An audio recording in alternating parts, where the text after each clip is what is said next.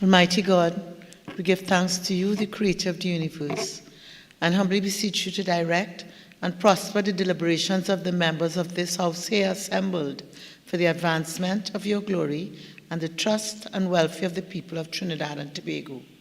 Grant that peace and happiness, truth and justice may be established among us for all generations.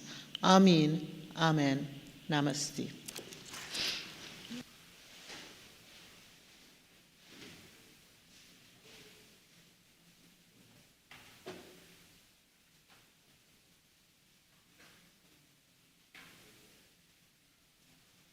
Announcements by the Speaker.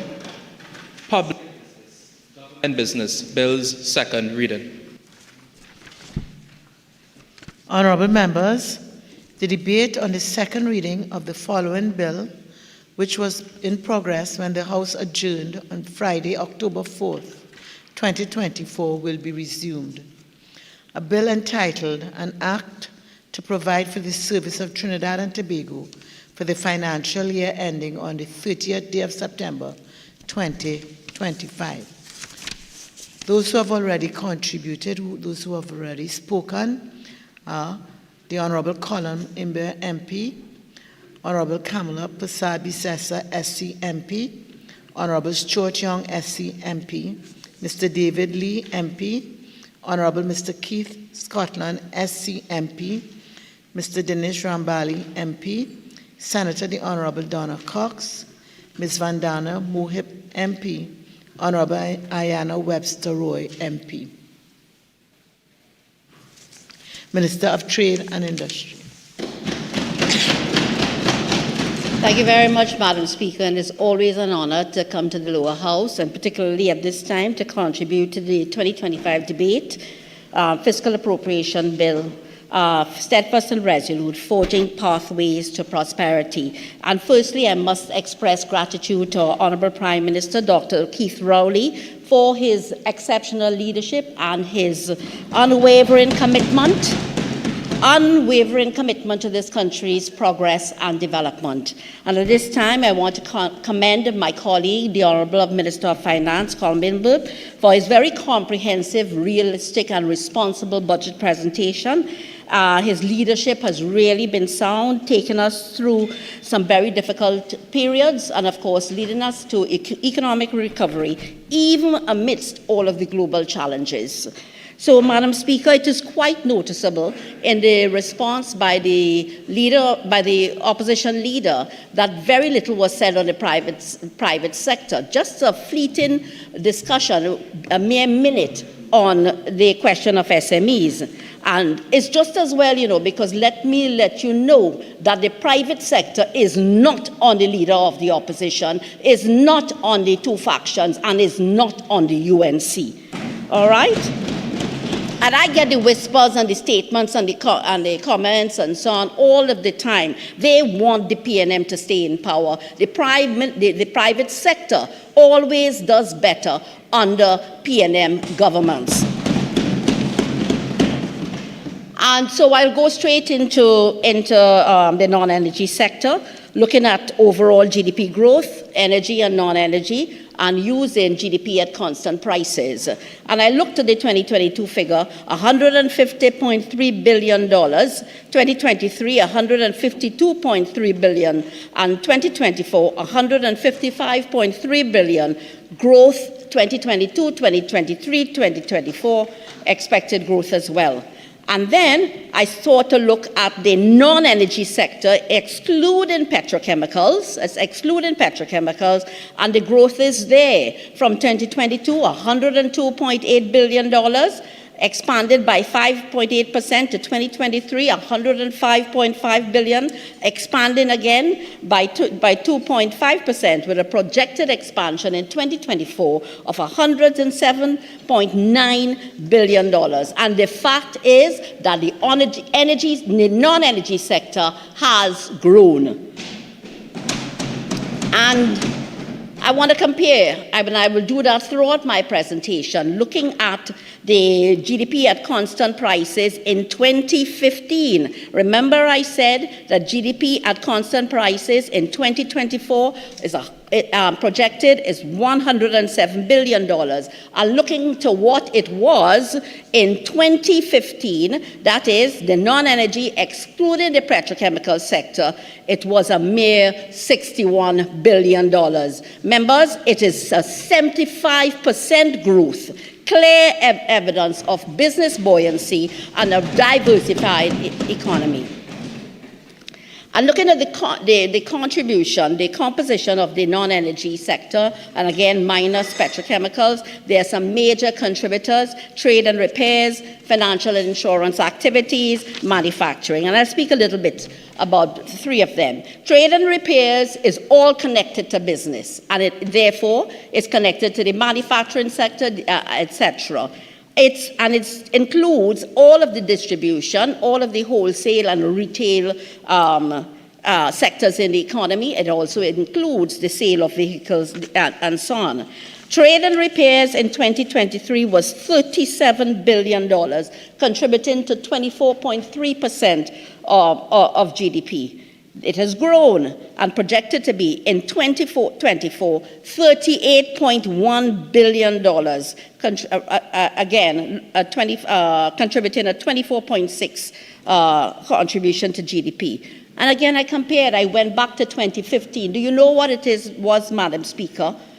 $28.7 billion, representing a 32% growth since this government has been in office. And it tells you of the heightened business activity under the PNM government, despite all of the world economic scenarios.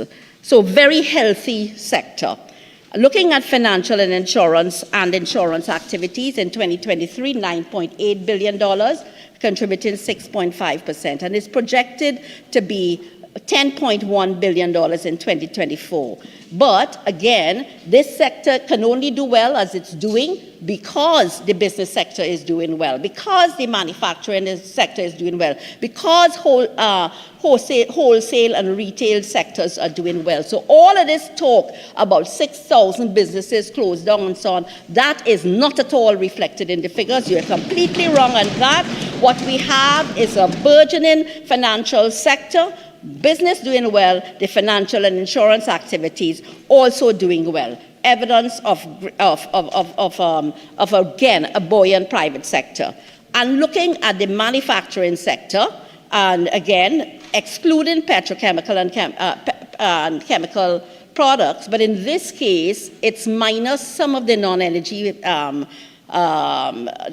items, and this is because this is the way the CSO picks up the figures, so it will be minus the melamine, which is a derivative, and minus all of the bleaches and the oxygen and disinfectant and all of those kinds of things. But the figure in 2023 was $9.9 billion, contributing 6.5% to GDP. In 2024, it's projected to contribute 6.8%, figure being $10.6 billion. But again, Madam Speaker, I go back and I compare to 2015. When we came into office, the figure was $8.3 billion. What we're seeing since then is a 28% increase.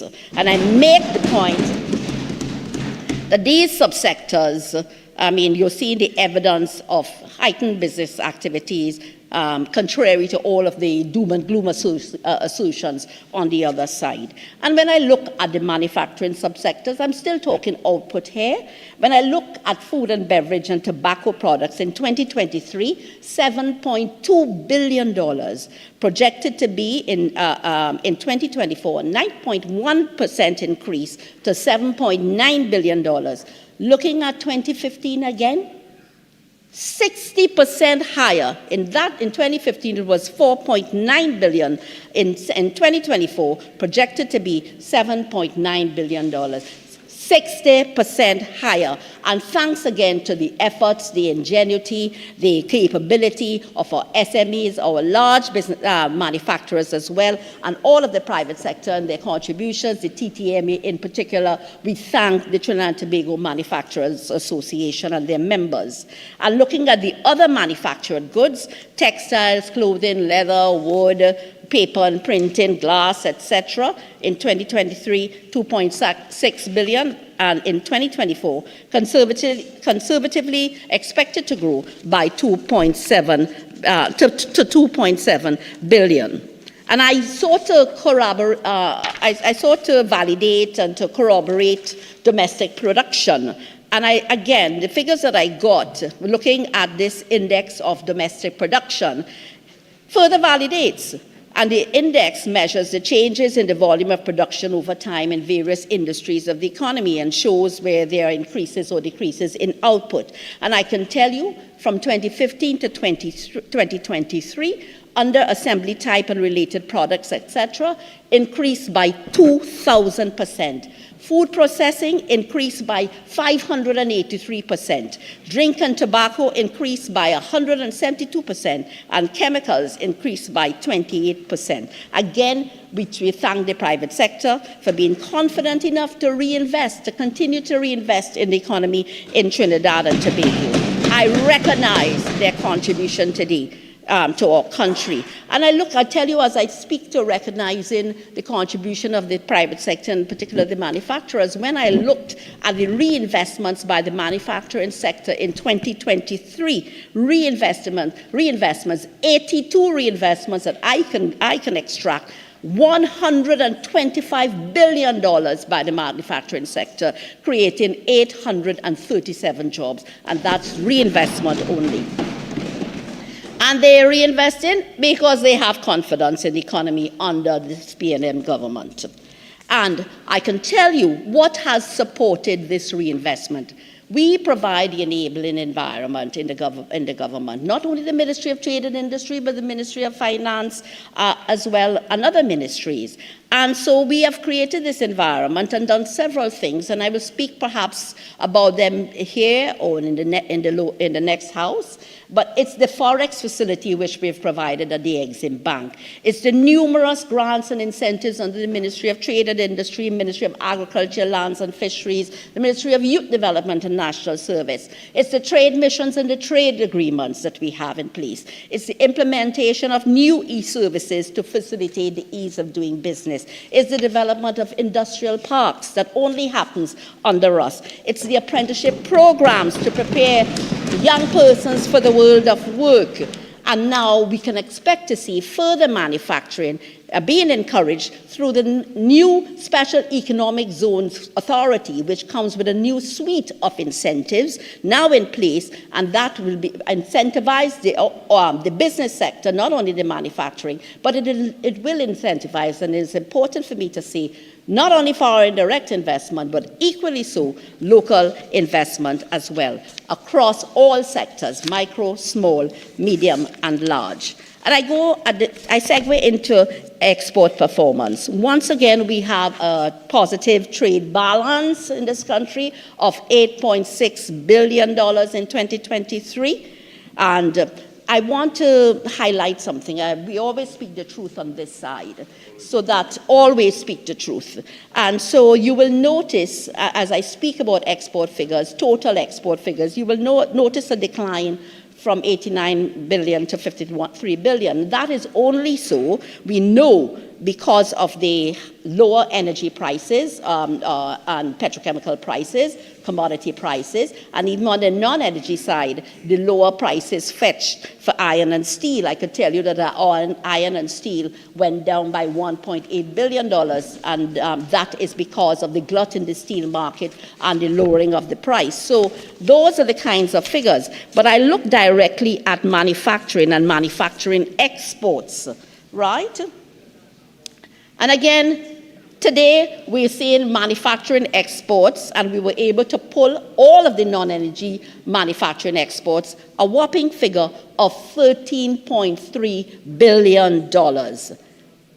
Again, I went back and I looked at the former figures. In 2016, do you know what it was?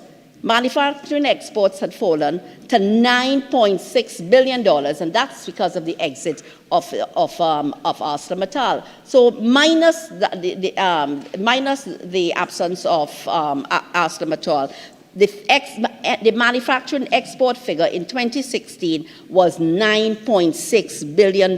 Today, it has grown by close to 40% to $13.3 billion.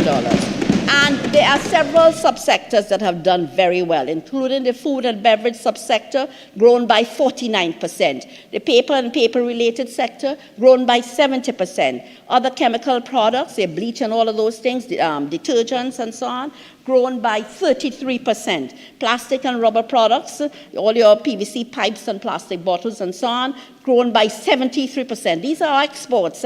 Glass and glass products. I never thought we would be exporting glass products, but all of our glass bottles and other glass products grown by 222%, Madam Speaker. And this growth is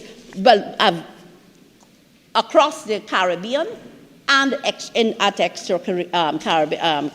extra-regional destinations as well. I can tell you, and they don't like to hear anything about CARICOM. You know, they have already indicated in so many ways that they will have nothing to do with CARICOM. That is not their friend and so on.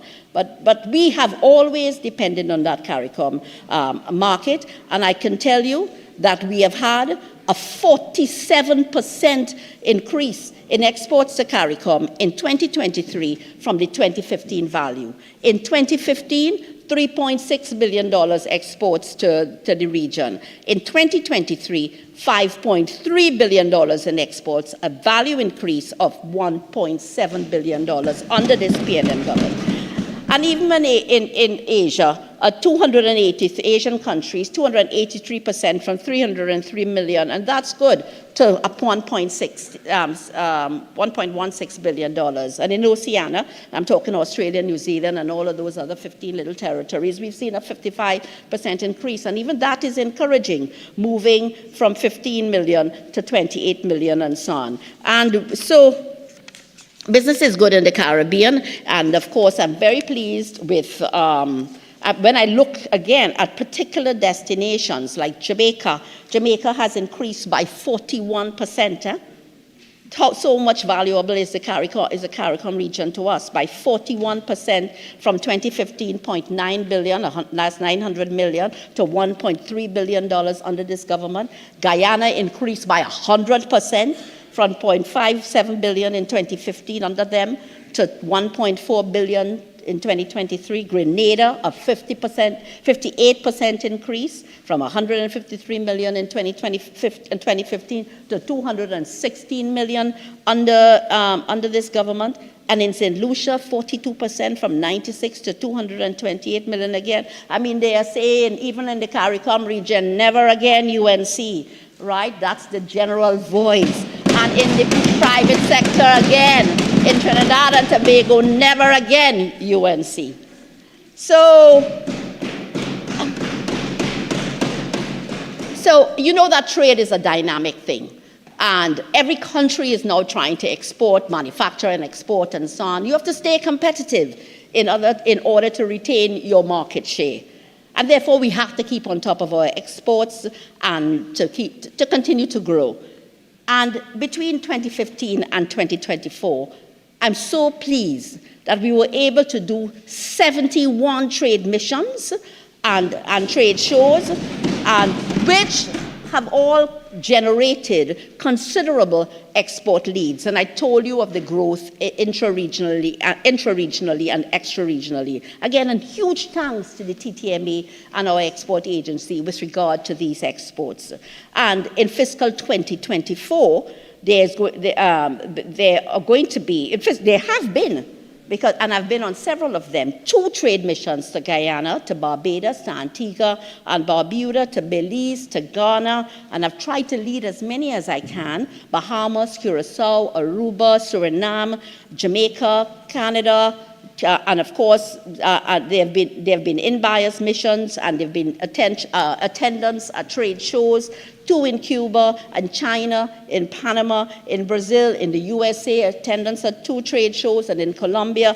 A lot of work being done, and we are seeing the results paying off. I can tell you that we have even had leads in the recent trade missions in this year only, where I led the missions to Ghana and to Canada. So we are extending our reach beyond CARICOM. It's the only way we can survive. And I could tell you the trade mission to Ghana, where we had 50 business persons with us, an entirely new territory. They were learning and experiencing and understanding the market. Yet still, already, we have results. Lazari Apparel is already sourcing raw materials from Ghana to use in its manufacturing process. OnQ, an ICT service provider, has secured approvals for the use of its software, and this is on the services side. Ghana, Benin, Togo, Liberia, Sierra Leone, through a licensing agreement exporting ICT services. Bermuda's Biscuit and KC they are advanced in entering the market. EcoWash, a very small business, they have secured a major deal with Japan Motors in Ghana to supply car washes device. And Japan Motors, you know, they're dealers for Toyota and Nissan and so on, and they are collaborating in several West African countries, so that I can see this business doing very, very well. And since then, we have gone on to very quickly, in 3 months, the ministry, and I congratulate all of the our trade officials or technocrats, the professionals, who very quickly, over 3 months period, and I thank the Ghanaians as well, they were able to execute an investment protection and promotion agreement, which was signed by our Honorable Minister of Foreign Affairs at the UN when he recently participated. We have been able to sign that. So we're seeing advances, we're being prepared for advances on the investment side as well. And in Canada, where I came from perhaps just less than 2 weeks ago, taking 27 businesses as well, already, RHS Marketing, they have secured orders, Cudjoe-Lewis and all kind of things going to Canada. United Bearings has also secured an order. Sasha Cosmetics and Breacher, they are already doing their follow-up meetings on very strong leads. New Wave Marketing has secured raw material supplies and so on. So a lot is going on. And I was able, fortunately, to meet, the timing was right, with Minister Ng, the Minister with responsibility for economic development and trade, and we discussed the further potential for trade and investment between Canada and Trinidad and Tobago, of course, Canada, where we have a significant diaspora market. And going back to trade agreements, I want to say again, on the participation of our Honorable Prime Minister with a delegation to Chile in 2017 at the invitation of President Bachelet, our Honorable Prime Minister, I was on that mission as well, was that our Honorable Prime Minister was able to extract from them significant interest in our market, and coming out of that, the decision was made to commence a partial scope trade agreement between the two countries. Our Prime Minister visits and we get results. Not like the other side, visits to China, visits to India, visits to New York to celebrate Diwali, not one oomph of results. With our Honorable Leader, our Honorable Prime Minister, there are considerable results. So I'm pleased to say, mind you, we were stymied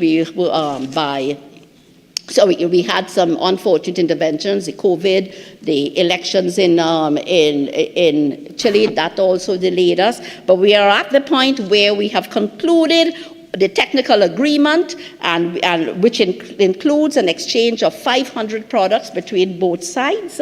It's an opportunity for exporters to access a market of 19 million persons, and of course entering facilitating a range of exports of a range of products, food and beverages, pharmaceuticals, articles of wood, paper, clothing, glass, etc., iron and steel, and would you believe as well, energy products, apart from the non-energy products being accommodated, energy products, so that all of our methanol, ammonia, natural gas will enter Chile duty-free, tariff-free, Madam Speaker. And I'm also very pleased about the gains that we've made on my visit to Curacao, I think in 2022. And I remember leaving my hotel at about, leaving my hotel and going to a final meeting there, and I'll tell you about the results of that. Now, that is a very small market of about 150,000 persons, but the tourist market is quite substantial. They have more than 1.3 million visitors annually. So it's a good market for us. So on account of that visit there, we had signed a general agreement between the two countries by Minister Sinde signed on their behalf, and we agreed to commence negotiations for a partial scope agreement between the both countries, and that commenced in July 2024, and this is expected to be concluded by January 2025. And again, we see it as a good market given its tourism population. And I want to see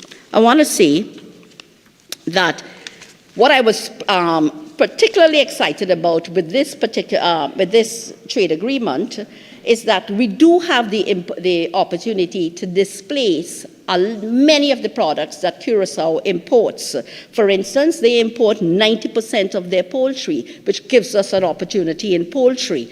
They import all of their detergents and soaps, even jams and jellies, biscuits, pharmaceuticals, cosmetics, and so on. So that the market is wide. It's a significant market across the board for our manufacturers. And there's also investment potential with regard to Curacao, and you will recognize that recently Agostini Limited had acquired 2 pharmaceutical and personal care production companies in that country, and a third in Aruba as well. So I think there's complementarity between the both countries. Again, as you know, Carl travels to Curacao, and more recently, the Minister of Works and Transport formalized an air services agreement with Curacao, and what we expect is that travel will grow, flights will increase, and so on. But I go back to the meeting I was telling you, the last meeting I initiated when I was leaving Curacao in 2022, and that was with the principals of a shipping line, encouraging them to bring their boat to Trinidad and Tobago. I'm pleased, Madam Speaker, that this has happened. So whereas it took 2 to 3 weeks to export our goods to Curacao, it will now take just 2 days. So we were there for the first shipment on the Donia Louisa. A mere 19 containers was on that. It's a small vessel, but that's the kind of vessel that can do the connectivity that we want for our goods. So 19 containers went on the first. Mind you, there was not enough notice. But on the second, I can tell you that we already have 35 containers, a full container load to go to Curacao on that second. And I can already see where we would probably go to probably weekly shipments instead of every 2 weeks. And again, it will connect with, that vessel will connect with Bonaire and Aruba, where again you have significant tourist traffic of 2 million visitors. So Curacao in the morning, and by evening time, nighttime, you're going to have goods in Aruba and goods in Bonaire. Before I go, time flies here a lot. Very, very quickly.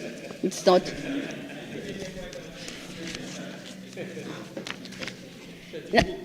I'm talking about exports, and there's one thing I wanted to mention. I'll make the time, and what I don't do here, I will do in the other place. And so I'm talking about other industries, other industries and sectors that we are seeing some growth and that we're going to focus on. And I want us to speak a little bit about the development and the export of the steel pan. Particularly, I know you all have a problem with the steel pan, but all of the country recognizes the steel pan as our national instrument, and I thank the Minister of Tourism for the work that he has done on it, right? But there is immense potential for stimulating economic activity and generating revenue and boosting exports of this particular item, or steel pan. So we have taken a holistic approach to steel pan manufacturing, and we're going to be focusing on enhancing the quality of the product and also also the skills of the professionals. And under the grant fund facility which we started in 2020, we've seen a 44% increase. Before that, we had a $1.8 million in exports. Since then, since the grant fund facility, that has increased by 44% to 2.6 million. There's a clear indication of the success of the grant fund facility, but we want to see this trend to continue and to grow exponentially. And I'll tell you that there have been some issues, and we've done the research to find out what these issues are. And Martin Daly, I had to call Martin's name because he's the one who spoke about it, lamented the lack of chroming in the pan manufacturing cycle. And so you would know that there are two ways that you will finish a pan, either through powder coating or chroming. But chroming pans will significantly enhance the value, the visual appearance of the product, the acoustics of the instruments, and of course it will also provide a protective barrier against corrosion. However, our local steel pan manufacturers are severely impacted by the absence of a chrome plating facility domestically. And I want to tell you, and the problems they've had is where some of them choosing not to powder coat but to chrome, it means they would have had to export their pans unfinished, re-import into the country, incurring a 20% customs duty, of course, and then after chroming, then retuning the plans for its use and sale. Of course, what that means is that the item became costly and somewhat uncompetitive. And we've had to address this issue. And I make the announcements here today that a chroming facility will be opened, world standard, in Trinidad and Tobago before the end of 2024. Right? It will be located in El Socorro. We have supported them through our steel pan grant facility, and we have been assured that the chroming will be on par with what is done internationally, adopting international standards, ISO 9001 2015 and ISO 45001 2018, of course, redounding to the overall, to the reduction in the cost of the pans, and of course, giving us a chance to boost our exports of fine quality pans to the rest of the world. When I get back when I go to the lower house, I will speak extensively about the steel pan tuner apprenticeship program, which we will introduce in 2025. That's preparing, making sure that we have the requisite skills for the expansion of the industry. And then I will tell you further about the work of the steering committee for the development of the national governance framework on the steel pan industry. How much time do I have, Madam Speaker?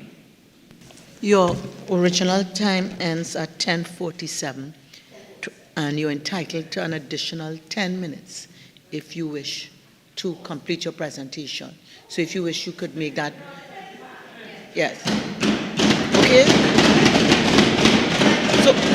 So Minister, do I take it that you are seeking the additional 10 minutes at this time? Absolutely, okay, Madam Speaker. Right.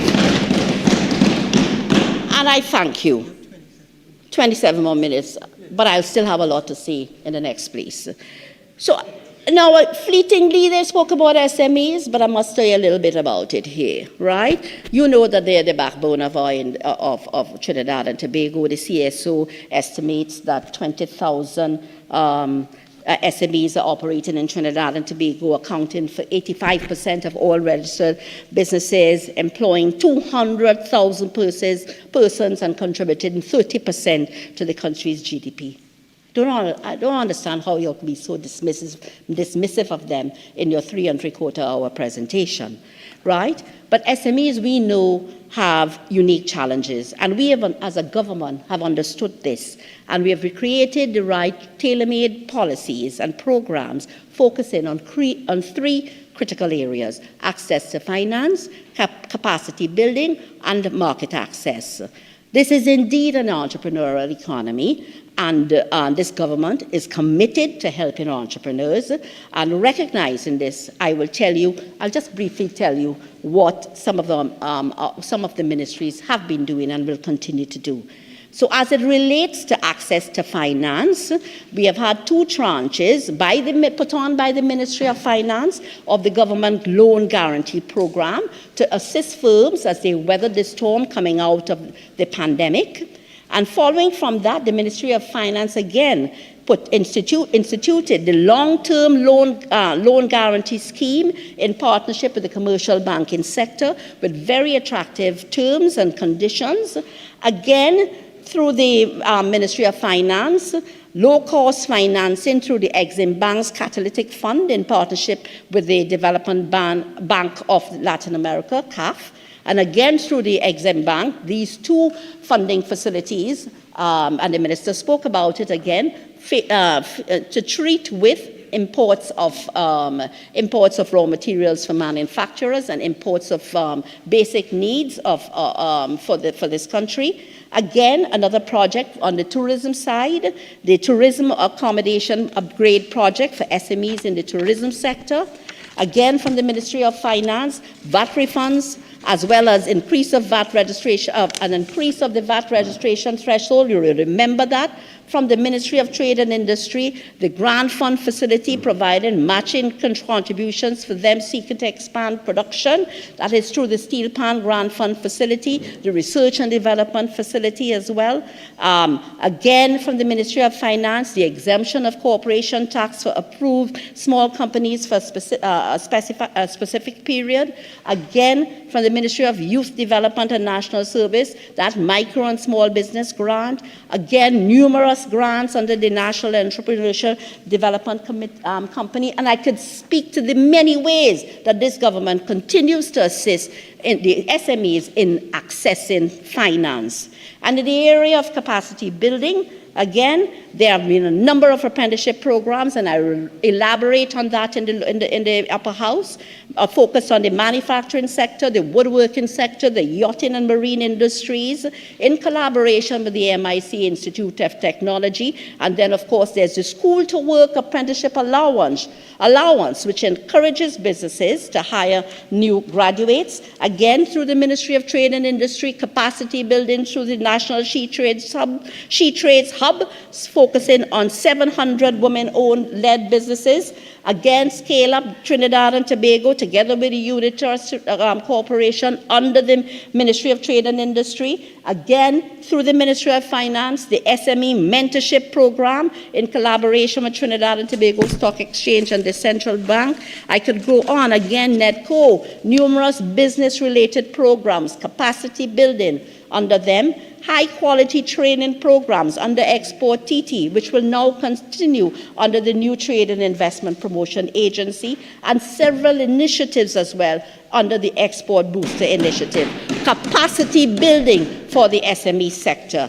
And again, to boost market access, SMEs have available to them other programs under the Export Booster Initiative that promote exports, including the strengthening of market intelligence, in-market promotion, and so on. And through the TTCSI, we had the Gateway to Trade program, which helps SMEs with regard to the exporting of service industries, and this will be continued now under the new Trade and Investment Agency. And of course, all of the bilateral agreements that I spoke of, again, within and together with the region, and again, all of the several trade missions across the region. And I could tell you, we have been supporting SMEs, paying for their travel and so on, and ensuring that we encourage them to get out into the market.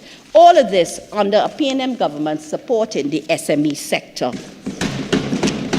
And I have to shift a little bit. I'll tell you why.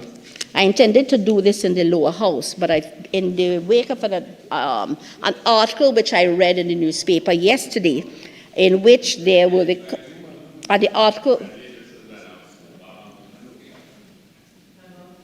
Vancouver South, do you intend to make an interruption? I think you are familiar with the particular standing order. Okay, if not, please control your volume.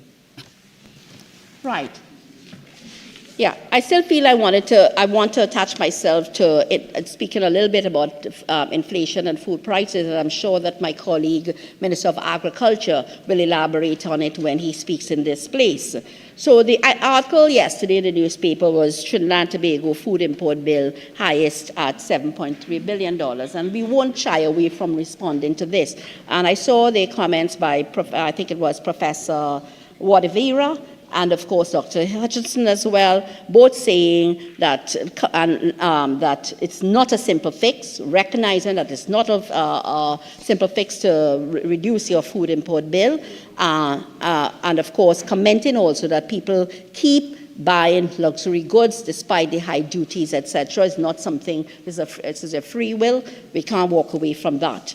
But again, looking at our inflation, and very encouraging, the Minister of Finance referred to it, in July 2024, the inflation rate stood at, he said, under 1%. Well, in fact, it was 0.3%. Quite remarkable, right? I mean, this whole this talk of cost of living and so on, which is affecting us all, is a conversation not only in Trinidad and Tobago, but across this is a global issue. It's across the world. And you will know that even in the US campaign, cost of living is a significant issue. And that's why I thought I would speak about it a little bit. But 0.3%, which is quite remarkably, but you know what I note?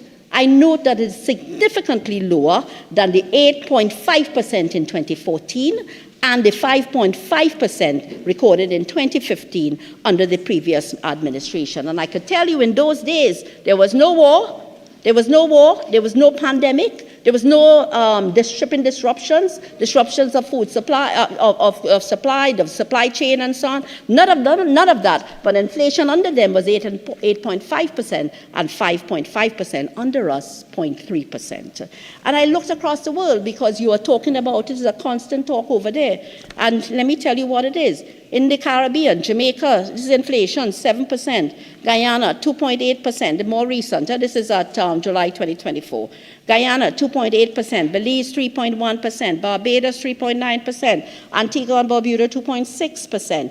I looked outside of the region as well. India, 4.6%. Ghana, 22.3%. Canada, 2.6%. USA, 2.9%. Trinidad and Tobago, using our CSO data, 0.3%. And then, looking further at food inflation, in July 2024, food inflation, and it is a concern of this government, is a concern of every person who lives in this country and across the globe as well, the food prices. Food inflation was 1.4%, and I dare to say, I believe that is being contained. We are seeing a change in behavior. And I look at the rest of the world as it is. In Jamaica, 3.5%. I'm talking about food inflation in July. Guyana, 6.7%. Belize, 5.7%. And I look extra-regionally. India, 5.4%.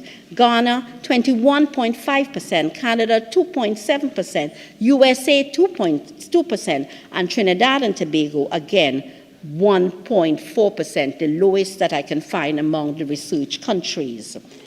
And so I'm saying, whilst it appears to be an achievement, it is still a concern for us. It remains a concern, an active concern, and there are several programs and initiatives that we have embarked on in this country, and again, the performance of the manufacturing sector has certainly helped, because more and more we are producing goods locally that we can, in fact, where we can, in fact, substitute for the imported goods. So, and I know that you have been and again, you two, on the other side, they have been speaking about the food import bill and so on, food prices. We hear it all the time. We understand it's a global concern. But you know what is talk? Madam Speaker, and I wanted to hear this one. You know what is talk about food prices? That under them, from 2010 to 2015, when there was, as I said before, no war, no supply chain disruption, no pandemic, etc., food prices increased by 71%. And I will remind the country, because they will not talk about it, right? And it was a time of plenty. And yet still, they did nothing about it. Or they will say that they took off the duties on 7,000. But again, there's misinformation there, and I will tell the public what it is. Right? But food prices increased under them 71%. Right? And I want to say, in responding to the article yesterday, I want to say that since we've come into government in the last 9.5 years, though the bill would appear to increase at 7.3 billion, you have to understand that in there is the inflation, the importing of food at high prices. You remember that inflation in the post-food inflation was 17% here during the pandemic period. So prices did go up exponentially. But when I checked, you always have to look at the details. When I did the research, I want to say I need to evaluate where we are with food imports. I want to say that there has been a great reduction in the volume of our food imports. And that's a significant point because you know where inflation has put us. There has been a reduction in the volume of food imports. And I can tell you, I'll go to the details. In 2015, this country imported 53 million kilograms, 53 million kilograms of beverages. In 2023, a 41% decline, $31 million. And we have a way to go again. And that's because we are producing all of these beverages in Trinidad and Tobago, and the population has been buying local products. Again, when I look at meat and meat preparations, the import under them in kgs was 52 million kgs. Under us, $41 million. So there is a 21% decline. Fruits and vegetables, there's a 7% decline. 140 million compared with now 130 million. Still a way to go, but it's still remarkable. And in dairy products, we've gone from $39 million to $31 million, a 6% decline. So I have to congratulate, I said, the TTMA for producing more goods locally. So a lot of their output is consumed locally, but I want to congratulate the people of Trinidad and Tobago for choosing to buy local, for also growing their own food, because of all of the incentives that we've put in place, growing their own food and consuming their food, the food that they have grown, right? So, and there's been significant efforts. Honorable Prime Minister is only recently, through the Cabinet, asked that we be put in place a food prices committee, and so that they have met 4 times already, and perhaps when we go to the other place, we can get some of their early discussions on their thinking on food prices. And then, of course, my colleagues in the Ministry of Agriculture, Lands and Fisheries and the Ministry of Youth Development have been putting on a number of programs that they will detail for you in this honorable place, and which will validate the steady increase of food locally in Trinidad and Tobago. So, I mean, we are seeing, now not where we want to be, but we are seeing a positive trend in food sustainability under a P&M government. And I want to say, I'm very pleased with some of the products, with some of the different products that you have been seeing, and perhaps you all didn't come to the Agri Expo 2024, you should have attended.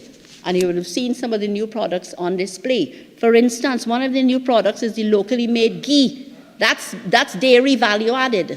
The locally made ghee made by a company, Farm Fresh Dairy Products. That is sold in all of the Puja stores, right? And we are going to help Farm Fresh Dairy Products so that they can expand their production and displace the import of ghee. I want to encourage everybody, all the citizens, to buy local ghee from the Puja stores. And again, you would have noticed if you had only come for a day, half day, Half Moon vegan ice cream as well, made from our local products and inputs. And again, you would have seen the iFarm's booth where they are now producing a new product varieties in their mushrooms through their vertical farming. Their vertical farming is for the lettuces and the arugula and so on, and all of the mixed greens that you formerly would import. You don't have to do that anymore, and we are helping them to expand their production. But you're seeing all their new mushrooms, which they're growing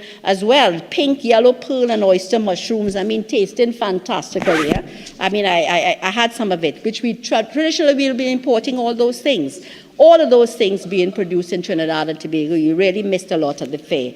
And I mean, existing companies like Arawak doing the value added now. So they're making chicken nuggets. Arawak is now doing chicken nuggets from real chicken breasts, right? And therefore they are suppliers to KFC, Popeyes, Churches, and so on. And that's a prime example of import substitution, right? Again, this country is thinking, and the private sector is being creative and doing well in terms of coming up with new products and, again, reducing our food import bill.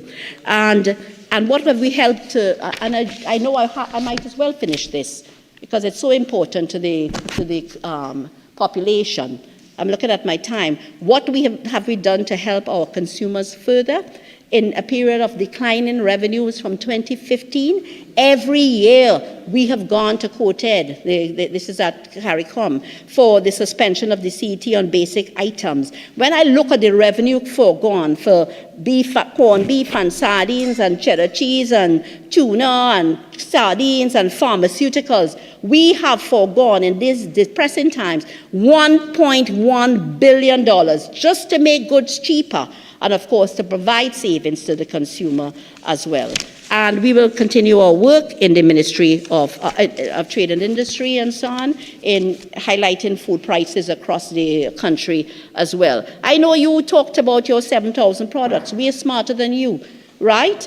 That 7,000 products does not mean 7,000 individual food products. Rather, they are what are called SKUs, supermarket units. So when you say, okay, like they did, we've taken off the VAT on we've taken off the VAT on juice, for instance. They're not just saying we're taking off the VAT on juice like we said, They're taking each flavor, each size, each brand, and that is how they come up with the 7,000. So I'm informing the population where you have misinformed them, and to tell you that, again, between 2016 and 2021, we have expanded the list of basic food items that are exempt from value-added tax. So exemptions of duties, exemptions of value-added tax. And in the you all quarreling? Why are you all quarreling? They're vexed because we took off, we put back on the VAT on some of the products that they like the maraschino cherries and so on. Maraschino cherries is for people who having cocktails morning, noon, and night, right? We're not interested in that. So they're vexed about that. Artichokes and so on. No.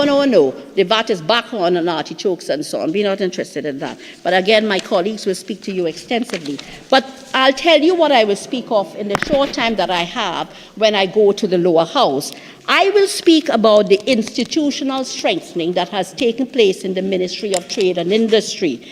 Our new and the areas of institutional strengthening, and we have actually operationalized the new Trade and Investment Promotion Agency, and I'll give you the details in the other place.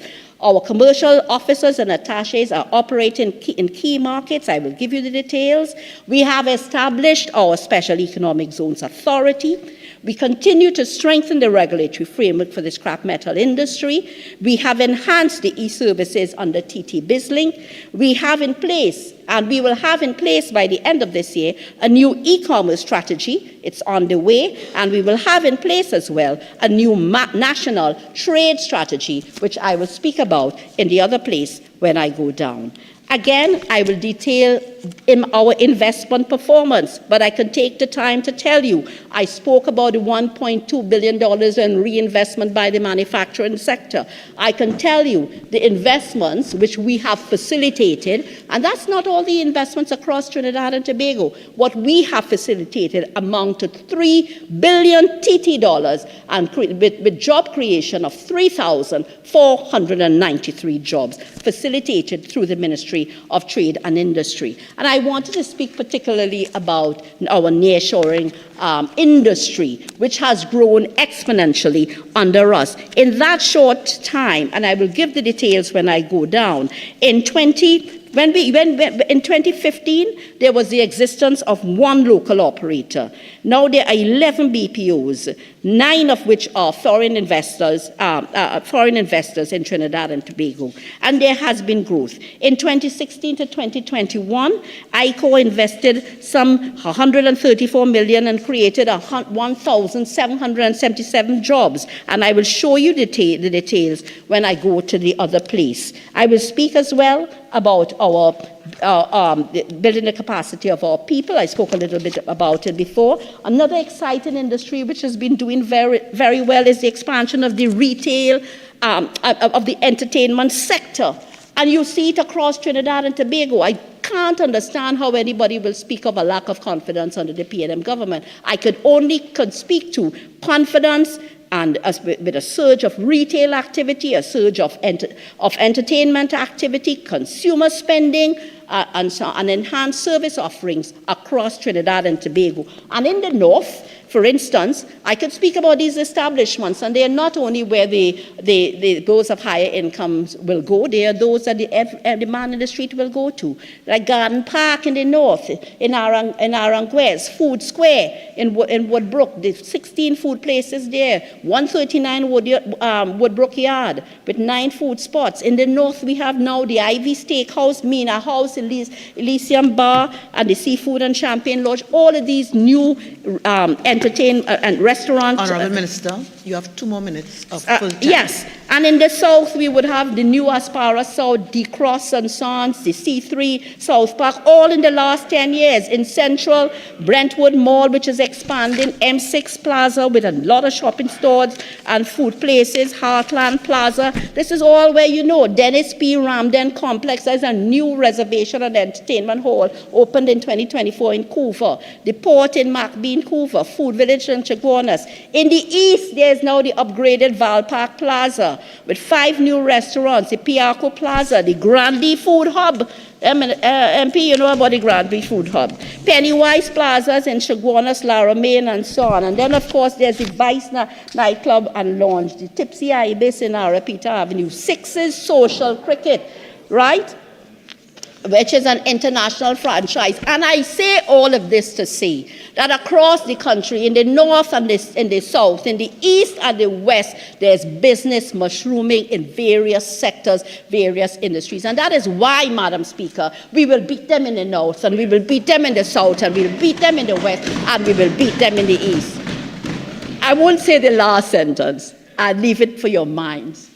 Great is the PNL. Thank you very much. Member for Miaro.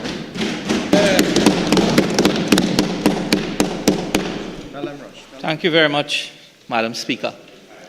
Madam Speaker, let me respond to the Minister of Trade very briefly and deal with the 55 minutes of rambling of numbers that I must ask. What does all that numbers mean to the single mother who is struggling this morning?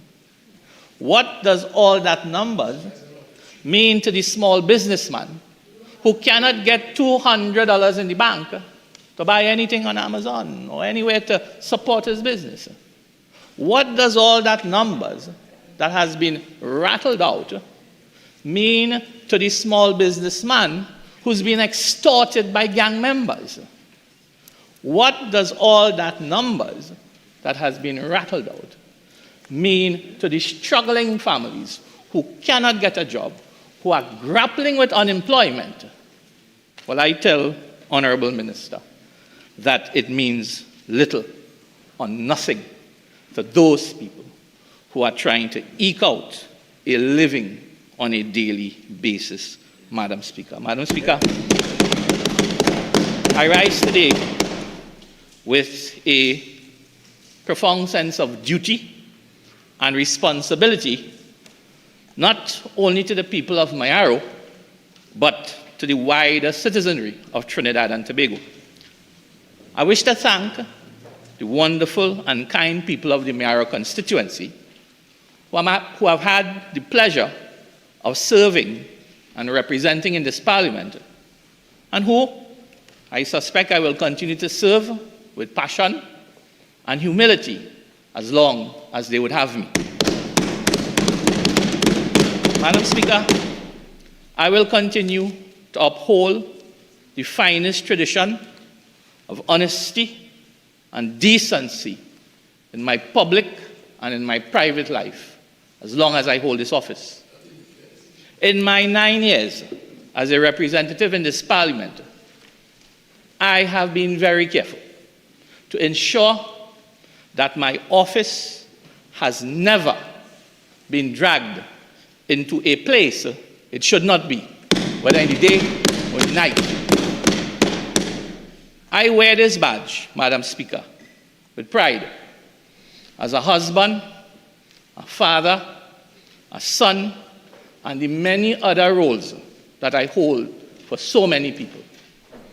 Madam Speaker, I remain resolute and steadfast in my objective of making Trinidad and Tobago the gem that I know it can be. Our job on this side of the Parliament, Madam Speaker, is not to rubber stamp this government, but to scrutinize and offer serious, well-meaning suggestions for their consideration to make Trinidad and Tobago a better place. It is not like if we're not on the same boat, Madam Speaker.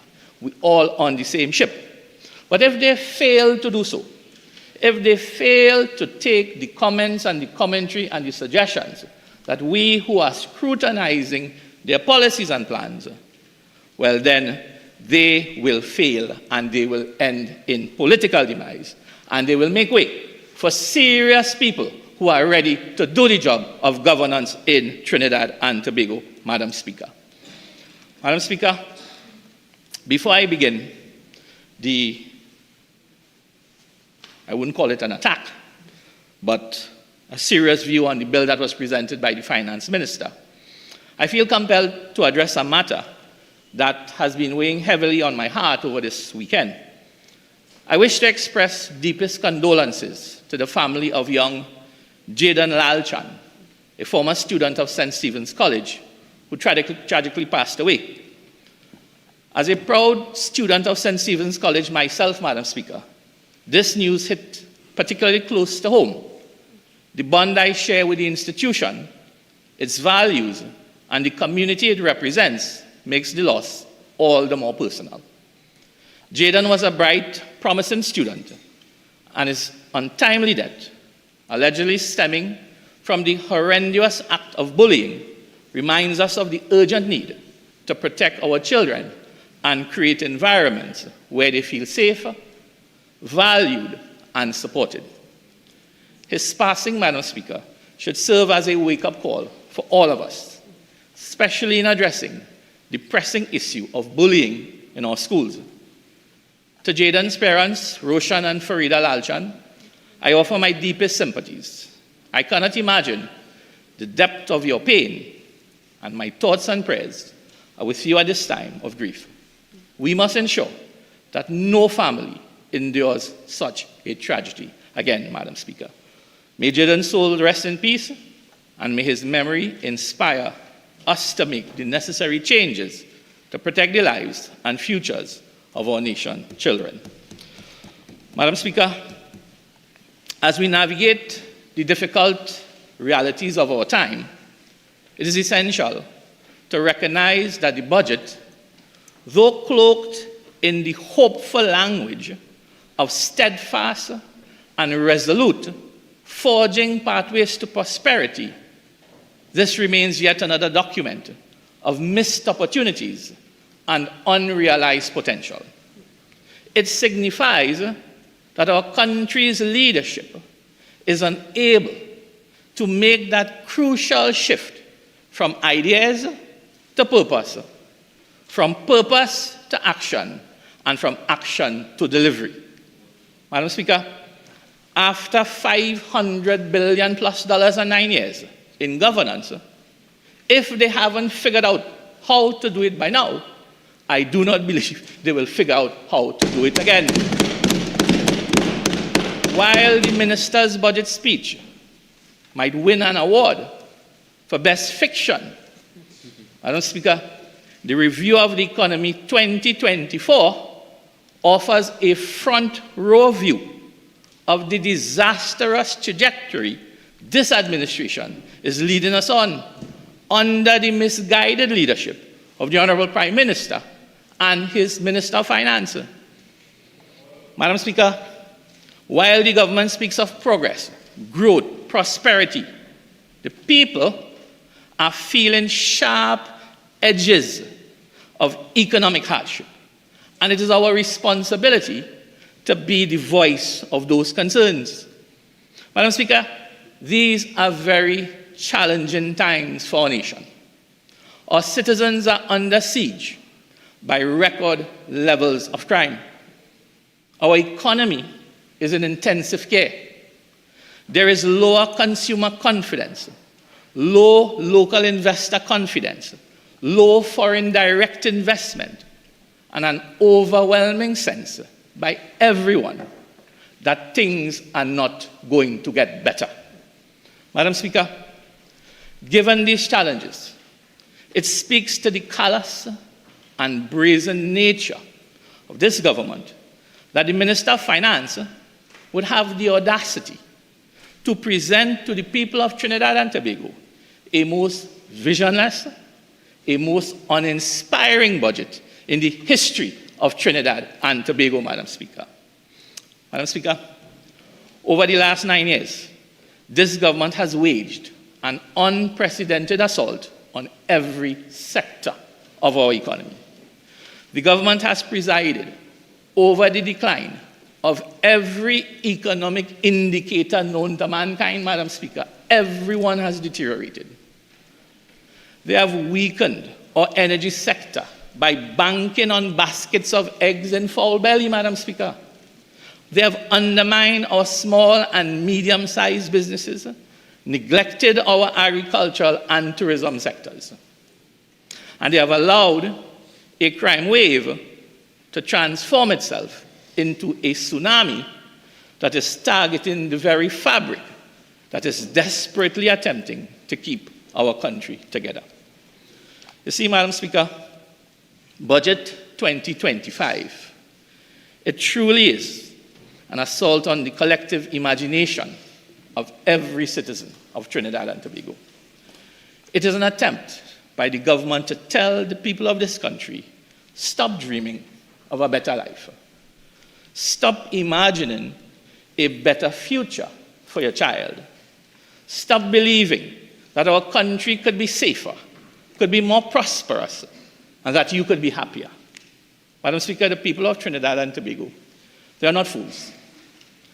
I know that my country should be a place where children should not have to worry if they can go to school and not be shot or stabbed. I know my country should be a place where small businessmen trying to work hard are not extorted by criminal gangs. My country should not be a place where young people feel that they need to migrate to get a decent job, or the ones outside, they don't want to come back home, Madam Speaker. Madam Speaker, I, nor any other citizen of this land, will ever stop believing in the vision of a better Trinidad and Tobago. The people of this country must reject the idea that we must accept mediocrity as our new normal. Madam Speaker, the minister in her delivery, she spoke briefly on inflation and ultimately referring to the cost of living. But Madam Speaker, the minister celebrated this inflation of 0.3%. But I must ask, as I asked in the opening, what relevance does this figure have to the ordinary family struggling to make ends meet? The minister may find comfort in these statistics, all of them, but the people of Trinidad and Tobago are feeling the strain of rising costs, Madam Speaker. In an article in the Trinidad Express recently, they revealed that food prices, and this is the food index, has gone up by over 15% in the last 2 years. Madam Speaker, families are being forced to make impossible choices. They are forcing themselves to decide whether we should pay for groceries or we should pay for school fees. Madam Speaker, that is not prosperity. That is hardship. And while the minister celebrates the inflation figures, there's a book that was supplied to us called the Review of the Economy 2024, Madam Speaker, which states clearly, as a warning, rising inflation risk driven by pressures including increasing energy costs and higher electricity tariffs are coming. Now, Madam Speaker, this is not the member for Paray that write this. This is the officers of the central bank, I suppose, and the Ministry of Finance have written this book. So they are the experts. I'm going with what they are saying. Madam Speaker, these factors, as identified, will only push the cost of living into a crisis mode. Yet the budget, as delivered by the Minister of Finance, spoke of no real solutions to mitigate these risks. Instead of focusing on policies that would support local food production, the government continues to rely on food imports, which keeps prices high, Madam Speaker, but accessibility very low. Over the past 9 years, Trinidad and Tobago's business climate, Madam Speaker, has significantly worsened under this administration. And it can be evidenced by what the global organizations who are looking into Trinidad and Tobago, what they're saying. And I'll just call out a few of those. Under the ease of doing business, we're still ranked at somewhere around 105, 106, somewhere there. But it is the commentary that comes with the ranking, Madam Speaker. They said that Trinidad and Tobago continues to struggle with bureaucratic inefficiencies in starting businesses, securing permits, and accessing credit. Madam Speaker, the Global Competitive Index, they says that the country faces gaps in innovation, technological readiness, and business dynamism, lacking diversification beyond energy. Now, this is a sharp contrast to what we now heard the Honourable Minister of Trade spoke about. Madam Speaker, the Global Innovation Group, they claim that Trinidad and Tobago remains mid-tier due to limited research, infrastructure, and human capital focus stifling growth. Foreign direct investment, Madam Speaker, FDI, remains inconsistent and energy reliant. So we get in some investment, but we're going down still at this one-trick pony called oil and gas. And they believe that not sufficient efforts are being made by the state in terms of its policy direction to improve the bandwidth and the variety of foreign direct investments coming to Trinidad and Tobago. Madam Speaker, the Economic Freedom, which is the Heritage Foundation, they ranked us 97 as well. And they claim that high government spending, heavy regulations, and inefficiencies hinder business activities. And then we have the old elephant in the room, Madam Speaker, corruption. Transparency International, they still comment that corruption remains a significant barrier, undermining investor confidence due to a lack of action on transparency. Madam Speaker, overall inefficiencies, corruption, a lack of strategic reforms have weakened Trinidad and Tobago's global standing, making the business environment challenging and unattractive to investors with missed opportunities. Madam Speaker, the Minister also spoke a bit about foreign exchange.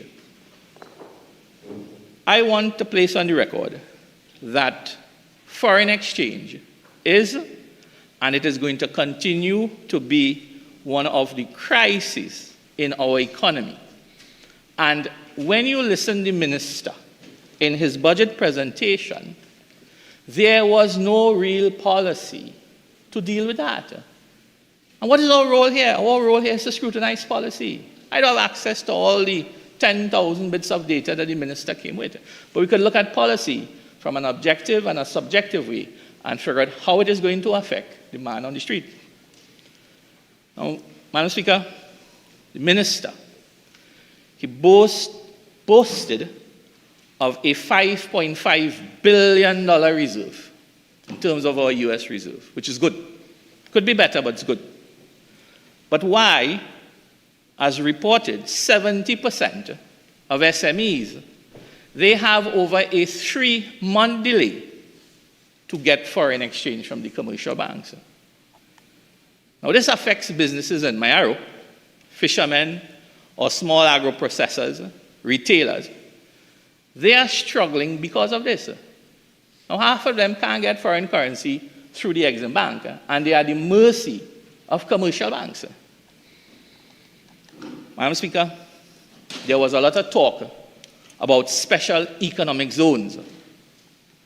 But according to the review of the economy, net foreign direct investment outflows reached US $1.6 billion. Out. This is not the opposition saying this, Madam Speaker. This is the review of the economy, the experts who are looking at these things.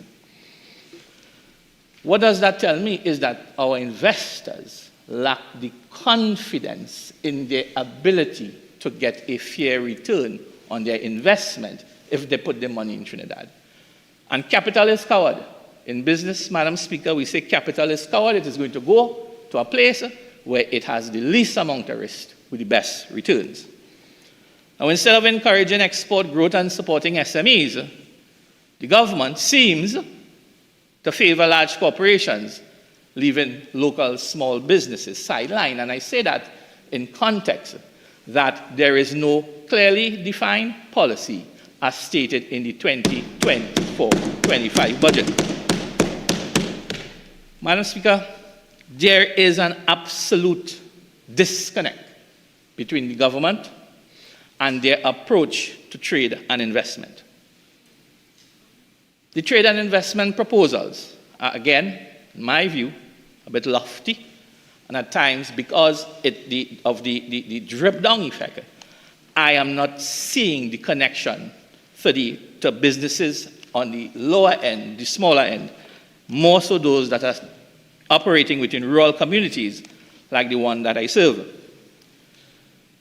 The Minister highlighted initiatives like the Trade Investment Promotion Agency, TIPA, the Special Economic Zones and Exim Banks, Forex windows for manufacturers.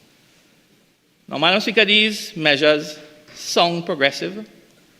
I absolutely understand what the government wants to do, but I think their failure is in handling. The government's failure is in the environment that these agencies have to operate in. I think that is where the failure is. The state is not giving these agencies the best possible chance of success. Madam Speaker, one must really ask, when we consolidate these agencies, are we trying to improve the outcome? Or are we just trying to rebrand it and make it look better and, jump on a plane and fly to 75 places when the year comes? Madam Speaker, despite everything the Minister of Trade said here earlier on this morning, and the numbers sound good, I am not arguing with those numbers, we continue to rank poorly. Why? If we are doing such a fantastic job, why are we ranking poorly? Common things, Madam Speaker: bureaucratic red tape, slow approvals, opaque regulations are still the experiences that businesses bounce up every day. So the rhetoric doesn't match the reality, and the government's inability to address these barriers will continue to hinder meaningful progress in Trinidad and Tobago. Madam Speaker, as we go on, I want to talk a bit on this whole issue of diversification. It's a whipping horse that has been whipped for the last 9 years. But you know, the Minister of Finance, when he spoke, he continues to paint a rosy picture of economic resilience and growth, particularly within the non-energy sector. Well, the Minister of Trade came and she spoke, lovingly about all the non-energy sector areas that are doing well. Like the Minister of Finance, Honorable Minister, touted the same 2.5% growth in 2023 and an anticipated 2.2% growth in 2024. But how can we honestly speak of resilience when our economy remains shackled to the volatility of the global energy markets, Madam Speaker? We are still heavily dependent on oil and gas. And despite 9 years of repeated promises to diversify, the government has achieved virtually nothing, Madam Speaker. Nothing. For example, and I want to quote the review of the economy again. This is not the UNC, this is not the member for Saparia saying this. This is the experts at the Central Bank or the Ministry of Finance who write this book. Madam Speaker, according to the review, in 2023, and I heard the Minister of Trade say some other figures, I don't know where those figures came from, but this is what this book says. Trinidad and Tobago's balance of trade with CARICOM, which is one of our most closest and competitive markets, shrunk, plummeted by 35.2%. We moved from $10 billion to $6.5 billion. That is in contrast to what the Honorable Minister said a little while ago. But I'm taking it from the review of the economy. So what does that tell me, Madam Speaker?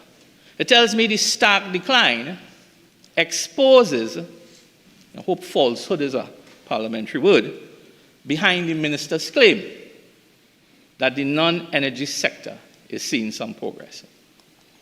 The truth is, the government has failed, in my respectful view, to implement any meaningful long-term strategy to diversify our economy. Madam Speaker, the PNM came into government in 2015 on a platform of diversifying our economy away from the reliance of the energy sector. Yet after 9 years, that promise, amongst others, is still not fulfilled. In the early years of this administration, Madam Speaker, the Minister of Finance championed, sing, dance, you could see clearly now, 10 pillars of diversification, nothing to show for it, up to today. But you have to give credit to the Minister of Finance. He has perfected the art of recycling old promises with new phrases, and yet the results are non-existent. Madam Speaker, we do not need to revisit any of the other alarming statistics in energy outputs. I think the member for Point-a-Pierre did a fantastic job in dealing with that when he spoke. But every year, there is a greater need to move our economy away from this dependence on energy. Yet each year, the minister drifts further and further and further and further away. In the last budget speech, the minister leaned heavily. The Honorable Minister today spoke a bit about the economic zones and these bilateral trade agreements with Curaçao and Ghana and some of these other places. But Madam Speaker, special economic zones are still in their infancy, and they cannot be expected to deliver large-scale economic impacts overnight. So despite these bleak circumstances, I want to give our manufacturers the kudos that they deserve. Madam Speaker, the manufacturers in this country have showed resilience, innovation, and a commitment to growth despite all the issues that I've spoken about.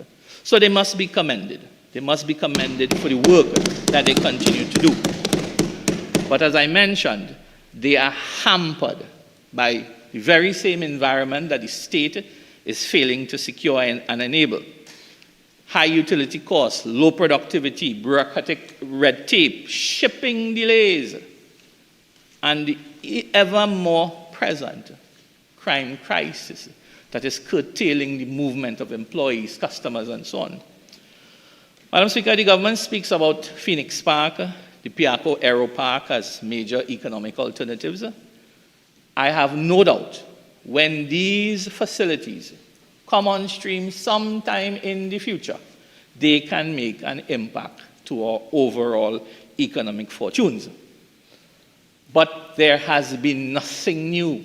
I have been hearing about these things 3, 4, 5 years, and the speed at which it should be going is just not there, Madam Speaker. Madam Speaker, our maritime sector, the financial industry, creative arts, all of which were promised as pillars of diversification, I feel they may have been tossed as afterthoughts now, Madam Speaker. Leave them on their own. But if you're leaving them on their own, what new are you coming with? What new are you putting in on track to excite this country, to excite our people, that we have something to look for when the day comes? Madam Speaker, if I were to draw your attention to an incident during the Hurricane Beryl, it demonstrated a strategic importance for our maritime industry in Northwest Trinidad. But because of the government's archaic bureaucracy, it hindered us from capitalizing on a potential. Madam Speaker, would you believe that yacht owners were fleeing the storm from all over the Caribbean, heading to 10 degrees north latitude, which is 2 degrees below the hurricane belt. And they had to line up, like on the Sir Solomon Hood, try to fill out a paper form just to enter our waters, Madam Speaker. That is something that we could have addressed years and years ago. These are the kind of things, Madam Speaker, that is hampering our ability to drive our diversification. Trinidad and Tobago, Madam Speaker, has a unique opportunity to leverage our maritime sector for key economic diversification beyond oil and gas. But I am telling you that this potential, it's going to remain untapped, unchecked under this present administration. Madam Speaker, with our strategic location outside of the hurricane belt, we have naturally deep water ports. Trinidad and Tobago is ideally positioned to become a regional maritime hub. But, Madam Speaker, do you know this conversation about the maritime sector has been bandied about under Prime Minister Manning 16 years ago. And up to today, we haven't figured it out as yet. Madam Speaker, as we go along, this maritime industry is a big area that we need to pursue, and I trust that the government will continue to push forward. Madam Speaker, as time goes on, I want to talk just briefly about digital transformation. I do shadow that ministry, and I have been looking at what the ministry has been doing, how digital transformation has been going through the public sector, and some issues that I believe we need to address if we have to play catch-up. Madam Speaker, over the last decade, Trinidad and Tobago has fallen behind in digital transformation, particularly so in the public sector, because in the private sector, we are moving fast ahead. In private sector, business, engineering companies, and so on, you are seeing the movement towards AI and so on. but we're not seeing the movement that we ought to be having in the public sector.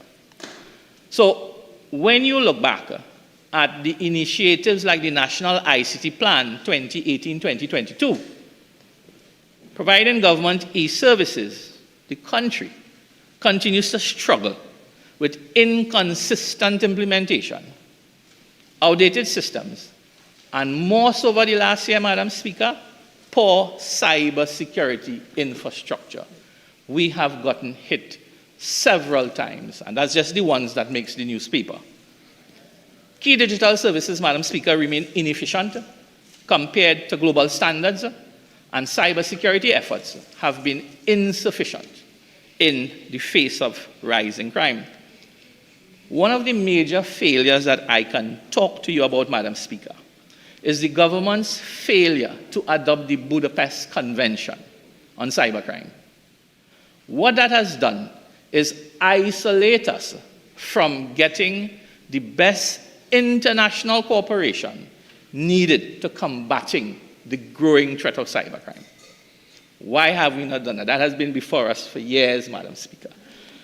Now, because of that, because of these instances of cybercrime, this has left the public vulnerable, undermining public trust in digital services, and it's going to stun the growth in the digital economy because people wouldn't trust the system, Madam Speaker. Again, if I were to refer your attention to the Review of the Economy 2024, it highlights delays in key projects like the National EID system, poor progress in digital infrastructure, especially in rural areas. And this is where it touches me the most, Madam Speaker. Madam Speaker, global indices such as the UN E-Development Index and the World Bank Digital Adoption Index, they reveal that Trinidad and Tobago's declining global standing in digital development is trailing behind our regional partners like Barbados and Jamaica. Why are we behind? We used to be in front of everything. In 1998, the LA Times, Madam Speaker, they described Trinidad as a tiger in a sea of pussycats. Look where we are today. We're behind every single thing in the region. Madam Speaker, urgent reforms are needed to catch up with global standards. When the minister speaks of public sector reform, there is no clear strategy. And there's no clear strategy in the budget that was presented. And we will continue to be inefficient, and we are going to be plagued with wastages in the public service for many, many years to come if we don't take immediate action. Madam Speaker, again, the newspaper writes about these things in an editorial in the Express this year. They complain, there was an article, where public servants feel that they are overwhelmed by the bureaucracy and the old systems are slowing them down. You know, the best example of that, Madam Speaker, is this line-up to play property tax. You know, I believe in this country, or in any country, you must never line up to pay money. You must line up to receive money. But to pay money, you're supposed to be able to roll off your bed in your pajamas and drop it somewhere, if the state really wants money. We could have put systems, put bins in commercial places, write your check, put your thing, drop it in a bin, walk in front of the warden office and drop it in, if you are paying via check. Why we had to stand up in the hot sun to pay money? Madam Speaker, digital transformation is a process that has to happen if we want to see improvement in government service. And I'll tell you this as well, Madam Speaker. The movement of digital service, it creates a space for good decentralization of government services, Madam Speaker. And that has the ability to solve a lot of problems outside of the digitalization. I'll just talk briefly on that. So, Madam Speaker, I've read about a concept of something called intelligent municipalities. And it envisions a decentralized model where government services are relocated from central hubs like Port of Spain into municipal regional districts, complexes, making these services more accessible to citizens. So you're using IT, you're using AI, you're using automation. But this is what it does. Madam Speaker, there are benefits from that. Local staff, or young public officers who are leaving Tabaquite, leaving Brothers Road, Mayaro to Port of Spain, they can work in their local municipalities. That enhances the quality of life for young public officers. They can look after their children. They don't have to have a nanny to make breakfast in the morning, somebody to do homework in the evening. They can get to work, they can get home on time to strengthen family, which is something that is, it's being pressured today with the lifestyles that we have today in the current situation. Madam Speaker, decentralization via digitalization can reduce traffic congestion. It has a huge environmental impact. And well, we are burning so much gas to head into Port of Spain and San Fernando, Madam Speaker. Madam Speaker, citizens can access multiple government services in one place. So I go to the passport office in Rio Claro, the man tells my name spell bad. I walk down and I go by the JP, he sign up the paper, he tells me walk by the next office, pay the fee, and I come back by the immigration officer, right in Rio Claro. I don't need to take more than 1 day to do all of that. So there are benefits outside of just pure digitalization. When you build these regional complexes, Madam Speaker, look at another good feature. Right now, vendors are fighting with store owners in front of the place for space. The municipal police harasses vendors to move from in front, so there's conflict. If we build these campuses and these complexes in our regional corporations, and we move these vendors to these areas, they now have traffic, they now have a market, they don't have to fight with the store owners, they don't have to fight with the municipal police. They have a market, they can sell their goods, it's a high traffic area because everybody goes for government services when the day come, Madam Speaker. So, Madam Speaker, I just wanted to show how that in itself helps quite a bit in terms of moving our digital infrastructure. So then one person, when I was discussing, said, what will we do with Port of Spain? If we decentralize everything from Port of Spain, what happens? Well, we get smarter, right? We turn Port of Spain into the cultural and entertainment capital of the world, of the Caribbean. Let's move cargo to Point Lisas, to Point Fortin, send them down to Galeota. Let's put 5 cruise ships, docks in Port of Spain, use the waterfront. Get our artisan, small vendors, art and craft people to work. Get them into downtown Port of Spain. Fix our museum, our zoo, our botanical gardens. Let's create a product that the world wants to come and visit, Madam Speaker. And Madam Speaker, we solve the problem. We solve the problem of this unemployment boogie. Madam Speaker, as we go on, as the time is going, I just want to touch quickly on agriculture.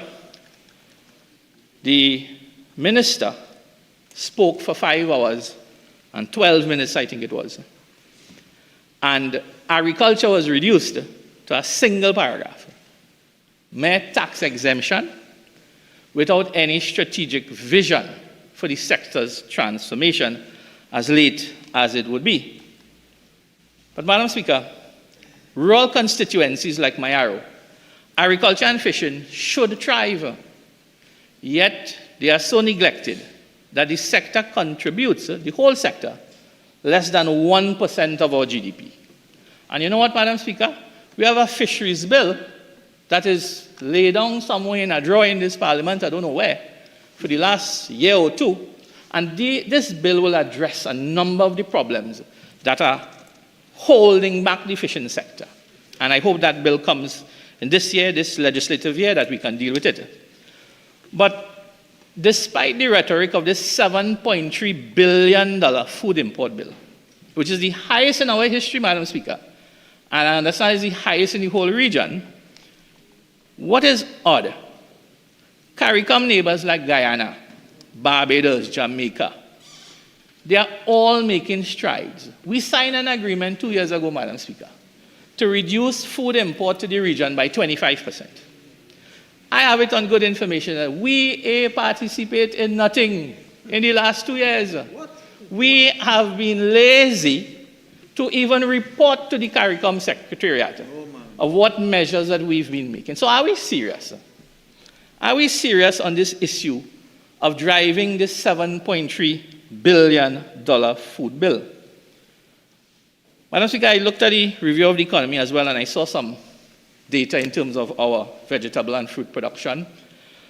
You're looking at 25% reduction in the production of vegetables, 33% in the reduction in pineapples.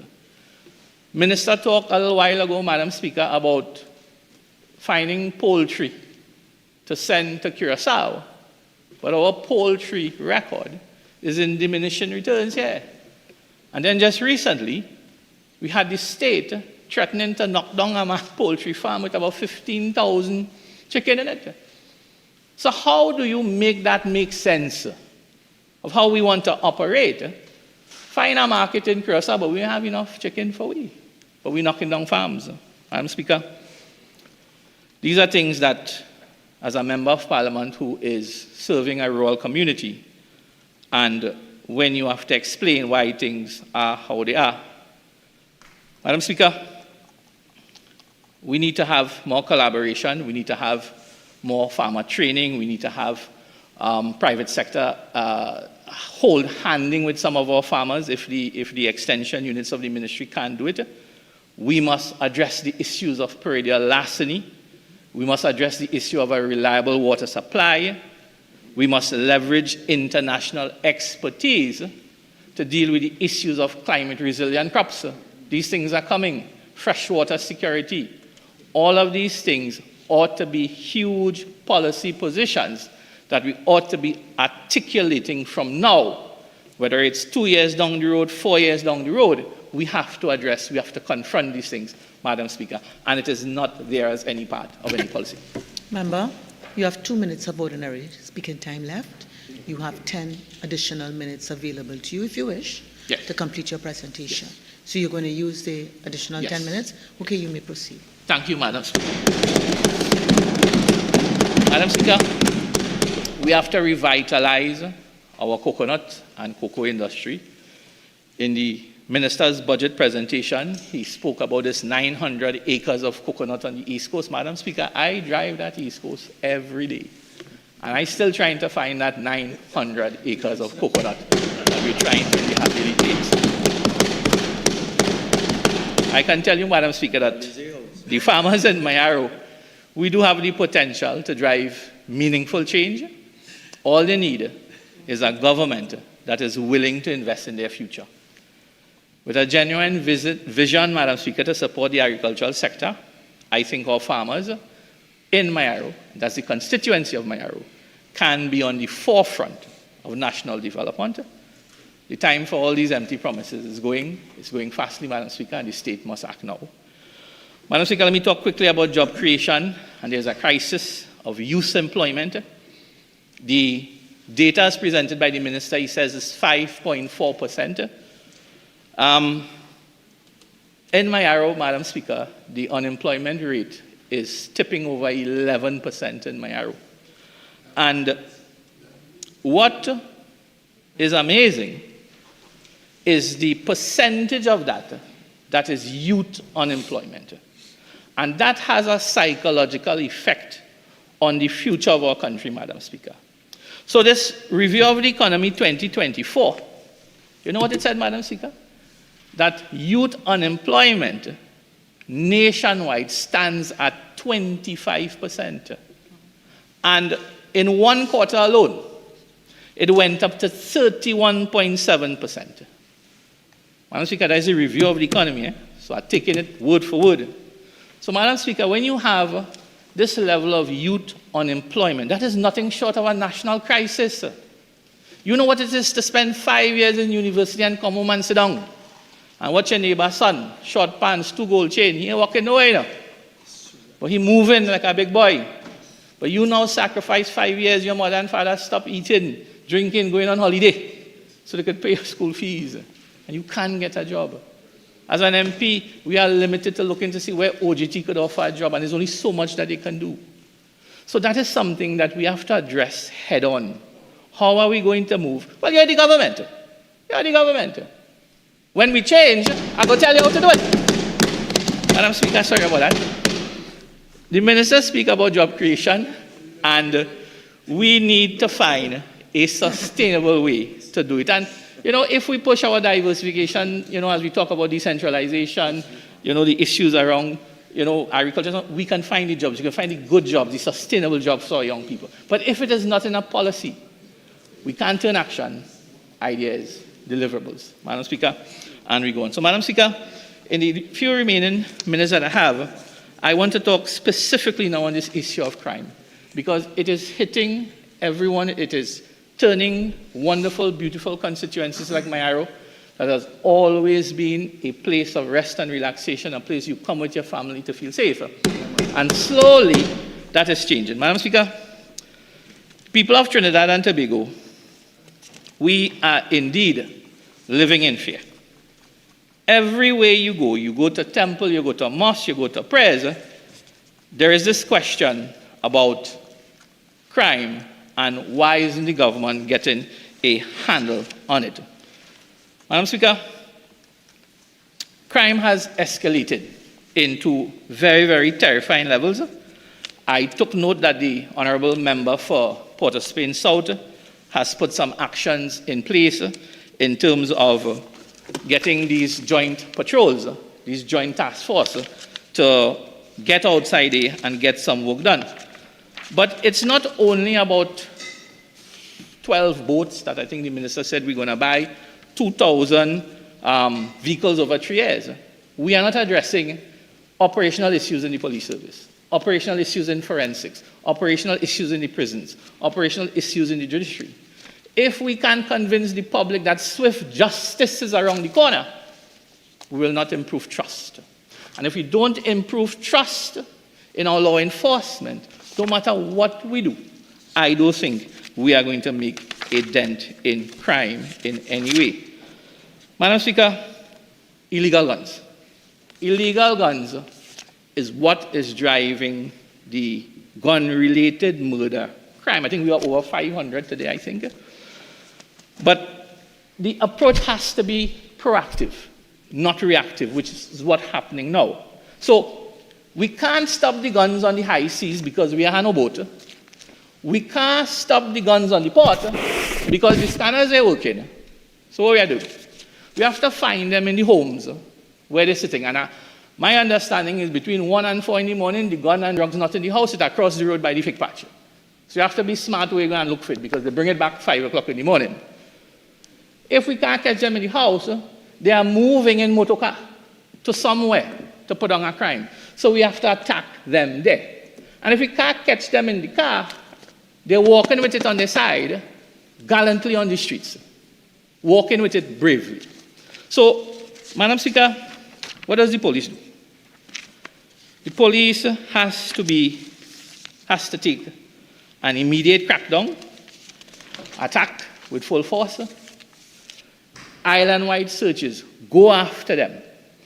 We must equip these very same teams, Honourable Member from Port of Spain South, with scanners, dogs, metal detectors. Give them the tools. Let them pursue and go after the criminal element, Madam Speaker. Madam Speaker, we must provide the funding for them. Let's take the fight to the criminals. Let's not wait for the criminals to fight us. So, Honourable Member, I hope that you pass that message on and we can get somewhere. So, Madam Speaker, I think the 5 minutes that I have left, I want to make a suggestion in terms of dealing with crime, Madam Speaker. Madam Speaker, the Prime Minister, as a member of this opposition, I will continue to hold every Minister of Government to account for their ministry. I will continue to hold the government in charge of the future of this country. But the Prime Minister is the leader of this nation, Madam Speaker. He carries a heavy responsibility for the welfare and the safety of every citizen. In that spirit, Madam Speaker, I am prepared to work beyond any line, anyone, to grant the Prime Minister the authority that he needs to provide our protective institutions with the legislative tools that is required to combat and suppress crime in this country. And if the legislation can come with the protection for citizens, their constitutional rights, and it could stand the test of the judiciary, I am prepared to consider it, Madam Speaker. But I want to tell the Prime Minister that this is not about him. This is about Trinidad and Tobago. This is not about the leader of the opposition, because the buck stops with the Prime Minister. He has to make it happen, Madam Speaker. And I do not make this statement out of any love or admiration for the PNM as a political organization. And I neither make it because some misinformed person say that I, as a PNM operative, come to mash up a party. I ain't doing that. Madam Speaker, I am lucky. I'm doing it because I'm lucky. I am lucky because I'm luckier than the 500 people that lie dead today because of gun violence in this country. I am lucky because my family has never had a home invasion, a gun stuck by their neck. I am fortunate. And you see what I don't want for you and your family, Madam Speaker? I don't want for mine. And it is for that single reason that if something is presented, we have a duty to act in accordance for the well-being of this country. Madam Speaker, I acknowledge that we have imperfections, but I also recognize how far we have come and how far we need to go as a young republic. I believe in this country, Madam Speaker. I believe in our resilience, our intelligence. I believe in our ability to recognize that doing the right thing is easy. Doing the wrong thing is hard. Madam Speaker, I have made my stance clear. I am willing to put Trinidad and Tobago above everything else, above partisan politics, above any type of politics that will cause another toddler to be shot, another pensioner to be robbed, another family to face any type of violation, Madam Speaker. So with those few words, this may very well be my swan song. Let the chips fall where it may. Thank you very much, Madam Speaker. Member for San Fernando East. Thank you, Madam Speaker, for the opportunity to contribute in this extremely important debate, Madam Speaker. Madam Speaker, I sat here last week and I listened to the Minister of Finance deliver what, from all quarters, is being seen as a reasonable and responsible budget, Madam Speaker, in what is ostensibly a budget year. And then, to everyone's shock and horror, I listened to the opposition leader, the member for Seecheran, deliver a response that I can only describe as unhinged, Madam Speaker. Never has one spoken so long to say so little, Madam Speaker. The entire response was filled with so much misinformation that if we decided to refute, if I decided to refute all of it in this one presentation, we would be here all day long, Madam Speaker. So I will not do that. And not only was it filled with misinformation, it was also filled with these puerile acronyms, Madam Speaker, that just simply irritated everyone listening.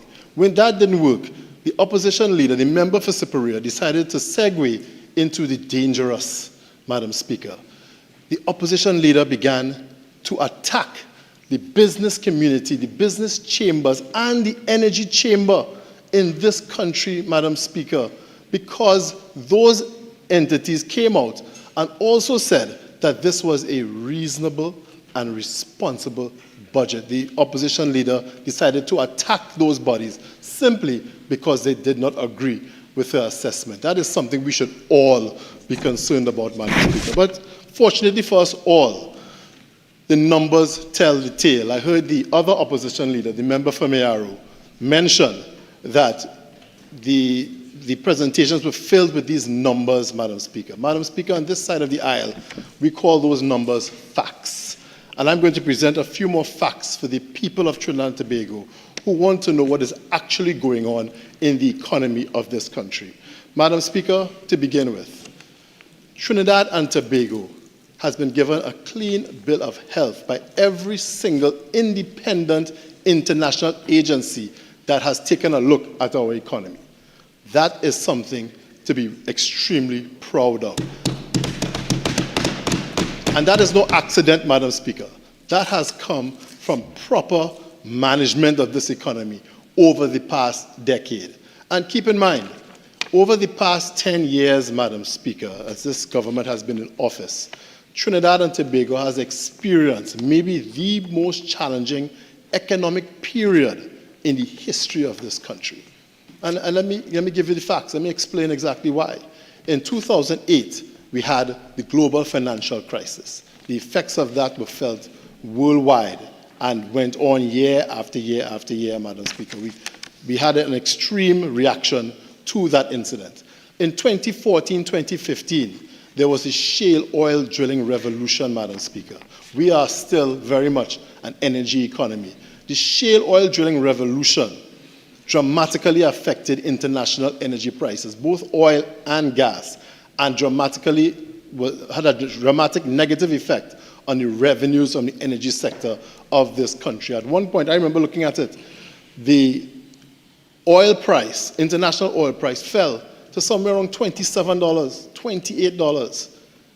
But of course, during that period, it didn't stop those on the other side from foisting on this country two of the largest budgets in the history of Trinidad and Tobago, Madam Speaker. But I'll speak more about that going forward.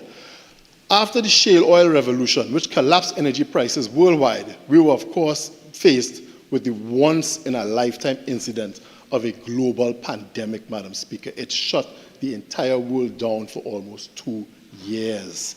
Yet, Madam Speaker, coming out of that, Trinidad and Tobago remains the only investment-grade country in all of CARICOM and one of the few within Latin America and the Caribbean. And that is something to be proud of, Madam Speaker. We are the only one. It's not by accident. It is because we have prudently managed this economy.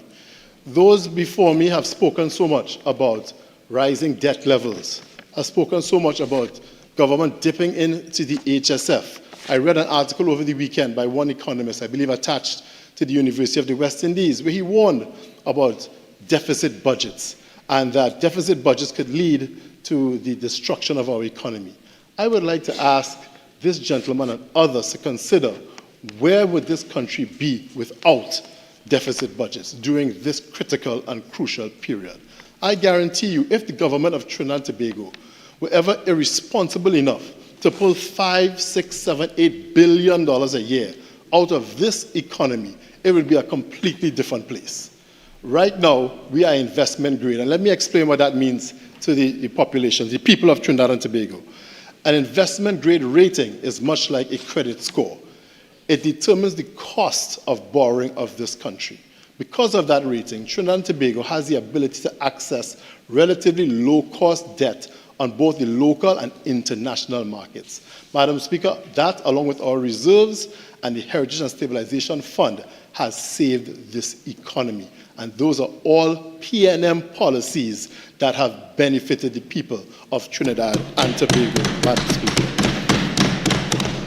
Madam Speaker, coming out of this challenging period, we have seen quite a few changes within the economy.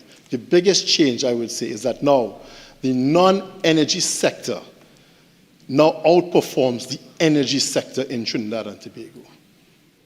I want to say that one more time. The non-energy sector in this so-called energy economy now outstrips the energy economy, and we are still investment grade. We still have one of the lowest unemployment rates within the entire region.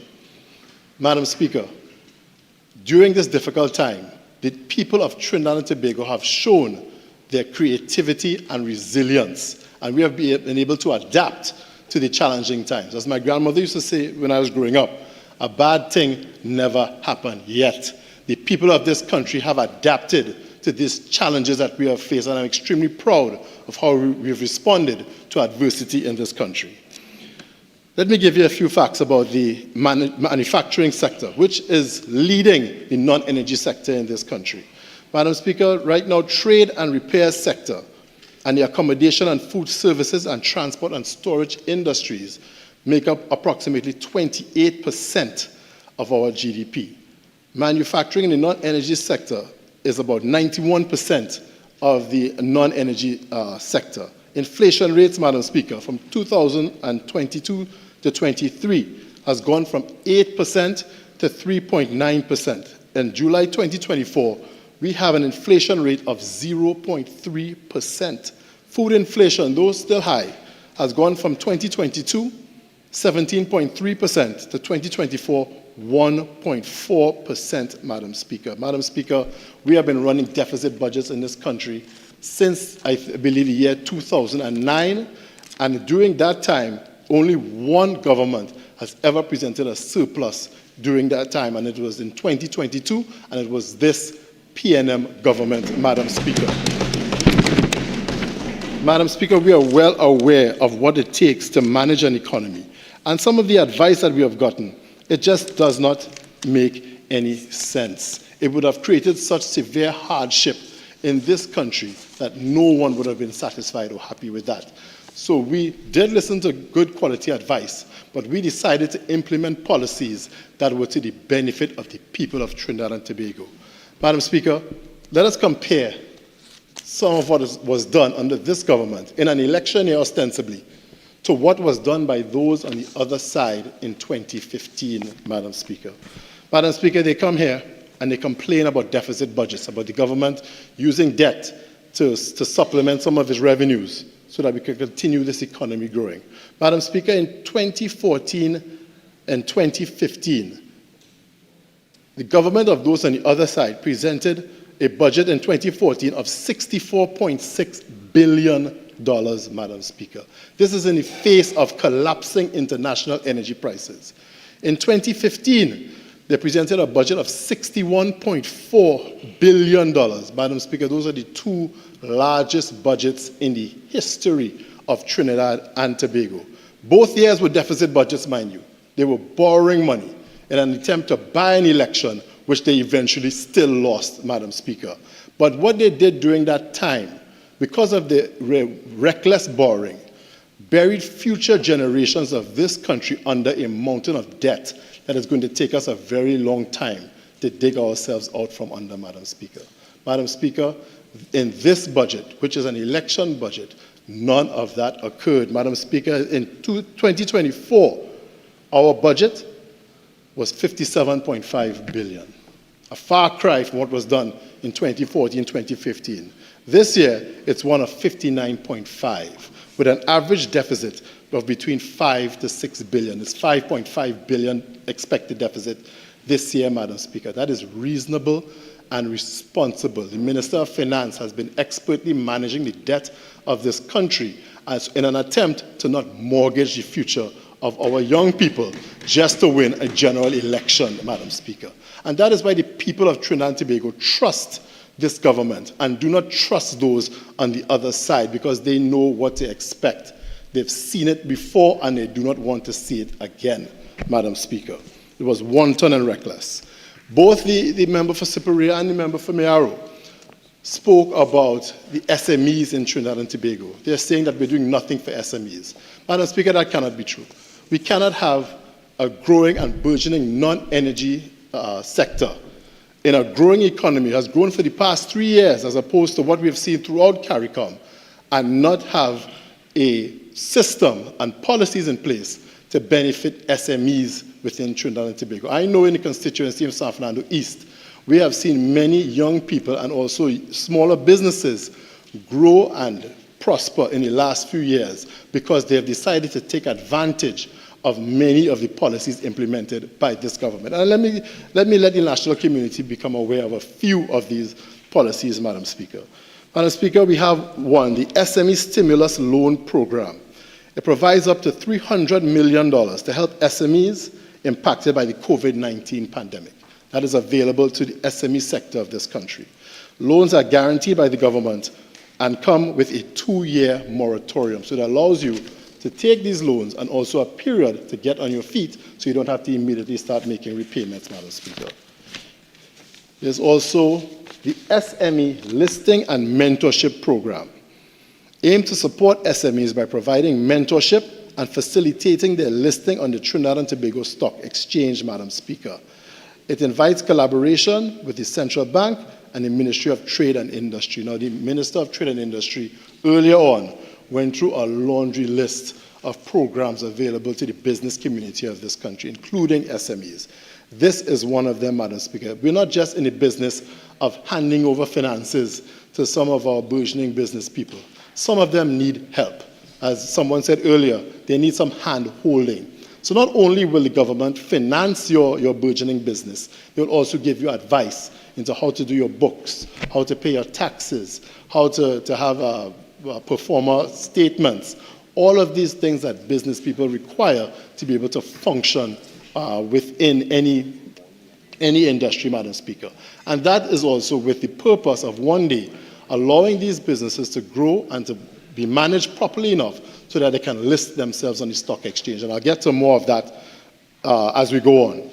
Madam Speaker, SME for Development Financing Facility. The government guarantees 80% of the loan amount, making accessing financing easier for SMEs in Trinidad and Tobago. Next, we have, of course, NEDCO, the National Entrepreneurship Development Company, which provides services to support small businesses, including financing, training, and advisory services.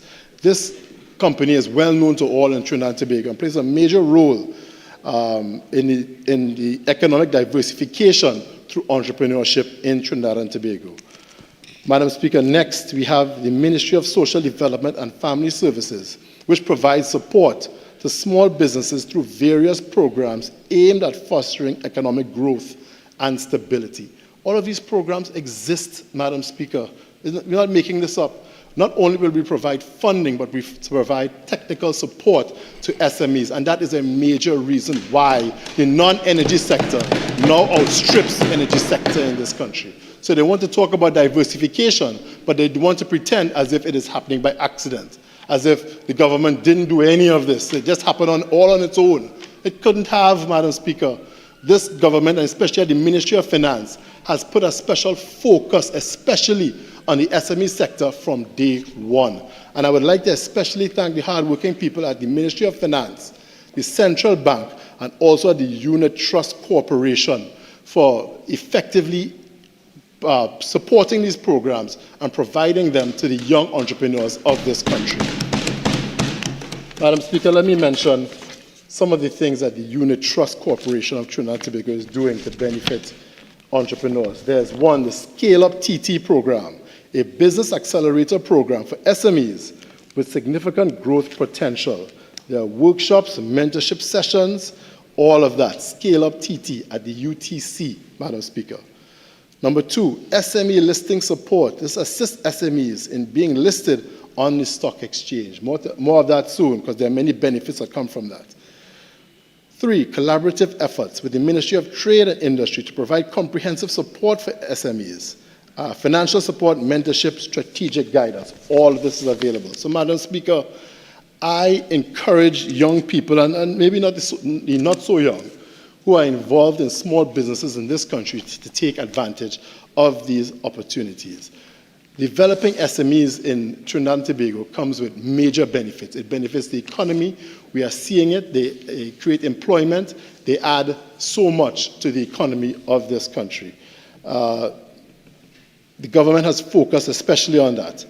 And because of that focus, we are seeing more and more strides in terms of the contribution to the economy. And also, many of the SMEs have been encouraged and mentored to take part in the technology that makes them competitive in today's world. So it boosts the digital transformation of this country. It is seen through the SME sector. Initiatives by this government have encouraged the adoption of e-commerce strategies, digitization of operations, which have aided SMEs in expanding their market reach and improve operational efficiency.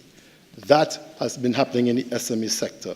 Government has also developed programs to improve access to financing, but also access to training and skill development to both SME owners and employees. So not just the owners, employees are also being trained by this government. This ensures that potential is there to become competitive both domestically and internationally. Of course, to become competitive internationally, you're going to have to develop competitive advantage. And part of that is, of course, knowledge-based technical, a competitive advantage. Because that is how things are in this globalized economy, Madam Speaker. They talk about diversification, they talk about expanding our economy, but neither the opposition leader or anyone else on the other side has said anything about exactly how that should be done, Madam Speaker. It's easy to come here to this chamber and talk about diversification and throw out some buzzwords. I heard machine learning, AI, data analysis, but not a single word about exactly how this country can become competitive in any of those areas. It's about competitive advantage. Trinidad and Tobago's greatest competitive advantage is, of course, our people. This government has gone to great lengths to educating the people of this country. That gives us a knowledgeable and skilled workforce. That is an extreme competitive advantage. Another advantage we have is also in the area of low-cost energy, Madam Speaker. It's one of the advantages that underpins our manufacturing sector, which tends to be energy intensive. We are also fortunate enough to be outside of the hurricane belt, Madam Speaker. We are below the hurricane belt, which makes us a prime place for the marine industry, Madam Speaker. So that is how we have been looking at it. We have been looking at these sectors and growing other sectors with an intention to really attract more foreign exchange and to make our businesses internationally competitive. That is what this government has been doing. But let me move on, Madam Speaker. The member for Mayaro spoke at length about the rise of food prices in Trinidad and Tobago, and is saying that the government is doing nothing to offset this increase in food prices. Madam Speaker, nothing could be further from the truth. Coming out of the COVID crisis, we saw a global supply chain inflation, Madam Speaker. The cost of shipping goods across the world increased dramatically, and that in turn increased the cost of imported foods in Trinidad and Tobago. At the Ministry of Finance, we have attempted several initiatives to, one, deter many persons from purchasing expensive luxury food items in the local economy, so that we can protect our foreign exchange and also ensure that we can remove any sorts of duties and tariffs on essential food items. So we added duties to the luxury goods while removing duties and tariffs from essential items. But, Madam Speaker, Trinbagonians in many senses are victims of our own success. No matter what kind of tariff we put on luxury food items, the food import bill just continues to rise, Madam Speaker. We hear this all the time about what is the government doing about protecting foreign exchange. Madam Speaker, do you know what is the largest consumer of foreign exchange in Trinidad and Tobago? It is new motor vehicles, Madam Speaker. New motor vehicles. So I always have this discussion with various entities. We have to understand where we are. So Trinbagonians want access to new vehicles, and they want cheap fuel, but they don't want any traffic, and they don't want any of the negatives that come out from this. You want access to foreign exchange, but you also want luxury food items which deplete foreign exchange, even though we need that foreign exchange for essential items, Madam Speaker. Madam Speaker, in any economy, it's a give and take. When you do something on one sector, it affects another sector somewhere else. And we have to be knowledgeable and informed about exactly how it is we're dealing with the economy of Trinidad and Tobago. And I would say, as I said earlier, this government in the past decade has been both reasonable and responsible in managing the economy of Trinidad and Tobago. But let me get back to food inflation. What have we done? We decided to implement many social programs to put money back into the pockets of the people of this country so that it can be used to offset some of the food inflation that we have seen. The Minister of Social Development would have spoken to many of those earlier on. And we have seen many of these programs which were designed to really protect the most vulnerable. And we have said from day one, that we are going to do what it takes, and if that means deficit budgets, then so be it, to really maintain this economy, ensure that there is growth, but also while not leaving the most vulnerable people in this society behind. And Madam Speaker, I would dare say that this government has done exactly that. Madam Speaker, between 2020 and 2024, Madam Speaker, 6.3 million bus pass holders in this country were able to use the public transportation system for free. From senior citizens, the general public, public grants, disability grants, recipients, uniformed school children at a cost of $1.05 billion to the state. So the state took that cost so that the most vulnerable people in this country would not have to take money out of their pockets to pay for those fees. And that way it could be used to offset the increase in imported food prices. Madam Speaker, the Utilities Assistance Grant, Madam Speaker, and I'm sure my good friend from the Ministry of Public Utilities will speak more on that later. There's the T&Tech Bill Assistance Program. Madam Speaker, if you are a vulnerable person and you're receiving benefits from the Ministry of Social Development, whether it's grants or whatever, you have an opportunity to have the state offset your electricity bills. Madam Speaker, which other country in the world could you have a government that would help you to pay your electricity bills on already heavily subsidized electricity? We have one of the lowest electricity rates in the hemisphere, in the Western Hemisphere, Madam Speaker. And yet, if you are vulnerable and living on a fixed income, this government will help you even further to pay your electricity bills. And that is so you can offset the increased cost of the imported food inflation that we saw after the COVID crisis. Madam Speaker, in the past year, $5.1 million and also 5,317 customers benefited from the T&Tech Bill Assistance Program, Madam Speaker. Not only electricity, Madam Speaker, but we will also assist you with your water bills. There's a WASA Bill Assistance Program, Madam Speaker. Madam Speaker, again, our water in this country is heavily subsidized. We have one of the lowest water rates in the Western Hemisphere. And this government will still assist you further in paying your water bill, Madam Speaker. 7.1 million, Madam Speaker, guess how many customers access this program? 47,839 customers access the WASA Bill Assistance Program, Madam Speaker. That is what a caring, reasonable, responsible government would do in a time of crisis. And that is why our economy is where it is today. Madam Speaker, there's a water tank assistance program which benefited 292 households. Also significant investment in the agricultural sector, Madam Speaker. Madam Speaker, this government is determined to make the agricultural sector of this country completely tax-free. Tax-free agricultural sector, so there's no import duties, no taxes, so that our agriculturalists in this country can benefit from the program and also feed our country, so that we won't have to rely as heavily on imported food and the cost of imported food. Madam Speaker, we have dedicated $101 million to support farmers, fishermen, and agricultural workers in Trinidad and Tobago. There's the Agriculture Finance Support Program, which benefited 285 farmers at $27 million, Madam Speaker, in one period. Also, the incentive program provided subsidies for fishermen also, Madam Speaker. No one is being left out with this caring, reasonable, and responsible P&M government, Madam Speaker.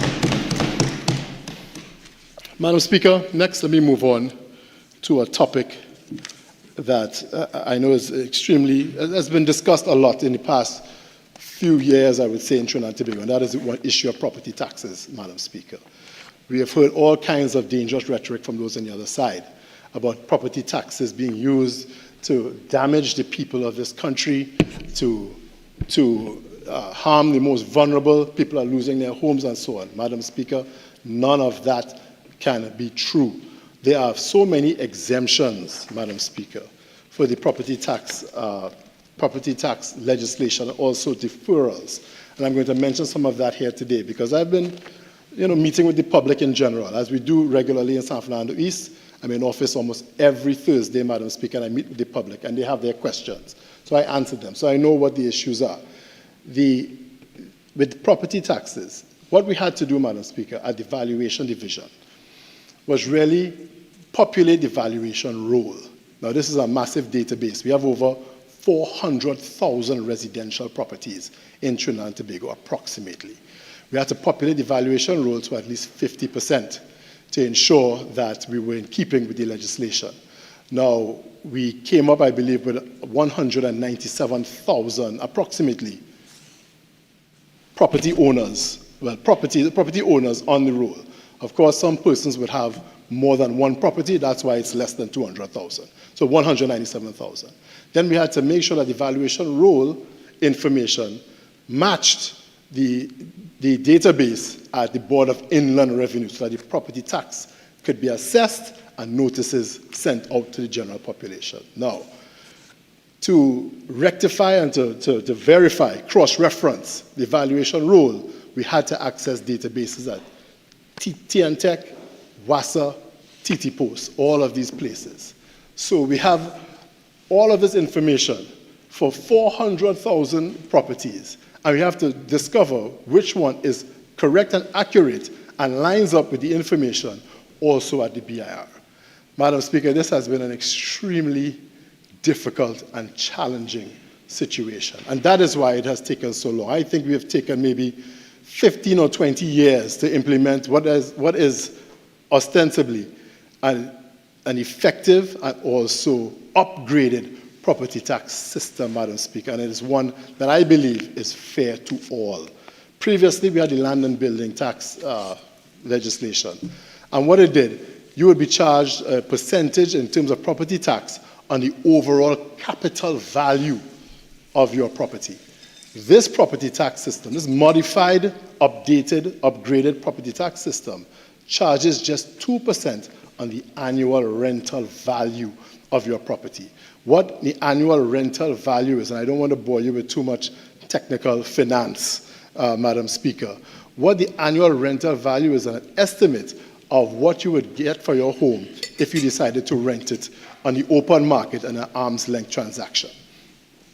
So why that is used is because the ARV encompasses all of the things that give your property value. If, Madam Speaker, if you and I live next to each other in a house that is similar, and you have AC and I don't have AC, I could charge more ARV if I was renting out my home. If you had a covered carport and I didn't, that would also add value to your property. So all of that is taken into consideration with the ARV.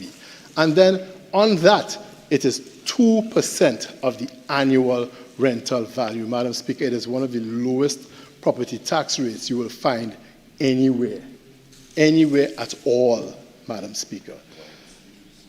And widely used. And let's not forget also that the revenues from property taxes will be used to support the local government system, Madam Speaker. It's going to cut through bureaucracy. It's going to ensure that our local government bodies are well funded so that now you won't have the same complaints we had before about not having access to capital for fixing roads, collecting garbage, fixing drains, all of those things that make our properties livable in the first place. And that is because this government decided to implement a modified and fair and just property tax system.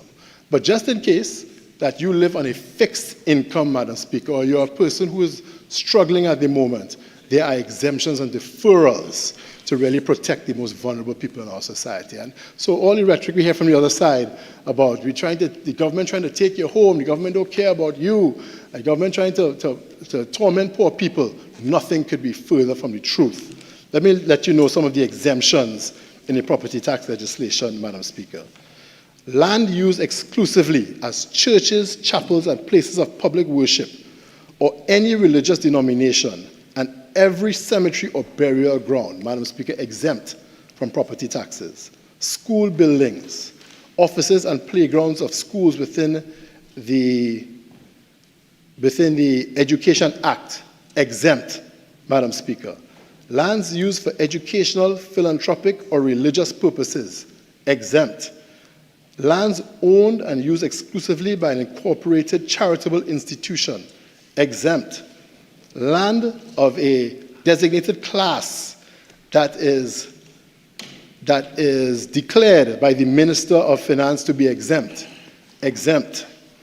Land belonging to and in occupation of the state or its servants, a statutory authority or state enterprise controlled by the state for public purposes, also exempt. Land used for the purposes of public hospitals, public asylums, and all almshouses and institutions for the relief of the poor, whether publicly or privately administered, also exempt.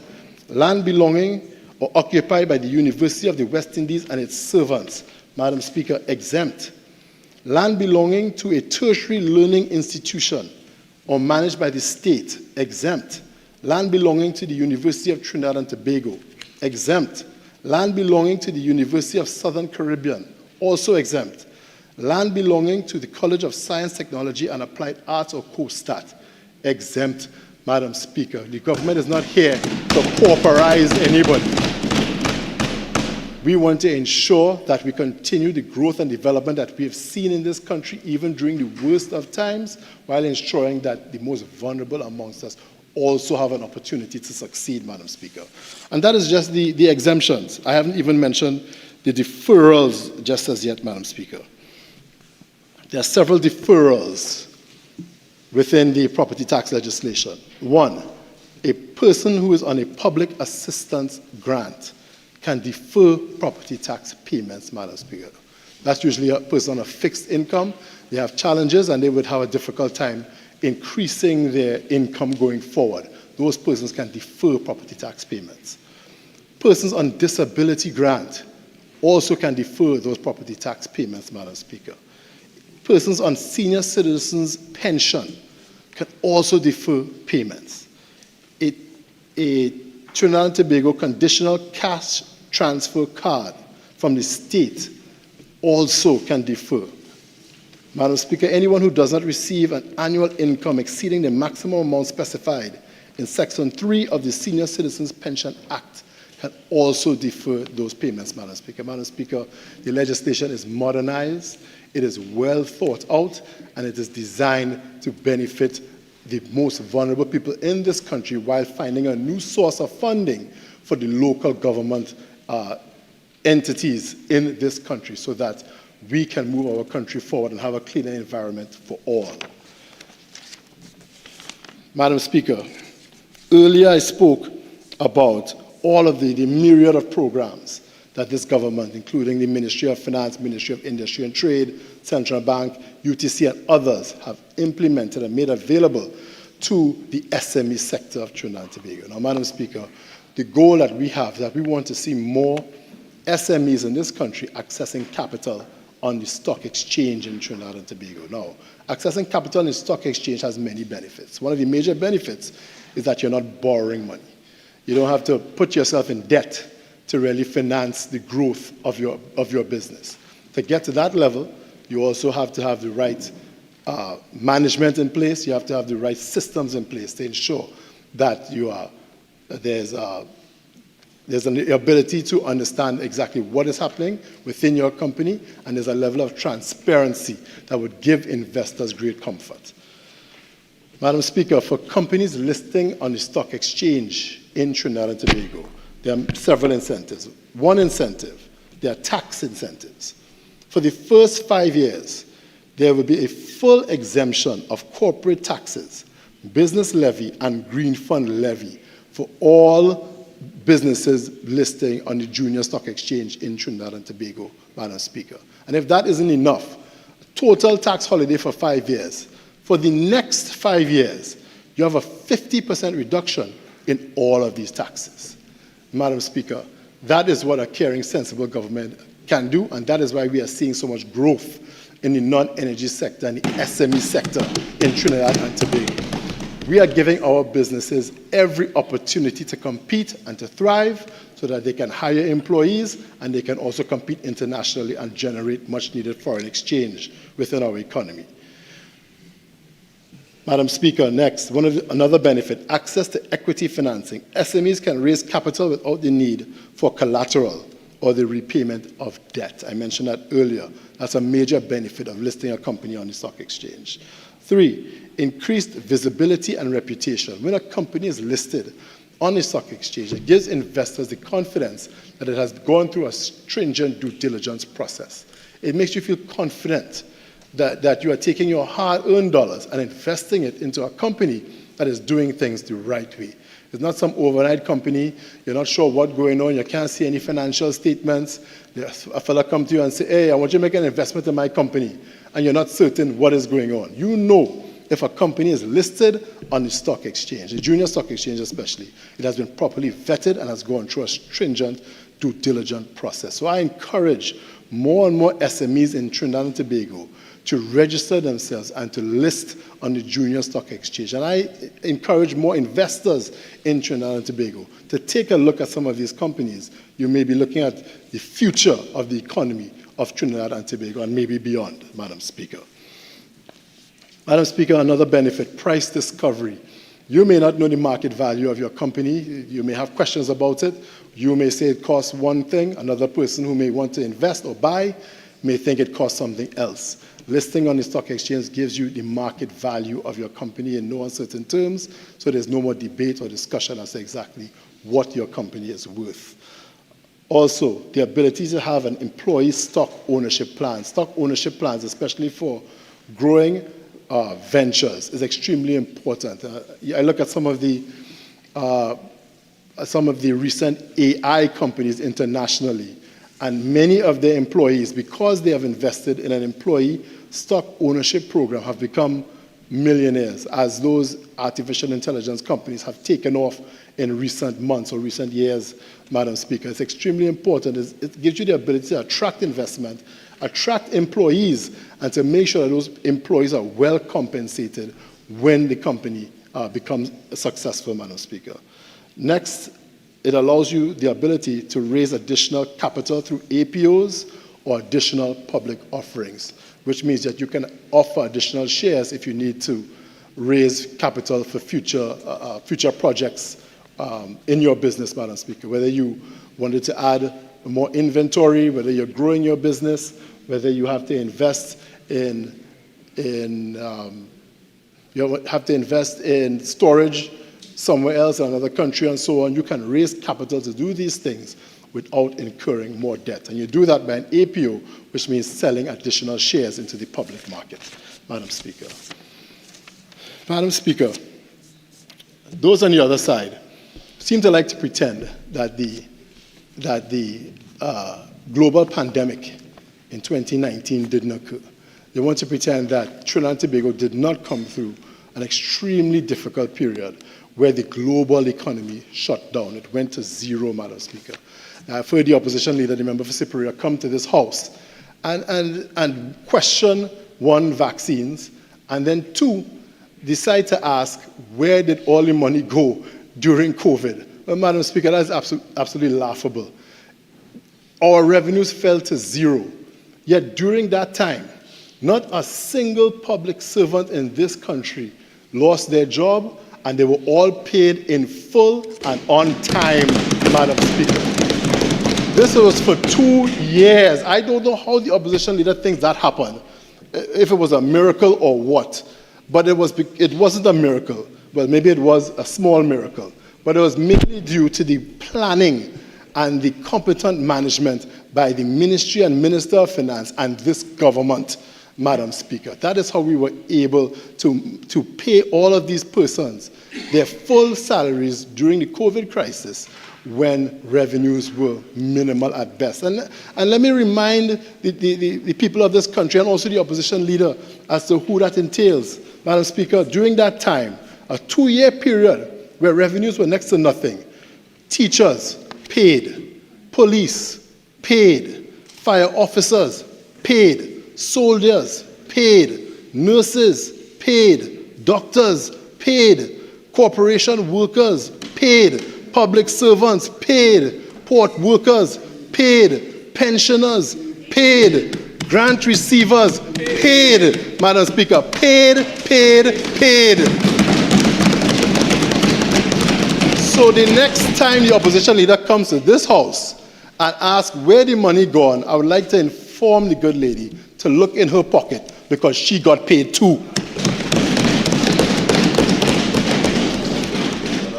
Paid, all of them. Yet they come here asking the craziest questions. Madam Speaker, I'd like to move on to the performance of the Heritage and Stabilization Fund, Madam Speaker. Madam Speaker, I came into office in 2020. One of the first suggestions that I made was to take a look at the strategic asset allocation of the HSF, Madam Speaker. And Madam Speaker, we had a team of experts come to Trinidad and Tobago from the IMF, and they also reviewed the fund and made certain recommendations. Madam Speaker, during... Honourable Member, you have 2 more minutes of original speaking time available to you. You also have 10 minutes of extended time, if you wish. Are you going to utilize that now? Gladly, yes. Madam Speaker. Okay. Thank you so much. Madam Speaker, as we compared what those on the other side did during the dark ages of 2010 to 2015, let's also look at what happened with the HSF fund, Madam Speaker. Madam Speaker, in 2015, the NAV, or net asset value, of the HSF was $5.6 billion, Madam Speaker. But the one-year return was in the region of 2.5%, Madam Speaker, 2.5%, because this government took a look at the fund and decided to make certain adjustments so that the capital invested in this fund that are supposed to be used to the benefit of the people of this country would be more heavily invested in the stock market, Madam Speaker. Why? Because that is where the best returns are, as opposed to the fixed income segment. So that is exactly what we've done. Madam Speaker, in the last few years, the HSF performance has been the best in the history of Trinidad and Tobago, Madam Speaker. The one-year return in 2023 was 10.59%, Madam Speaker. This is coming out of the COVID crisis. Madam Speaker, before that, we were basically not heavily invested enough in the equities market. And because of it, we missed out on maybe the longest bull run in the U.S. stock market, Madam Speaker. The Heritage and Stabilization Fund, as I tell persons on the other side all the time, is not a savings account. You're not putting money in there for savings. It is an investment fund. What the HSF is supposed to do, Madam Speaker, is to smooth government spending over a period of time. Now, why would you want to do that? Because if the government spent too much, it can have negative effects on the economy. That's how you end up with Dutch disease and rampant inflation and so on, none of which has occurred under this administration, Madam Speaker. And in times where things are difficult, like we've seen in the past few years during COVID, the Minister of Finance is allowed to dip into the HSF so that we can continue to have the kind of spending in this economy that lends itself to a stable economy and puts us on the pathway to growth, Madam Speaker. Madam Speaker, this country has seen growth in the economy for the past 3 years because of the expert management of the economy and the Minister of Finance's use of the HSF, Madam Speaker. Madam Speaker, as I come to a close and wind up my contribution to this budget debate, I would like to thank the people of San Fernando East for their support, Madam Speaker. Madam Speaker, during my time in office in the past 4 years, I have made it my business to be in my office almost every Thursday and be on the ground in the constituency almost every weekend, Madam Speaker, going from community to community. In 2020, in the run-up to the election campaign, we began walking in every community, and that was so I could meet with constituents and I could get to know them, and they could also get to know me. Madam Speaker, during that time, we have not stopped walking, and we have continued our walks throughout San Fernando East for the past 4 years. I've gotten to know people all across the entire constituency, and I greatly appreciate the support and love that I've given to all of them, Madam Speaker. I have a saying in the constituency that I say to to all of our people on our executive and to others who work in the office staff, and that is there's no sleep in San Fernando East. We will work tirelessly to ensure that we are there to support and serve the people of our constituency, Madam Speaker. I do have another saying, which is, if we stay ready, we don't have to get ready, Madam Speaker. And the San Fernando East constituency is ready for whatever may come, and we are ready to deal with those on the other side in any election, whenever that is called, Madam Speaker. On another note, and a sad note on that, I would also like to offer condolences to one of our executive members, Mr. Kern Sargent, who recently passed away. Kern Sargent was an integral part of our constituency and a person that we all knew and loved, and he can never be replaced. I'd like to offer condolences to him and his family, and we will miss him and the tireless work and service he has brought to the people of the San Fernando East constituency. Finally, I would like to wish my loving wife a happy birthday. Around this time every year, this is her birthday period. So she's celebrating her annual 21st birthday, and I would like to wish her a happy birthday. And thank you so much. Madam Speaker, thank you so much. Member for Oropuch West.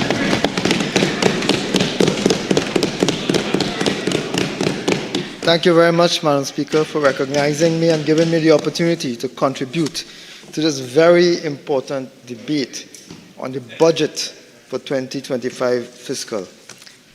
Madam Speaker, before I begin with the meat of my contribution, allow me to respond to one of the most lost, blissfully clueless, out of touch, misinformed, and proudly ignorant presentation made by the Speaker immediately before me, the member for San Fernando East. Madam Speaker, the honorable gentleman began with a quotation, "A bad thing never happened yet." I am sure that the family of the over 4,000 murder victims in this country do not agree with you.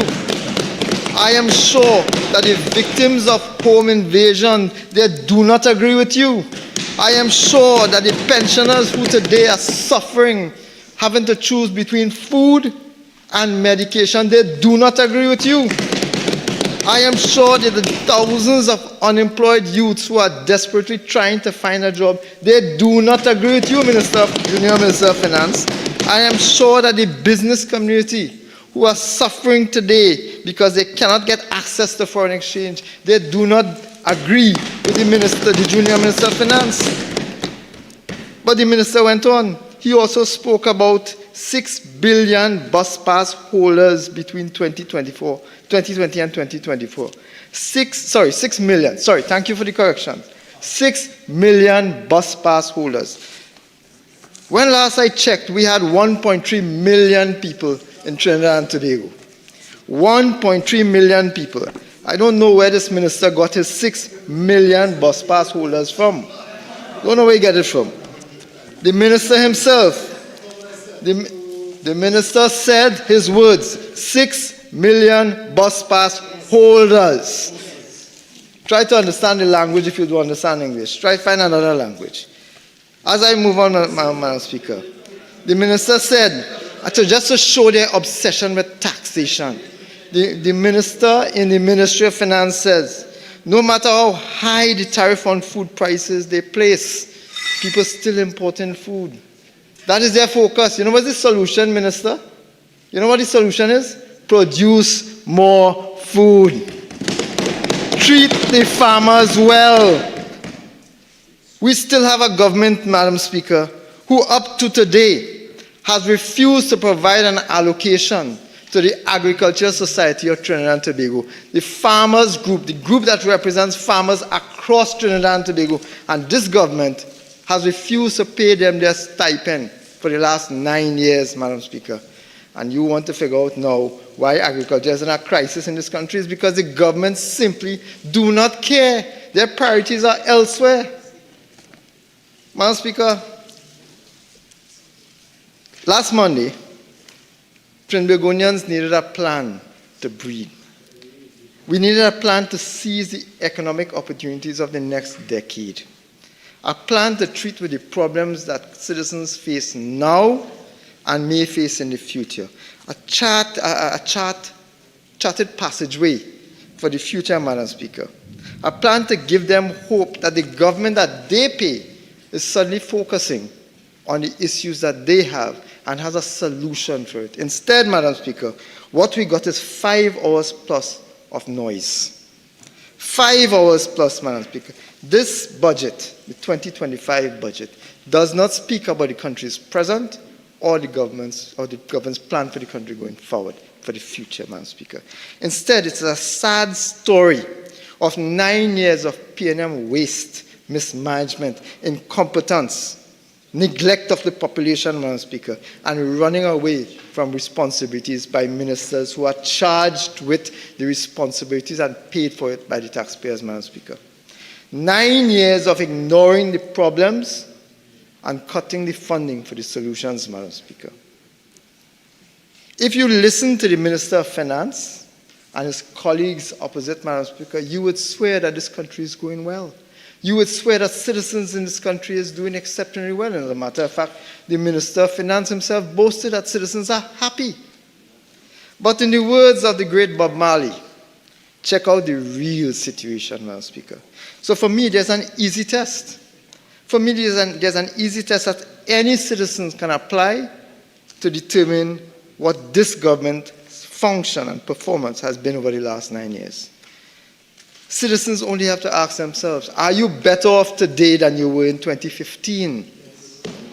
Do you feel safer? Is it easier for you to pay your bills today and to make ends meet? Can you and your children find a job easily? I'm hearing colleagues on the opposite side, members from the government bench saying, yes, yes, yes. The past 9 years has been good to the Honorable Prime Minister. It may have been good to various members and ministers and those on the opposite side. But has it been good for taxpaying citizens, Madam Speaker? The answer is an overwhelming no. And if the answer to these questions is no, then citizens must understand that the crises that they face now is a direct response to the policies that this government has put in place, Madam Speaker. Madam Speaker, Mufti Menk, a spiritual leader who I have great admiration for, pointed out, we have enough successful people in this world. We need more with compassion and empathy, good behavior and conduct. We in Trinidad and Tobago, Madam Speaker, need a government made up of people such as these. We need a budget designed by people such as these. Men and women with a heart for the poor and downtrodden. That is not what we have for this government. On that side, Madam Speaker, we need a government of caring souls. We need in this country a UNC government, Madam Speaker. Tragically, what we got from the government in Budget 2025 is a continuation of the policies from 2020 to current. From 2020 to current, Madam Speaker. Empty noises from the other side. Continue. When you hear the thunder rolling, my friend, that is God telling you he's in agreement with what I'm saying. Madam Speaker, all I could say about the contributions on the other side can be summarized in one line. If this is what the government on that side believes and delivers, this is why the country is in the crisis that it is in today. Madam Speaker, I'm proud to begin by congratulating my colleagues, Madam Speaker, particularly the Honourable Leader of the Opposition, for her sterling presentation in this Honourable House, where she provided not just critique of the budget, but solutions to many of the problems facing this country, Trinidad and Tobago, today. I want to also congratulate my colleagues on this side, who have similarly critiqued the budget and made suggestions for the way to treat with the problems, because clearly this government has no idea or does not care, and in either of those two situations, Madam Speaker, it is unacceptable. I would also want to express my appreciation to my staff for their support in researching the issues that I will raise here today. Silverine, Cindy, Darius, Janelle, Joshua, Lisa, Nicholas, and Ralph. Thank you all very much for your support. Madam Speaker, I'm also grateful to the constituents of Oropouche West and the various interest groups and NGOs and stakeholders who have been reaching out, who have made suggestions to collaborate with us in moving this government from that side into this side, in making suggestions so that we could build a better country, in making suggestions, Madam Speaker, so that the government could get a clue somewhere along the line of how they could treat with the problems, because they clearly have not been able to. Madam Speaker, the Junior Minister of Finance, the Minister in the Ministry of Finance, says that the numbers tells the tale. And I am in some level of agreement with that. That is the only thing that the Minister said that has, in my humble view, any value. The numbers tell the tale. And with your permission, Madam Speaker, I want to provide some of those numbers. I want to raise a very serious issue of disappearing money under this Minister of Finance and that Minister in the Ministry of Finance and this government, Madam Speaker. We begin by asking where the money gone. The Minister in the Ministry of Finance said that we keep asking where the money gone. We will continue to ask where the money gone, Madam Speaker, because that is a major issue. This government has spent over $500 billion with nothing to show for it, every single indicator, and we'll hear it again. Every single index, every single indicator has shown that this country is going negatively. We are regressing rather than progressing, and they're spending more and more money for that benefit. Madam Speaker, where has the money gone? And no, I am not speaking about the $3.4 billion, which became $2.6 billion in revenue, which up to today cannot be confirmed by the Auditor General, because the agencies of the state under the Ministry of Finance have failed to provide the supporting documentation to have those accounts audited, Madam Speaker. And no, I'm not speaking about the $2.6 billion in valuable foreign exchange lost every year. That's 17 billion TT dollars, $2.6 billion US dollars lost every year since 2015, because the Honorable Minister of Finance has refused to implement the BEPS legislation, Madam Speaker, passed here just recently. This money has been lost because of a tax evasion in the natural gas sector alone for 1 year. That works out on average, Madam Speaker, of $172 billion since this government has been in office on one sector alone. And there are multiple sectors under which the same base erosion and profit shifting legislation would have prevented the loss of funding, the loss of money to the taxpayers, to the tunes of billions and billions and billions of dollars, Madam Speaker. Where has that money gone? $172 billion, Madam Speaker, on the basis of one source of revenue, which the taxpayers of this country should have been benefiting from. Remember that figure, Madam Speaker, $172 billion. Central bank data tells us that the government borrowed $107 billion, Madam Speaker, with at least $12 billion more dollars to be borrowed in 2025 fiscal. But remember I told you, Madam Speaker, $172 billion that the government could have accessed? Tag that, juxtapose that to the $107 billion that the government borrowed. If the government had only done its job, which was to access the funds that are due to tax-paying citizens, we would not have had to borrow a single red cent in this country. As a matter of fact, there would have been an extra $65 billion that would have gone to the benefit of citizens of Trinidad and Tobago if only this Minister of Finance, his Attorney General, the government of Trinidad and Tobago had done what they were supposed to do, which is to implement legislation, draft legislation that was sitting at their hands when they assumed office, Madam Speaker. $65 billion that should have gone towards building schools. $65 billion that should have gone towards fixing hospitals, providing social support. Lost because this government sat on its hands, Madam Speaker. And no, I am not speaking about the $5.2 billion lost to corruption with former head of the procurement office had indicated, were lost in valuable potential revenue because the procurement legislation had not been put in place, Madam Speaker. That's yet another $34 billion that should have been collected in revenue by the taxpayers and used for their benefit, Madam Speaker. Just those two items, Madam Speaker, that's over $100 billion lost because this government did not act. $100 billion that would have been after the repayment of all the debts. We would not have had to pay, after the repayment of all the excesses that this government, we would not have had to borrow a cent, and the pockets of the Treasury, Madam Speaker, the pockets of taxpayers would have been $100 billion in the black. Positive. Not where we are today, Madam Speaker. And I have not even started speaking about the $5 billion that the procurement regulator recently in her report said that were given out in contracts without the vision, without the oversight of her office, Madam Speaker. So while Ms. Mavis from La Romaine has to choose between paying property tax and buying food, billions of our tax dollars every year has gone up in smoke, and not a soul has been held accountable. Somewhere, Madam Speaker, a few P&M bigwigs are living like kings on the backs and pockets of taxpayers of this country.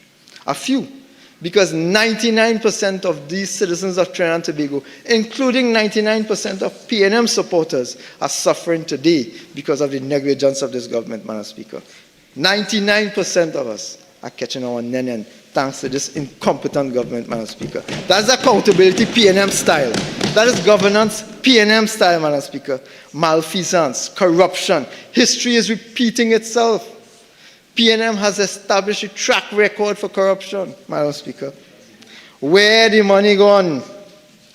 Recently, the Minister of Education, I have a very long quotation here, so I wouldn't trouble you with the whole quotation, Madam Speaker. But recently, the Honorable Minister of Education, Dr. Nayan Gatsby-Dolly, told the country, and I quote, "I want to be very clear, and the public has to understand this, that the amount of money required for school repairs is simply not available, and that has been the situation for some time.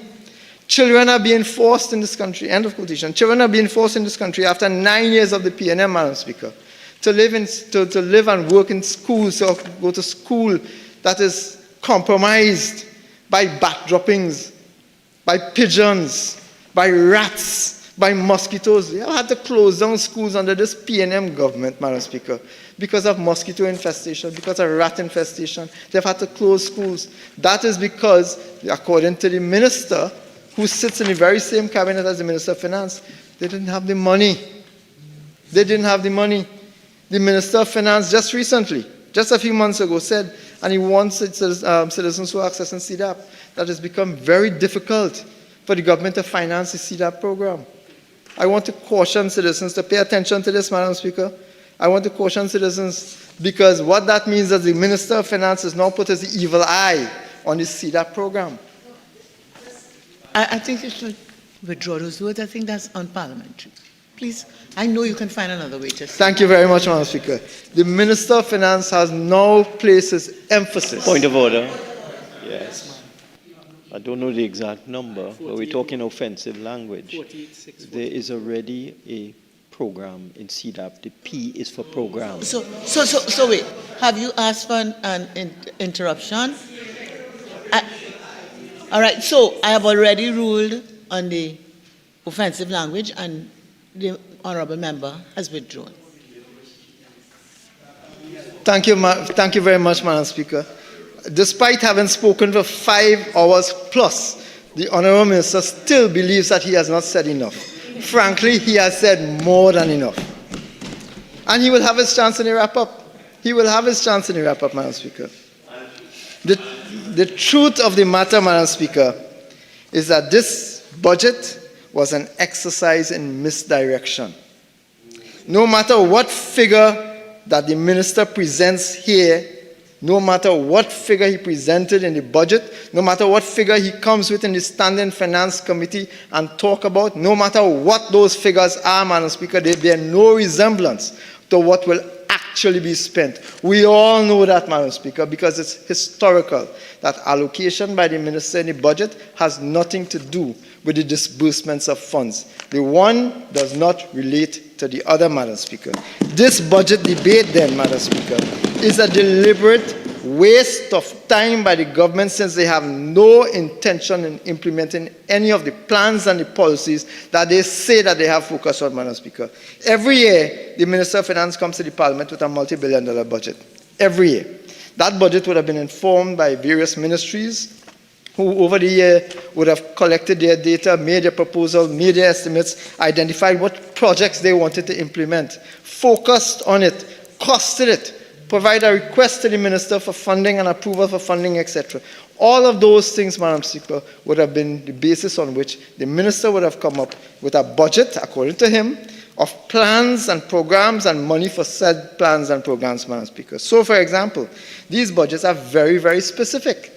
The Minister of Finance in this current budget, for example, in the estimates of expenditure for 2025, which the Minister just provided, estimated expenditure for the current year will be 59.7 billion, according to the Minister, with the Ministry of Finance getting $7,277,544,030 in fiscal 2025.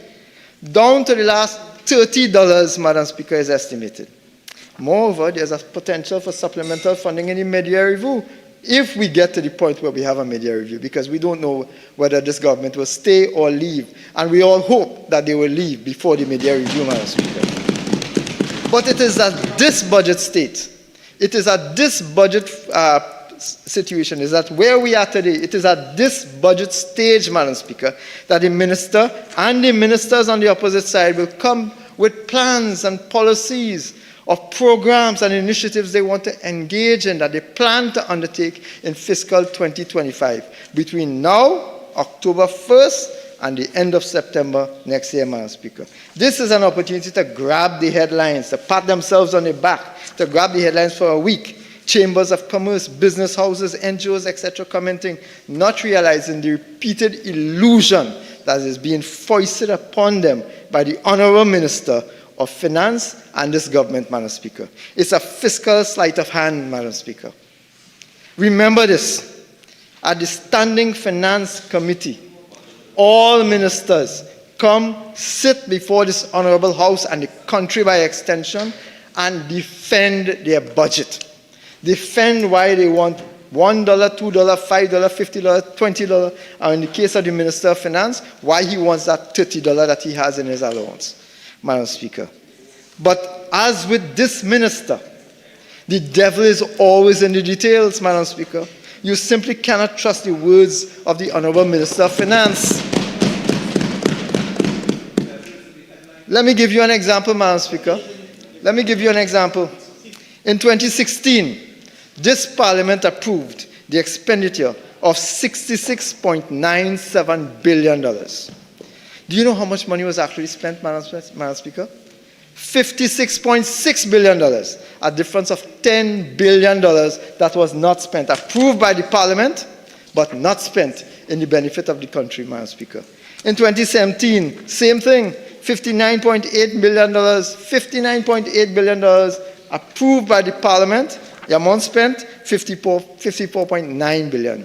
2018, $56.8 billion approved, $54.2 billion spent. 2019, $58.3 billion approved. 2019, actual spend, $54.6 billion. 2020, $62.3 billion proposed, approved by the Parliament.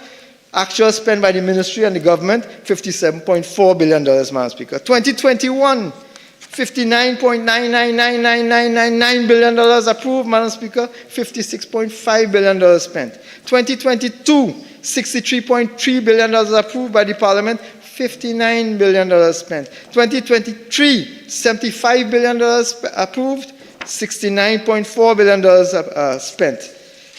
A total, Madam Speaker, and we could go on, Madam Speaker, on average, it is $5 billion a year approved by the Parliament and not spent.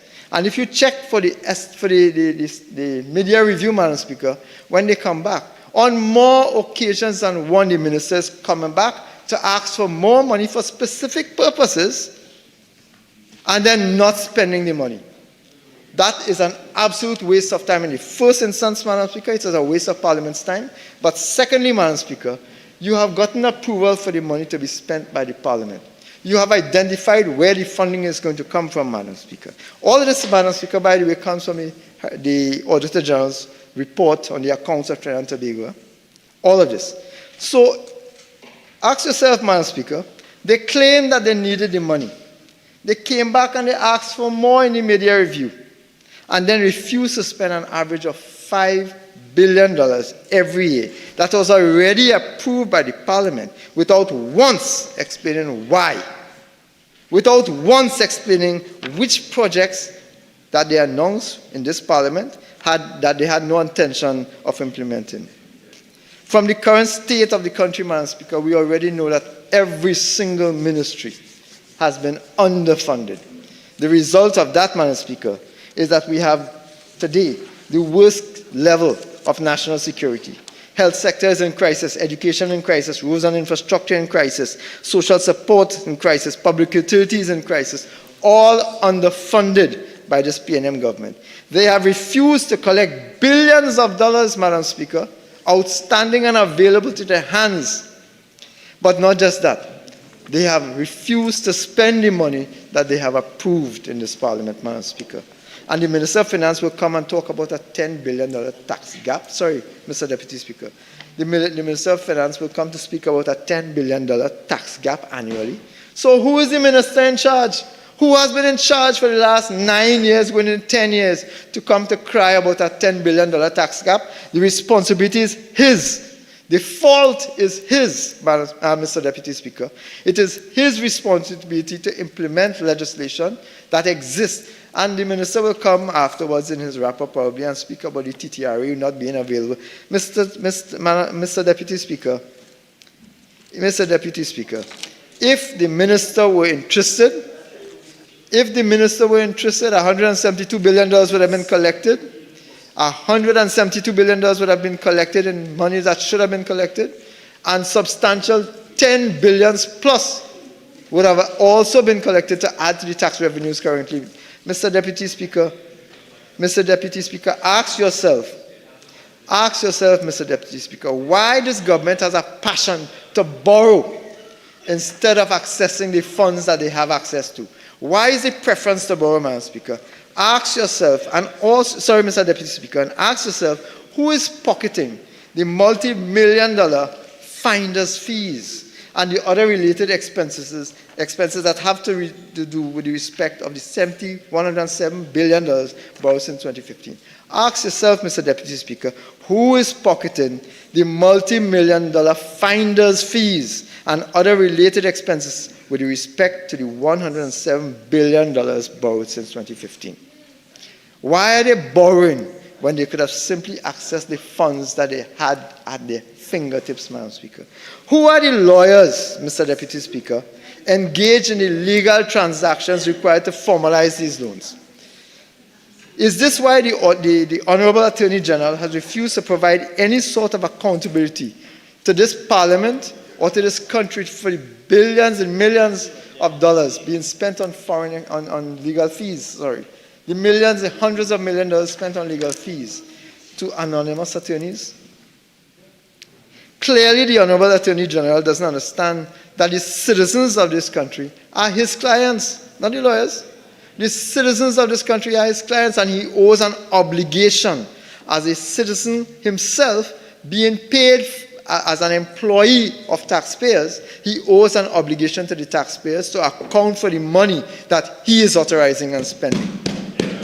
In this House, Mr. Deputy Speaker, in this House, the taxpayer comes first, and not the attorneys hiding behind shadows, collecting millions in briefs. But as it is written in the Mahabharata, Mr. Deputy Speaker, there is no duty higher than the truth. You may laugh, it will come to you. You may laugh, it will come to you. When the facilitators of these loans, Mr. Deputy Speaker, when the facilitators of these loans are identified clearly after the next general election by a UNC government, I think citizens may find no surprise when they discover a substantial number of young companies that have grown from immaturity, grown from struggling companies to multi-billion-dollar enterprises today, Mr. Deputy Speaker. Another interesting question, Mr. Deputy Speaker, is if the government is not spending as much as they budgeted. Because I just explained how many $5 billion on average that they budgeted and didn't spend. If the government is not spending as much as their budget, how is it that the deficit on average is still higher than projected? If we are spending less, why are we borrowing more? That is metrics the Minister of Finance alone understands, Mr. Deputy Speaker. And when I tell you that this country is in a mess and this ministry is in a mess, Mr. Deputy Speaker, this is what I'm talking about. And I want to make it clear, Mr. Deputy Speaker, it's my opinion that this is a deliberate chaos orchestrated by the Honourable Minister to ensure that the actions that he's committing cannot be clarified, Mr. Deputy Speaker. Where did the money go? Billions and billions. So it's not just the 530-odd billion that they've spent. It's the billions of dollars otherwise that they have not spent, Mr. Deputy Speaker. But I want to deal with the money that you spent. Every day, I meet persons who are desperate in need. My colleague opposite, the member for San Fernando East, talks about going to his office on a Thursday. Congratulations, at least on a Thursday. When we on this side were elected members of Parliament, Mr. Deputy Speaker, we were elected members of Parliament to represent constituents 24/7, 365 days a year, plus an additional day on a leap year. We don't sit and say we are in our office on a Thursday and I walk on a... Mr. Deputy Speaker, we are on the ground every single day. That is performance, not the old talk that we're hearing on the other side. Before I get carried away with that, Mr. Deputy Speaker, I want to bring it back to where the money gone. As I realized, Mr. Deputy Speaker, I listened to the minister in his presentation last Monday, and I realized at least where 400 and, I believe it is 87 million, over $400 million has gone. Where it was extracted from, and how this government may have managed to disappear that money. $400+ million. Pay attention, Mr. Deputy Speaker. On page 111 of the 2025 budget statement, the Minister of Finance boasted that the government had invested heavily in the health sector, referring to several hospitals that the ministry had funded, completed, and opened. The desk thumped on the opposite side, Mr. Deputy Speaker, and I paid attention.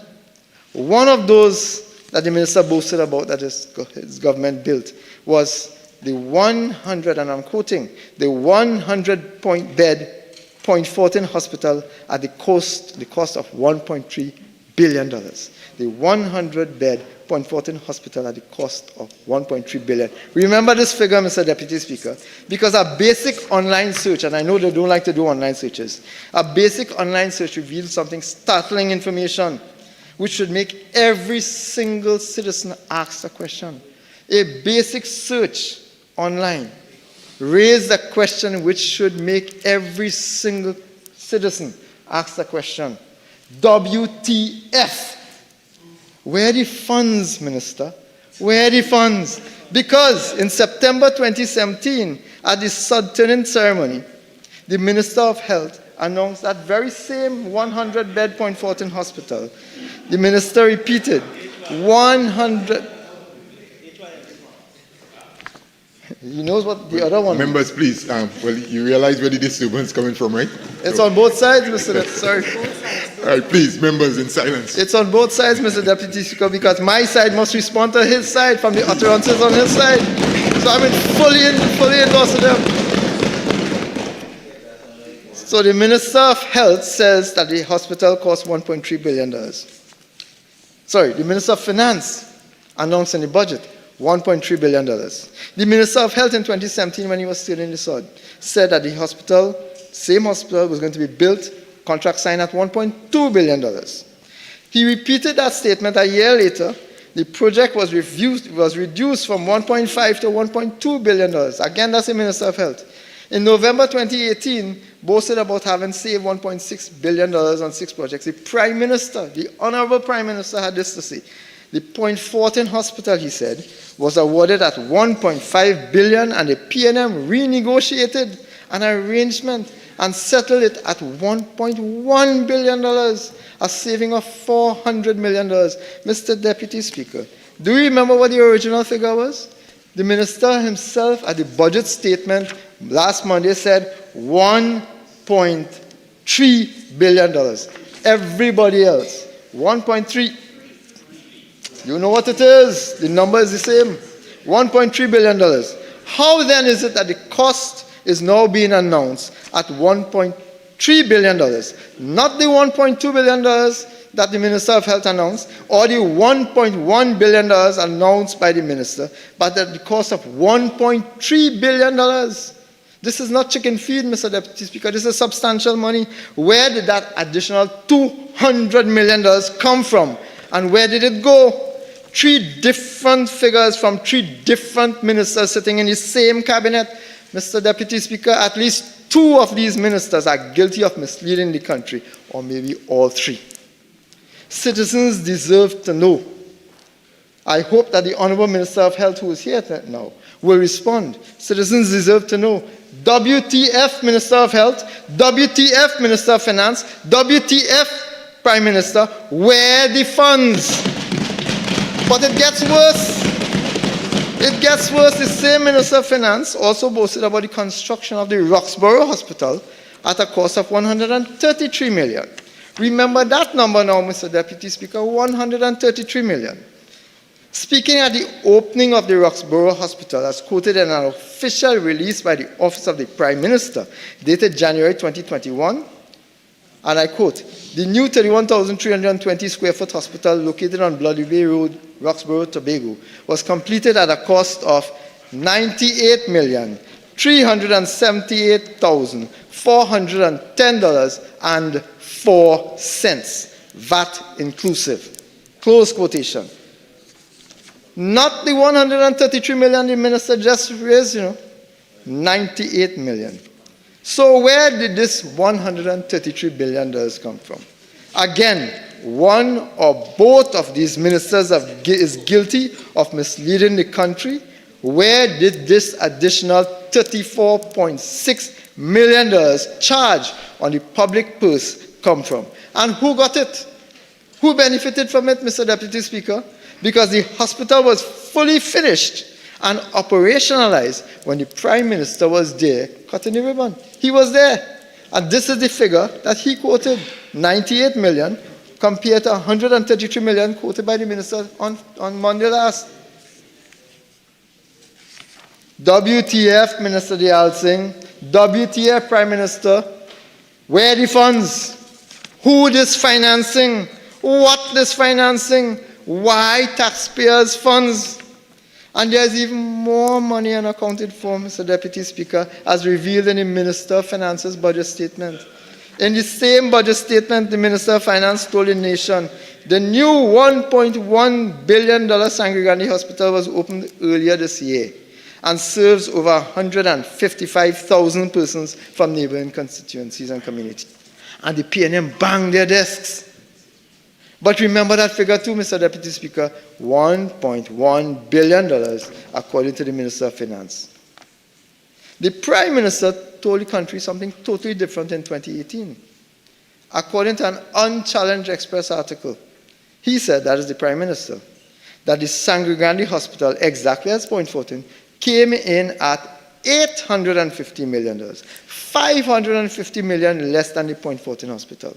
And more recently, in April 2024, the Newsday confirmed this cost when it reported that the Honorable Minister of Health, the member for St. Joseph, said, I quote, Health Minister Terence Dayal Singh said that the new Sangre Grande Hospital campus cost $850 million, VAT exclusive, and called this facility pure excellence.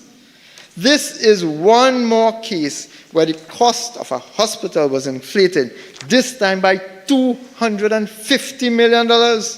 And this came within mere months. What was it? 5 months. Within 5 months, a 30% increase in cost with no additional work being done. Overall, between just these 3 projects that the minister gave us figures for. And you know, after this, they will give us no more figures for anything else. After this, they will cover it up completely. Mr. Deputy Speaker, on just these 3 projects, $484.6 million suddenly emerged on the books to be cleared by this budget, in this budget, to be washed by this budget. Mr. Deputy Speaker, that's completely unacceptable. We want to know, citizens of this country want to know, where did this money go?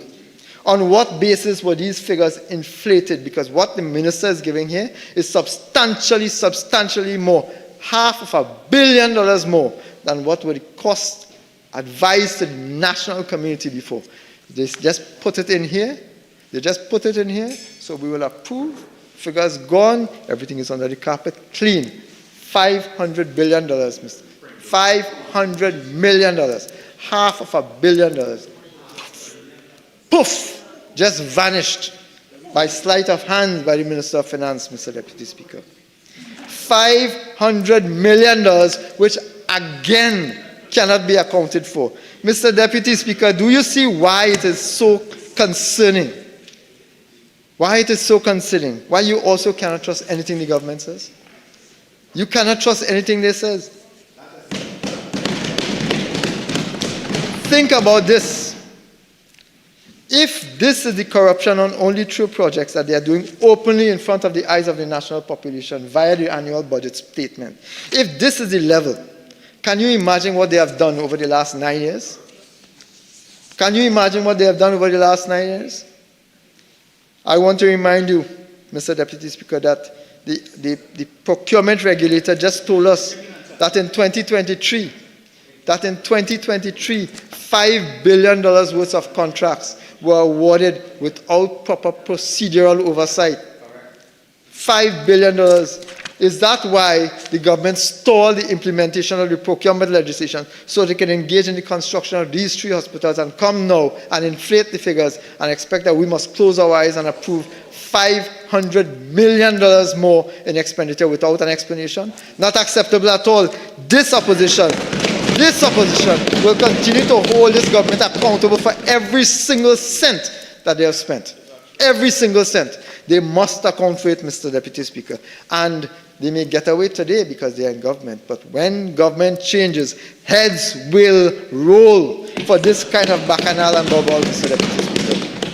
I call on the procurement regulator today, from this podium, this platform, Mr. Deputy Speaker, from this House of Representatives, I call on the procurement regulator to undertake an immediate investigation into these 3 multi-million-dollar projects with a view to determining who has received this mysterious $450 million and for what. Because it could not have been for work done on these hospitals unless the ministers, including the Honorable Prime Minister, are engaged in misleading the population deliberately. Heads must roll. Citizens must be accounted to. We demand transparency, Mr. Deputy Speaker. Mr. Deputy Speaker, the speaker before me also spoke about property tax. He spent his entire period. Members, please, the little comments and stuff now, let's try to stay away from it, please. Thank you, Mr. Deputy Speaker. The minister spent his entire period. In fact, it's not his whole presentation because he went all over the place, but trying to explain how it is that property tax, his words, it's equitable, it's fair to all. It's fair to all. Let me help him with the spelling. For the minister in the Ministry of Finance, fair to all means before you move on, member, again, you have 2 more minutes approximately of your initial speaking time. You can avail yourself to an additional 10. You care to? Yes, thank you very much, Proceed. Mr. Deputy Speaker. Time does fly, Mr. Deputy Speaker. I am sure my colleagues on the opposite side are breathing sighs of relief, but I'm not yet finished.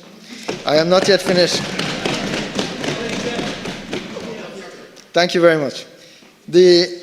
Mr. Deputy Speaker, while the government wastes money and cannot account for billions and hundreds of billions of dollars, taxpayers are being forced to pay for their negligence via the property tax. While it splurges on PR gimmicks and parties non-stop for the last 9 years, they are telling citizens to tighten your belt. We must tighten our belt when they spend millions of dollars on all kinds of activities and refuse to account to the taxpayers for billions. Mr. Deputy Speaker, in front of the, I will treat with that outside, Mr. Deputy Speaker. I will treat with that outside. But I want to stay on the property tax. Because the government, according to the Minister of Finance, he says it's fair to all. I said it before. His spelling would be F-A-I-R. I want to tell the Minister that for all, it is fair for all. Property tax is fair for all. F-E-A-R, because it is unfortunately an unethical, abusive tax, Mr. Deputy Speaker. It is a tax based on fake revenue. Revenue that is not in the possession. Revenue that is not coming in. That's ironic that the member for San Fernando West had agreed with me on that. And I'm hopeful that he would say it in this House as well. It is a tax based on an income that people are not receiving. It's a tax based on a fictitious income. And therefore the fruit of the poison tree is poisoned as well, Mr. Deputy Speaker. It's a real tax based on fictitious revenue. It has been 9 years since this government has been trying to implement this tax. Mr. Deputy Speaker, I have in my possession three tax assessments. I will not display them. 3 tax assessments for the same property. 3. Same 2%, same revised. 3 tax assessments based on the same property. It is the same house with the same doors, the same windows, the same mirrors, the same lights, the same people living in the house, the same posts, the same louvers, the same toilet fixtures, the same tiles, the same everything, Mr. Deputy Speaker. 3 different property assessments for 2 different people. Mr. Deputy Speaker, amazingly, the owner got one of these valuations, and his sister, who stays with him, doesn't pay her rent, she stays with him, she received 2 valuations, and she never filed any documentation for this piece of property. But she is now being told, that is the young lady who lives in this place, she is now being told that because she is living with her brother, she must pay property tax or else, on penalty or else. Not all of these, that's not all.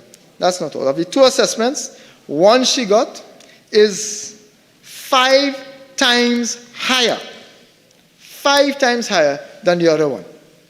That alone should tell you, Mr. Deputy Speaker, that the calculation of this property tax is random, arbitrary, and purely subjective, and is completely opposite to what a tax regime should be. But the minister doesn't care as long as he gets his pound of flesh via the property tax, Mr. Deputy Speaker.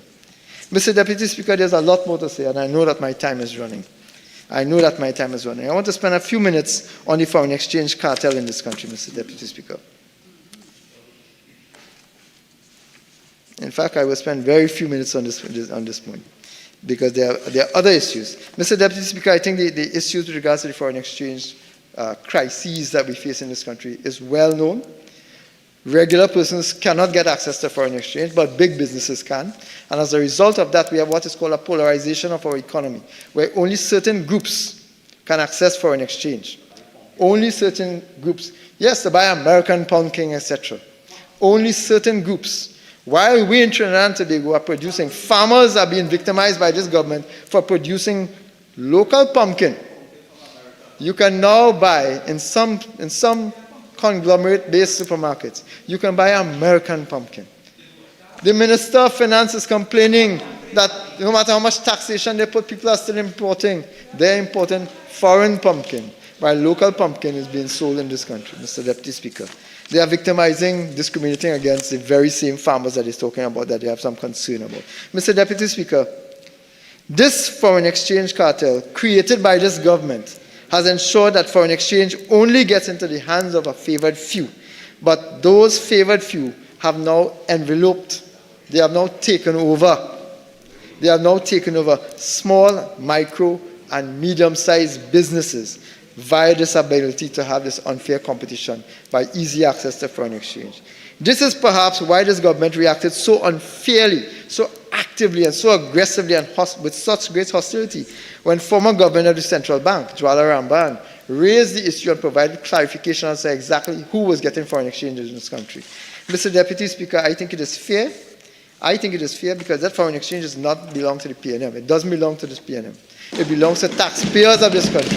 And I think it is fair and it is a matter of time, it's a matter of priority that this government should now start considering changing the legislation to ensure that when monies are spent that belong to the citizens of this country, that we could ask for and get that information.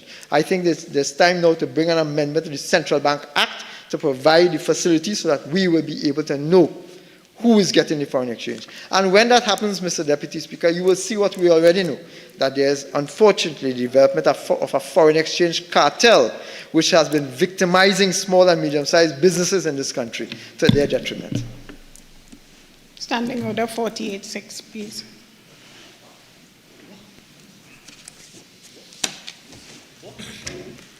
Again, member, I give you some leeway, but kindly proceed.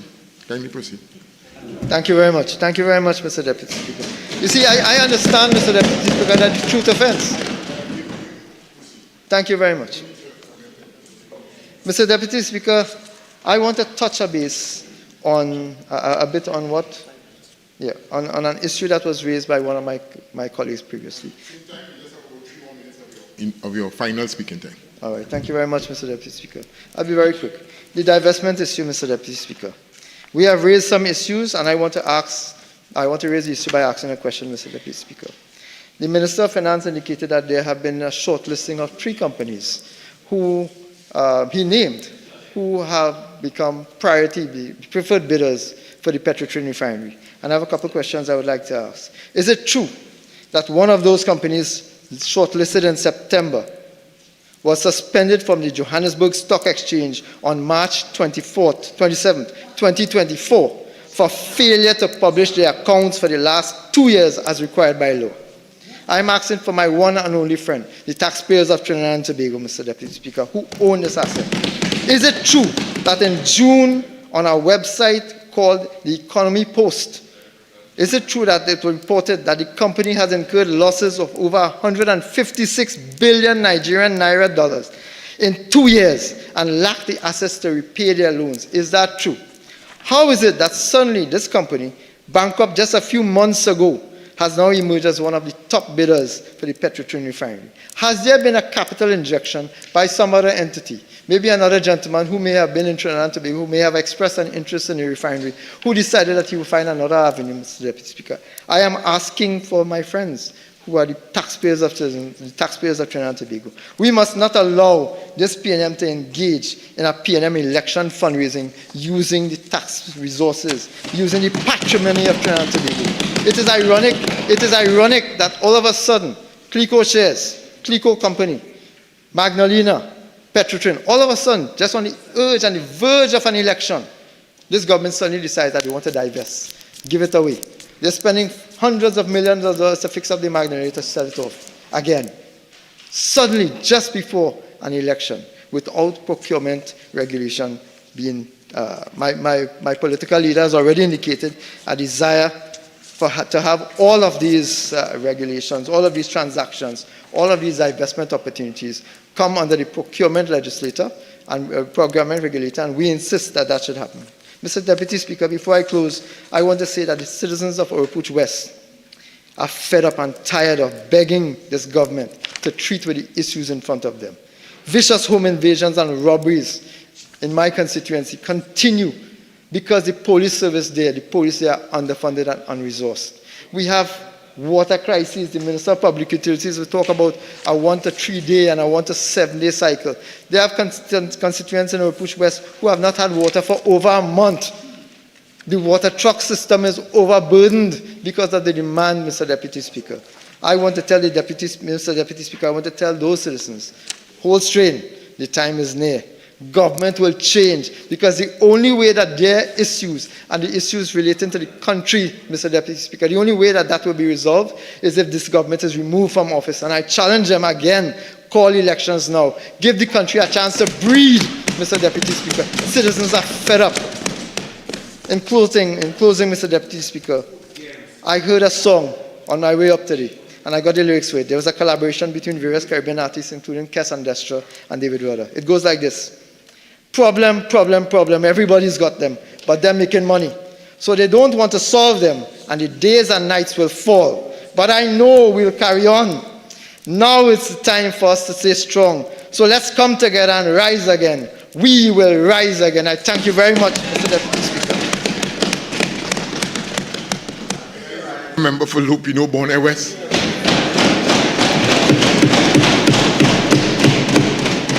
Thank you very much, Mr. Deputy Speaker, for recognizing me. And let me first start, Mr. Deputy Speaker, by commending my colleague from Diego Martin Northeast, the Minister of Finance, for a well-presented National Budget 2025. Let me also thank the Honorable Prime Minister, the Member of Parliament for Diego Martin West, for giving me the opportunity, as well as the People's National Movement, to be of public service to the constituency of Lupino-Bonnet West, as well as to the people of Trinidad and Tobago, all people in Trinidad and Tobago, Mr. Deputy Speaker.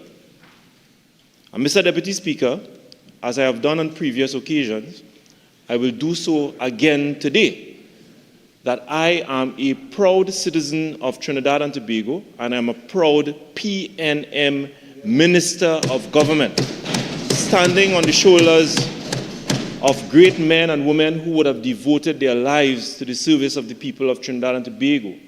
Our first Prime Minister, Dr. Eric Williams, Mr. George Chambers, Mr. Patrick Manning, all of the great men and women who would have served Trinidad and Tobago in public life and giving their time and giving their life in service to the people of this country.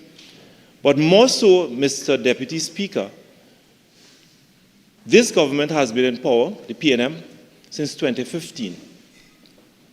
And if you look at the track record of the government under this PNM regime since 2015, the people of Trinidad and Tobago must feel a sense of pride that emerging out of that 2010 to 2015 darkness, that we have a government that is in place that offers sober, stable leadership to the people of Trinidad and Tobago. A lot of challenges, Mr. Deputy Speaker. We would have heard members on the other side speaking, and every time they get up to speak, especially in a budget debate, is as though Trinidad and Tobago is some hellhole, as though Trinidad and Tobago is some place that is unrecognizable. Mr. Deputy Speaker, Trinidad and Tobago is like any other country faced with its own challenges. But we in Trinidad and Tobago can stand proud in this region and around the world that we have faced our challenges with pride, we have faced our challenges with respect, and we would have conducted ourselves in a way where we protect our children, protect every man, protect every woman, protect every community despite our challenges, Mr. Deputy Speaker. But I listen to my colleagues on the other side, and I must say, whatever is your influence, whatever is your mindset with respect to bad-talking this country, you will not break our spirits. You will not weigh us down, Mr. Deputy Speaker. This is the PNM. We stand on the shoulders of great men and great women. We are an institution. We cannot imagine Trinidad and Tobago, Mr. Deputy Speaker, without the PNM.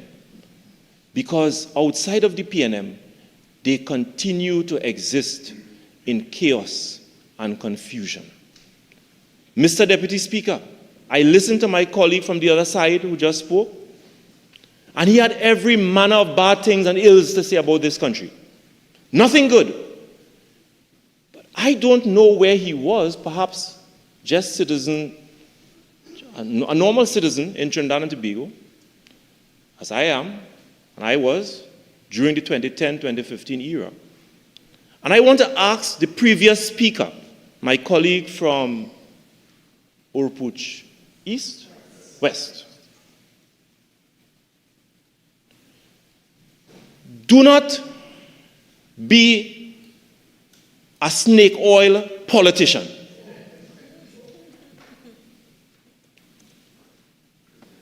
Conduct yourself in a way where children will not regard you as a political conman. We live in this country, and we remember the reigns of the UNC in 2010 and 2015, Mr. Deputy Speaker. The people of this country will not return to life sport. The people of this country, Mr. Deputy Speaker, will not return to Rishmi Ramnarain. The people of this country, Mr. Deputy Speaker, will not return to email gate. The people of this country, Mr. Deputy Speaker, will not return to Section 34. The people of this country, Mr. Deputy Speaker, will not return to the multi-billion-dollar scandal in EFCL that jeopardized the education of our children. Mr. Deputy Speaker, we will not return to a failed state of emergency that saw hundreds of young black men in the East-West corridor being incarcerated with not one shred of evidence offered against them and their lives tarnished for all. We will not return to those dark days anymore. We will not return, Mr. Deputy Speaker, to the days of the Beetham wastewater scandal that cost the children of this country $1.5 billion. We will not return to those days. He asked about where the money gone. I want to remind him, Mr. Deputy Speaker, you recall under the leadership of the Member of Parliament for Siparia, the Curep Interchange Project was set to cost the people of Trinidad and Tobago over $650 million. It is the PNM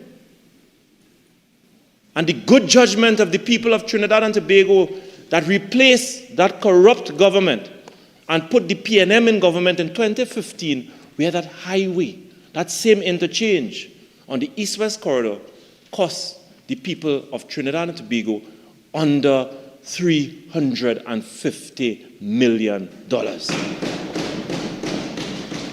That money, Mr. Deputy Speaker, the savings from that project was used to construct a major interchange project in Diego Martin. That is where the money gone. That is where the money gone. And despite all of our challenges, Mr. Deputy Speaker, because we are faced with a lot of economic headwinds since 2015, as a matter of fact, since 2010 to now, under the sober and inspiring leadership of Dr. Keith Christopher Rowley, we are proud to say that at this point in time, inflation is below 1%. We would have heard year after year members of the opposition coming here saying that the economy collapsed, everything collapsed, nothing is working good, this one is bad, everything is going good, unemployment and what have you. But despite their bad mouth and bad talk and negative vibes, Mr. Deputy Speaker, today, inflation in Trinidad and Tobago is under 1%.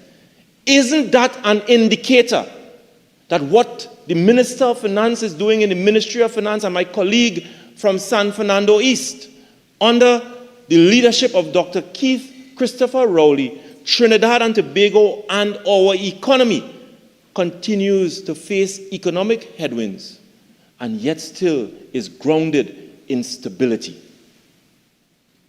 Mr. Deputy Speaker, can we say that an economy is collapsed when there are 3 consecutive years of economic growth?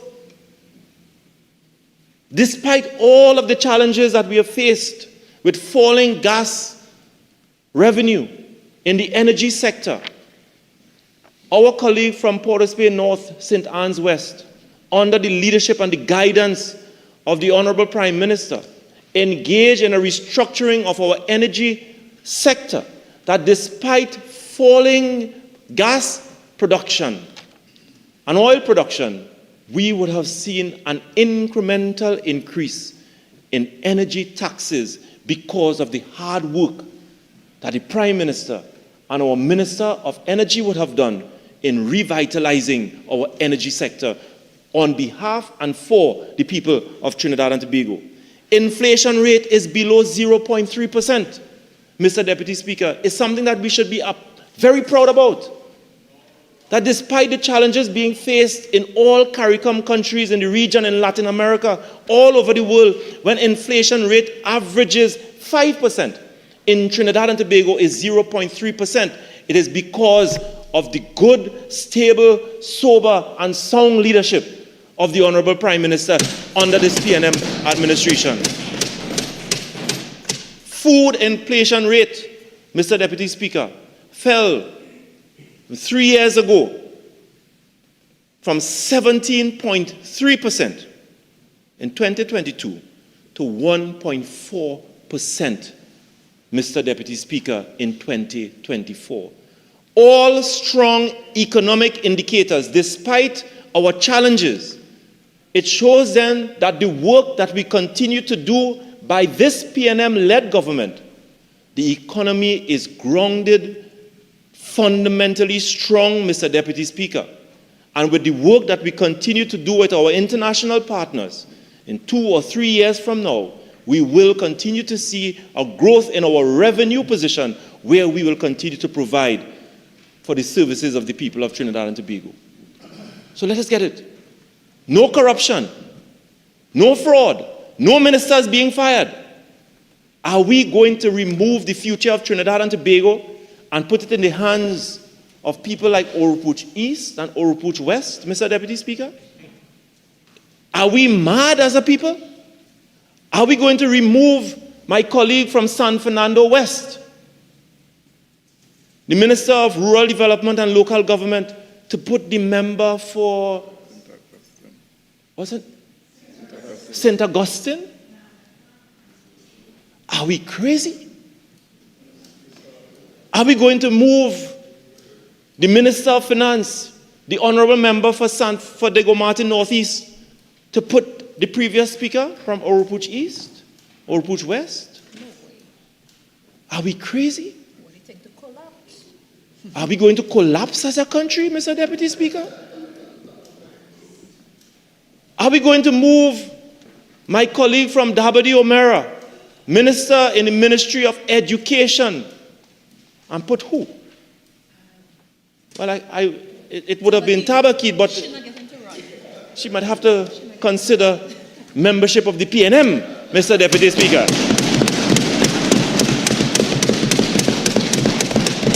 Are we going to move the Minister of Energy, the Honorable Stuart Young, to put my friend from Pointe-à-Pierre?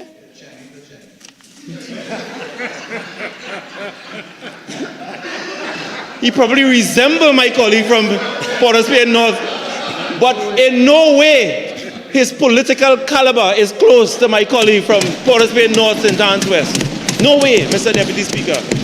Mr. Deputy Speaker.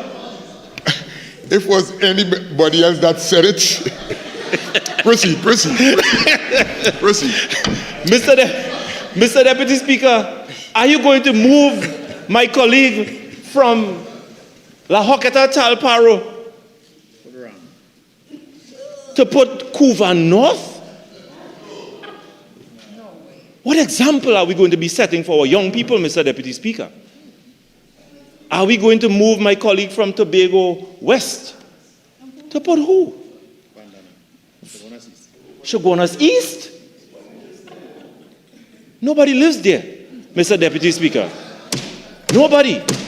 And certainly, Mr. Deputy Speaker, you're not going to move the Member of Parliament for Lopino, Borneo West, and this Minister of Public Utilities to put the member for Princestown.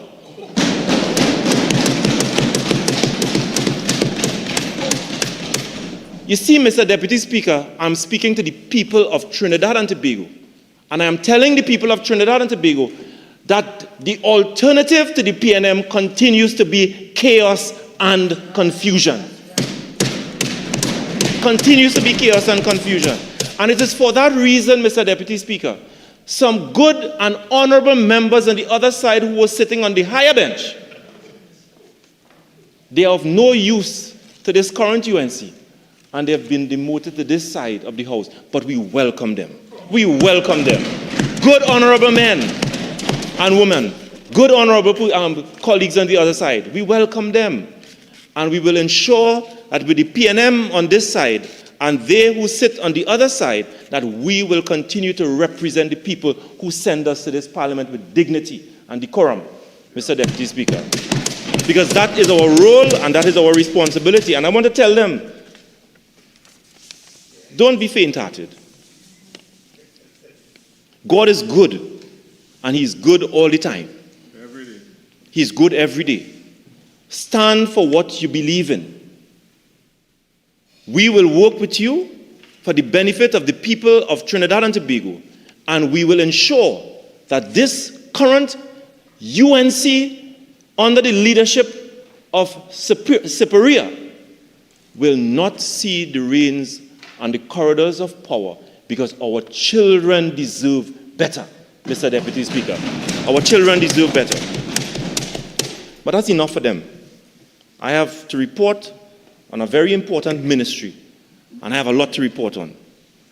Mr. Deputy Speaker, the public utilities sector is in good hands and is in better hands. Mr. Deputy Speaker, in 2020, when the PNM was returned to government, it is the Honorable Prime Minister who placed on public record that we need to look at our water sector and determine whether our water sector is discharging, especially under the Water and Sewage Authority, is discharging its responsibilities to the people of Trinidad and Tobago as it is required to do under its current structure, under its current legal framework.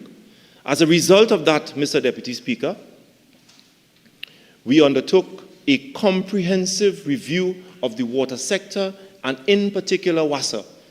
And that report was completed by the end of 2020, a report that was laid in this parliament for all to see.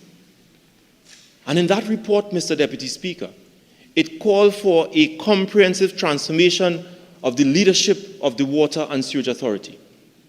In addition to that, it called for a number of capital invested projects to be undertaken to stabilize and improve the supply of water to all citizens and all communities in Trinidad and Tobago. Mr. Deputy Speaker, 2 years after, despite challenges in the court system, at the industrial court to stop this transformation in progress, I'm pleased to report that in November, next month, Mr. Deputy Speaker, the Water and Sewage Authority will be under new executive leadership.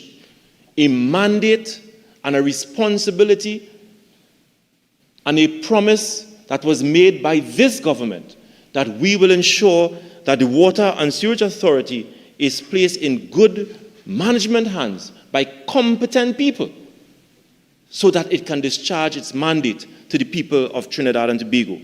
In addition to that, Mr. Deputy Speaker, we recognize that in addition to restructuring the leadership of the Water and Sewage Authority, we needed to engage into a number of projects all over Trinidad and Tobago, where communities have been crying out for water and citizens have been crying out for water for one reason or the other. We decided that we will undertake a number of projects under several headings the Community Water Improvement Program, the Strategic Action Plan to improve the supply of water in Trinidad and Tobago, the Northwest Water Improvement Program, Mr. Deputy Speaker, and the National Water Stabilization and Improvement Program. All of these programs, Mr. Deputy Speaker, were designed for short-term and medium-term intervention as long as long-term intervention, because we recognize some of these projects, because of their complex nature, will take a lot of time. The procurement process is going to take a prolonged period of time. But whilst we do all of that, we will ensure that we make the necessary interventions in many communities all over Trinidad and Tobago to bring short-term relief to all our citizens, Mr. Deputy Speaker.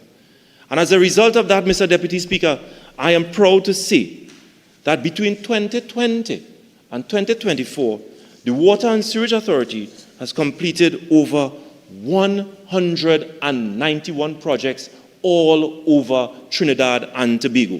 100, something that has never happened in the history of the water sector in this country. No corruption, no allegations of corruption, nobody shouting about pipe or anything like that. No Beetham wastewater scandal.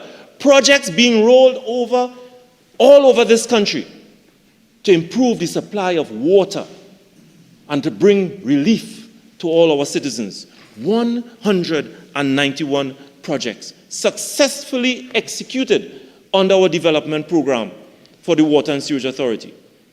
Mr. Deputy Speaker, there are a number of communities where I would have visited, where projects have been successfully completed, where people got water for the very first time.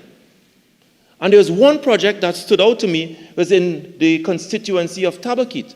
My colleague from Tabaquite was part of that commissioning ceremony, because the people there would have cried out for water for over 2 or 3 decades.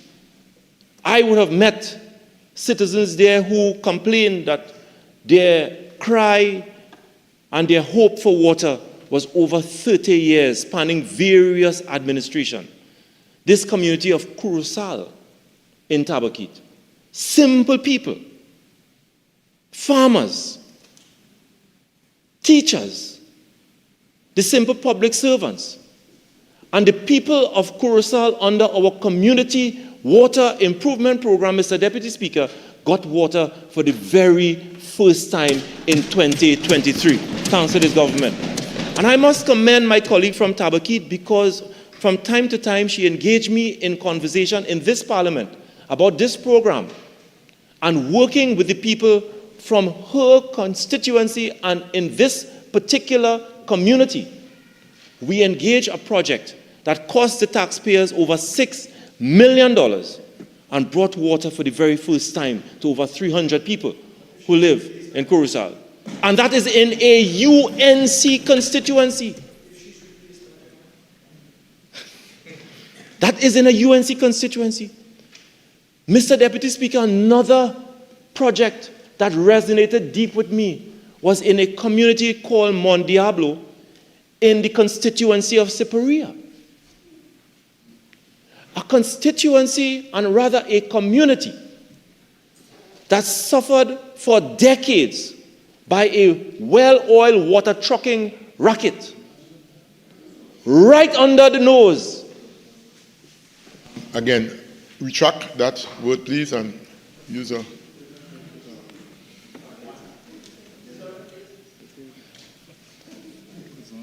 I retract the word, Mr. Deputy Speaker. But Mr. Deputy Speaker, it was an act of profound criminality and corruption on the people of Mont Diablo. 5,000 people who live in Mont Diablo that suffered under this water trucking scheme, right under the nose of the Member of Parliament for Seecheran. And we made that intervention faced with all kinds of threats to our lives. Even a reporter was threatened when we sought to make the necessary intervention to liberate the people of Mont Diablo. But we stood fast, and we faced the criticism, and we returned pipe-borne supply of water to 5,000 people in Mount Diablo for the very first time after 30 to 40 years. And when that was done, the honorable leader of the opposition got on a stage and complained that it was not so, and that they never suffered for water. And we just came and turned on a pipe and the people not getting water. And without the minister responding to her, it is the very people who live there responded to their member of parliament and say it is not so. The intervention was made and we now have a steady supply of water for the very first time. And I say that, Mr. Deputy Speaker, because a profound and gross mistruth was spoken or repeated in this House by members opposite. That when the UNC was in government, over 70% of the population received a supply of water. Mr. Deputy Speaker, that has no foundation in truth. It never happened. And I want to challenge my colleagues on the opposite side. If that was in fact so, because you like to come and boast that under the leadership of the member for Seecheran, that 70% of the population received a supply of water, what about Mount Diablo in the constituency of Seecheran that you turned your blind eye on? What about them? If you were boasting all over that you provided a steady and a reliable supply of water, why 5,000 people in the constituency of Seecheran were ignored? What about them? Why have the people of Granville and Ikakas and Cedras that now continue to get a steady supply of water because of the interventions that we have made by drilling 3 and 4 wells, providing them with water for the first time after 20 years? If you provided them with water when you were in office, boasting that 70% of the people there got water in this country, the last time I checked, Mr. Deputy Speaker, the people there voted the UNC consistently over the last 25 years. And I ask you, why did you turn your backs on them? Mr. Deputy Speaker, in 2013, a former UNC Minister of Government commissioned a desalination plant in Point Fortin, bringing 4 million gallons of water to the grid. And this is what he boasted and said. Guardian report, September the 4th, 2013. Point gets an improved supply of water.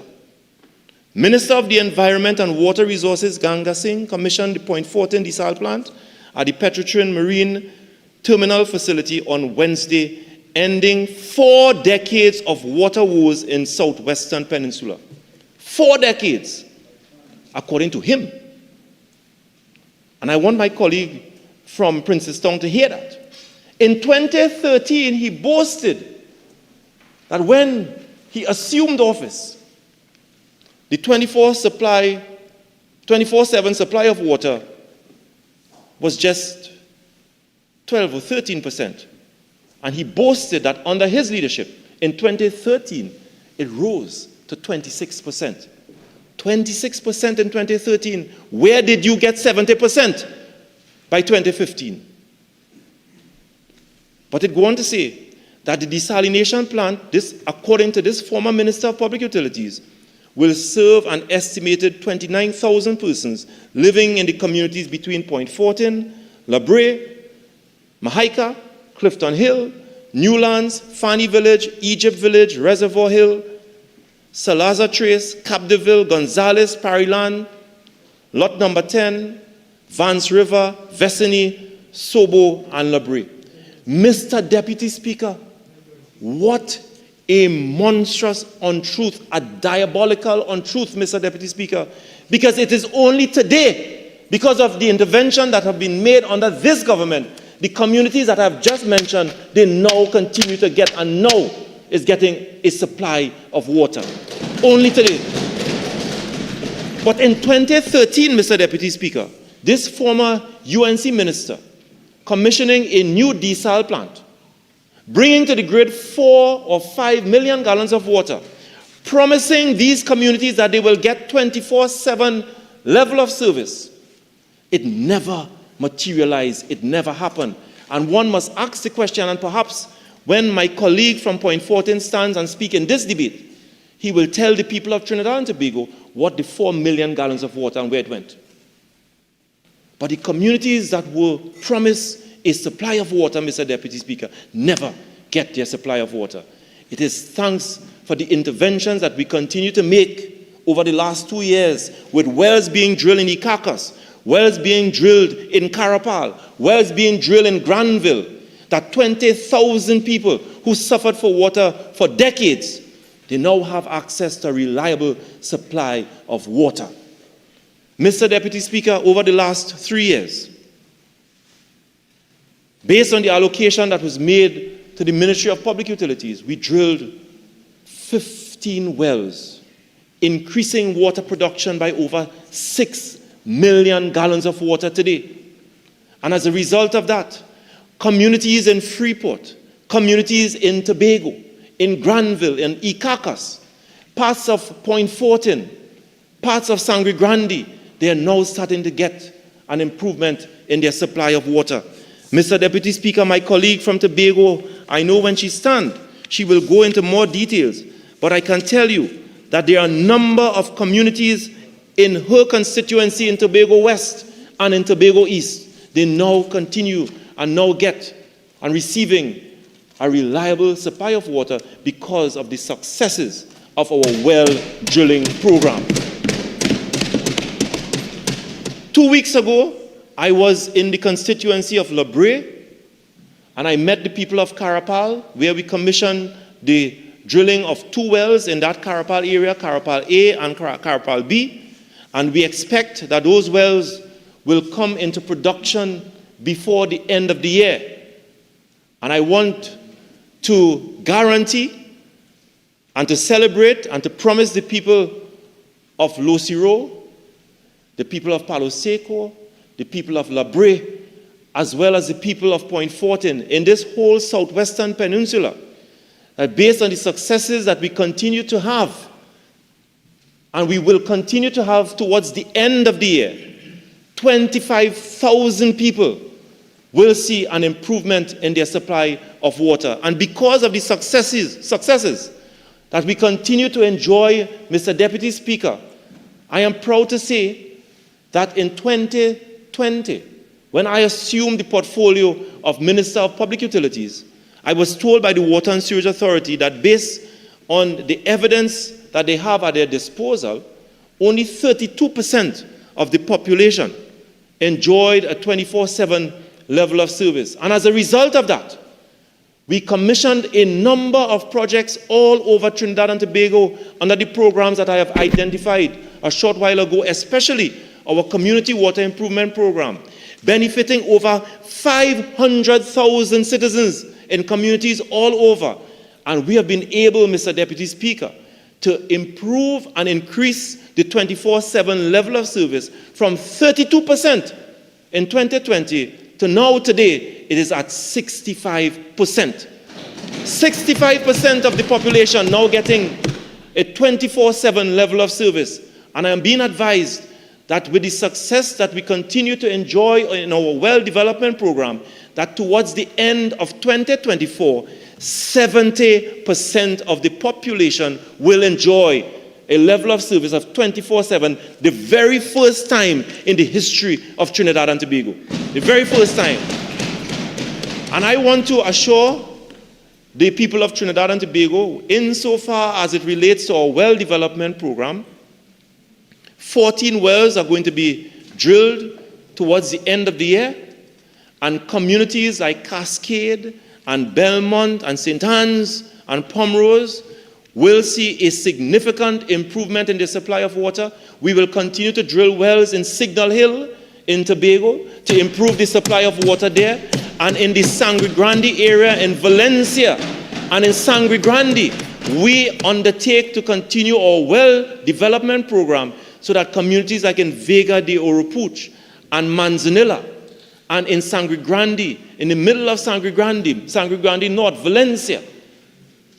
Mr. Deputy Speaker, even back down in southwestern peninsula, we will continue our well drilling program that the people of Palo Seco and Losiro and Point Fortin will see an improvement in the supply of water. As we speak now, 4 wells are being drilled in the Clark Road Penal area, 3 in the Freeport area that will see an increase in the production of water by over 1 million gallons per day.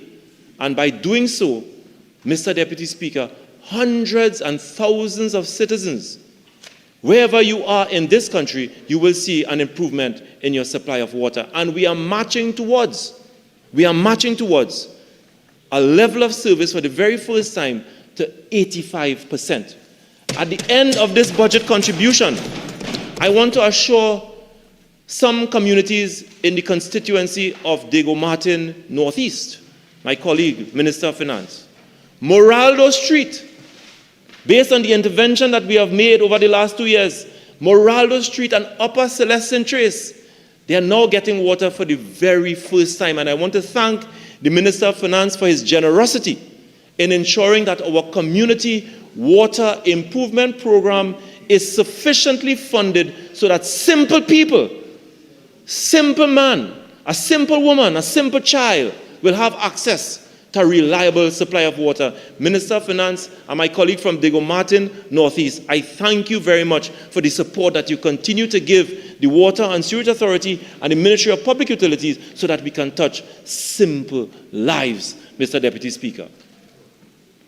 Mr. Deputy Speaker and my colleague from La Hoqueta, he will tell you that we drill a well in the Las Lomas area, and that community of Kernahang Trace that suffered for water for decades. We increased the production of water by over 300,000 gallons of water, and Kernahang Trace moved from a level of service of no water at all to almost getting water on the 24/7 basis. And as a result of that, we will continue to drill well in the Las Lomas area and in the Wallerfield area, benefiting thousands of people. Under our IDB program, Mr. Deputy Speaker, I want to place on record my strong commendation for the team at the IDB for the work that they do and they continue to do under that program. Mr. Deputy Speaker, the IDB has informed me that that loan that they have made available to the people of Trinidad and Tobago to improve the supply of water is one of the best performing loans the IDB has made available to Trinidad and Tobago over the last 20 years. As we speak now, a simple loan of $80 million, Mr. Deputy Speaker. The execution and the implementation rate is over 50%. Mr. Deputy Speaker, under that loan program, the Goldsboro Water Treatment Plant in Tobago East, we are going to commence the construction of that Goldsboro Water Treatment Plant. That will be the biggest water treatment plant to serve east of Tobago, serving over 15 to 20,000 people by increasing water production by 3 million gallons of water per day. And in the Santa Cruz area, in the constituency of Sedans East, we are also looking to commence the construction of the Santa Cruz Water Treatment Plant that will improve the supply of water by 5 million gallons of water under that IDB program, Mr. Deputy Speaker. And when that plant comes into production, it means that 5 million gallons of water from the Caroni Water Treatment Plant can now be diverted to communities that are unserved and underserved, because water from the Caroni Water Treatment Plant will no longer have to be pumped from different stages all the way from Santa Cruz down into Cocorite, down into Faizabad and central Trinidad. It means that we are now localizing our sources of water so that more water can become available to provide to communities that are unserved and underserved. Mr. Deputy Speaker, under this IDB program, the Guanapo Water Treatment Plant will be fully refurbished. That will increase its production by 2 million gallons of water. And the town of Arima and environs, Dabadi Omera, Lopino Borneo West, La Hoqueta Talparo, Sangre Grande, and Arima, over 50,000 people stand to benefit tremendously by the construction of the Guanapo water treatment plant under the IDB program. And Mr. Deputy Speaker, we are moving to Freeport. We are expanding water treatment plant in the Freeport area, where the people of central Trinidad will continue to see an improvement in the supply of water. The North Oropouche water treatment plant will see a tremendous refurbishment that will serve the community of Kamuto, Manzanilla, and the people of Toko, Sangre Grande. And in Chatham, this water treatment plant will be fully refurbished, Mr. Deputy Speaker, where the people of Point Fortin and the people of La Brea and Southwest Trinidad will see an improvement in the supply of water. Under this IDB program, Mr. Deputy Speaker, all communities, wherever you are, be it in South, in Central, in Tobago, in East, and in the West, will be touched, cutting across race and geographical boundaries, Mr. Deputy Speaker, because what we see in this PNM is not party, is not color, but we see citizens who we pledge to provide good service for by our oath of office, Mr. Deputy Speaker. And I want to assure all our citizens that under this PNM-led government, every dollar that is made available to the Ministry of Public Utilities will be put to the good use of the people of Trinidad and Tobago, regardless of where you are located. Mr. Deputy Speaker, it has never happened in the history of the water sector. The water sector is in good hands, and despite our challenges with climate change and what have you, the people of Trinidad and Tobago and the Ministry of Public Utilities undertaking a suite of capital projects, short-term, medium-term, and long-term. We are already seeing the fruits of our hard work, with 65% of the population at this point in time getting an improvement in the supply of water, with 70% by the end of 2024, and that by September 2025, moving way past 85%. Never happened. And therefore, I want to tell the people of Trinidad and Tobago, we have to do what we must do. We have to vote in the way that we must vote to ensure that the development of Trinidad and Tobago is not derailed by making bad political judgments and putting people in office whose track record in the water sector is nothing but a sordid state of affairs. It must not happen. We must not derail this train of national progress and put people whose track record is the Beetham wastewater scandal. A CEO who was taken from the political office, never interviewed, and put directly in the CEO's office in Wassa and running Wassa, even when he was moved back to Ministry of Public Utilities, but still running Wassa in a CEO's office inside of that organization. That is their history, Mr. Deputy Speaker, and we will not return to that sordid past. It must not happen. But despite all of that, Mr. Deputy Speaker, I must say that as a result of climate change, our reservoir levels continue to be low.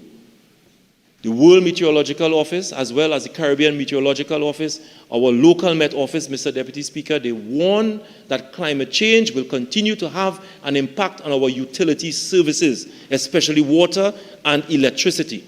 Mr. Deputy Speaker, we are in the month of October. Hollis Reservoir and the Arena Reservoir, Navid Reservoir are way below their long-term averages.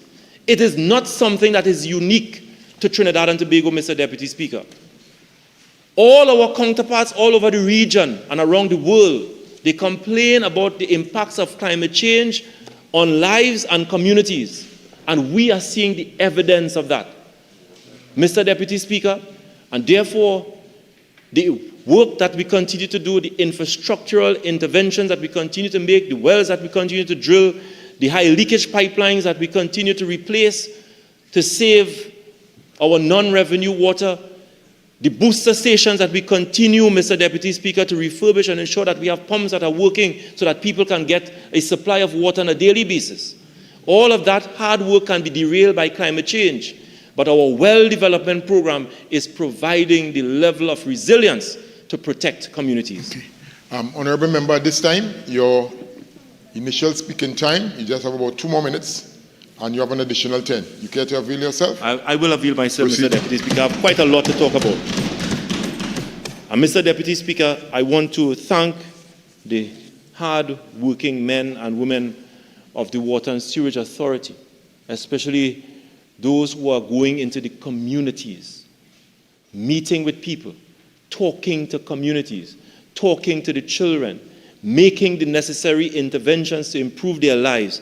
I want to thank the hard-working men and women in the Water and Sewerage Authority for the work that they have done over the last 4 years, going on 5 years, to touch simple lives and improving the living circumstances of our citizens, Mr. Deputy Speaker. Mr. Deputy Speaker, a couple of months ago, something very good happened again in the water sector. And we commissioned a brand new state-of-the-art operational control center.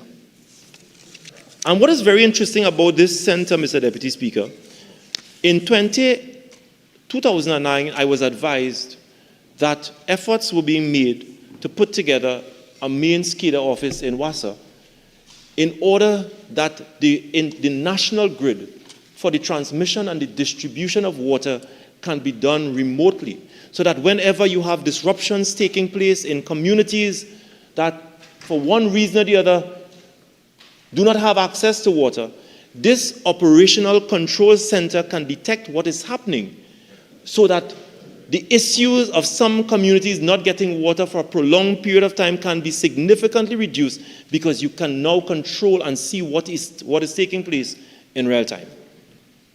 There was a change in government in 2020, and that project was not pursued for one reason or the other. 2 months ago, Mr. Deputy Speaker, I can report that the Operational Control Center was commissioned in the Water and Sewerage Authority. A 2,500 square foot facility that is equipped with state-of-the-art technology, including touchscreen video walls, modern data visualization software, 24-hour monitoring and control of SCADA systems, GIS, and telemetric devices. The OCC, Operational Control Center, allows for remote management of all of the selected remote facilities from the control room that improve operational efficiency and features robust cybersecurity measures, all aimed at progressing Wassa towards its own digital transformation. Mr. Deputy Speaker, I am very proud, Mr. Deputy Speaker, that this Operational Control Center, which is the largest of its kind in the entire Caribbean, was done by engineers from within the authority and by partnering with a local firm. And Mr. Deputy Speaker, I can tell you that the IDB visited and the CAF visited this particular center and gave raving commendation to the government of Trinidad and Tobago and the leadership of Wassa for putting together this modern state-of-the-art control center, which is now the envy of our colleagues in the entire region. And I want to commend the leadership and the board of Wassa and the government of Trinidad and Tobago for investing in this very important infrastructure. Mr. Deputy Speaker, our leak repair program. 5 years ago, we heard that Wassa had a leak repair backlog of 5,000. Water wasting all over this country. And because of the strategic work that we've been able to do over the years by providing the necessary tools and the necessary equipment, the leak repair backlog from Wassa reduced by 90% from 5,000 5 years ago, Mr. Deputy Speaker, to under 300 as we speak today, and being maintained at that level. We will continue to roll out our community water improvement program, touching lives and touching communities all over this country. We will commence a major infrastructure work in Pluck Road in central Trinidad and Penal. We will continue to drill wells in the Penal area and in Mont Diablo area that will see an improvement in the supply of water to some of the unserved and underserved communities there. Mr. Deputy Speaker, let me now turn to the Trinidad and Tobago Electricity Commission. And despite what some of the naysayers and the negative speakers may say, Mr. Deputy Speaker, TNTech remains a model utility company not only in Trinidad, but the entire Caribbean. So much so that they were on standby in the event that there is a light out in Guyana last night, Mr. Deputy Speaker. They were on standby, Mr. Deputy Speaker. I got a call to put TNTech on standby that in the event that there is a light out in Guyana, TNTech crew was waiting to go down in Guyana to ensure that we have a full match, Mr. Deputy Speaker. In the same vein, Mr. Deputy Speaker, just 2 months ago, a team of men and women in TNTech went to Grenada after the passage of Hurricane Beryl to restore electricity supply to our CARICOM country. And Mr. Deputy Speaker, I can tell you that the words and the communication that I received from my colleagues in the region is that the Trinidad and Tobago Electricity Commission is a utility agency that the citizens of Trinidad and Tobago should feel proud about. And I want to stand here today and commend the board and to commend the management of TNTech that despite all of the challenges, that TNTech remains a stable and a responsive utility agency responding to the needs of the people of Trinidad and Tobago. Under the PSIP program, Mr. Deputy Speaker, in 2024, for the very first time, over 1,200 LED lights were deployed all over Trinidad and Tobago, Mr. Deputy Speaker.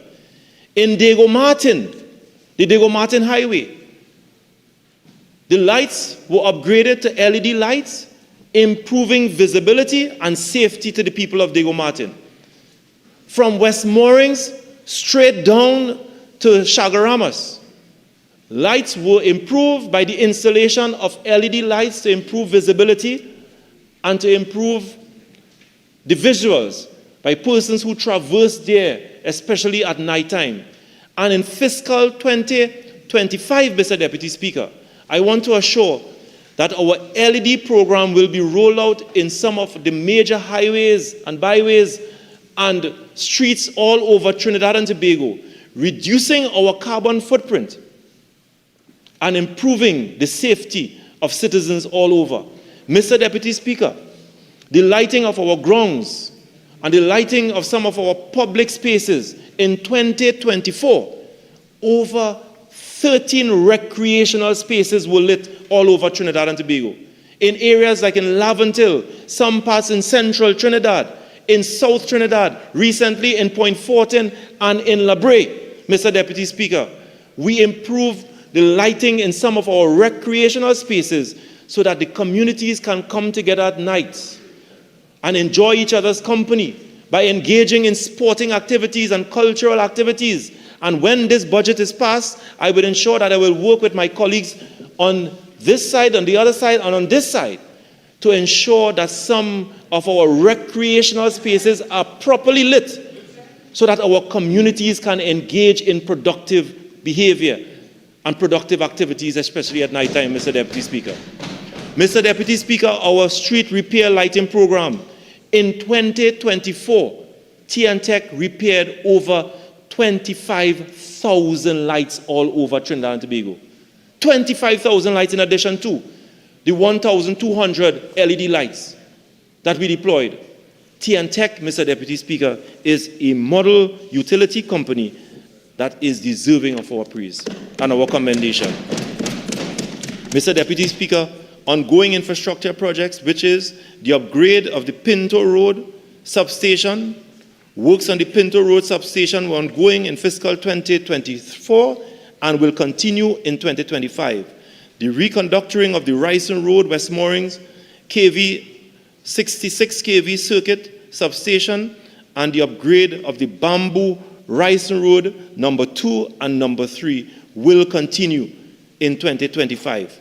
And in the Mayaro area, Mr. Deputy Speaker, in St. Mary's, we will continue the upgrade of that circuit, installing over 127 light poles. That's about 2 more minutes. Thank you very much, Mr. Deputy Speaker.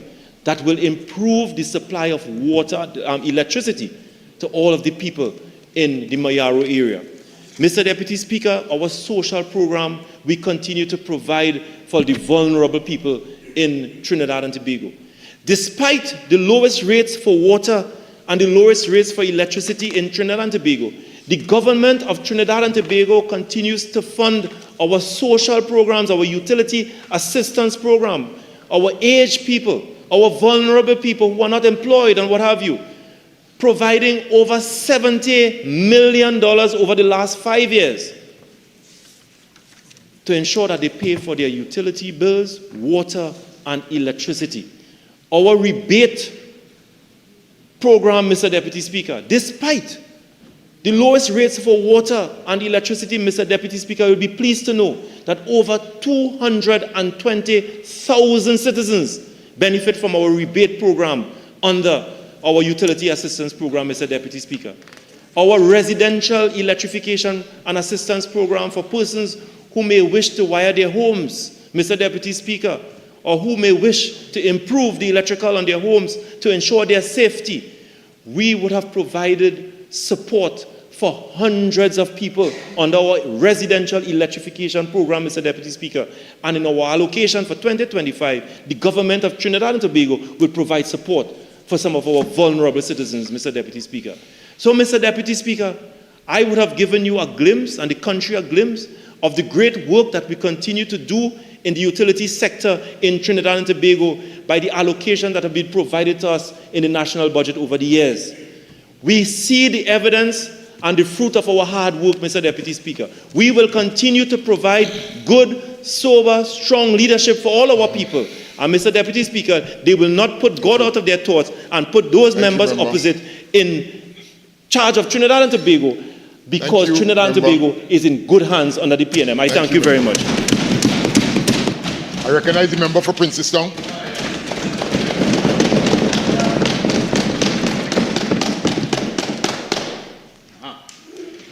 Thank you, Mr. Deputy Speaker. Mr. Deputy Speaker, when the Leader of the Opposition responded to the government's presentation of the 2024-2025 fiscal package, the Leader of the Opposition labeled her response a decade of destruction, deficits, debts. After listening to the member for Lupino Bonnet, I believe that she should also have added a decade of delusion and devoid of solutions. You know, Mr. Deputy Speaker, the Prime Minister often refers to former Prime Minister Manning. When former Prime Minister Manning used to say, when you have nothing to talk about, you have no achievements, you have to say something. So just now we heard something which was really nothing. Mr. Deputy Speaker, after listening to the member for Lupino Bonnet West, one would have thought that this was a government that is a paragon of virtue. But let me remind the national community that up to today, $3 billion remain unaccounted for as identified by the Auditor General. $5 billion has been identified by the procurement regulator as unjustifiable expenditure and questionable contracts. The member wanted to tell this side of the House that people were saying no more UNC, never UNC again. Today the people are saying PNM. Yes, they're saying PNM, but they're saying PNM, please no more. Please no more, Mr. Deputy Speaker. That is the cries of the people of Trinidad and Tobago.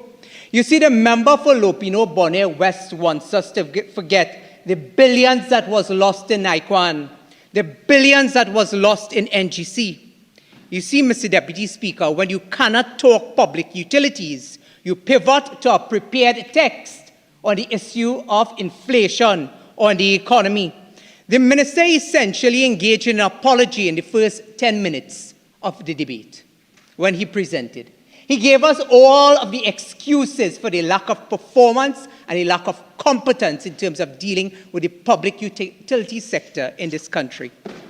Mr. Deputy Speaker, I found it most curious that the minister took his first 10 minutes to make a case for the PNM A team and the PNM B team. You see, Mr. Deputy Speaker, our party is strong. Our party does not need to take 3 days for a political leader to get 8,000 votes. We take 2 one day, where over 20,000 of our members come out to vote for the real UNC, not the PNM-B team. Mr. Deputy Speaker, I want to tell the member for Lupino Bonnet West, when you do not come prepared, cockroach must stay out of foul business. Stay out of the UNC business. Good advice. Mr. Deputy Speaker, I want to take the opportunity, first and foremost, to thank and congratulate the Leader of the Opposition for a visionary and sterling response. Mr. Deputy Speaker, the Leader of the Opposition really reflected the pulse of a very beleaguered, hopeless, and in many instances, hapless country. But the Leader of the Opposition stood resolute. Not resolute that the Minister of Finance, which one side of his mouth he tells us, I can see clearly now the rain is gone, and then the Prime Minister tells us, hold strain, hold strain. The member for Paray was resolute in identifying what the challenges are, but also providing solutions and an advanced plan in terms of how the UNC will turn the economy and transform this country. And I want to deal with an issue that is being parroted across the floor by members. Where are you going to get the money from? How are you going to bring about all of this change? How are you going to implement all of these plans? That member for Paray was the Prime Minister that oversaw the highest foreign direct investment this country ever saw in 2014. It was that Prime Minister, then member for Paray, who incentivized the local business and manufacturing sector that we saw some of the largest numbers in terms of the turnaround of the manufacturing sector in this country. Today we heard the Minister of Bubblegum. No, the Minister of Trade, which is the same difference. Yes. Because up to today, the Minister cannot tell us. Again, please, you know, the term. Well, that's what the Minister came and spoke about. No, but the term, you know what I mean? The term. It's how you refer to it. Understand? The Minister of Trade, with a vision for Honorable Deputy Speaker, with a vision for bubblegum, who one would have thought after 9 going on 10 years would have told us how you intend on dealing with issues surrounding the ease of doing business in Trinidad and Tobago, the electronic window, working alongside legal affairs and the Attorney General's office to ensure that investors had a conducive business environment. We did not hear that. Instead, we heard about bubblegum, we heard about chili bibi, we heard about PVC pipe. That is the vision that this government has for this country. But Mrs. Pasabi-Sessa stood resolute in identifying critical sectors for the transformation of health, for the transformation of education, and also for the transformation of public utilities. Mr. Deputy Speaker, I also want to congratulate the UNC A team. The UNC A team who has spoken in this debate, who has given a voice to the people of Trinidad and Tobago in terms of things that impact them most in their pockets and in their homes, be it on the issue of crime, be it on the issue of healthcare. We heard from MP Tancoo a short while ago in terms of where we are in terms of our macroeconomics in this country. And as colleagues flesh out other portfolio areas, Mr. Deputy Speaker, we will continue to stand in this House and speak on behalf of the people of Trinidad and Tobago. But Mr. Deputy Speaker, I'll tell you this. The people of Trinidad and Tobago, while they are concerned, they are also seeking vengeance. And I'll tell you why I say they are seeking vengeance. You see, every year they are told to tighten their belt. They are told to eat less macaroni pie. They are told to ride your bicycle to work. They are told cook on your coal pot. They are told they are too greedy, waiting for hampers. They are told nobody lives there. They are told wait till 2027 for better days. The population, however, witnesses the stark contrast of million-dollar mansions for the Prime Minister. They witness millions in Casabon paintings. They witness ostentatious Hyatt soirees. They witness million-dollar vehicles. That is why I say the population is seeking vengeance on the 10th budget presentation, and the vengeance is voting them out, Mr. Deputy Speaker. You see, Mr. Deputy Speaker, public utilities is one of the most stagnant sectors for the past 9 going on 10 years. Nothing positive has happened in critical areas that affect people every single day of their lives. Water, Mr. Deputy Speaker, electricity, communication. The minister had the audacity to stand in this house and tell us all the glowing things that is happening in the water sector when every Monday morning, including his own constituency, people are protesting every single day because of dry taps. And dry taps not for one day, Mr. Deputy Speaker. Sometimes it goes on for weeks, if not months, and that is the reality of the water sector in this country. More than 29 million. Madam Speaker, Mr. Deputy Speaker, instead, the 9 going on 10 years has been less about plans, policies, and action. It has been about anxiety.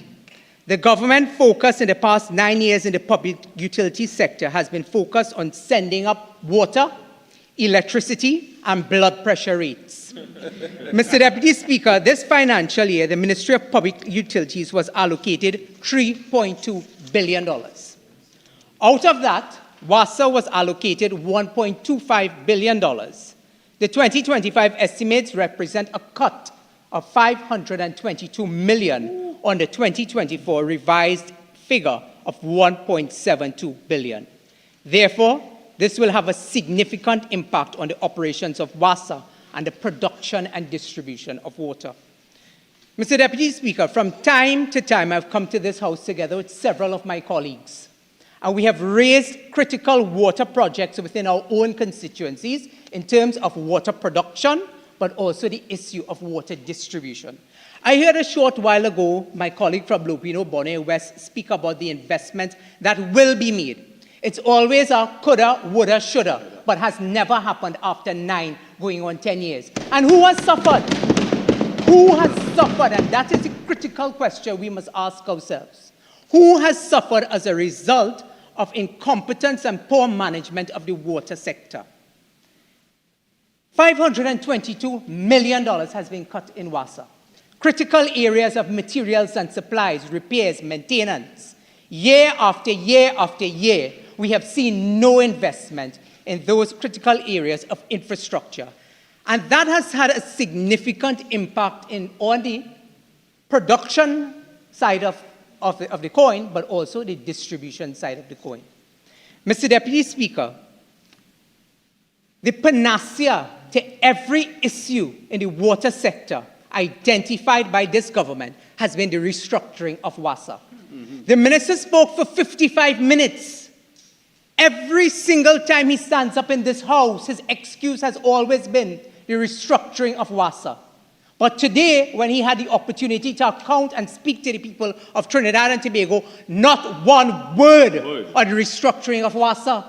But it's often said the devil is in the details, Mr. Deputy Speaker, and I will go on to tell you why the minister refused to say anything today about the restructuring of WASA, even though this government has identified that the panacea to the issue in WASA is restructuring. Mr. Deputy Speaker, on September 7, 2020, the country was told that a subcommittee of cabinet was established to address WASA's lingering water woes, and was given 3 months in 2020, was given 3 months by the Prime Minister to come up with a comprehensive plan to improve the water and sewerage authority operations. In a September 8, 2022 Trinidad Guardian article written by Shalisa Hassan Ali with the headline, Cabinet Body Given 3 Months to Do WASA Plan, the article said that the committee would focus on WASA operations, mounting debt, aging infrastructure, pipelines, governance structure, and poor water distribution. It went on further to say that the committee was given 3 months to report to the Prime Minister with a deadline date of November 20th, 2020. Today we're in 2024, almost the end of 2024. The minister stood for 55 minutes, not once spoke about the restructuring of WASA. But they think we forget. They think we forget, Mr. Deputy Speaker. a subcommittee of WASA, of the cabinet, was put to deal with the issue of WASA. They told the country that the panacea to the issue was restructuring WASA. The Prime Minister gave them 3 months. A report was sent to the Prime Minister on November 20th, 2020. 4 almost going on 5 years. How far are we with the restructuring of WASA? What improvements since November 20th, 2020, when the government received a plan, has occurred in the water sector? None. How much of WASA's debt has been addressed since the government received a plan on November 20th, 2020? How much of the aging infrastructure, Mr. Deputy Speaker, has been addressed since the government received a plan on November 20th, 2020? How has the government fixed the poor water production and distribution since receiving the plan on November 20th, 2020? Mr. Deputy Speaker, absolutely nothing has happened since November 20th, 2020. Mr. Deputy Speaker, I want to turn to the same article I mentioned and identify 2 things. The article says the findings which were contained in a 135-page report was dissected by Prime Minister Dr. Keith Rowley on Monday, 22nd February 2021 during a special sitting of the Cabinet. On December 11, 2020, Dr. Rowley admitted that he had received the report. Mr. Deputy Speaker, despite telling the country that the restructuring of WASA was a panacea to the issue, they said that WASA was operating blindly and noted an absence of credible information in key areas, such as WASA customer database, liabilities, staffing levels, payable location of transmission and distribution mean. The same minister and his team told the country that they had this solution because they knew what the problems were. Mr. Deputy Speaker, the Cabinet Subcommittee report said, 1, that they would establish a new water company. 5 years later, no new water company. 2, they will acquire water management capabilities. The only thing that they have been able to acquire, Mr. Deputy Speaker, is telling people to put a barrel and bucket outside their house to collect rainwater. And I will go into the rainwater harvesting program in dealing with that. 3, winding up on concessionary negotiation with 3 registered majority trade unions. Today, they have decimated the trade unions in this country. 4, aligned parallel operations. 5, technology enhancement. 6, Office of Water Resource Management. I want to ask my colleague from Lupino Bonnet West, because with much fanfare they came to this parliament and they told the country that they will establish an Office of Water Resource Management under the Ministry of Public Utilities. Mr. Deputy Speaker, you know when you go through the estimates, there's absolutely nothing as it relates to the Office of Water Resource Management. Nothing. Mr. Deputy Speaker, the article went on to say that despite receiving $21.6 billion between 2010 to 2020, WASA has not been able to fulfill its mandate, with estimated 34% of the population currently getting a 24/7 supply of water. You know, I heard the minister say the opposition must point to where they got this number of 70%. And I want to correct the minister because it's not 70%. It is 74% of Trinidad and Tobago had a 24 supply of pipe-borne water under Prime Minister Kamla Persad-Pisces and the People's Partnership Government. But I also, in the same vein, want to remind the member for Lupino Bonnet West that under his tenure as Minister of Public Utilities, when WASA appeared before the Joint Select Committee of Land and Physical Infrastructure in February of 2023, their general manager admitted to the Joint Select Committee that under the People's National Movement, under Minister Marvin Gonzales, member for Lupino Bonnet, they brought us from 74% under the partnership in terms of a 24 supply of water, 24/7 supply of water, to you know how much, Mr. Deputy Speaker? A shameless 16% of Trinidad and Tobago today receive a 24/7 supply of water. The minister comes and tells us about all these grandiose projects, all the expenditure that is happening in WASA, Mr. Deputy Speaker.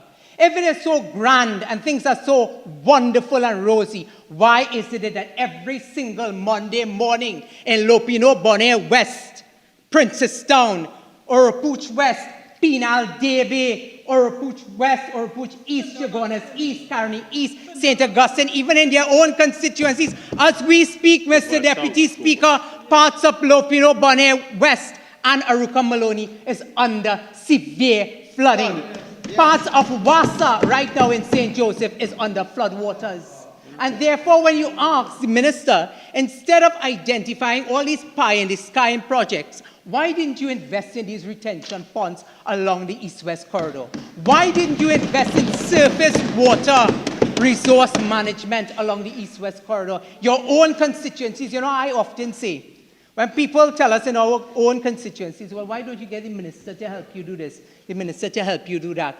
If they are not concerned about fixing their own constituency, it's flooded out across the east-west corridor right now, when that same surface water could have been captured in retention ponds, when that same surface water could have been dealt with in terms of surface water runoff for water resource management, to translate that into water production for water distribution, their constituencies would not be flooded out today. They cannot say that they have now arrived on the scene. It is 9 going on 10 years. 10 years. And therefore you could talk about the partnership ad nauseum. Facts remain facts. 74% of this country receive a 24 supply of water under the partnership, Mr. Deputy Speaker. Now 16. Mr. Deputy Speaker, on Wednesday, 19 January 2022, the Trinidad Newsday headlined an article, "No decision yet on restructuring WASA," said the Prime Minister. And since then, so it has been going, kicking the proverbial can down the road with no effective, real transitional change in WASA to bring about national development in the water sector. Little or nothing has happened. The employees in WASA, Mr. Deputy Speaker, has had a proverbial noose around their neck. And I will go into that, Mr. Deputy Speaker, because you see, last year, in the Standing Finance Committee, when I raised that $60 million was cut from WASA in the area of NIS, the Minister of Public Utilities, answering the questions on behalf of the public utilities, admitted that yes, WASA employees was going home. Sheepishly, the minister admitted it, having been caught out in the Standing Finance Committee by the opposition. The country then went into pandemonium because it was headline news for days that WASA employees were going home. You see, Mr. Deputy Speaker, their general election handlers are telling them, wait, Dorothy, wait. Wait, Dorothy, wait. And last year when we identified the 60 million cut in NIS and caught them out, since then they have gone into a holding position. So they came with the media review. The Minister of Finance did some shifting around. Additional allocations were given to public utilities so that they don't receive the political backlash that they are certain to get. But, Mr. Deputy Speaker, the workers in this country, WASA workers, are not foolish. They know what is coming. They know that it's a holding pattern of wait, Dorothy, wait. But the devil is in the details. You see, Mr. Deputy Speaker, this year, while WASA received a $552 million less than the previous year, I'll tell you where the major cuts are. And it is in the area of personnel expenditure. Salaries and cost of living, $37.3 million cut. Wages and COLA, $15.4 million cut. Monthly paid officers, overtime, $17.7 million cut. Government contribution to NIS, $30 million cut. Contract employment, $66.5 million cut. Daily rated workers, $10.1 million cut. Allowances, daily rated workers, $3.5 million cut. But, Mr. Deputy Speaker, you would also recall that a year ago, the Minister of Public Utilities was at a water resource management conference at the Hilton. And a citizen had taken the Public Utilities Ministry, WASA, to court because her home had collapsed because of water from dilapidated water mains undermining her home. And before I go on to make that point of that citizen who took Wassa to court for Wassa infrastructure undermining her home, causing it to collapse, I want to make reference to my colleague from Maruga Tableland, who has been raising in her own constituency, Sahara Trace, where several homes have collapsed, and we have spoken to successive ministers of public utilities about the exposed, dilapidated mains in Wassa in the areas of Maruga Tableland. But they only come down to Maruga Tableland when it's election time.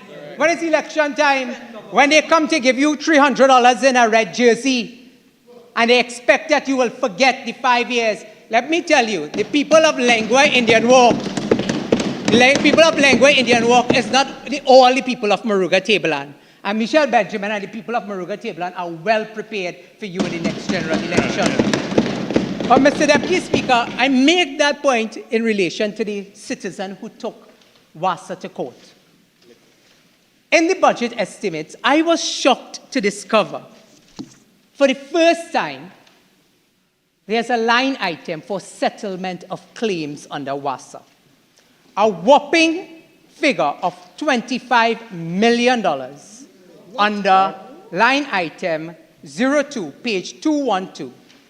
You see, Mr. Deputy Speaker, $25 million to settle claims, but you will not take that same money to change out the infrastructure of Wassa in some of those critical areas that are undermining people's homes. Yeah. So when the minister told people, go ahead and sue Wassa, it is an issue of laziness. It is an issue of incompetence, where you have to fork out $25 million. $25 million, Mr. Deputy Speaker, under claims, instead of dealing with the root issue and the root problems that are facing the water sector. Mr. Deputy Speaker, repeat, repeat, repeat was the mantra for the member for Lupino Bonnet West. When the member spoke about the social sector and the PSIP, you know, Mr. Deputy Speaker, in the past, the social sector and the PSIP for ongoing projects, they will give you the percentages of how far the projects have gone. And I heard the member talk about wells in Freeport and Captiville, and the member spoke about revolutionizing the water sector in Cedras. I want to make a special plug for the people of Cedras and Captiville today. Because you see, we have heard these promises time and time again. And while the leader of the opposition told us P&M promises never materialized, today, shamelessly, the Minister of Public Utilities came and he repeated the projects in Captiville and the projects in Cedras. Those projects have been identified by successive ministers, from Minister Lehunt all the way down, Mr. Deputy Speaker, to the Minister Marvin Gonzales.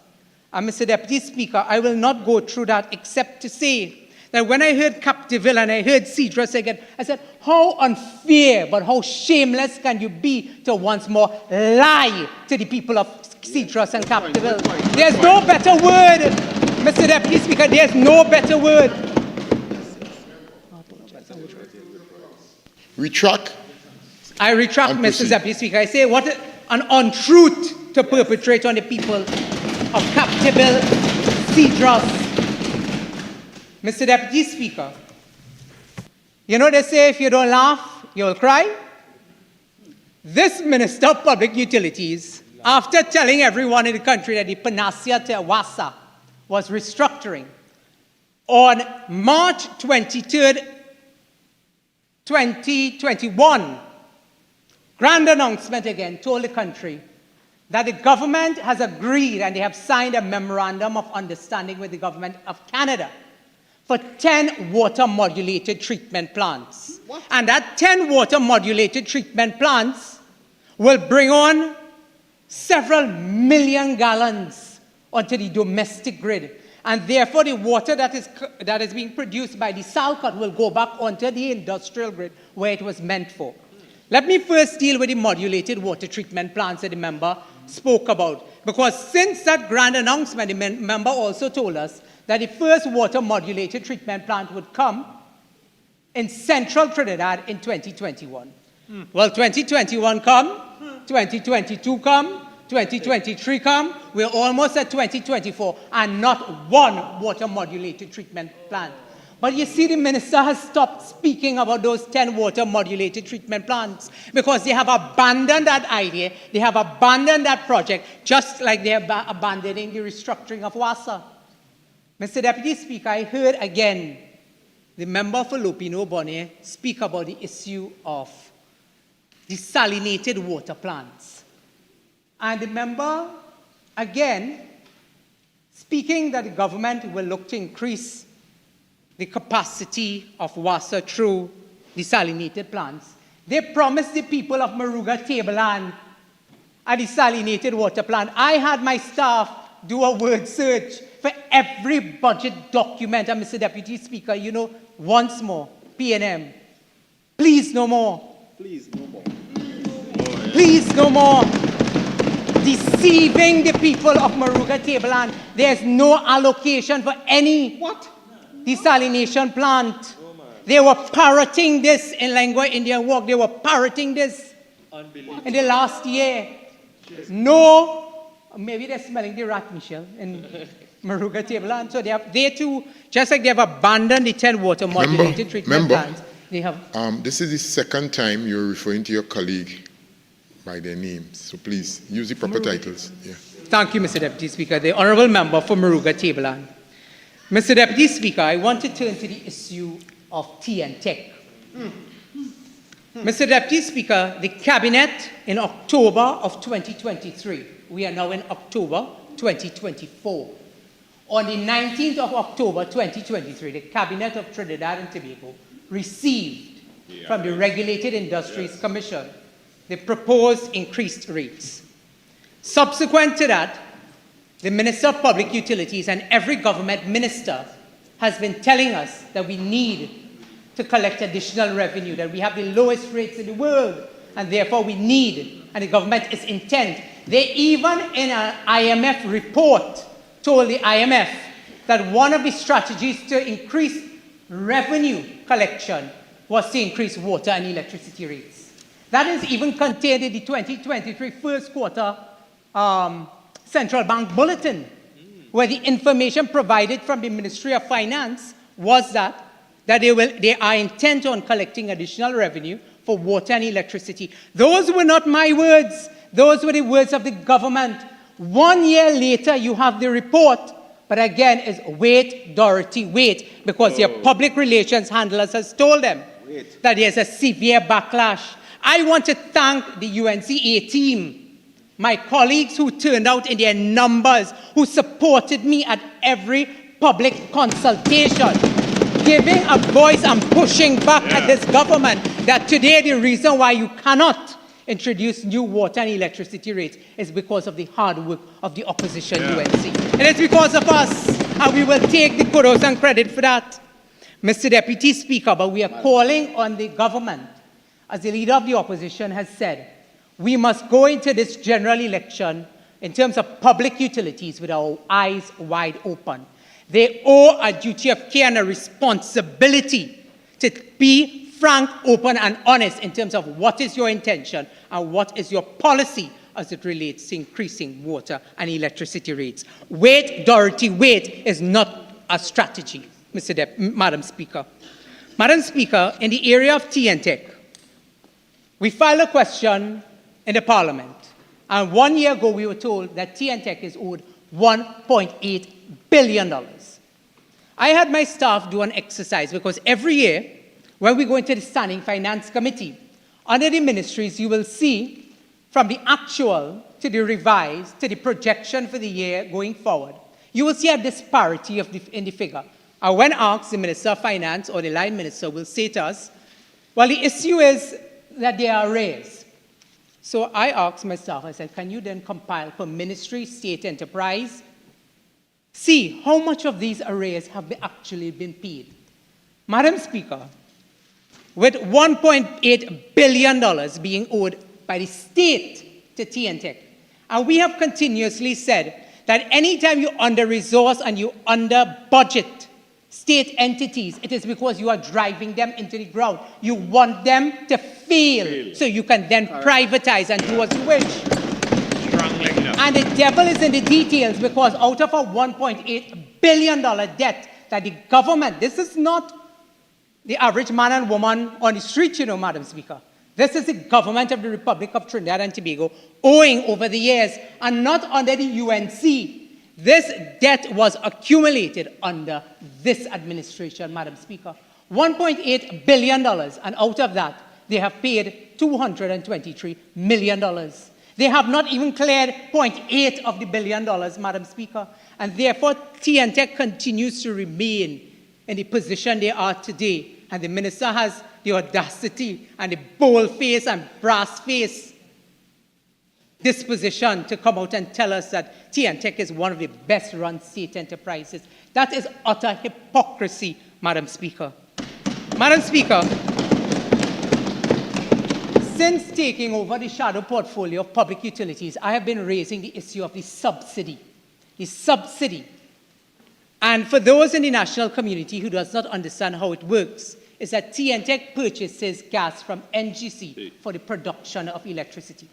But it is the Cabinet Subcommittee on Energy and the Cabinet that determines the price that NGC sells natural gas to TNTech. And the question must be asked, and government must say, what is the government's position with respect to the subsidy going forward? You're not telling us what is your position on the increased proposed electricity rates. But the electricity rates will be impacted on government's position on the subsidy. And the Minister of Energy and Energy Industries has been dangling a carrot before the horse. Because the minister says 1 year, well, we'll talk about the subsidy in time to come. Madam Speaker, we are months before general election. These are critical issues that not only the population wants to hear about, but investors. They want to hear about what are the incentives, what are the prices that they will pay for water and electricity when they invest in Trinidad and Tobago. These are the critical issues that we want to hear today, not the pie in the sky that we heard from Lupino Bonnet West. Madam Speaker, I want to turn to the issue of TSTT. And again, October is a very significant month in the area of public utilities. I just told you why October was significant, because that was the month, the specific date being the 19th of October 2023, the Cabinet received the report from the Regulated Industries Commission. October 2023 is also another significant date in the area of public utilities. You know why, Madam Speaker? October 2023, Trinidad and Tobago's telecommunications service provider, TSTT, was hijacked, was sabotaged. It was almost treason to sell out the data. So I rule those words out of order, and I ask you to withdraw them and find some other words. I retract, Madam Speaker.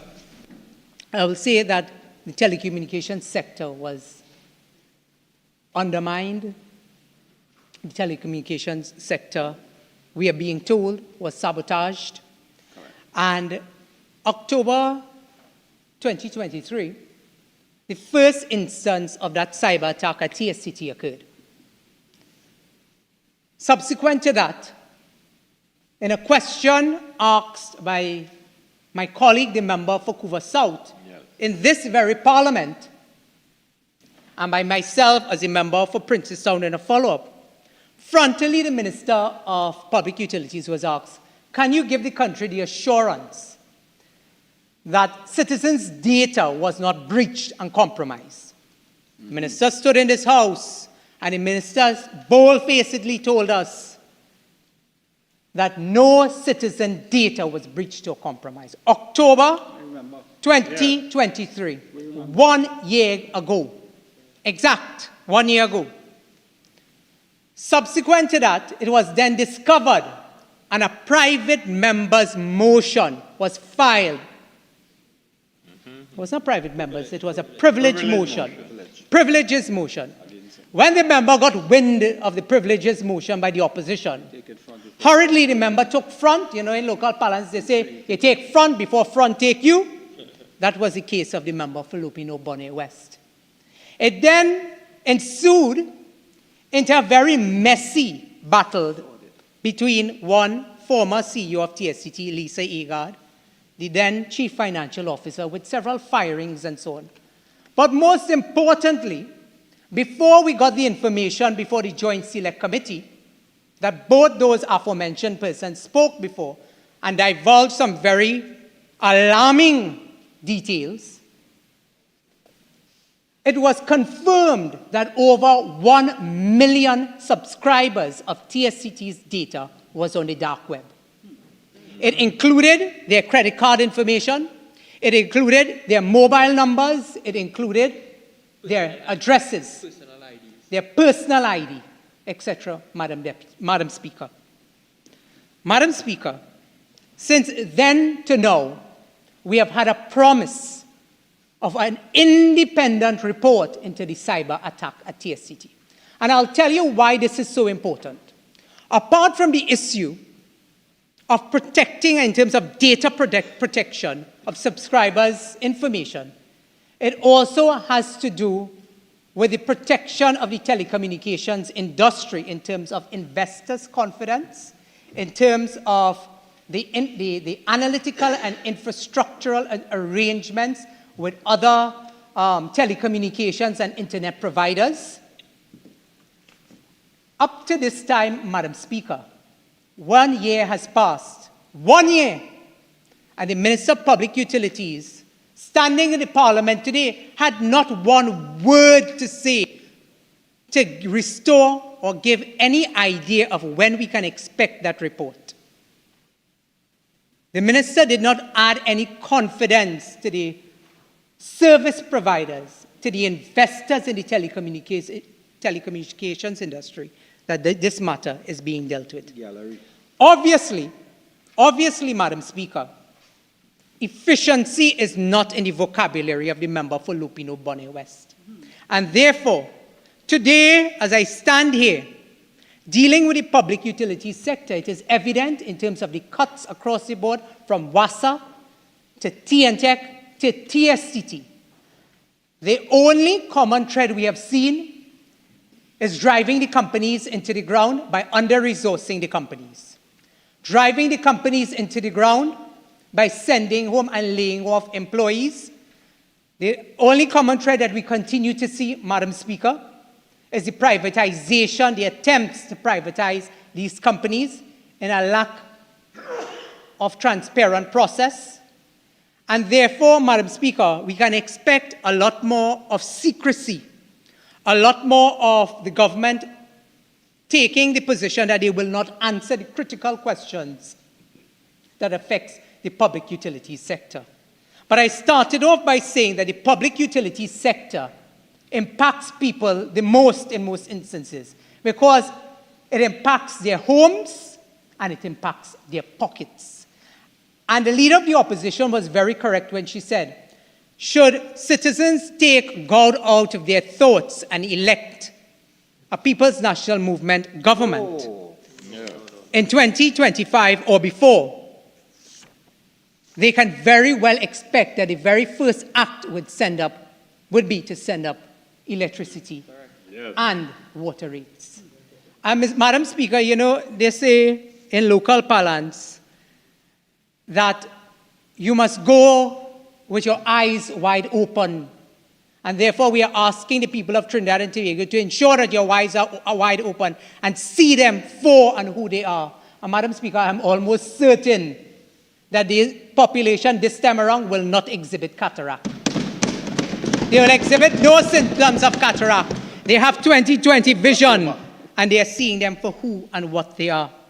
Madam Speaker, you may also notice from time to time I shadow the area of the Children's Authority and Children's Issue. Madam Speaker, yesterday was the most difficult and painful day of me being a parliamentarian in the almost 10 years since I was first elected as a member of Princestown. The death of 15-year-old Jaden Lalchan has not only rocked Princestown, it has shaken all of Trinidad and Tobago. A school is meant to be a safe place, a safe haven for our children to learn and develop. Instead, for Jaden, it became a place where he was bullied, tormented, tortured, hunted, and preyed upon like an animal. Madam Speaker, that experience for 4 years costed Jaden Lalchan his life. I spent 3 hours yesterday listening to the glowing tributes his wonderful parents heaped on their model child. A child that was gifted academically, award-winning, respectful, ambitious, but a child who is dead. I cannot stand here today, Madam Speaker, and tell you that I do not know what that feels like.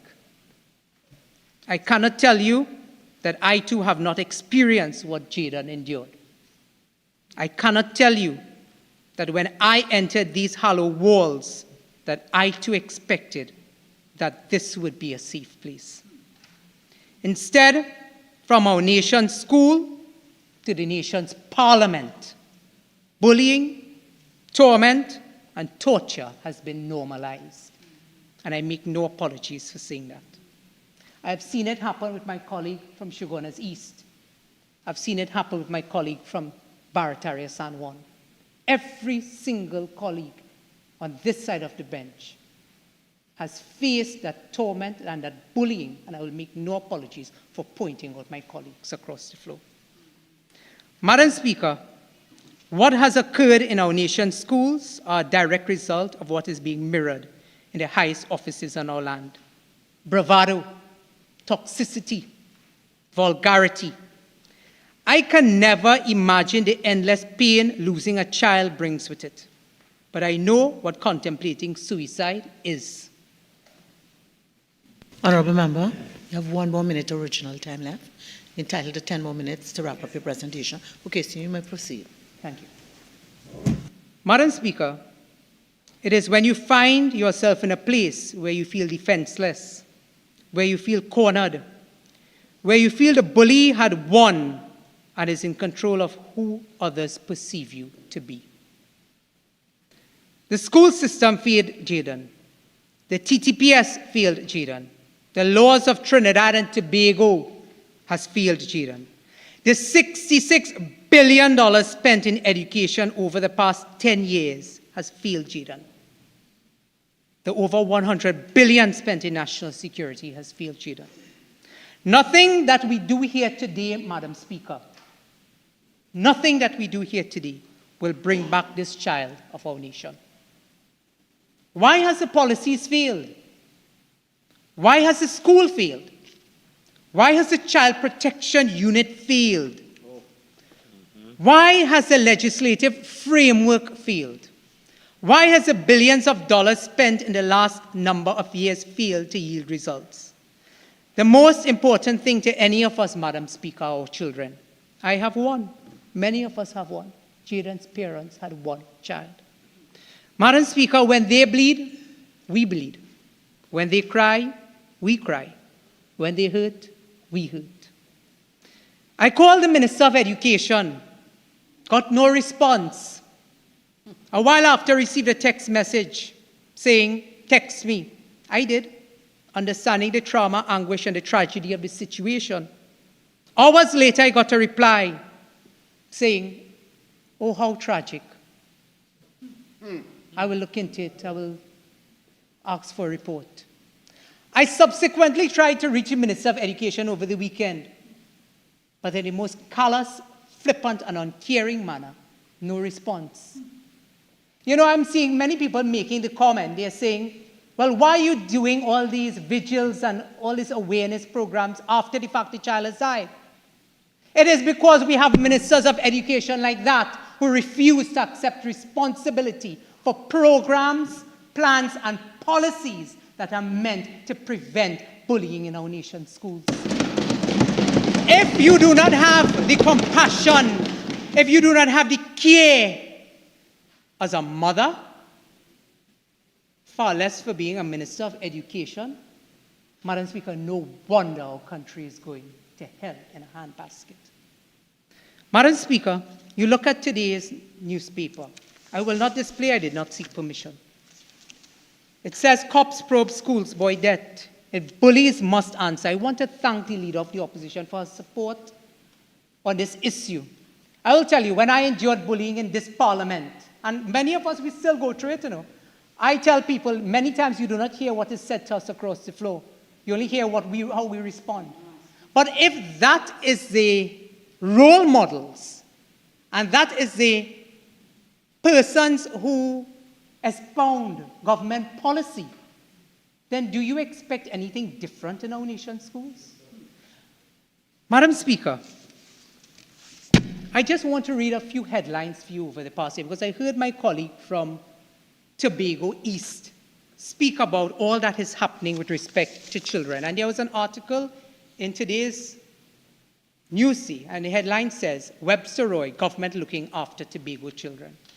And while we have no problems with all the help that Tobago is receiving, because they are part of Trinidad and Tobago. This summed up exactly what the minister spoke about when the minister spoke. All the ministers did was a swan song, an extempo. The minister was auditioning to reclaim the seat of Tobago East, and she spent all of her time speaking about Tobago's children. What about the children of Trinidad and Tobago? What about those children? You see, Madam Speaker, February 2023, Trinidad Guardian headline, Children's Authority understaffed, low salaries, burnout. Consistency, Trinidad Express, April 4, 2023, consistently failing the children. Children's abuse, over 10,000 reports of child sex abuse in 8 years. Boy 12 accused of abusing 11 children, 2 animals at home.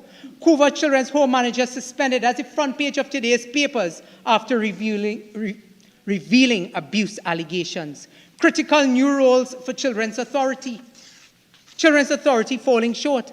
The minister told us of all the things that are happening, but minister, it is yielding no results. This week alone, we saw children having to be extracted from homes. You saw the collapse of several institutions in terms of children's homes, Madam Speaker. Madam Speaker, do you know today, when you look at the budget estimates, the Children's Authority, the most critical component to the protection of children, has been cut by $5 million under the Office of the Prime Minister? Under the Office of the Prime Minister, and she sits there, the Honourable Minister that is, sits there sheepishly, trying to disguise themselves that they're doing all these wonderful things to protect our nation's children, when the Children's Authority, the Child Protections Unit, continues to be under-resourced and understaffed. And you juxtapose that against the expenditure of $50 million for FET at the Prime Minister's residence, Madam Speaker. You juxtapose that against a $5 million cut, where you say the devil is in the details, Madam Speaker. St. Mary's Children's Home, a cut of $300,000. St. Dominic's Home, a cut of $200,000. We were told that there would be an agency that would have been created, a security apparatus through the Children's Authority to monitor all these children's homes. Then, therefore, why does the abuse continue? And I'll tell you why the abuse continues, Madam Speaker. Ministries, state enterprises, government requires leadership. It requires management. And if in 9 years they have failed at leadership and they have failed at management, there will be no effective change in the Children's Authority. And that is why children like Jaden Lalchan will continue to be forgotten, because they do not have a conscience, Madam Speaker. They do not have political will to resource the Children's Authority, to resource critical components like WASA, TNTEC, etc., to make the effective changes to redound to the benefit of the lives of the people of Trinidad and Tobago.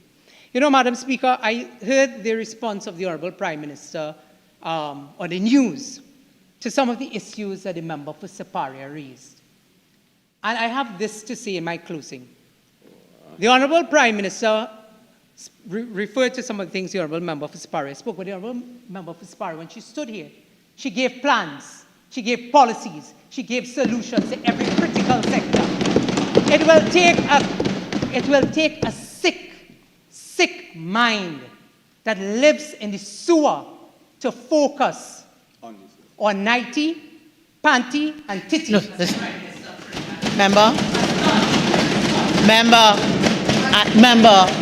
Member, I'm speaking to you.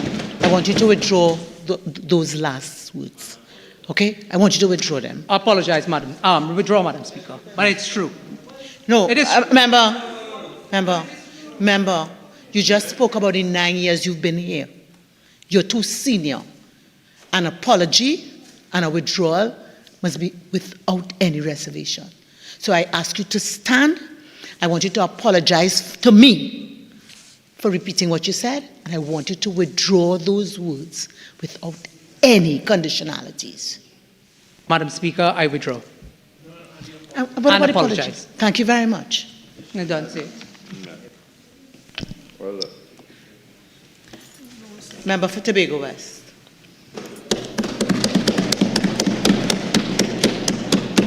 Thank you, Madam Speaker, for the opportunity to join in this debate. It's interesting that I would come after the Member of Parliament for... Member for St. Augustine, I'm hearing you. I've heard you. Okay, I'd ask you now to stand up and apologize. You stand up and apologize. I told you I heard you. I apologize. No, not like that. I apologize. Thank you very much. Member for apologize. Member for Tobago West. Madam Speaker, the nation is looking on, and they can see what each member is made of. Madam Speaker, I thank you for the opportunity to join this debate after Member of Parliament for Princestown. Madam Speaker, and it's interesting that I would join after the member who raised matters relating to the Children's Authority and the care of children. It's not my background, Madam Speaker. However, I was a member of this Parliament. I was in opposition at that time, a senator in the upper house, when Member St. Rose Graves brought the legislation. And it's so interesting because before the legislation, everything was about lights, camera, action for the UNC government.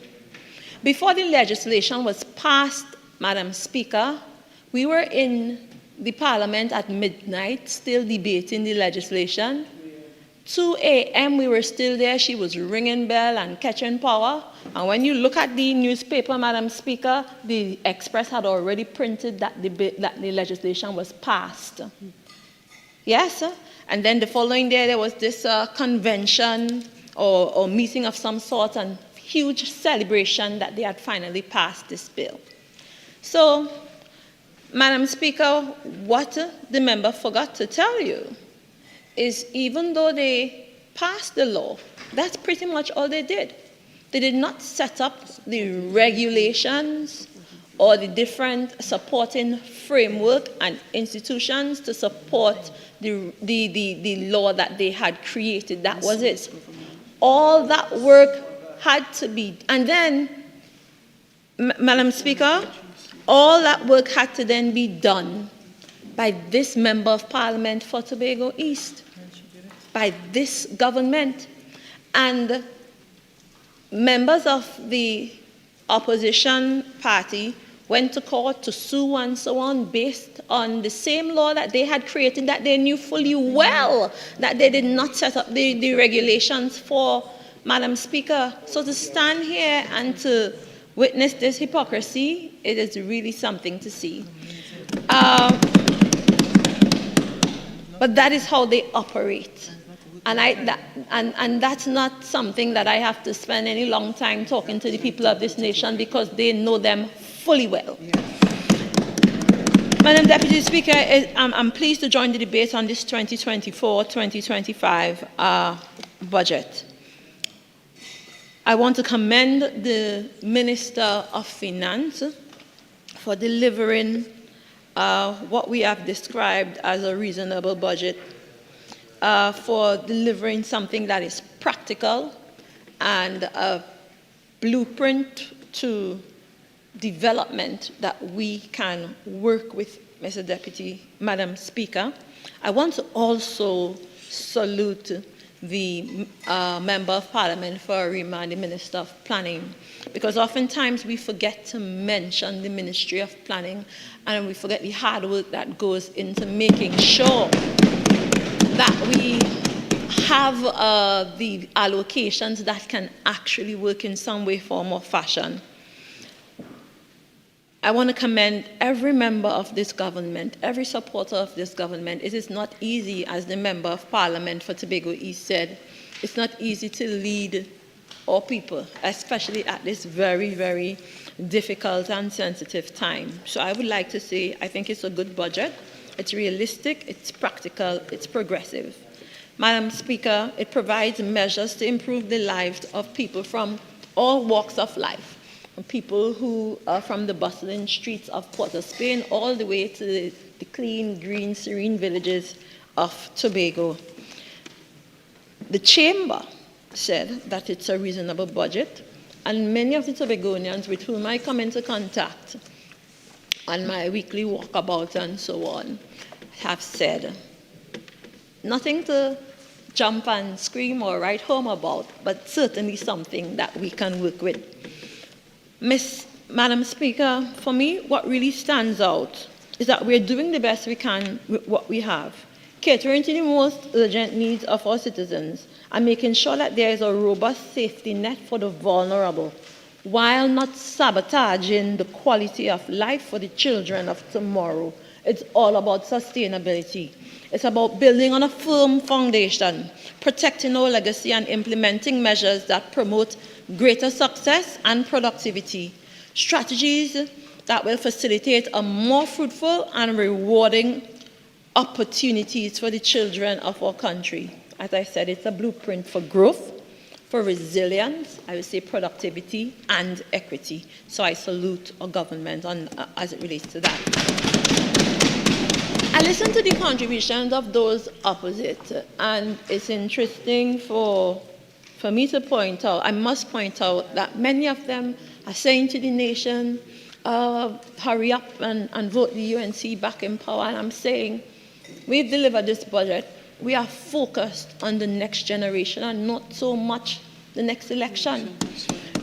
Madam Speaker, at the end of the day, we have to take hard decisions. We have to make difficult steps as it relates to building this nation, having the right resources and the right framework so that we can truly support our people. We have to close off some things, start some things new to ensure that our children and our children's children can be happy. At the end of the day, yes, we want to satisfy the needs of everybody. Today, we, the adults who have benefited over the years from all that Trinidad and Tobago has to give, but we also have to be mindful that we have little ones to provide for who are depending on us to make the right decision and to leave something in the kitty for them. Madam Speaker, I won't spend too much time on those opposite, but I want to point out there are two contributions that really piqued my interest. I listened to a member from Mayaro from the UNCB team, and he was talking about, yes, they're the independent. What Madam Speaker is so interesting is they talk about they're ready to unite the nation and have a new, and they can't even unite themselves, Madam Speaker. Madam Speaker, the UNC A team not ponging on the desk for UNC B team.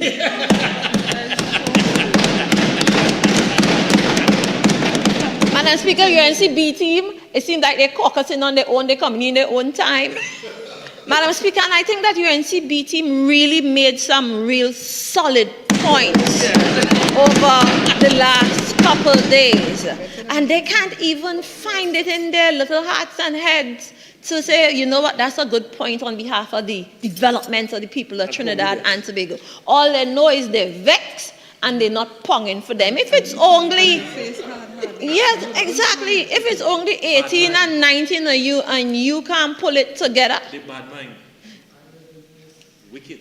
how are you going to pull 1.5 million people together in a time like this? So I don't really have them to study, but I recognize that member for Princestown, member for Mayaro, and Oropouche West, I think it's Oropouche West, spoke about the PNM being filled with corruption and all these things. And I'm saying, is this the same UNC? Because they're new members, Madam Speaker. And I want to say, Madam Speaker, I may be relatively young in parliamentary terms, but I ain't tongue long. I ain't tongue long, Madam Speaker. I heard you caution member from Princestown, and you told him, you're 9 years old here and you're a senior. Madam Speaker, this is my 15th year in this parliament. So I know very well what they represent, Madam Speaker. We as a country suffered bitterly under their watch. Yes? So for them to come now to tell us, come into their arms, they represent the land or the entity of milk and honey. I say, Madam Speaker, we know exactly who they are and we know exactly what they give. Madam Speaker, we know what they gave when they were in government. Well, people say don't take bullifay and look in the night for you could see clear day. Madam Speaker, I was here in opposition from 2010 to 2015. I was here when this same UNC used $6.5 million to wreck a $2.2 million fire truck. I was here, Madam Speaker, when I was here and witnessed the $40 million MP contract to the Gopal family with whom the member for Paray had spent 3 months as reported, Madam Speaker. I was here for Section 64. We were here late at night thinking, 34, we were thinking we were doing something good for the country, Madam Speaker, and all of us were hoodwinked, not knowing that they were doing underhanded stuff with their friends and family. I was here, Madam Speaker, 28 years old, 29 years old, Madam Speaker. I was young, but I was able to see what they were doing. I was here, Madam Speaker, when UNC workers used to have to show up for work outside the parliament and sign the time book outside the parliament. They had to strike in order to be able to get paid. And when the reporters asked them what are you supporting in front of the parliament today? Well, I hear I working for Miss Hawaii, whoever she is. I do it again. I was here, Madam Speaker. So we, the people of Trinidad and Tobago, know exactly what they did. Somebody spoke about, it was the member for Oropouche West who spoke about PNM bigwigs living off of the backs of taxpayers. Madam Speaker, I was here when the member for Superior, then Prime Minister, took a plane load of persons to India at $15 million of taxpayers' dollars, and there is no foreign direct investment to show for it, Madam Speaker. I was here also, Madam Speaker, when she was taking her sister up and down as personal nurse and doctor on the backs of taxpayers. So, Madam Speaker, and the Member of Parliament for Lopino Bonnier reminded us of EFCL. It's interesting today to hear the member from Mayaro raised, because they like to quote for us, Transparency International. Madam Speaker, I didn't know about Transparency International before I became an opposition senator, but that is all they would sing and cry to us about Transparency International. Madam Speaker, they brought Miss Transparency International herself into their government as a minister of planning. Yes? And before she could make a good year, she was fired for not being transparent. Yes, for corruption in my Irish accent, Madam Speaker. And she was accused of participating in a tendering process to award a company owned by herself and her husband a contract. And on top of that, she had put her secretary on the evaluation committee, and she did not declare that she was a member or an owner of the company, Miss Transparency International herself. So for the member of Mayaro today to raise Transparency International, they love to quote Transparency International, but we were here live and direct, up close and personal, and we know exactly what the UNC is made of. So if Trinidad and Tobago want to play around with them, that would be up to them. But at the end of the day, that's a whole story on its own. Madam Speaker, I want to say, as the young people say, they're not like us. Yeah. There's no other way to say it. They're not like us. There are some people who try to paint a broad brush and say, well, okay, all politicians are the same. But I would say today, and the records would show, they are not like us. I want to take this opportunity to thank the Prime Minister for his intelligent leadership. Madam Speaker, I want to thank the Prime Minister for raising up a standard in government, in politics, maintaining order, maintaining decency, maintaining dignity, maintaining discipline, because if he wasn't that kind of leader, God alone knows all that might have happened. Yes, but we are the PNM and we are held by a certain standard. There are things that people would criticize us for and beat on us for that they wouldn't even blink twice if somebody else or another side were to do it. Citizens hold us to a higher standard. Sometimes we may think it's unreasonable, sometimes we may think it's unfair, but I don't think we'll have it any other way.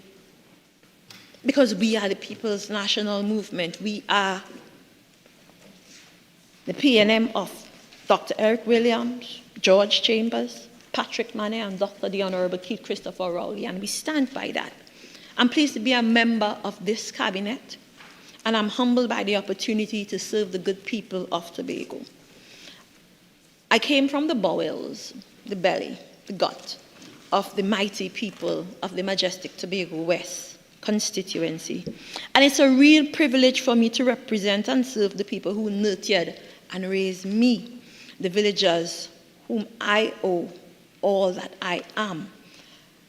I thank the villagers, I thank my people for taking the time to know me like they have and to trust me like they do, because there are many from all little corners opposite that go to their homes behind my back to try to tell them all sorts of stories about me, to try to get them to think and act differently, but they call me up and say, hey, come, I have something to tell you.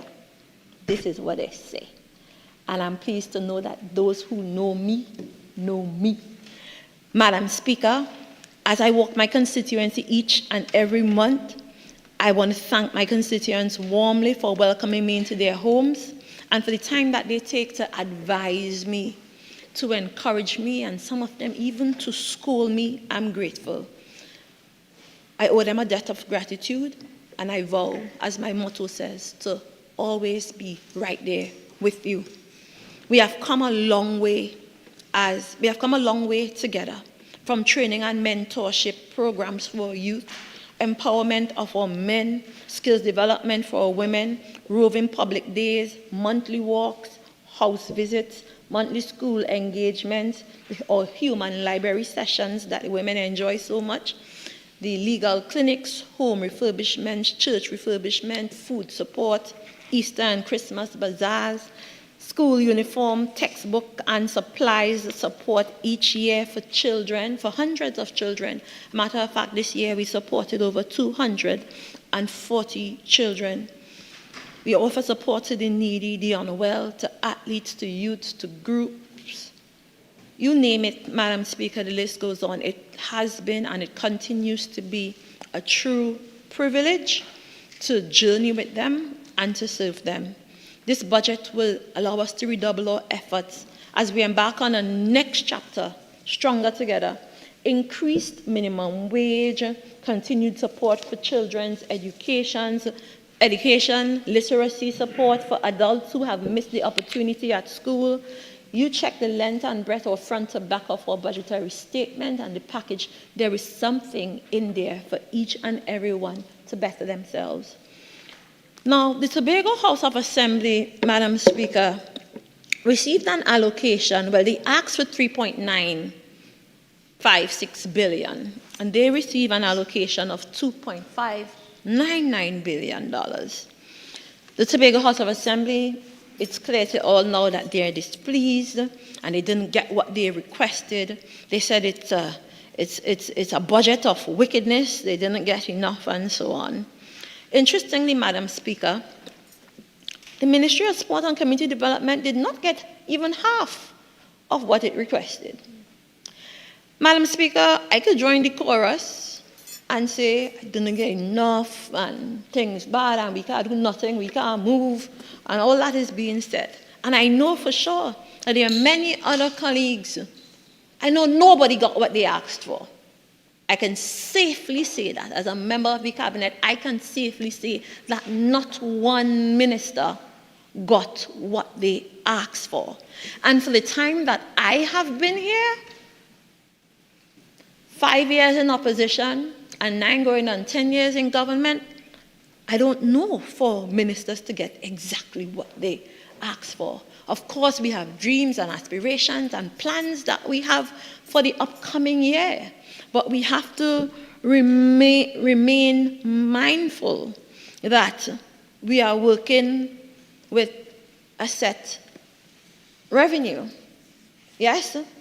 And the budget is an exercise based on revenue versus expenditure. Of course, you have limitless expenditure and expectations, but your revenue is what it is. And in order to get more, or be allocated more, we have to make more. And until we make, and then we have to also be honest and frank with ourselves that in a primarily energy-based economy, we are price takers, not price makers. The price of oil and gas doesn't depend on us. We're kind of small fries in the business, Madam Speaker.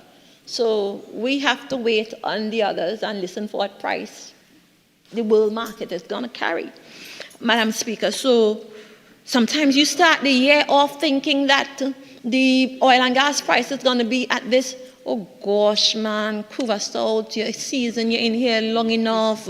Madam Speaker, talk to Cudjoe-Lewis, please. Member for Tobago West, continue. I think he's all right now. I know that I'm a little friend, Madam Speaker. I don't know why he's behaving like that today. So, Madam Speaker, interestingly, I listen to, and as much as I say we have to look at revenue versus expenditure, we also have to remember, let's say for me, Minister of Sport, I would love to do all the sporting facilities in Trinidad and wherever I'm allowed to in Tobago. In San Fernando West. I would love to fix all the playgrounds and even stuff that I'm not responsible for. I wish I could have fixed because they just blame me anyway. Madam Speaker, but we can't. Yes, we have hopes and aspirations and dreams and desires to fix all these things. But you have to be mindful of what that, in the Ministry of Education, they have schools to fix. At the Children Authority, they have people to pay. In Tancoo, they have their own facility to deal with. Every different ministry have different priorities, so we have to be mindful of each other. Yes, we have to, in the same way when you look at constituencies, we have to be mindful of each other. I remember when Tobago East was getting, being honest, Madam Speaker, that's the only thing I know how to be. Madam Speaker, there was a time Tobago East was getting Roxborough Administrative Complex, Roxborough Fire Station, Roxborough Police Station, Hospital. Madam Speaker, and I hear down in the West, Moriah Health Center, I was Scarborough Health Center. I felt like, okay, what's happening for us down in the West? And then, Madam Speaker, you know the people in the Tobago East still vote me out anyway. So, you know, Madam Speaker, you understand how I'm feeling? Right, in the THA, but I'm saying they didn't give the numbers they were supposed to be given for that kind of, in my humble opinion. Anyway, Madam Speaker, as Member of Parliament for Tobago West, I was feeling, as the young people say, some type of way. But Madam Speaker, I was feeling a how. Madam Speaker, you look from constituency to constituency, and everybody have needs, and everybody want more for their constituency. Yes? So we have to be mindful of each other. And I know when I say that, I hear Tobagonians say, or the Tobagonians that usually call Radio Tambrin in the morning, or the Tobagonians that call the other one, is it 89.5, the other one? The Tobagonians that call these stations, they would say, well, my concern is development in Tobago. I am not concerned about what's going on in Trinidad. But for as long as we are a part of this nation, for as long as we all have to eat from this national pie, yes, we have to be mindful of each other. So no matter the size of the national pie, everybody wants a decent peace, and we have to remember to be mindful of each other. So each and every one of us, I'm sure Faris wants to join the chorus too. I'm sure. Member of San Fernando. Sorry, member of San Fernando West, my apologies, Madam Speaker. He would like to get his car park going in Skinner Park. Oh my gosh, that Cocoa Reed Community Center, Member of Parliament for that area, tired, call me and text me about that, Madam Speaker. Everybody, so many, I don't want to call them out because then it would be a scene. So, Madam Speaker, Barataria Community Center, you know, so many different projects. We can all cry out and say we want more, but we just have to really remember to be mindful of each other. At the end of the day, Madam Speaker, we have to prioritize. When we receive the allocation, when you see what you really get, Madam Speaker, and if I'm allowed to share my figures, yes? I requested $1.6 billion, Madam Speaker, hopeful to do all the grand things, run the programs, fix the fields, and so on, give Kuva his swimming pool, and so on. Those are my plans, right? Those are my plans.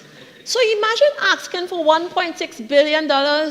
You're ready to go. You have your team ready to go as soon as the budget is passed, and you got $400 million.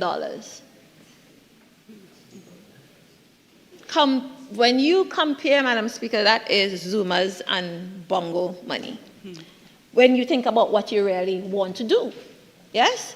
So, Madam Speaker, you just have to prioritize and reprioritize. Try your very best to manage prudently, practice accountability and transparency in the conduct of the state affairs. You see, I'm not sure if the Tobago House of Assembly could say that that is exactly what they do after they've received the figures. Because, Madam Speaker, back then the House of Assembly used to state in the month of June what they hope for. And then when they find out what the allocation is going to be, they go to like a retreat and then come back to the House and debate and let the people of Tobago know what their priorities are. That has not happened, I think, for the last 2-3 years. So whatever decisions the Assembly made, whether they change their priority or decide to spend the money on X, Y, or Z, we don't know. And I got to learn that the monthly report to the House, to be tabled in the House, that's not being done either. So we don't know as Tobagonians what was spent, what wasn't spent, what the money was spent on, how much in unspent balances. And interestingly, the Tobago House of Assembly, what we don't spend in recurrent expenditure, we can hold for the next year and put it with development with development monies. Yeah, we call that unspent balances. We don't know over the last couple of years what the unspent balances were. And you would note last year, Madam Speaker, $100 million was given to the Tobago House of Assembly at mid-year. And I hear them say, well, when we came in, we saw bills, we had bills. We all have bills when we come into government because we're running a country. So, of course, the previous government, whether UNC or whatever, would have bills.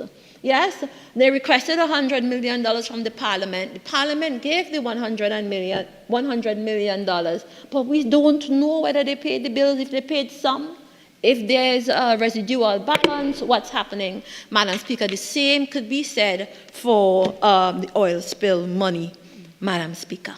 Madam Speaker, I went to buy fish in Lambo last week. And as I go to walk away, there was one girl. There's one girl working on that specific spot, and she was looking at me, hands akimbo. And I said, "Why are you looking unhappy?" She said, "I'm happy because I didn't get my oil spill money." And I said, she said, "You could find out what's going on with my oil spill money." And I said, "I'll find out." But then I thought to myself, if the House of Assembly received $50 million towards paying people and treating with the bills, the first set of people who should have been paid should be Lambo fisher folk, because they were directly impacted. So in your prioritizing and reprioritizing and shifting your monies around and on your $50 million, the first set of people that should have received monies are the people on the ground, Lambo fisher folk especially. In addition to that, Madam Speaker, the bulk of the cleanup expenses were also handled by Ministry of Energy Affairs, also handled by Petroleum, Heritage Petroleum, and other Ministry of Works also had a hand to play. So for the House of Assembly to be giving the impression like it's this $150 million and nobody else can help them anyway, Madam Speaker, that is wrong. That is untrue, Madam Speaker, and that is fooling the people to the highest degree. So I hope the House of Assembly would consider, or the current administration in the House of Assembly would consider and at least offer some support before anybody anywhere else. Yes, it should really be Lambo fisher folk.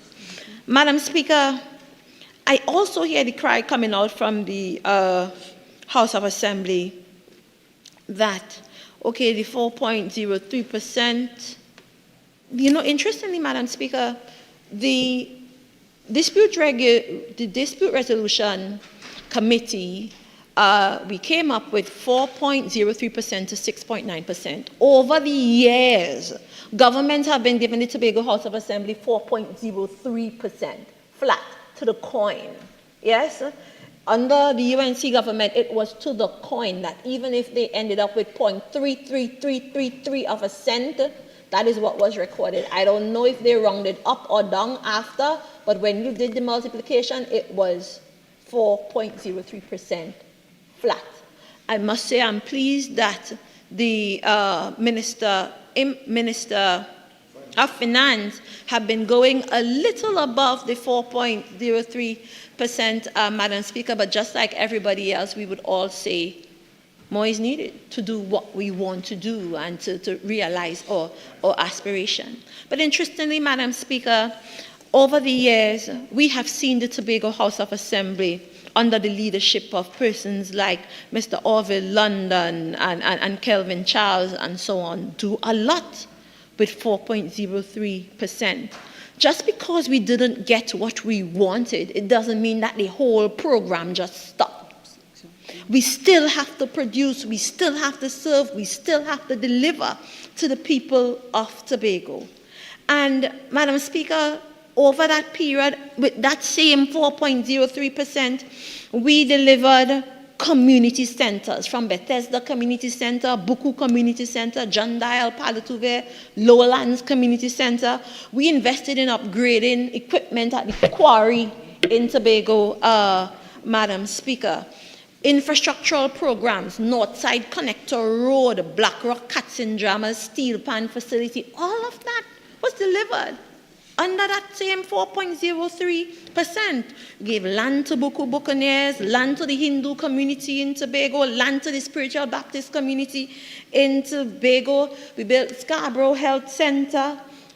We did enterprise assistant grants for the small businesses in Tobago, solar lighting system at Cove, lit playing fields, new primary and secondary school. When I was a young girl, Madam Speaker, we only had Bishops, Scarborough Sec, Compre, had Harmons there too.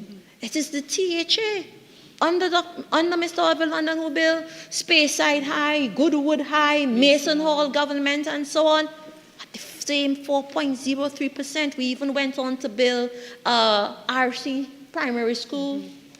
And there were those who were saying it's too much money to spend on a primary school and it looks like a university. Those little children don't deserve that.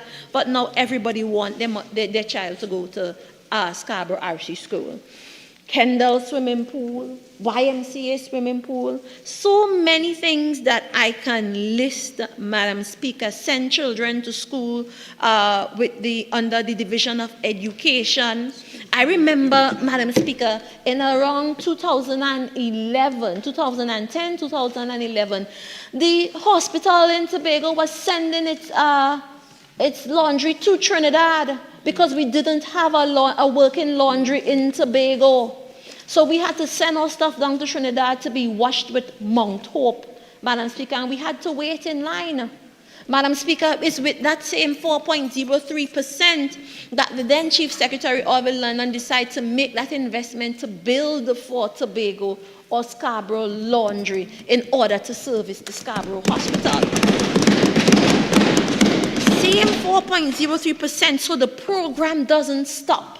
And you don't tell people, well, you can't submit your application for business development grants because we don't have no money.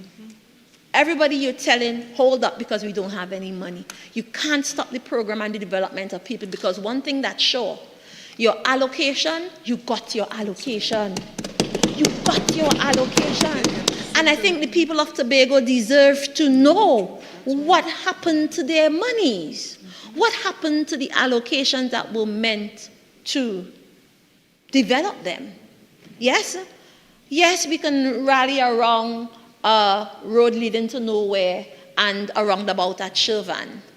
We could also rally around the stage in the sea, but after that, what do you really have to show for it? So we as Tobagoans, these are the questions we are asking, Madam Speaker. Interestingly, the people in Tobago who are crying this cry, the now administration, the present administration, interestingly, they are not making mention of the additional funding spent by central government. And that isn't something new. That is something that has been happening over the years, whether it's money spent on the same Roxborough Police Station, Roxborough Fire Station, Shervan Police Station, the Inter-Island Ferry, Inter-Island travel, cargo boat arrangement, and we're getting ready to procure another cargo boat to serve the Inter-Island for the business people and so on. The $885 million that's going to be spent on the airport, nobody's making mention of this funding to go towards the development of Tobago. This is money developing Tobago also. So it's one thing to say they didn't get enough and you'd like more, and so all well and good. But to give the impression that what the Tobago House of Assembly got is for Tobago and the rest of the money is going to be spent in Trinidad and Trinidad only, that is a bold-faced untruth, Madam Speaker. The records would show where we built Cove in 2009 at $100 million. The records would show where we upgraded the electricity at Cove at $139 million. The gas pipeline at Cove, where, Madam Speaker, the Hillsborough Dam that was delivered by the Minister of Public Utilities at $64 million.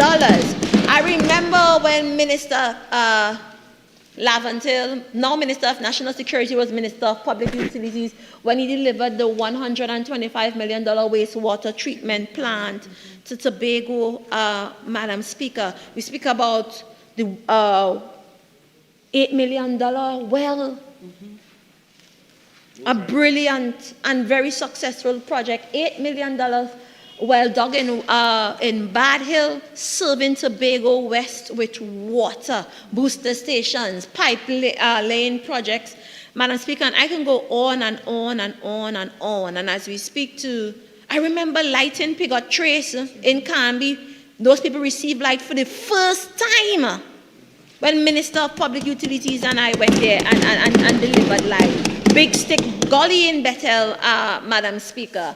And now we're speaking about delivering a marina and doing more for Magdalena and so on. So, Madam Speaker, I'm just saying, to give the impression that the central government does not spend additional money on developing Tobago, that would not be so. And separate and apart from that, in every single ministry, almost every single ministry, I would say 90% of the ministries, there are projects and programs run by central government, run by those ministries that the Tobago people benefit from also. I saw last year Minister of Planning delivered solar lighting to the main ridge in Tobago.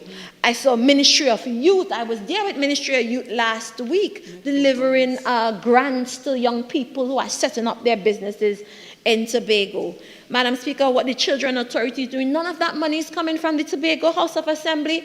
We recently delivered home improvement and home construction grants from the Ministry of Housing. That did not come out of the Tobago House of Assembly budget. You hear the Minister of Social Development spending billions on pension and social assistant grants, public assistant grants, disability grants. Not 1 cent of that is coming out from the Tobago House of Assembly allocation. And I see Minister of Agriculture delivering grants in Tobago, helping our farmers to modernize their farm. Not a cent of that coming out of the Tobago House of Assembly budget, Madam Speaker. Ministry of Trade delivers grants and technical training and so on to persons in Tobago, Madam Speaker. That's not coming out of the Tobago House of Assembly budget. So if we could just at least be honest with the people of Tobago and stop trying to create a situation of we and them and trying to cause animosity between Trinidad and Tobago. For as long as we have existed, it has been budget for the Tobago House of Assembly, and then the rest of it is spent nationally. Under my own ministry, Ministry of Sport and Community Development, the National Commission for Self-Help, delivering grants in Tobago, programs. We have Empower TT being delivered in Tobago, assisting young men who have problems and who have challenges in charting their future and so on. The Boss Lady Project, all of that is being delivered in Tobago. Not a cent, Madam Speaker, not 1 cent out of the Tobago House of Assembly budget. Training programs, the refurbishment of Dwight York Stadium, not a cent coming out of the Tobago. So, Madam Speaker, I really think that, Madam Speaker, I provide support to the athletes that are in Tobago, Madam Speaker.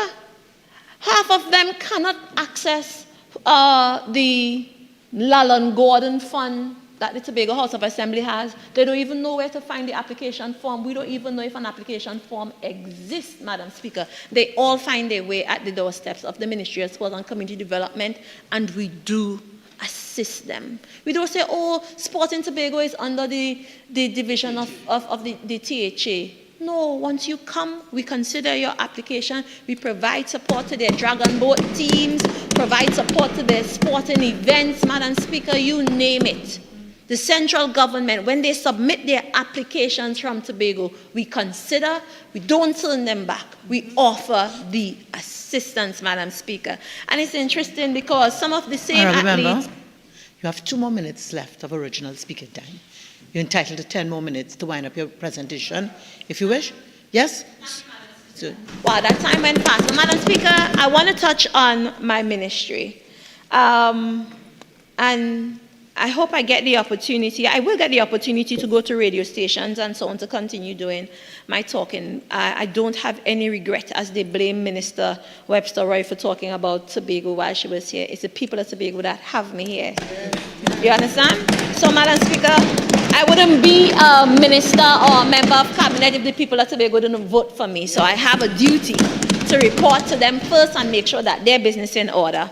Madam Speaker, as it relates to the ministry for which I have responsibility, sport, Madam Speaker, it has been a rough year for sport.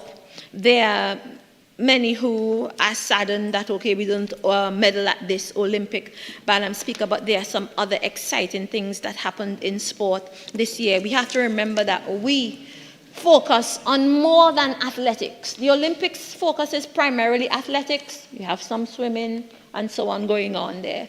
But we are responsible for 54 different sporting disciplines. So you have rugby taking place. You have hockey team going overseas to represent Trinidad and Tobago and doing quite well. We've had the opportunity to see athletes like new athletes. Because although some people have become frustrated with the older seasoned athletes, there are some new ones who are on the scene now really making waves. You have Akil Campbell doing outstanding work in cycling.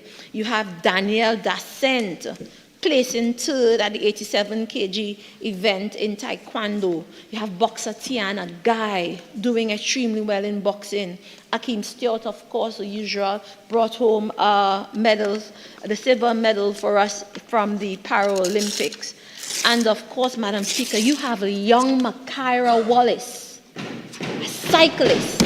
I think she's about 14 years old, very, very young, blazing a trail out there. You have new 12-year-old Makeda Bain from Tobago. We recently supported her to the tune of $100,000 to assist her in her training and getting her work done and so on. So, Madam Speaker, we've been doing work in supporting the athletes, supporting the national governing bodies. But national governing bodies have to remember that it's not only about the financial support. You have your role to play in developing your plans, making sure you have the right coaching systems and so on, making sure that you do your talent identification and talent searches, that you have units and persons who work on athlete welfare and so on. We continue to develop our facilities, swimming pools from the swimming pool in Laventille, the swimming pool in Maloney, swimming pool in Mova. We've been able to build. We've done one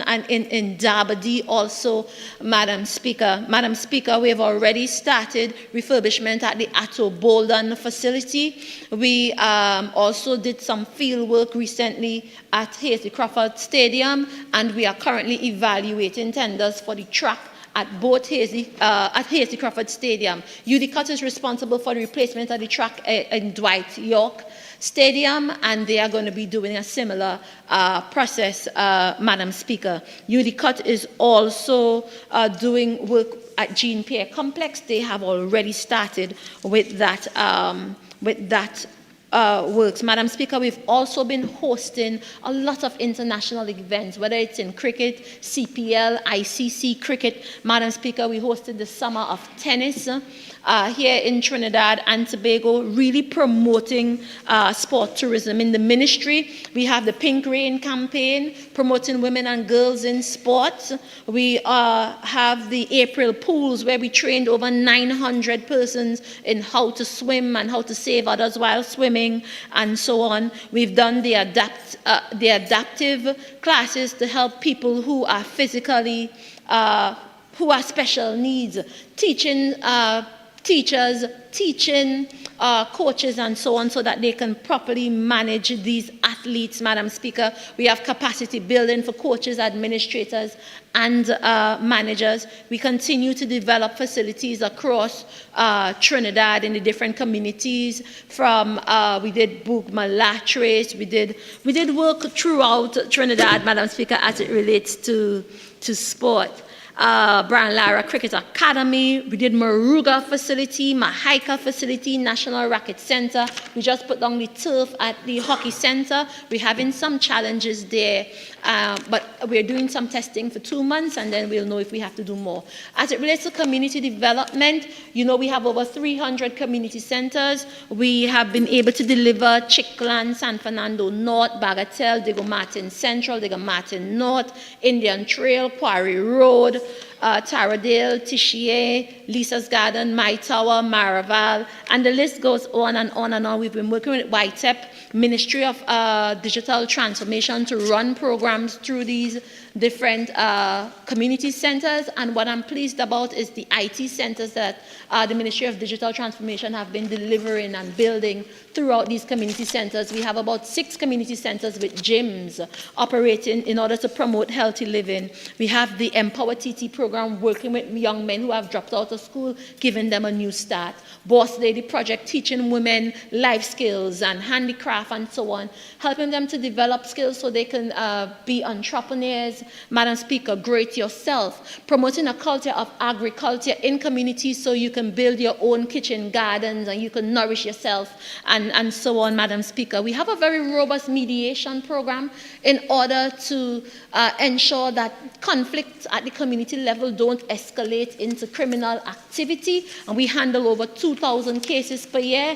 The system in Trinidad and Tobago is used as a template throughout the entire Caribbean. Madam Speaker, on Prime Minister's Best Village Trophy competition, we are in our 61st year, and I am pleased to announce that the numbers have grown over the years as it relates to community groups.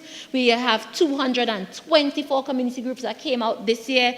Ms. Larian Rive is from Tobago. The numbers in Tobago have increased tremendously to the point that we have to go to Tobago now to give them their own preliminaries, Madam Speaker. We've been developing new policy in community development where we work with private sector to deliver to communities. So the crab farm that was delivered in Tobago, you have the dirt oven delivered in Beausejour, you have Digicel working and have delivered internet cafes in different communities like Perseverance and so on, Madam Speaker. So the list goes on and on and on.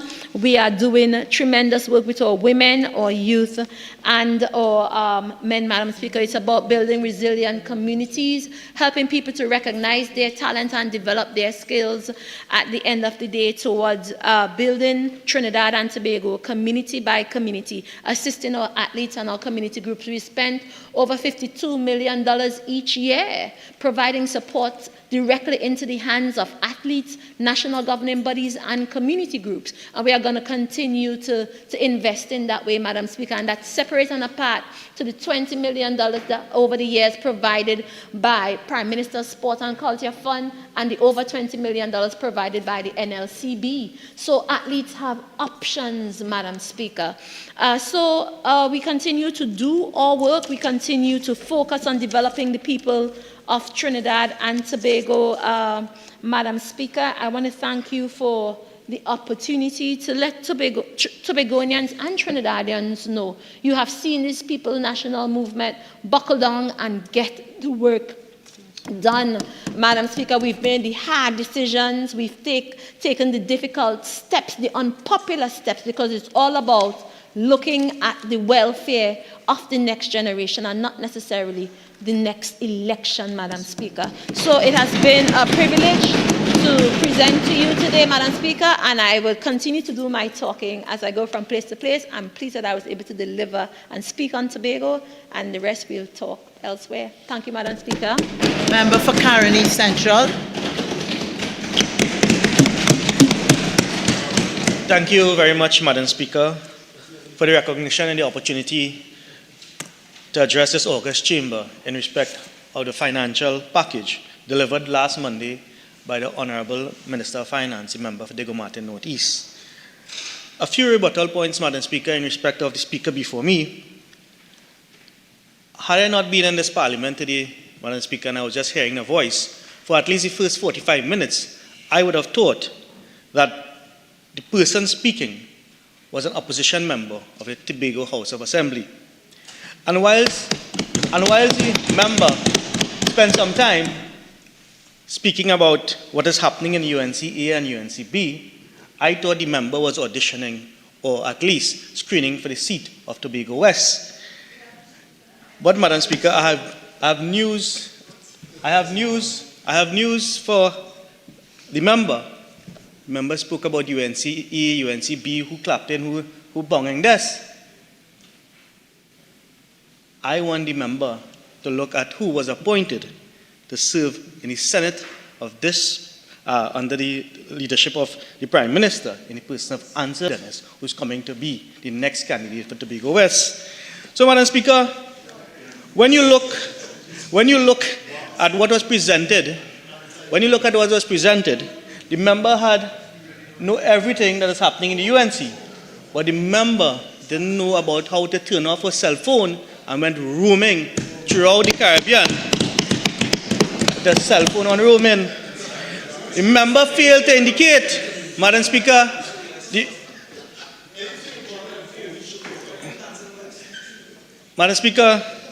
the member didn't tell you all those ministers who have keys to Victoria Keys via AGC. The minister failed to tell us that. But the minister knows everything that happens under the sun. So, Madam Speaker, as I move on, firstly, I would like to applaud the Honourable Leader of the Opposition, the Honourable Member for Paray, for her contribution. And I thank her for being a voice of reason, a voice of leadership, a voice of truth and hope for all the people of Trinidad and Tobago. Madam Speaker, the Leader of the Opposition has set the tone and stage for all of us to demonstrate the absolute destruction brought on by yet another PNM government. They like to boast and take credit for everything and that they have nothing to do with. The PNM has spent almost a decade destroying this country, destroying the economy, Madam Speaker, destroying the social systems, and destroying our democracy. What else can you expect from a party that has crashed our economy twice since independence? Perhaps some form of delusion. The PNM actually think third time's a charm. What else can you expect, Madam Speaker, from a party that is led by a jet-set Prime Minister, a callous Minister of Finance, and a lackluster Energy Minister, and the infamous 1% friends and financiers? What can we expect, Madam Speaker? It makes the choice of the UNC so much more easier at the next general elections. The UNC and the member for Paray, we are a party and we are a leader with a proven track record of leadership and delivery. We keep our promises on this side, Madam Speaker, and after a decade of destruction, promise, hope, and strength are what we need most right now. Madam Speaker, last Monday was the 10th time that the Honourable Minister of Finance came to this Honourable House and presented and bluffed his way through the government's fiscal policy, the budget. Throwing out figures for growth and straining to pat his own self on the back, Madam Speaker, for what was deliberately constructive delusion. The Minister of Finance began his contribution highlighting the fact that this is his 10th budget in the course of 9 years. And let me assure him that this will be his last. The dethroned acting Prime Minister, the dethroned party chairman, and the soon to be dethroned Member of Parliament for Davendranath Northeast. Yet, quite cowardly, his calculation of growth, Madam Speaker, and I know this honourable member has had some difficulty with growth for a long time. For expansion, Madam Speaker, focus only on post-2020 period. That is what his presentation was, Madam Speaker. He only considered, the honourable member, that is, Madam Speaker, considered and rolled out figures which give figures from post-2020 period. Nothing back to 2015 when they assumed office. But that is what we are here this afternoon to remind the population of what the PNM met when they assumed office in 2015 and what they have brought it to today. On that, Madam Speaker, let me make it clear, the only ones that are fooled by this PNM budget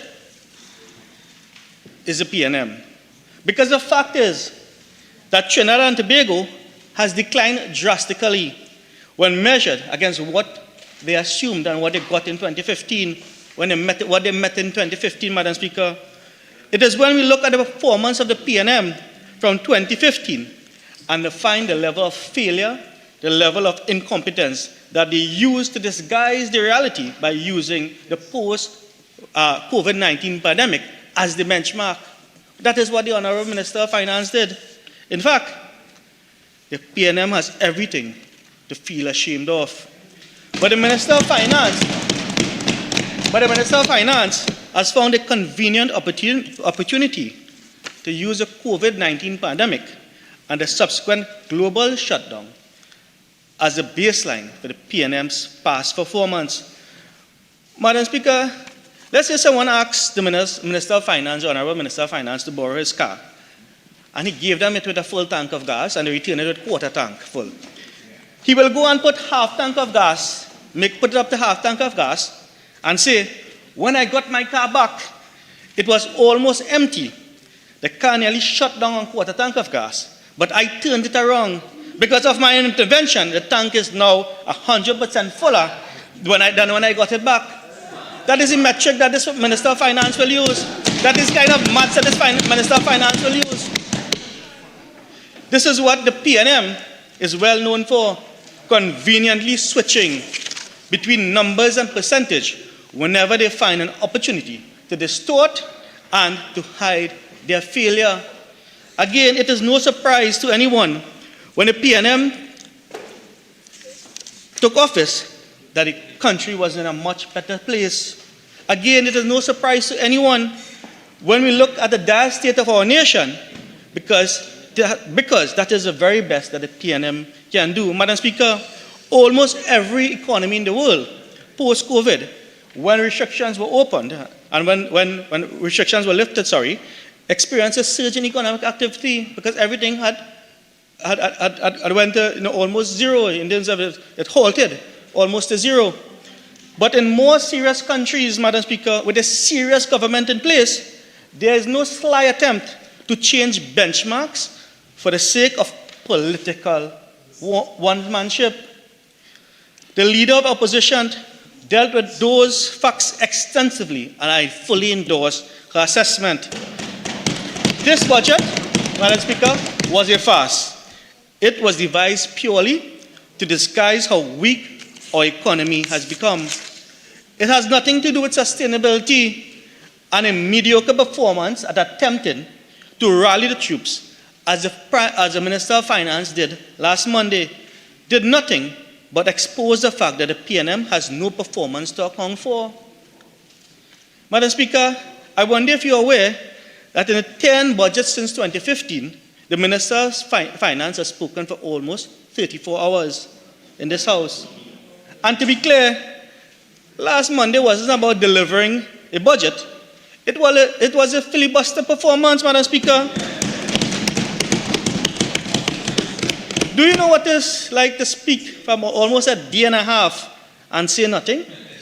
Do you know what it is to speak about a day and a half on the budget alone and not only say nothing truthful, but leave everyone more confused than when you started? Madam Speaker, Standing Order 48.6, see nothing truthful.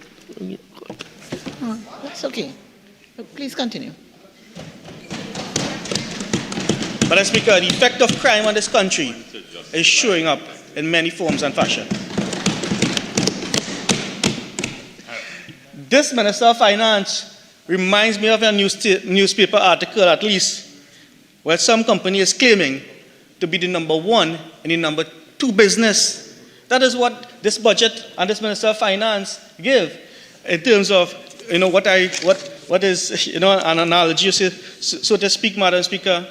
So there it is, 500 billion spent. Madam Speaker, $500 billion. 10 years later, 34 long wrenching hours. And the PNM has absolutely nothing, no positive effect whatsoever, no positive effect on the people, on crime and violence, on our roads, on education, on health, on sports and community, on diversification. No positive effect whatsoever, Madam Speaker. We have wasted an entire decade in allowing a small group of people to ruin what could be a real victory for all of us.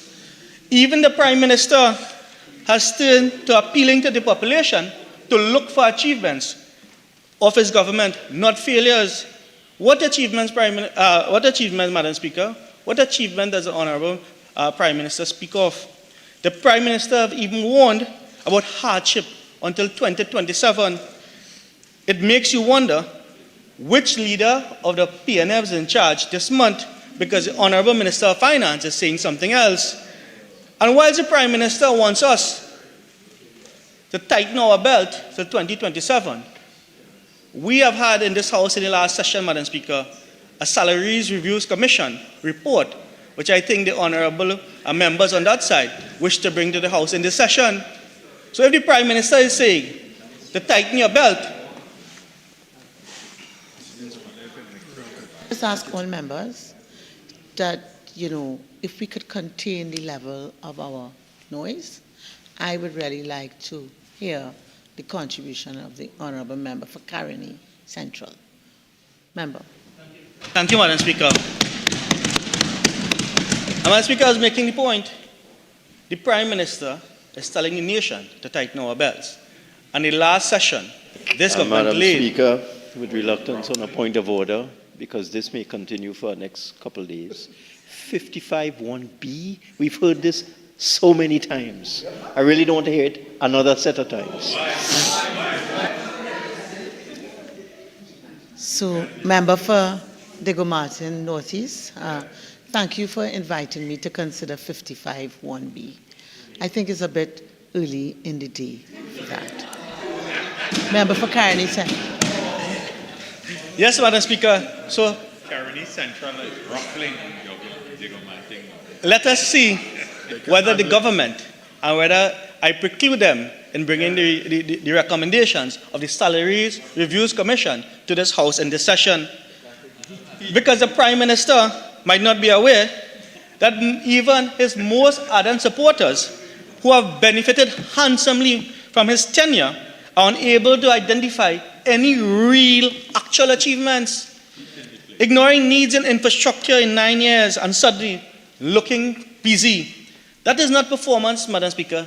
That is distortion. And this is what the PNM produces. It keeps failing and keeps failing. And that is why when you look at the bridge in Chaguanas, and this is something that, the Perseverance Chaguanas, the bridge that collapsed, there was a reopening about a month ago in time for school. It caused tremendous traffic in the entire central region, from Couva to Chaguanas. Madam Speaker, when you type in ways, sometimes 2 hours, a 15-minute drive was taking 2 hours. You know that bridge collapsed up to last week, Wednesday? Or they put up, Madam Speaker, I think they put up a bar so that they could restrict certain heavy vehicles from passing. And then that bar broke down, Madam Speaker. It went back all the way to square one. Numerous hours spent, unproductive time in traffic. That is after they had a ribbon cutting exercise in the week leading up to the Friday before school opened. That is distortion. We have to question. No, we have to question the quality of projects that are being delivered on other projects that are being rushed because the general election is close, Madam Speaker. So, ignoring the crime and violence that has damaged thousands of families and ended the lives of almost 5,000 people since they assumed office, Madam Speaker. After over $60 billion that was spent in Ministry of National Security, it is not performance, it is failure.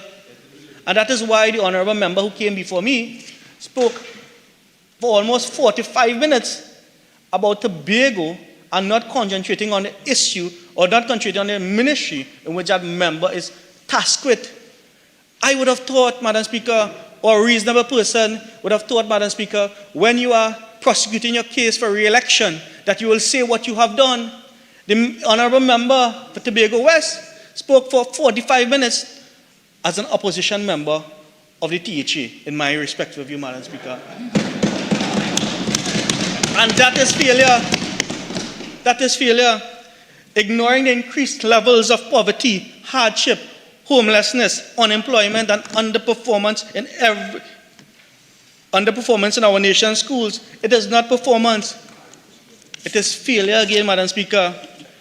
And with 10 years of PNM holding power and still blaming governments before them that existed 10 years before, that is failure PNM style. For context, Madam Speaker, and please indulge me so that I make clear the basis of the issues I am raising. When the previous government, led by Kamala Persad-Bissessar, Honourable Member for Siparia, came into office in 2010, they found a staggering level of domestic debt, outstanding wage negotiations, unpaid VAT refunds, over budget, and incomplete projects in the tune of millions. This was despite, Madam Speaker, unprecedented energy earnings during the period of 2001 to 2010 when the PNM debated office. They came to office and found 13.4 billion budget and left behind a 44 billion budget when they left. Or as the Prime Minister of Finance, or the Minister of Finance likes to say, an almost 250% increase. But having taken office in 2010, the member for Siparia immediately went to work. The highest level of foreign direct investment in our economic history was achieved in 2 years. We brought home the most Olympic medals in our history in just 2 years, Madam Speaker. We have experienced the lowest level of crime in 33 years, just 3 years after our Honourable Member Siparia assumed office. All secondary schools from Form 1 to Form 5 had access to a laptop computer. And there was now access to 100 new schools, with 100 almost more completed after just 5 years. Foreign direct investment were the highest, Madam Speaker, and the Heritage and Stabilization Fund had grown to a staggering 5.6 billion by 2015. In 5 years, it grew by almost $2 billion. A strong roads network, highways, and drainage network was achieved between the period 2010 to 2015. An expanding healthcare system, expanding small business sector, low unemployment, food prices that were comfortably within the reach of all income groups. A social welfare system that is working with people to get out of poverty, not exist in it, Madam Speaker. 5 years, and at the end of it, we left a debt to GDP ratio of 42.5%. It is now a staggering 75%, Madam Speaker, or thereabouts. That is what we have grown to, the debt to GDP ratio under this current administration for the last 10 years, in which there has been a decade of destruction. Today, with 10 years and 500 billion spent, what do we have to show for it? Madam Speaker, here's an Madam Speaker, point of order. 55(1)(b). The member is actually tediously repeating himself. 55(1)(b). Again, I thank you for inviting me to consider I'm not as yet there. Member for Caroni Central. Thank you. Deeply disturbed by your contribution. Madam Speaker, that is what happens when you speak the truth. Yes. They cannot accept the truth, so they rise up on irrelevant standing orders. That is what happens, Madam Speaker. Madam Speaker, I will now turn my attention in this context to one of the core areas of my responsibility in terms of which I shadow. It's the area of sports, youth, and community development. And yet, it has been a long and difficult decade for this sector. Or depending on the side of a house you sit, Madam Speaker, it might be rewarding for some. Madam Speaker, this year's allocation for sports and community development is estimated at $390 million, which when combined with our development program comes to a total estimate of $431 million. The Minister of Finance boasted that the PNM government has promoted sports and given strong support to national teams and athletes. You also talked about making sufficient or significant investment in maintaining existing infrastructure. They confuse freehand spending with investment in sport, Madam Speaker. That is what it is, freehand spending with investment in sport. Because the Prime Minister, the PNM investment, has left the Maniranjan Stadium still closed, located in the constituency of Pointe-a-Pierre, despite it being listed in the public sector investment program since 2021 for upgrade, along with the Hasely Cofford, Larigome Stadium and Atto Boldam Stadium. Madam Speaker, they will not tell you that right now that the Dwight York Stadium and the Hasely Cofford Stadium has lost its certification as a professional facility. Shame. So now there are no professional facilities and up to standard stadiums in Trinidad and Tobago. And this affects our track and field fraternity because no senior athlete can make a national team from here. We lost our accreditation, Madam Speaker, in December 2023. So that is what this PNM is about, investment in sport. When they say they make significant investment in sport.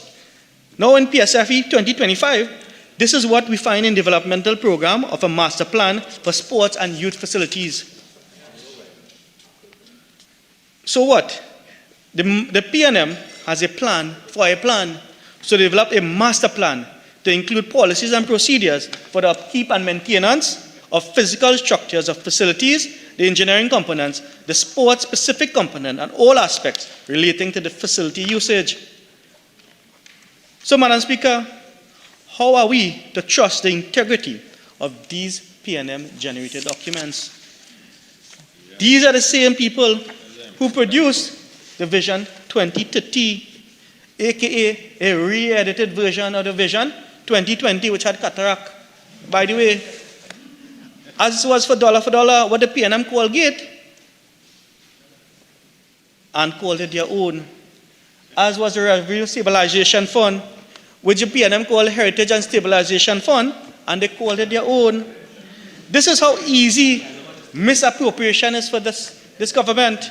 With a track record like this and the threat of property tax, what should we expect next? They say, Madam Speaker, your house is not your home anymore. It has been designated a structure for habitation, and it now belongs to the PNM. We know that we cannot take the PNM word for anything, but now one must wonder whether we can even take as fact the information contained in what should be government documents. But that's not all, Madam Speaker. The PSIP of 2021, 22, 23, and 24, we saw the upgrades of community swimming pools in Diego Martin, La Hoqueta, and Cuva. Yes. We saw upgrade and rehabilitation of the Civilac Club. We saw the upgrade of recreation grounds at Todd Road, Caparo, Park Street, Morval, Grand River in San Grande, and Marac. We saw the upgrade of the Mahaika Oval. That is what we saw in this PSIP 2021, 22, 23, 24. Upgrade of the Dwight York Stadium, refurbishment of the now infamous Skinner Park Stadium, which cannot house or cannot host a secondary school's football game anymore. They now have to drive down to Mahaika Oval for the hosting of this game. Shame. Madam Speaker, I grew up playing championship football or football for Naparima College. And most of our games we were played at the Skinner Park. Now, you cannot host a secondary school's football match there. When you look at what the ground has become, it is much smaller than the regulation size, Madam Speaker. Every year since, these same programs were repeated. In PSIP of 2025, what do we find? Well, if you look a few years down the road, Madam Speaker, the PNM has finally completed one of these projects here, Madam Speaker. It's called the Todd Road Recreation Ground. At this rate, Madam Speaker, it will take another 15 to 20 years for all of these projects to be completed and for them to repeat promises after promises. Remember, Madam Speaker, PNM promises never materialize. And not just that, Madam Speaker, they keep budgeting, spending, and achieving nothing. And their plan is to bring it under PSIP every year. In PSIP for 2025, I see that the Dabadil Malabar swimming pool was completed and handed over since December 2023. What about the others? What about the Kuva swimming pool? It took the PNM 4 years to upgrade a recreation ground, but how long does it take for a pool to start working? And they have the goal to talk about performance in this House, Madam Speaker. Madam Speaker, the Minister of Finance also boasted with numbers about the successful hosting of international sporting tournaments. But here is what he had to say about the Mani Ramjan Stadium. I want to find out about the Mani Ramjan Stadium that still remains closed to date. The Atobolian Stadium that cannot be accessed by the public. Is it not accessible, Madam Speaker? I remember in the years 2013, 2014, on my way from work, we'll stop off at the Atobolian Stadium, and we'll stop off at the Atobolian Stadium, Madam Speaker, and there'll be hundreds of persons who are exercising on an afternoon. They have shut out all these public, the entire public from the use of the Atobolian Stadium for no particular reason, Madam Speaker. The T20 World Cup hosted in June this year, Madam Speaker, created a traffic and a parking nightmare that a little planning could have prevented with actual planning. We debated in this House, the bill for the ICC bill, and I warned them, Madam Speaker, about proper planning for traffic situation. I asked them what is the plan they had for traffic management. The Minister of Tourism came in this House, responded, and indicated that all the plans were in place to ensure that traffic gridlock will be a thing of the past. They cannot implement, they don't have the willpower, Madam Speaker, to lead this country. And that, Madam Speaker, didn't just stop there. You would have thought a responsible government would have learned at least from the ICC T20 World Cup. It didn't stop there. In the CPL game, Madam Speaker, even a team which had police escort, one team arrived late to start the game on the Friday evening because of poor traffic management and access, Madam Speaker. And we want to call ourselves competitive sporting destination and talk about sports, tourism, and so forth. And we can't even manage traffic, parking, and the ease of access. Madam Speaker, it doesn't stop there now. This one made BBC News and ESPN Sports News. The ICC deems Turuba pitch unsatisfactory, much like the performance of this government, Madam Speaker. Unsatisfactory.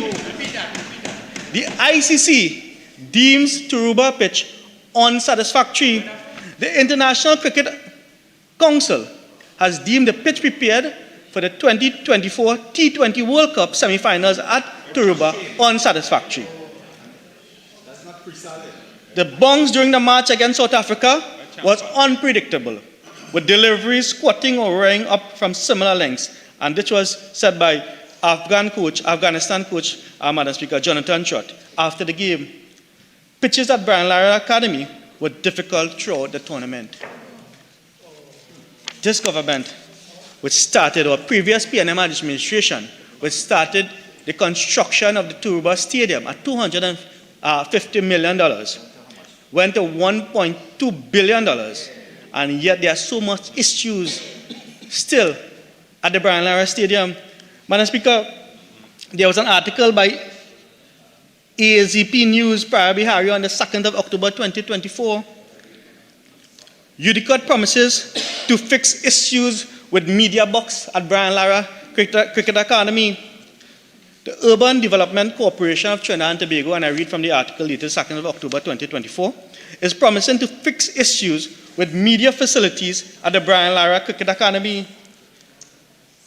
This follows last June during the World Cup with the game between West Indies and New Zealand, where the park and ride system caused major chaos, as I indicated before, massive traffic jams at the CPL games. But it was interesting, Madam Speaker, and I hope I don't get my words mixed up here. It says, the viewing glass in the media wing fogged up during a game between West Indies and South Africa in August. F-O-G-G-E-D, fogged up, Madam Speaker, during a game between West Indies and South Africa in August. The media room. So, AZP News contacted one Miss Stapleton Wims from Udicott, and she's indicated they will be looking into other issues in the media wings identified, such as blockage of the 30% of the field while journalists are sitting there to report. You have a blockage of almost 30%, Madam Speaker. That is the status, Madam Speaker, of the Brian Lara Cricket Academy. So as I continue, the minister went on about hosting of the 2025 Carifta Games, which he estimated would attract 840 athletes from around the world. He even called this country a sports leader, making hollow and misled claims about tourism and job creation. But the Honorable Minister, he was silent on the fact that our last participation at the Olympics game saw a return of 0 medals, and the Olympics before that of 0 medals. We can't even win a single medal, Madam Speaker, and that is certainly not down to the athletes, but rather lack of support from the government.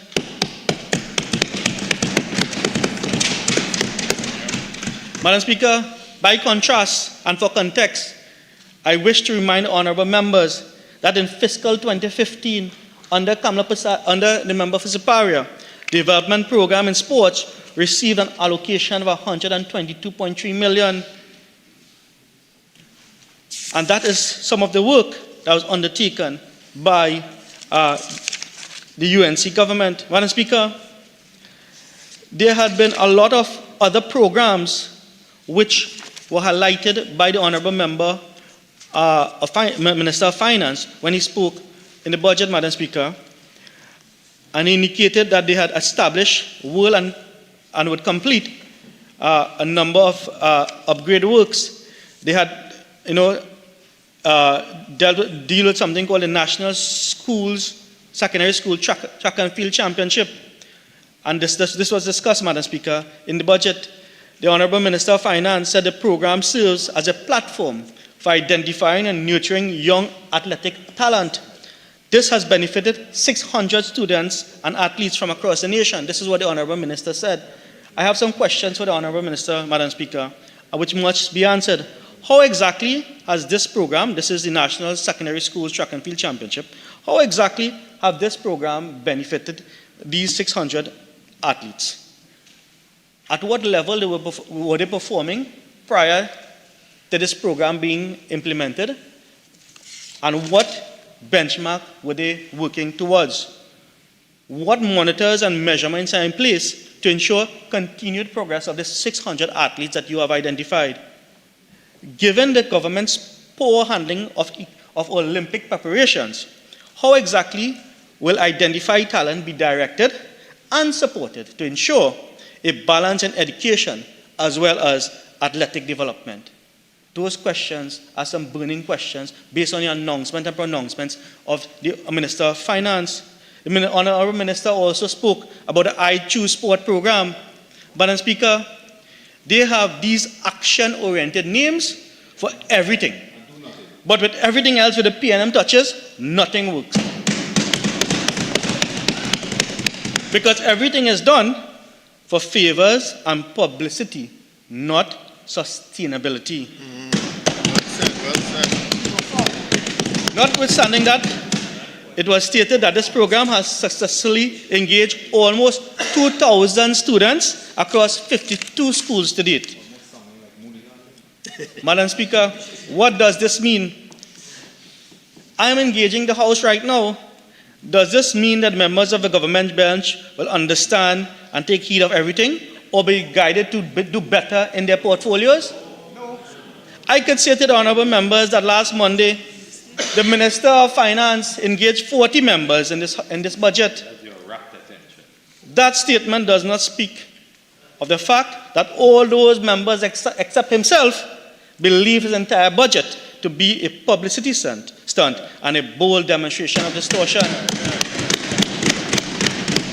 So, with that explanation, I'd like the government to answer these questions in respect of the I Choose Sport program.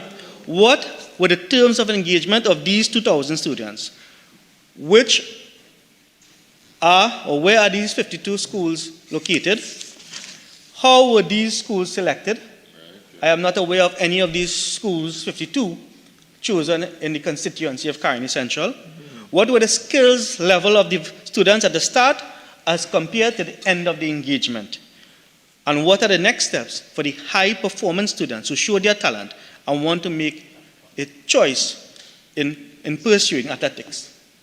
Those are some questions that we require from the Minister of Sports and or the Minister of Finance when he wraps up this debate. So, Madam Speaker, all of this tells us that sport is still being treated by this government as a publicity stunt, as a channel for their closest financiers.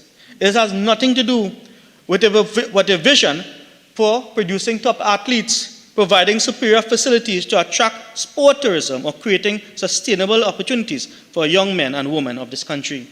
So, Madam Speaker, that is some of the issues in respect of the portfolio of sports and community development. I want to move quickly, Madam Speaker, to youth development. This is the Ministry of Youth Development and National Service. In any environment where every day there are new innovations and the evolution of current innovations, the Minister of Finance seemed proud of the fact that he had numbers to quote. Madam Speaker, the young people of this country are not numbers to be quoted. They are not stats to use conveniently. If the honorable member wants to use stats, I have some stats for him. And I will share those shortly. Madam Speaker, the youngest people in this country are the men and women who will one day be doing the jobs we do today, but in an environment that is completely different. You want that, David? Print for me. Madam Speaker, our every effort must be to ensure that they are prepared to adapt to continuously changing and evolving sectors, technologies, standards, and best practice. Our young generation are being compromised, Madam Speaker. Our unemployment rate among the youth stands at a staggering 19.2%. This is disproportionate. This is disproportionate and higher than a 5.4% national average. This means 1 in every 5 young people, they are looking and cannot find a job. And while the government boasts about developing youth with new plans every year, let me tell you what they actually do by way of example. Last year in this parliament, they approved a sum of $1 million to spend on youth employment policy. Do you know what was spent on that, Madam Speaker, on that youth employment policy? 0. What? Shame. In fiscal 2024, $5 million was approved for the implementation of a national youth policy. Actual spend from $5 million, $800,000, or 16% of what was approved. Ministers preoccupied leadership. Dr. Gopee-Scoon, a leading economist, highlighted this in an article, Youth unemployment, is significant social challenge, that failing to engage youths in meaningful work is a major barrier to economic growth and contribute to a dysfunctional society, allowing gang leaders to exploit the situation. Shame. That is what we are seeing now, Madam Speaker, because of the high unemployment rate, which now stands at 19.2%. 1 in every 5 young people is now unemployed.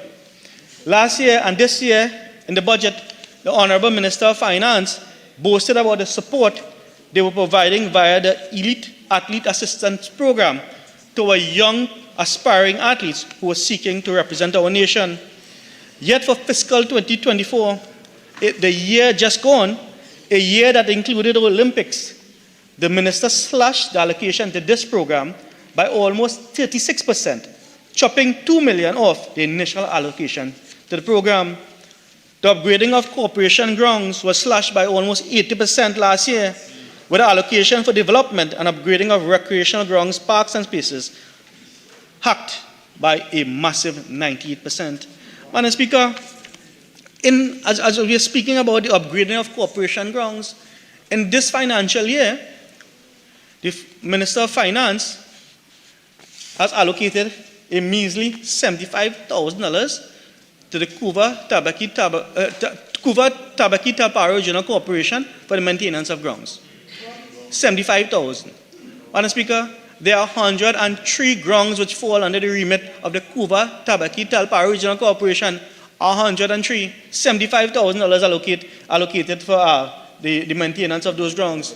This government is clearly not serious about promotion of sports and youth development in this nation. I stand corrected by my member for Kuva South. It's 114 grounds, 75,000 allocated, Madam Speaker. This is how the government basically is sabotaging the development of sports and youth in this country. When you look at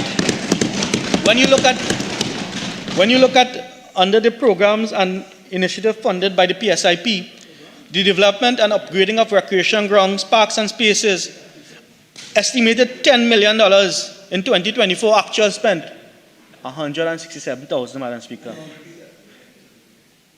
Development, I repeat, Madam Speaker, development and upgrading of recreational grounds, parks, and spaces, estimated $10 million last financial year, actual spent $167,000. This year. Same. Honourable Member for Caroni Central, you have 2 more minutes of original speaking time. You have an additional 10 minutes extended time if you wish to avail yourself of that to complete your presentation. Speaker, I'll avail myself. Thank you very much. Very well. The upgrading of corporation grounds, again, $10 million last financial year, actual spent $2 million. Estimate for 2025, $5 million. So, Madam Speaker, this is how the government, they are sabotage development of the sporting community. The professional state of the art stadia constructed by the member of Superior's government to promote swimming and cycling as a sport development has been allowed to deteriorate in favor of repairing pet venues. So, Madam Speaker, nothing this government has done shows any evidence that their policies are based on assessment of future needs, real innovation, and preparing young people for an accelerated future. Madam Speaker, the Drilling Operation Program, they are boasting about the Drilling Operation Program, which was started under the UNC. It was shut down by the government, and last year they trained 80 persons. So when they shut down the decimated the energy sector, shut down petroleum and so forth, they're now rushing to do and to graduate 80 persons in the drilling operations. It was the Kamala Prasad Bisesa administration that instituted the drilling program to the NESC, Madam Speaker. That is the vision that the UNC has for this country, Madam Speaker. So, this government has, has basically failed the youth of this nation. We have the numbers of people who graduated, but no signal of number of people who are really assisting some of these training programs and so forth. So, Madam Speaker, I want to just move to one additional thing before I move to some constituency issues. And it deals with, Madam Speaker, the SHADE program. SHADE? Yes, Madam Speaker, the SHADE, and I think that is a fitting name under the Ministry of SHADE. Well, SHADE, the SHADE program under the Ministry of Youth Development and National Service. Madam Speaker, I have a very serious concern that I call on the government and an honourable member for La Hokata Dalparo to answer. and which I hope he comes during the course of this debate with evidence support, the information. I will like to ask the government if it's true that it was the government of Guyana that donated the shared houses to the shade program. Whether those shared houses were received and also whether they have been distributed and where.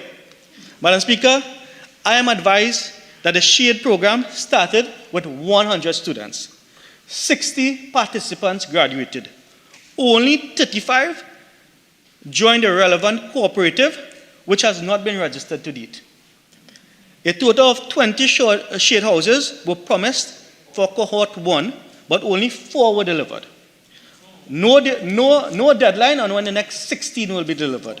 It is my understanding, I'd like the government to corroborate this and provide clarity on this, because I am further advised there has been quite a number of changes on coordinators post cohort 1.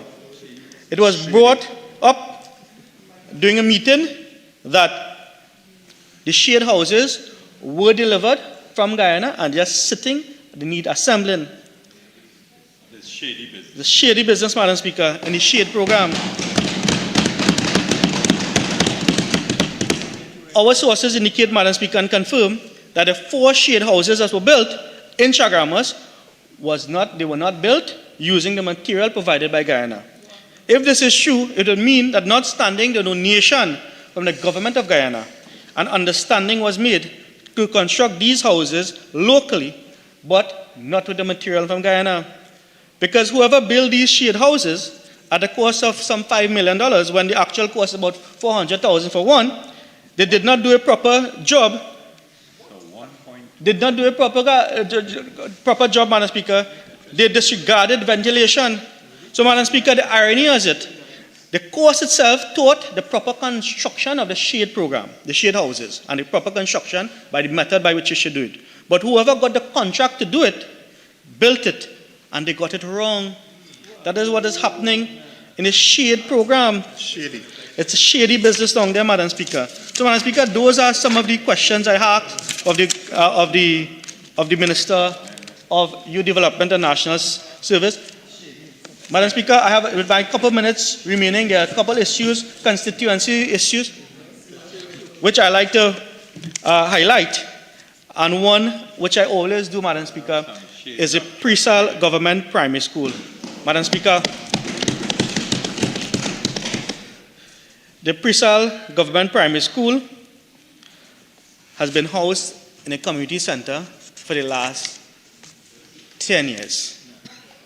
In a community center. Persons have graduated from the school, just like Ramai Chase, member for Opuch, where they have graduated with a certificate saying Presal Government Primary School and have attended a community center all their lives. We have had some very prominent sporting persons and members of Parliament, Madam Speaker, who have attended the Presal Government Primary School.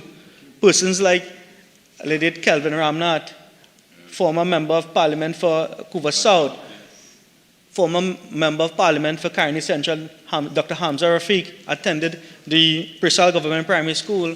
We had quite a number of cricketers, members of the cricketing fraternity, prominent members, Ranji Nanan, Madam Speaker, Dinesh Ramdin, Inchan Ali, Ravi Rampal, they all attended the school. And they are now housed, Madam Speaker, in a community center. It is more than shameful, Madam Speaker, especially when there was an allocation to complete the school, which was almost, I would say, almost 70% completed in 2015 when a member of Superior demitted office. 70% completed. There was an allocation sometime in 2017 and 2018 for the completion of the school. Where has the money gone, Madam Speaker? It was reallocated, and these students are still housed in the community center. Madam Speaker, it then brings me to the other school, which is also housed in a community center right now, which is the Palmis Government Primary School. When I asked the Honorable Minister, this school was gutted by fire, parts of it, on Thursday, the 7th December 2023. On the urgent question, I asked the Honorable Minister what urgent steps will be taken to relocate the school. the Minister of Education told this Honorable House that they are working with the Cudjoe-Lewis Regional Corporation to have the affected areas and portions demolished and rubble removed to allow for possible occupation of the usable portion of the school. That plan was shelved and they moved to the Edinburgh 500 Community Centre. So I have 2 schools in Carney Central which are now housed in community centres. So when they boast about building community centres, it's because they're building community centres to house schools and students, Madam Speaker. Anyhow, Madam Speaker, there was an undertaken, or at least a response by the Honourable Minister, to say that they are working with the Cudjoe-Lewis Regional Corporation for demolition and so forth. And I asked her, the Honourable Member, that is, when the demolition will take place. The Honourable Member's response was that discussion are having now, and we are working out the arrangement for when they will come to do it. This was in December, at the parliamentary sitting, December 13th of December 2023. Madam Speaker, the cooperation, together with the corporate citizens and persons in that area, mobilized and went onto the school compound on at least 10 occasions. When they went there, Madam Speaker, there was always some reason why the demolition cannot take place. I am being told reliably, Madam Speaker, that the ministry has indicated to the Cudjoe-Lewis Regional Corporation that they will get a contractor to do the demolition, Madam Speaker, and they do not require their services anymore. So why is the Cudjoe-Lewis Regional Corporation was willing to do it together with the good men and women from the area, the small businesses and so forth, to demolish and to assist assist with the reopening of the school as fast as possible? The ministry's response was that they will get a contractor to do it. So that is what is happening at the Palmer's Government Primary School. Madam Speaker, despite the best promises of the member for Lupino-Bonnet, water is an issue in the constituency of Carney Central. We have known my own water supply, Madam Speaker, 24/7 water supply has moved to 1 in 12 days. And we hear this afternoon, the Honourable Minister boasting about projects and millions of dollars being spent on wells, all within the constituency of Carney Central. In fact, he indicated, the Honourable Member that is, that a new well is being drilled in Rickson Trace of Arena Road, Freeport. Madam Speaker, they are taking the raw material out of Carney Central and pumping it elsewhere. The own constituencies, in my own constituency of Carney Central, Madam Speaker, we receive water 1 in every 12 days. Madam Speaker, there are a number of bridges that remain almost impassable, and they have been gazetted, Madam Speaker, in terms of their tonnage weight. The amount of tons which can pass over those bridges have been compromised. Madam Speaker, we speak about the Batchasing Road bridge. We speak about the bridge in Faisal Trace, and very soon the bridge in Arena Road. Madam Speaker, the road infrastructure in the constituency of Carney Central is about the worst.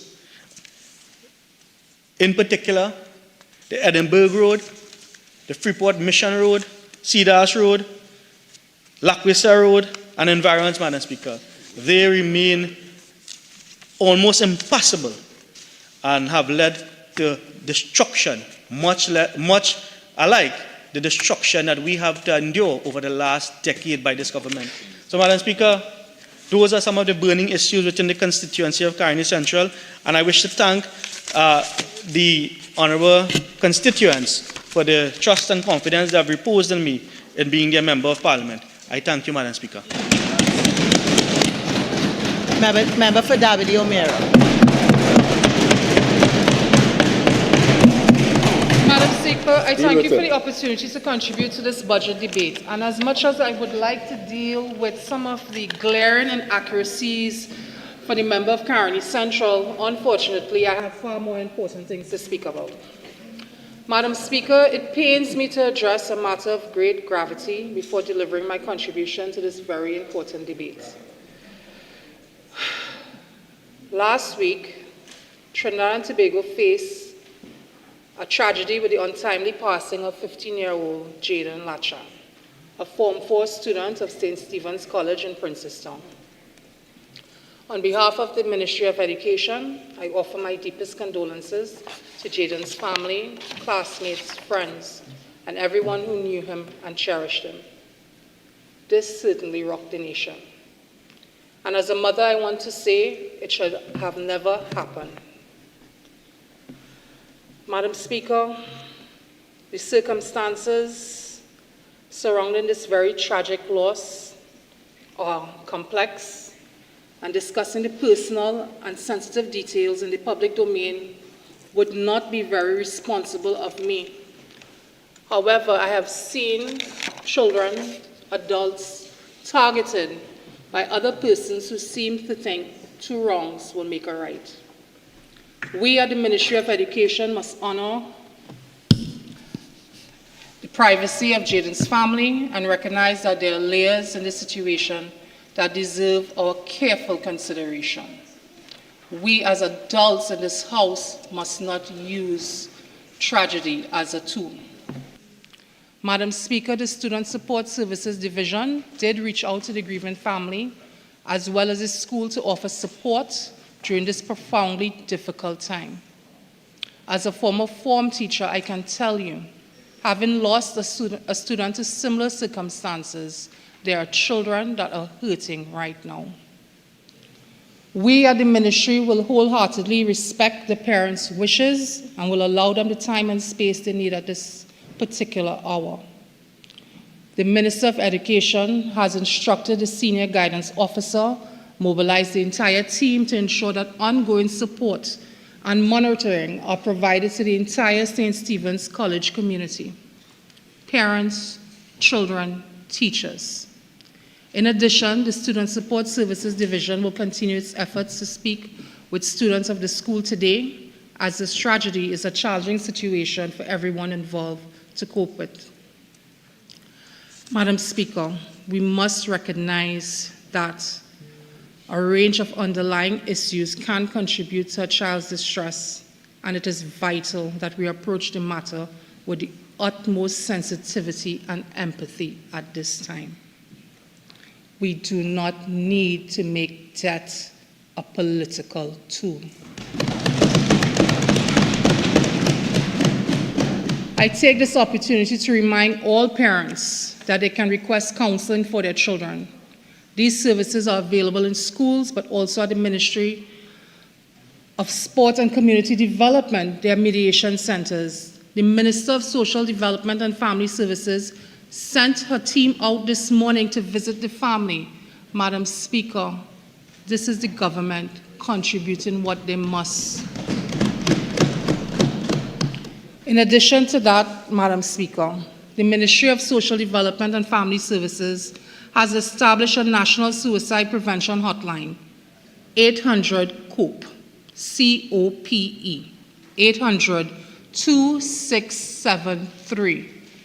I urge anyone who may need to use that number to go ahead, and you will get immediate assistance and support to individuals and families who may be struggling with depression, anxiety. There are consequences for bullying and other forms of school violence. Madam Speaker, I can emphasize the Ministries of Education zero tolerance on bullying. I can tell you because I am very familiar with our discipline matrix system. There are established procedures for addressing such behaviors. And Madam Speaker, I am going through this so that someone out there who needs to hear this message will get this message. And it is very telling to me that some of the biggest bullies would walk out during this message. Bullying and intimidation is a major offense listed by the Ministry of Education's National Discipline Matrix, and it carries severe consequences. In addition to bullying, other major offenses include, and some of you may recognize it on the other side, disrespect and defiance to authority, assault without a weapon, cyberbullying, extortion, fighting without a weapon. You would particularly like this: forgery, gambling, as well as lewd and inappropriate behavior. Possession or use of alcohol, all these things, Madam Speaker, are frowned upon under the disciplinary matrix. For each student committing these major infractions, we have a structured response. For the first offense, referral to the Student Support Services for intervention. For the second offense, Madam Speaker, a mandatory parent-guardian conference. We also want to teach the children for any wrongdoing, they must make amends. We have in-school detention, suspension, and for the second offense, we also have further Student Support Services intervention. 3 to 5 days out of school suspension, 1 to 2 days in school suspension, and for the third offense, Madam Speaker, continued referral to the Student Support Services Division for support. Madam Speaker, a 7-day out-of-school suspension, a referral to the Ministry of Social Development and Family Services, and escalation to the severe infraction level if the behavior persists.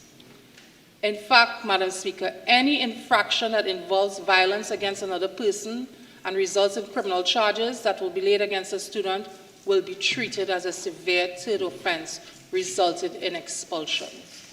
Since we have been in the Ministry of Education, we have had no choice but to expel several students for this type of behavior.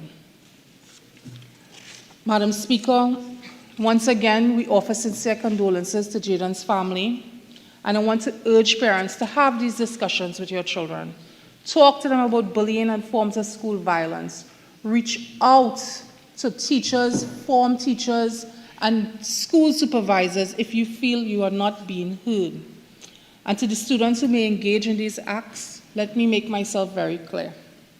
It is never okay to hurt others. Hurting someone by your words and actions is not a sign of strength, it is a sign of weakness.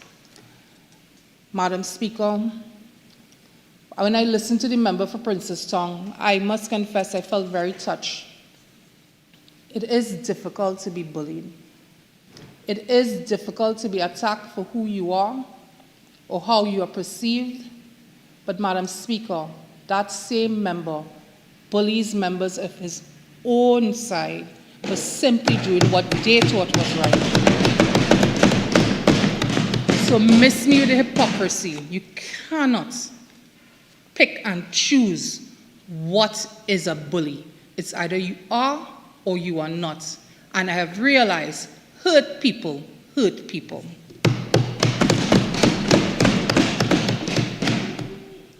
Madam Speaker, speaking of being bullied,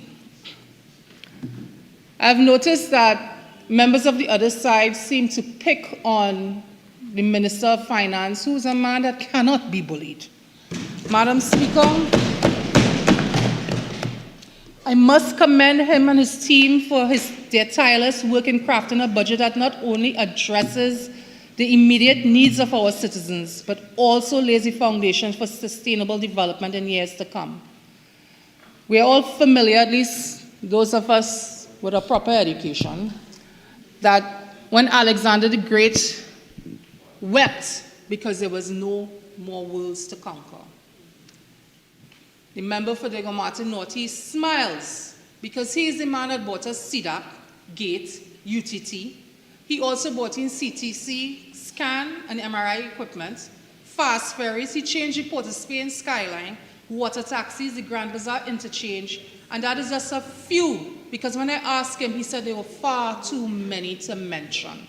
He is a man of great talent, and this budget reflects that. This is a budget that is grounded in realism, not fantasy, not mamagai.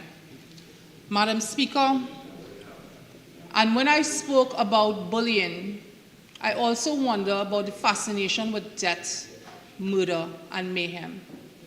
I thought of persons like Videsh, Andrea, Christopher. I thought, what happens when the cameras stop rolling? Do they ever go back? Do they go back to these families? Do they reach out and make sure that they're okay? Do they ensure that these people have the support that they need? Or is it simply a political display? Now, Madam Speaker, the opposition leader used the initialism PNM to rhetorically and creatively add meanings other than the People's National Movement. I will not bore the House to attempt the same thing using the letters. Unlike the member for Caroni Central, my degree was in English. However, no, I must say I'm not bullying, I'm simply pointing out a fact.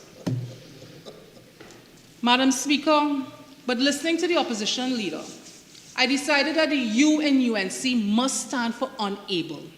Unable to deliver anything but rhetoric, unable to stand up for more than 10 minutes to deliver a response, unable to give the population an idea of what her real plans are, and unable to realize the brilliance that is the member for Diego Martin West. And if the tobacco was bad in 2015, Madam Speaker, and it was worse in 2020, Madam Speaker, UNC nothing yet. Because they will get more of it in 2025 when we retrieve Moruga Tableland, pick up Shogunas East, as well as get some new members.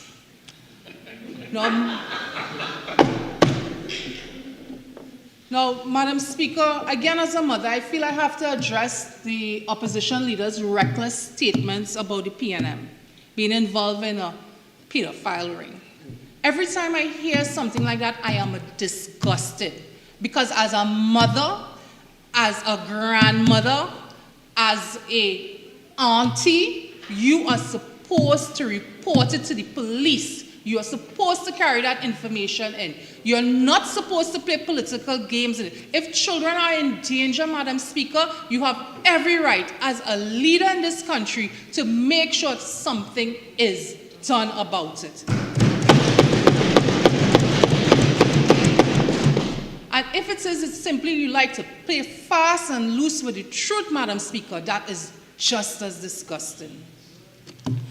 Madam Speaker, you see, they're more interested in theatrics than action.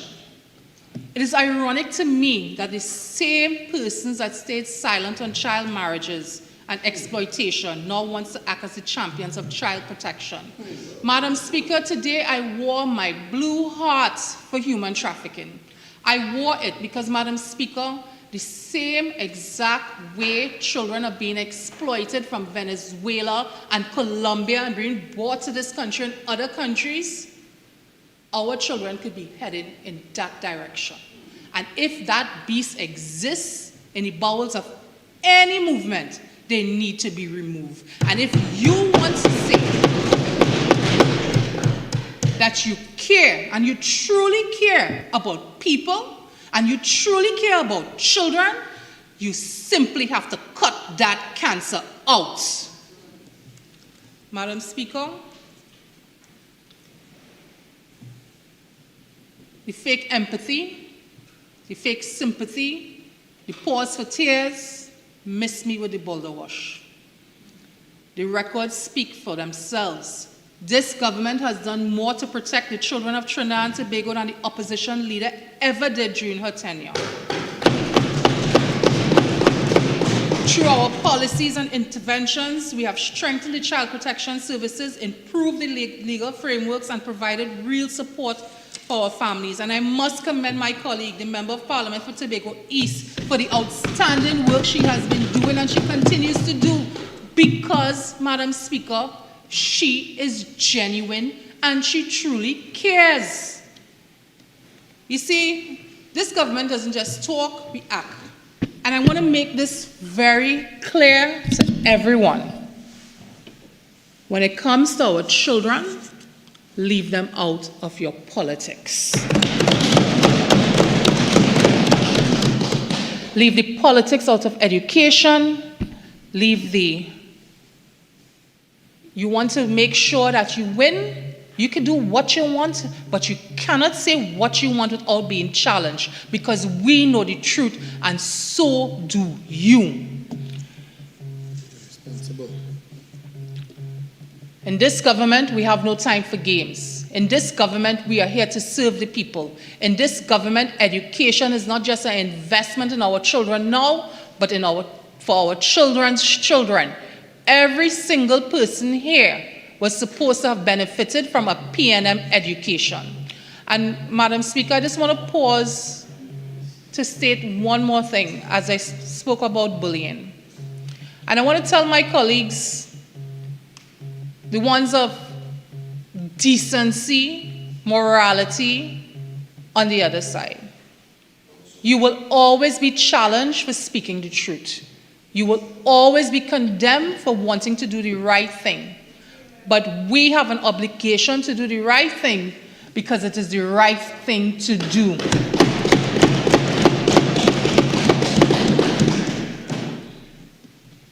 Do the right thing, Couva South. Madam Speaker, this year's national budget underscores our government's renewed commitment to education. Just over $7.5 billion has been allocated to education and training, the second highest funding for the 2025 fiscal year. In addition to the substantial investment, the government has allocated $33.7 million across several initiatives aimed at fostering education, skill development, and sustainable growth. I have to commend the Honorable Minister of Finance for this forward-thinking approach to building our nation's human capital.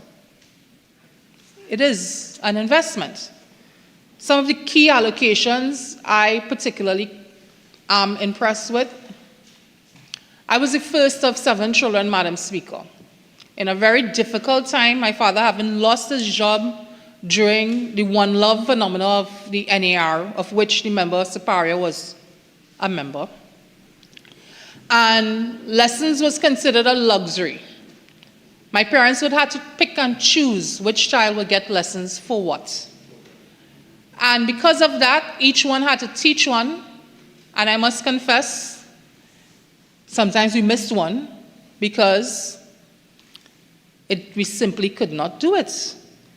And when I saw that $3.2 million for the online numeracy program for adults to address critical gaps in numeracy skills, I felt very happy. I felt happy because I remember being that child who could not get math lessons.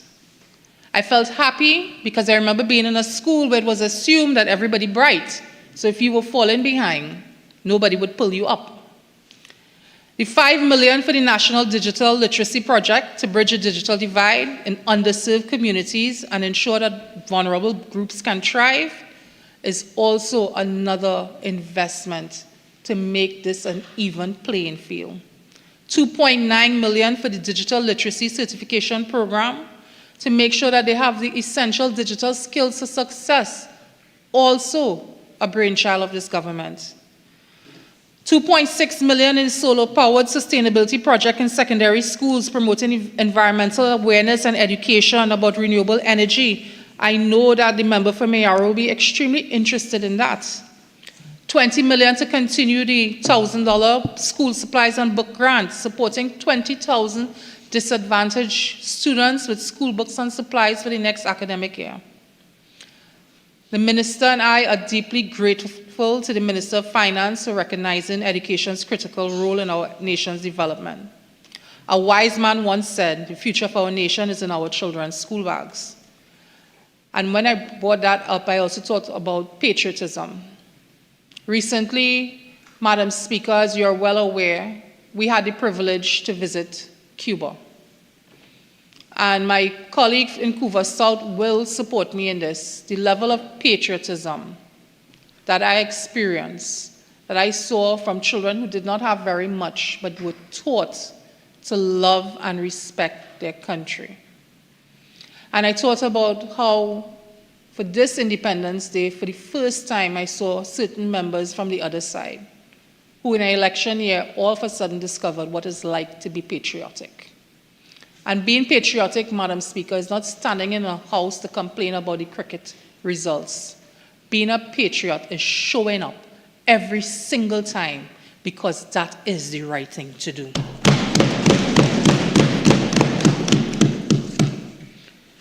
You see, we want a good, strong education system to decipher. We want our children to analyze. We want them to make wise decisions because we want the PNM to stay in government for a very long time.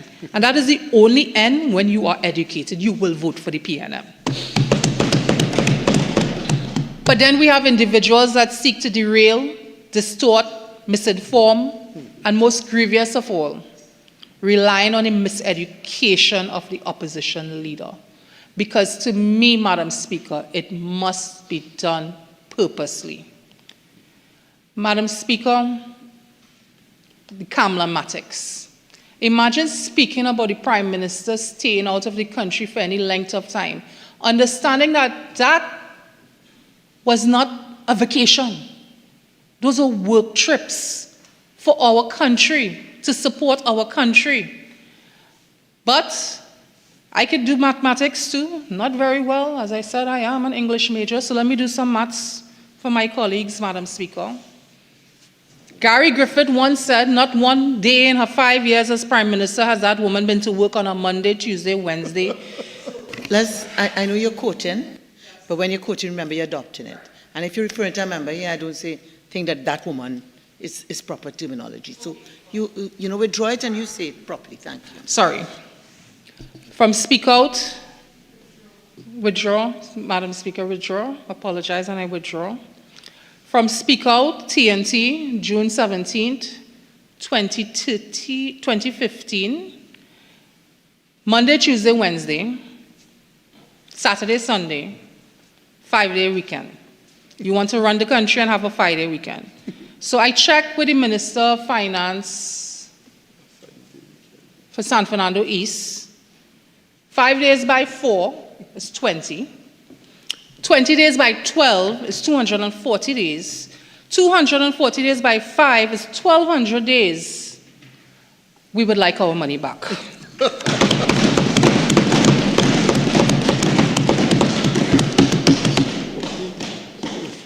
You see, education empowers individuals, enriches communities, and enhances economic productivity. But more than that, Madam Speaker, it is a tool that can break not just the cycle of poverty, but the mental poverty that exists. It is a ladder for upward mobility and also morality. I have taught children who simply did not know better. And when they knew better, they did better because I was able to show them what was indeed the correct way. We have paved the way for individuals to have a legitimate primary, secondary, and tertiary education.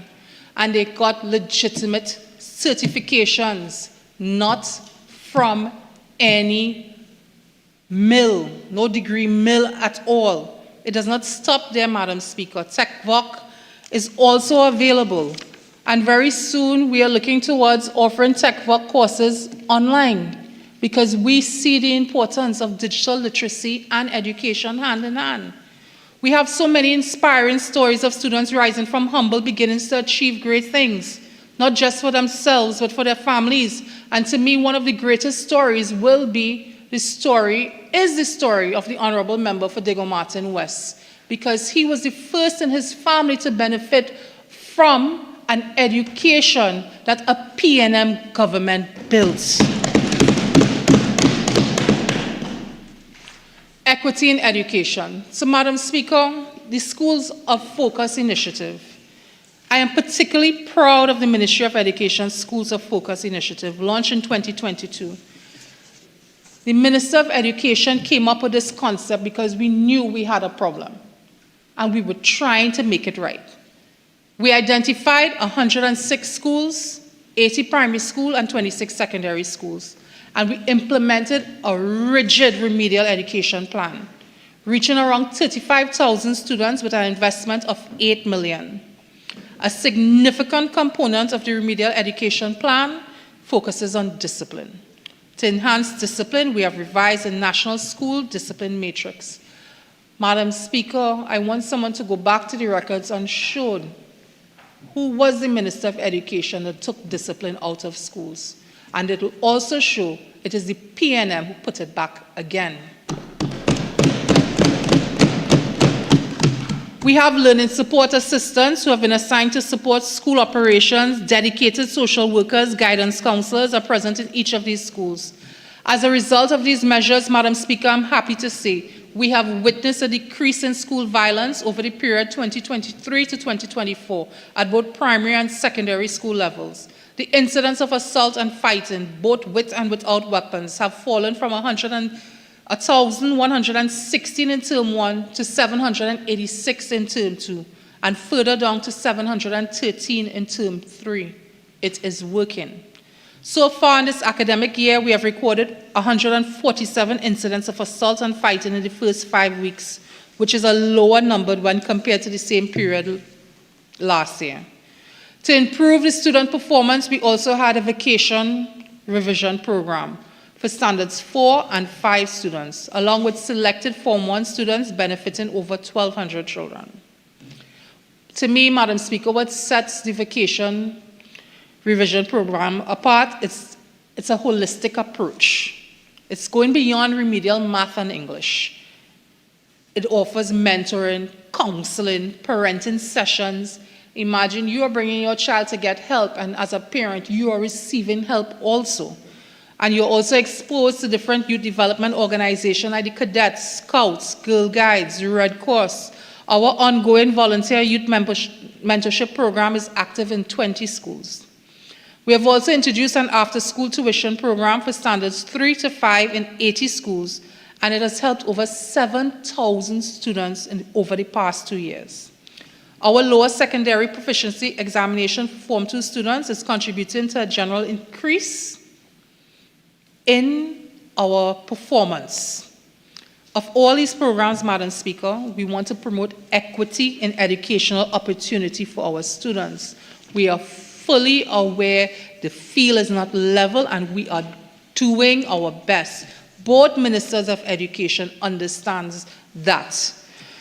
The 2024 Schools of Focus Annual Report, which was done by the Student Support Services Division, has revealed, as a result of this program, the SEA weighted composite scores for the Schools of Focus have steadily increased from 2022 to 2024. While those schools not in the program saw a slight decline, I'm happy to say that those that we give the special focus to have consistently improved their SEA composite scores.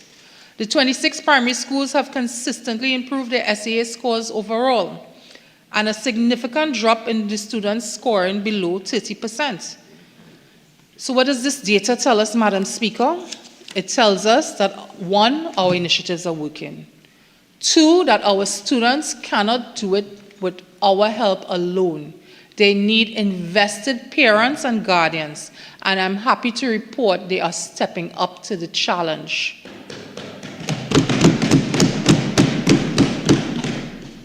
These successes are not by chance. They are the direct result of a targeted, strategic intervention through the ministry's remedial education programs, which provide critical support. We're not just talking about improving education outcomes, Madam Speaker. We're taking action and we're seeing results. Madam Speaker, something else that always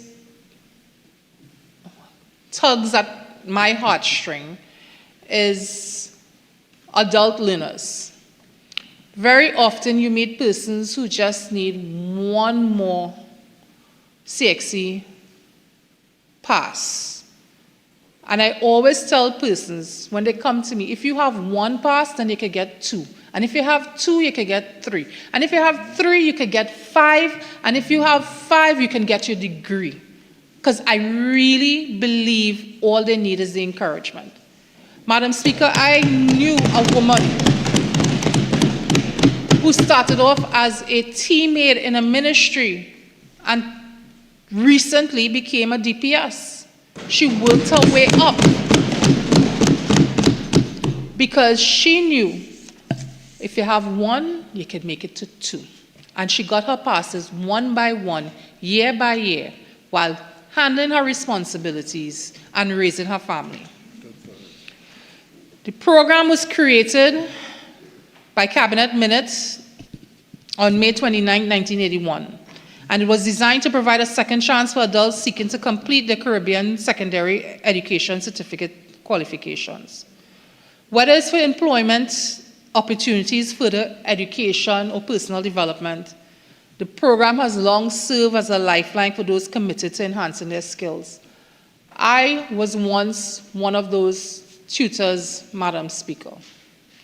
And I can tell you that the satisfaction from helping someone finally get it, understand it, there's nothing like it in the world, because they simply needed someone to show them the correct way. The program is governed by the policy manual for the Even School program. And we have a long-standing commitment to creating educational pathways for adults.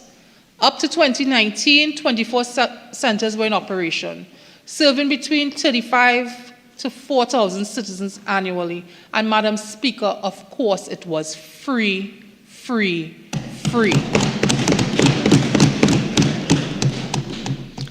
The COVID-19 pandemic brought this crucial service to a halt with no classes offered in 2020 or 2021. But the minister insisted, and in 2022, the program made a significant comeback. We relaunched it with online classes. Do you imagine the convenience, Madam Speaker? Being at your own home, maybe perhaps taking a chance at work, and learning to navigate MS Teams, the school learning management system, and being able to learn without having to physically come into a space. In the academic year, the program catered to 801 students across 12 centers, offering 8 subjects and supported by the hard work of 78 tutors. Madam Speaker, in the 2023-2024 academic year, we saw a remarkable increase with 1,900 students benefiting from this program, 130% rise in participation, simply because we went online, and that is the PNM way. For this new cycle, we project over 3,000 applicants, and we have 19 centers prepared to meet this increased interest. In addition to the increased enrollment, we also saw expansion in the range of subjects. We introduced 2 new subjects, bringing the total number of subjects to 10. We have 70 tutors for the upcoming cycle and a curriculum that addresses both academic needs and market demands, because we understand it is adults that we are dealing with. This program is living proof that the government has an ongoing commitment to providing quality, accessible education for all, irrespective of age.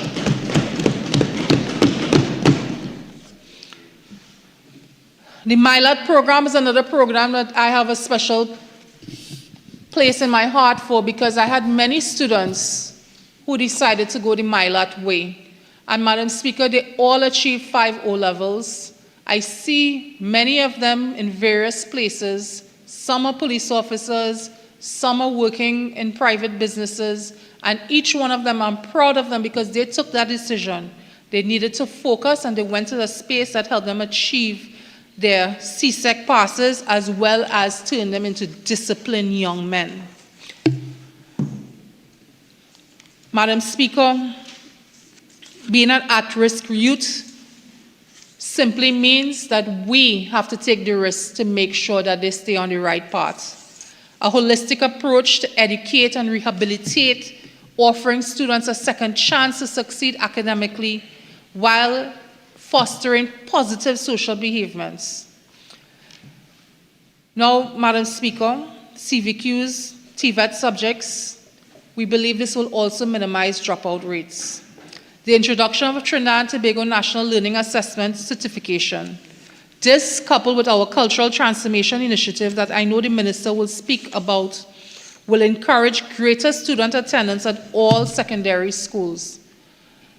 Very often you would have a student who may not be performing in math or English, but Madam Speaker, they could dance, they could play the drums, and they could sew, or they can cook.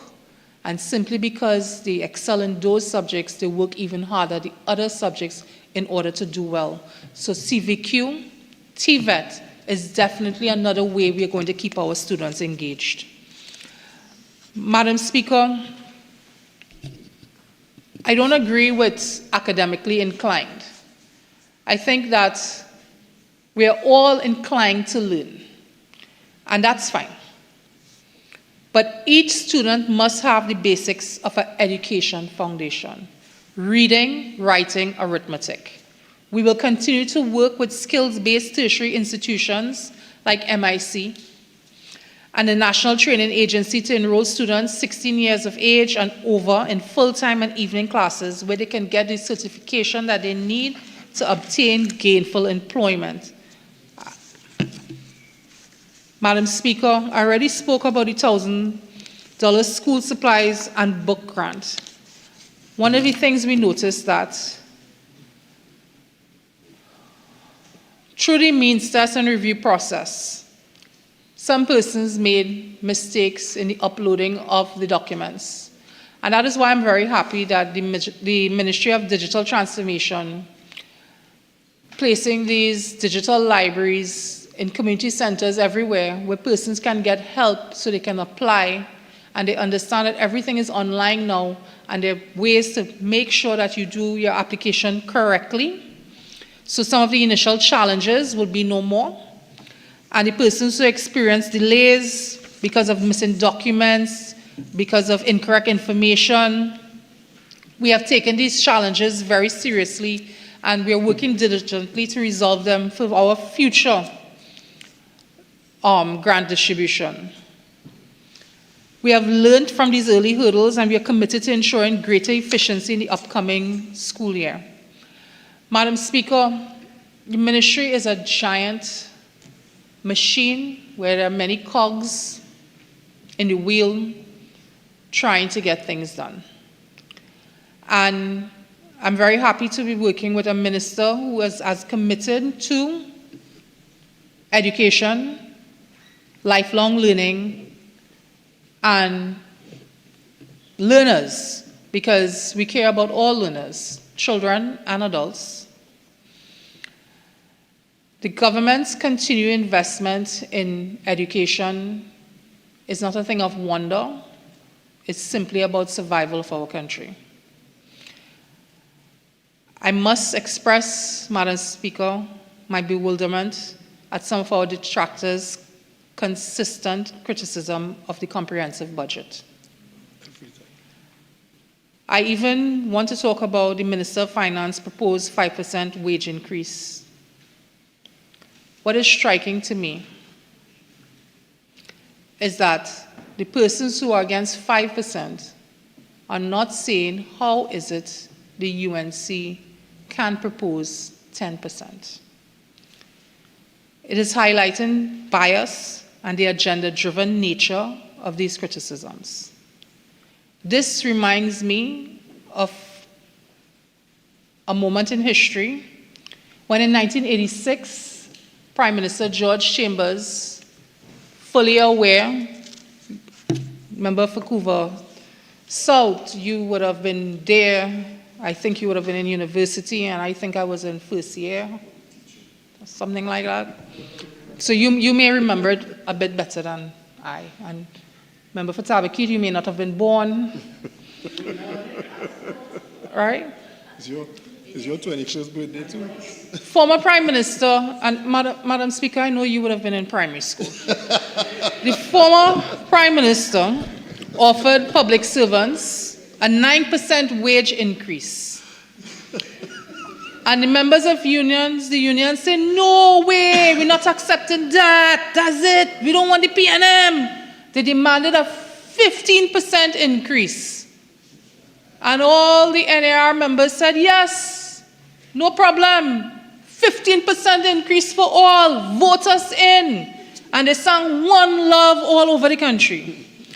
Prime Minister Chambers, fully aware of the economic downturn, fully aware that oil prices were now US $9 per barrel, said that such an increase was unrealistic. But the National Alliance for Reconstruction promised to deliver 15% if they won that election. I hope the union members are listening to me now. My friends in Tutor, I hope you're listening. And they said if they won the election, and everybody knows how that went, 33 for 3. But Madam Speaker, history would show they could not keep that promise. Instead, what people received was a devastating 10% salary cut for public servants. Instead, they got into bed with the IMF and they removed COLA. Cost of living allowance was removed forthwith, and persons like my father, may he rest in peace, lost his job.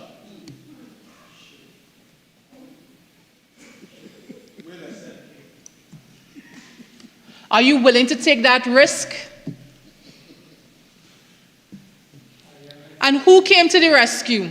It was the People's National Movement.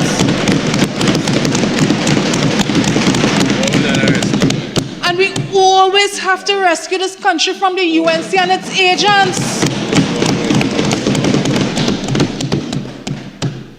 We brought back good governance, we brought back stability, and we brought back COLA. But people like, whenever it says you have to make hard decisions, people tend to make foolish decisions. Madam Speaker, you ever went to your mother and get vexed because she said no, she could not afford it? I know it's a style of speaking, but I think we have to be careful of how much I am being brought into this debate. Okay, so thank you. Apologies, Madam Speaker. So, when your mother has to make tough decisions, when your parent must do what is best for the household, sometimes it's difficult as a child to accept it. As a citizen, you must accept when the government is making difficult decisions. The PNM has always provided the people with transparent, comprehensive manifestos. Meanwhile, our opponents like to cobble manifestos from fractured parties, like to use AI to send out press releases, like to borrow other people's press releases. Borrow. I have yet to see a party that could truly beat the PNM on its own. Instead, they cobble together fractions. Imagine, Madam Speaker, Couva South, talk to the people about going with the man that only have 20 votes, and 20 votes nationwide. We now stand at a critical crossroads. Madam Speaker, I urge the people of Trinidad to remember this. The PNM has consistently steered this country well. We have been there through tough times, and we will be there through good times. We have, and every single time when I hear them speak, Madam Speaker, about the 100 Honourable Member, schools, you have 1 more minute of original time left. You're entitled to 10 more minutes to wind up your presentation if you wish. Yes? Thank you. So you may proceed.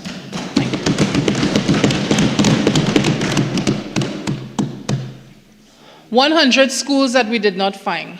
100 schools where you wonder, where did the money go? I can tell you where the money went, Madam Speaker. When the Honourable Member for Port of Spain, North St. Anne's West, decided at the time to change the currency, that's where the money went. Everything that was in a mattress, water barrel, water tank, buried under a silo, that is where the money went.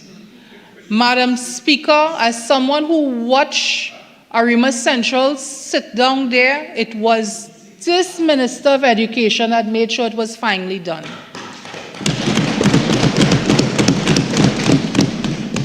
The same Arima Central Secondary School they attempted to give to the Mahasabha. The same, and this same Ministry of Education made sure that the Mahasabha got the Arima Hindu School with full support from us, because we give support to all. So let us reject the distractions, ignore the old noise, focus on what truly matters. continued growth and upliftment as a nation. A commitment to the PNM is a commitment to this country.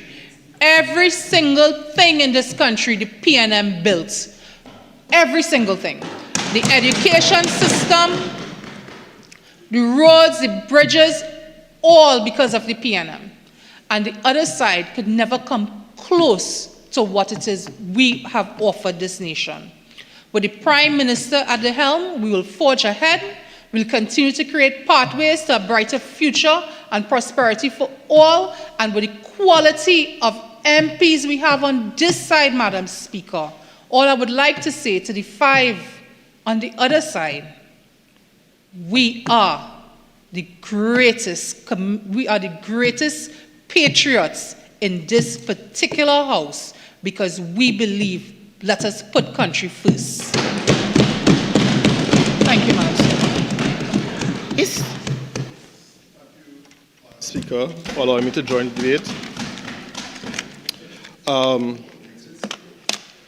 So thank you, Madam Speaker, for allowing me to join the Appropriation Financial Year 2025 Bill of 2024. And Madam Speaker, it's my 5th year as a Member of Parliament, and I'd like to thank all the constituents of Karen East for the faith that they have invested into me. Madam Speaker, on behalf of these constituents of Karen East, I would like to commend my political leader on a very comprehensive and a very thorough reply to a very uninspiring budget speech by the Minister of Finance, Madam Speaker. And I would like to commend my political leader, Kamala Persad-Bissessar, Senior Counsel, as the next Prime Minister of Trinidad and Tobago. Madam Speaker, the member for Siparia has shown the path forward after a decade of destruction by this PNM government, Madam Speaker. Crime is at historic levels. Jobs are very low. Many persons, many citizens, many companies have severe issues in accessing U.S. currency, Madam Speaker. We also have the issue of the drop in natural gas and, of course, increase in the cost of living. So, Madam Speaker, on this side, I would like to congratulate my colleagues, the member for Pointe-a-Pierre, the member for Chaguanas East, the member for Oropouche West, the member for Princestown, and, of course, the member for Caroni Central. And, Madam Speaker, I would like to commend their hard work and dedication to the United National Congress and their continued fight for equity and justice in Trinidad and Tobago. And it is a duty, Madam Speaker, that they take seriously as patriotic citizens of Trinidad and Tobago. As well, Madam Speaker, I'd also like to congratulate the Caroni East constituency staff. Mention has to be made to my office manager, Faiz Ali, for the yeoman work that he has done over the last 4 years with me. And the entire staff for that matter, Madam Speaker.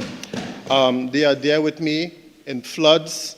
They are there with me on outreach field visits, as well as constituent consultations, Madam Speaker.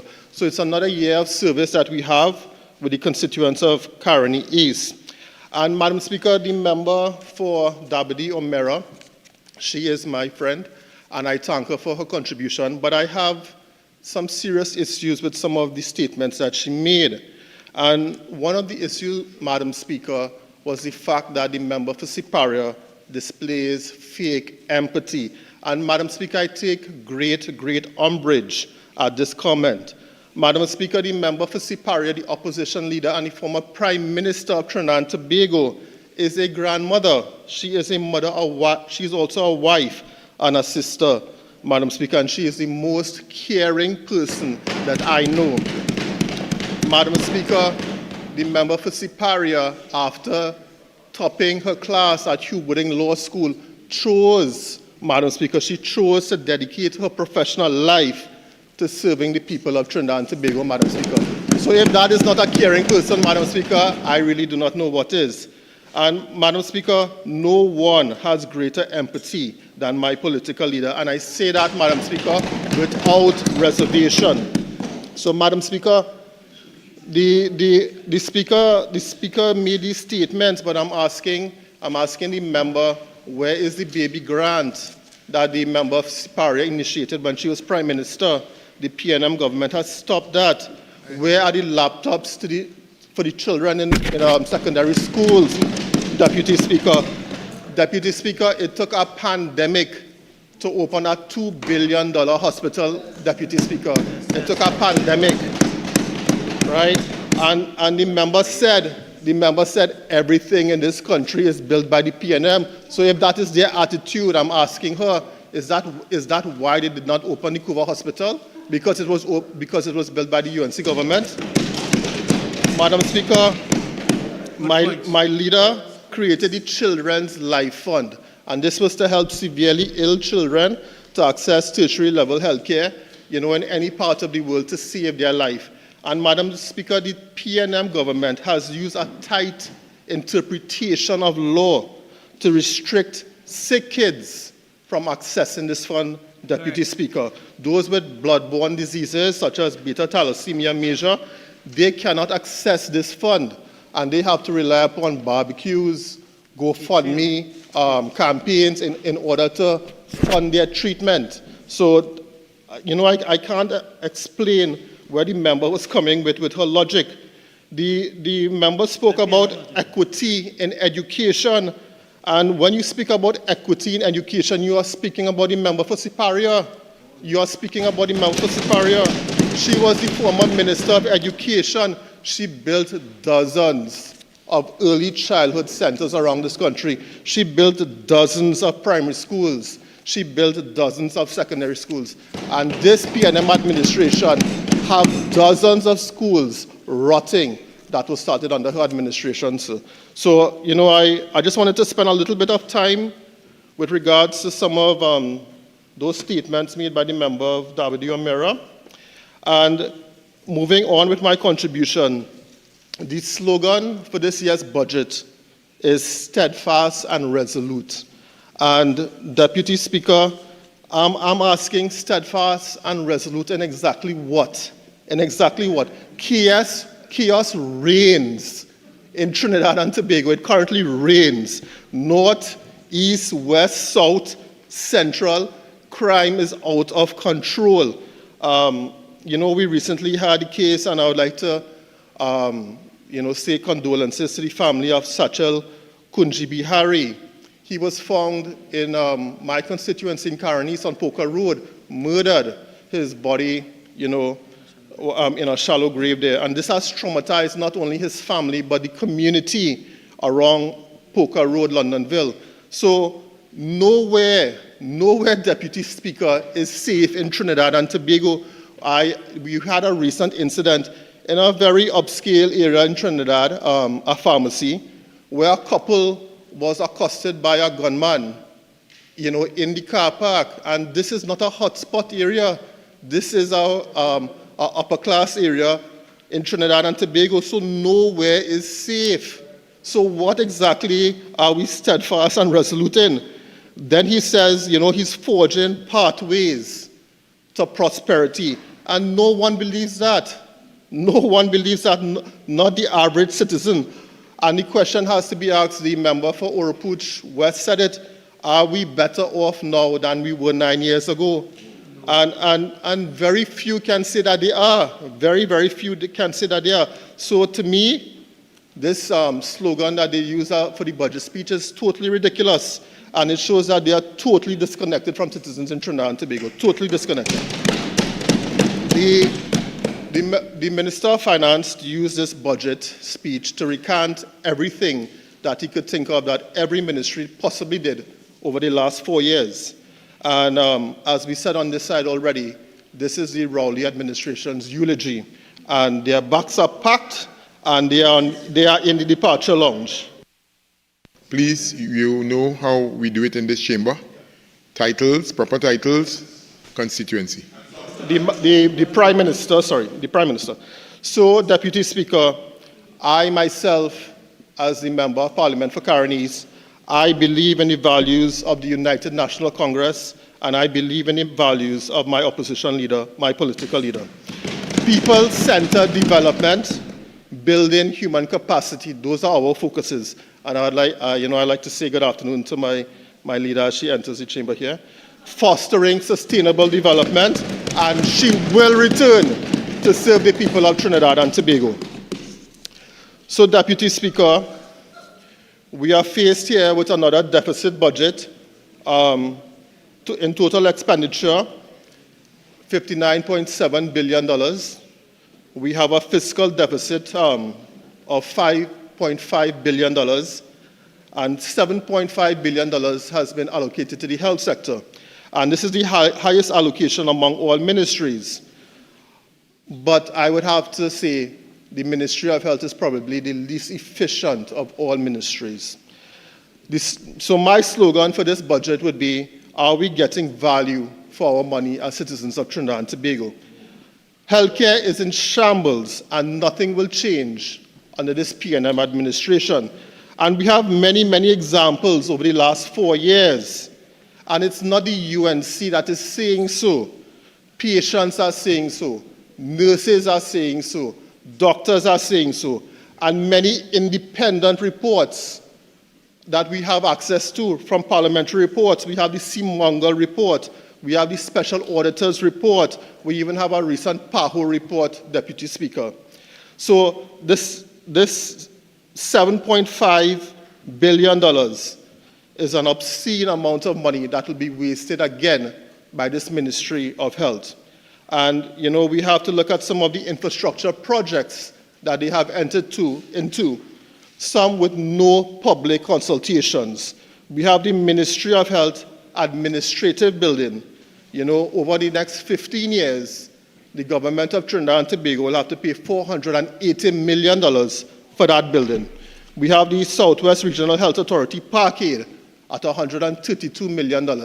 How is that going to help citizens with their health in the Southwest region, Deputy Speaker? And this Ministry of Health, they are contracting out their clinical obligations. They have the facilities, they have the equipment available, but they don't have specialist doctors in enough quantity. They don't have nurses, and they don't have technicians in order to fulfill their mandate. So the external patient, I'm coming to the external patient program now. The external patient program was started in 2014 under the UNC / People's Partnership Government. And it was intended to be a public-private initiative. And in 2014, that was the first year of the program, and Cabinet approved $10 million for this program, Deputy Speaker, $10 million. And the aim of this program was to reduce the clinical backlog and not to replace the state's obligations. They have contracted out healthcare, right? They are mismanaging the sector.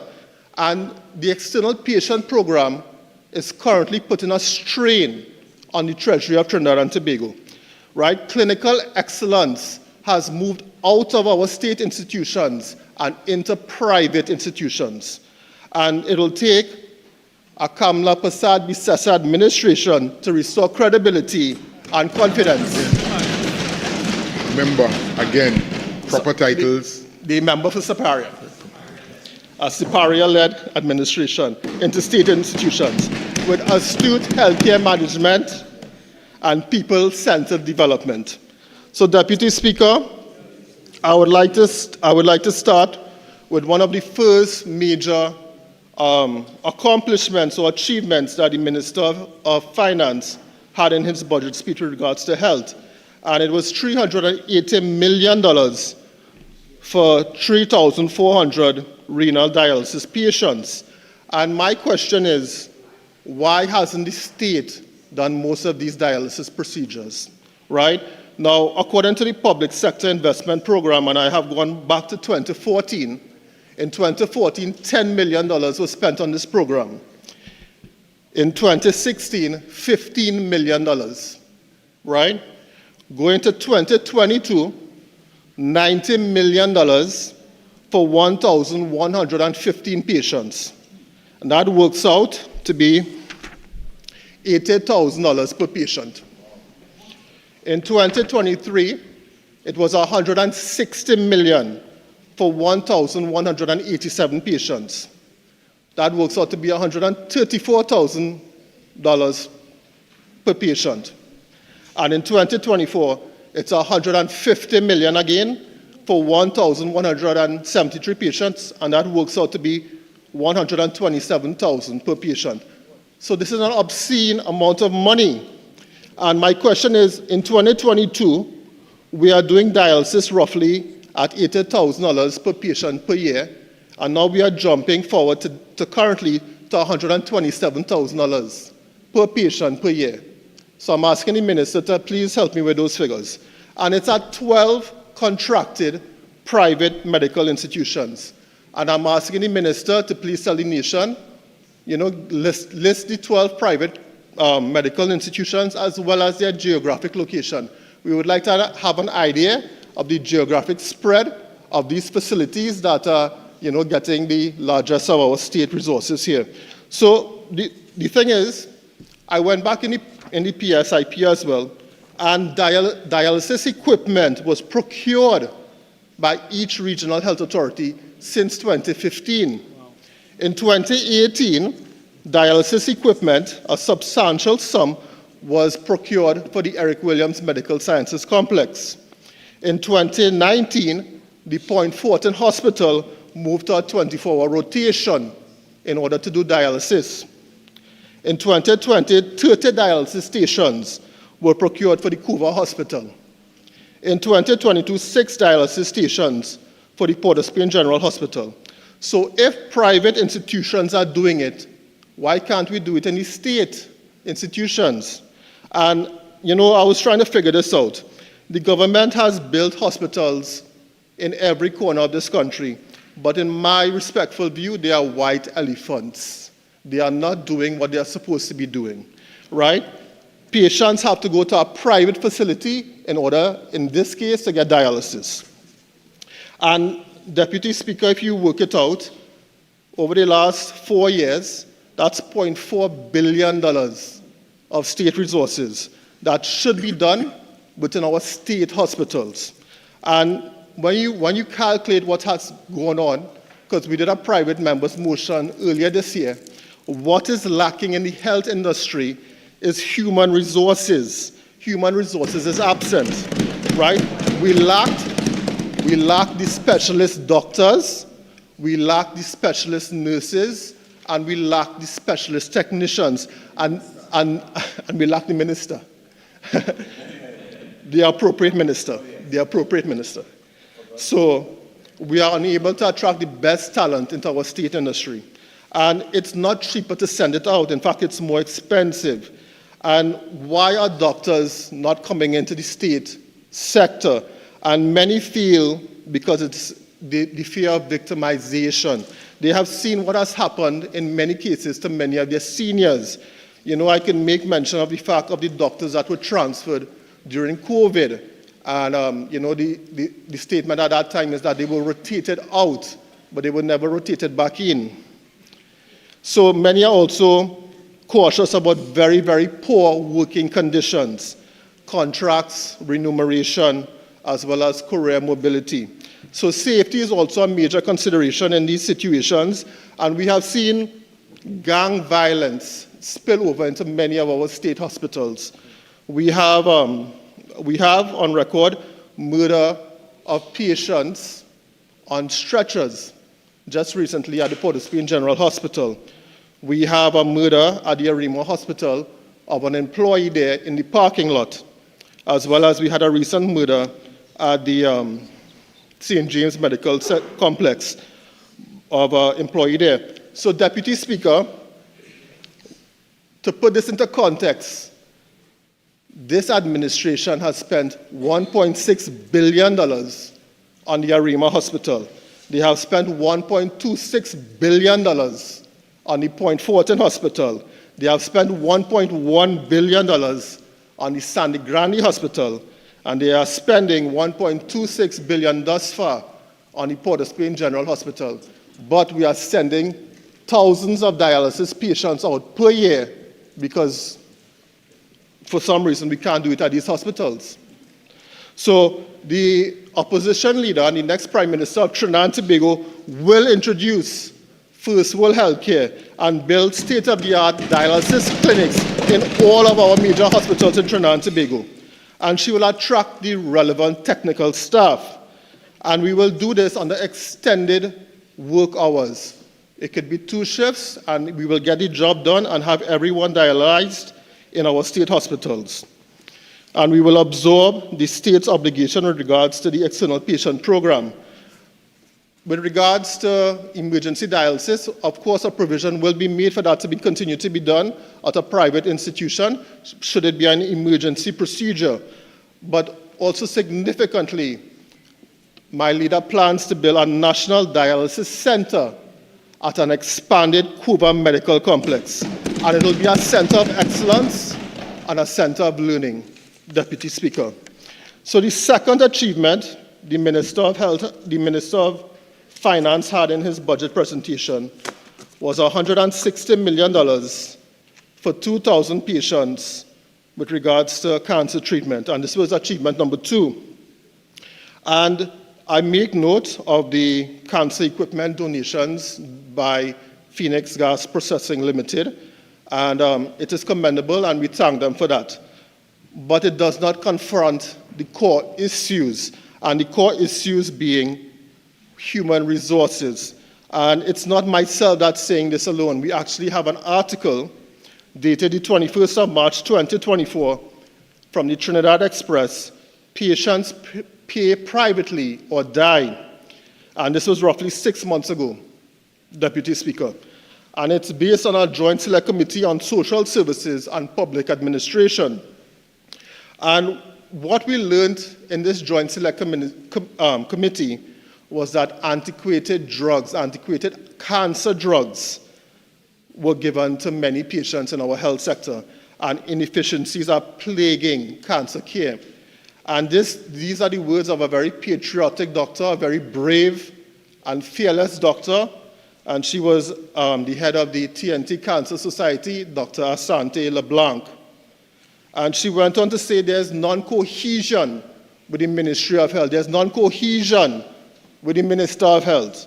All talk, and no approach to policy on healthier lifestyles, all talk. And patients are getting antiquated drugs, if any at all, if any. And there are shortages reported due to lack of funding. The issue is drugs, not equipment. And we also had at this Joint Select Committee the Diabetes Association of Trinidad and Tobago, as well as the TNT Heart Foundation.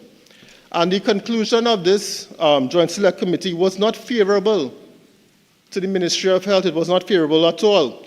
Dr. LeBlanc went on to say that the number 1 female cancer was breast cancer, the number 1 male cancer was prostate cancer, and the specialist oncologist at the St. James Medical Complex was having major issues in treating both those cancers due to a lack of funding.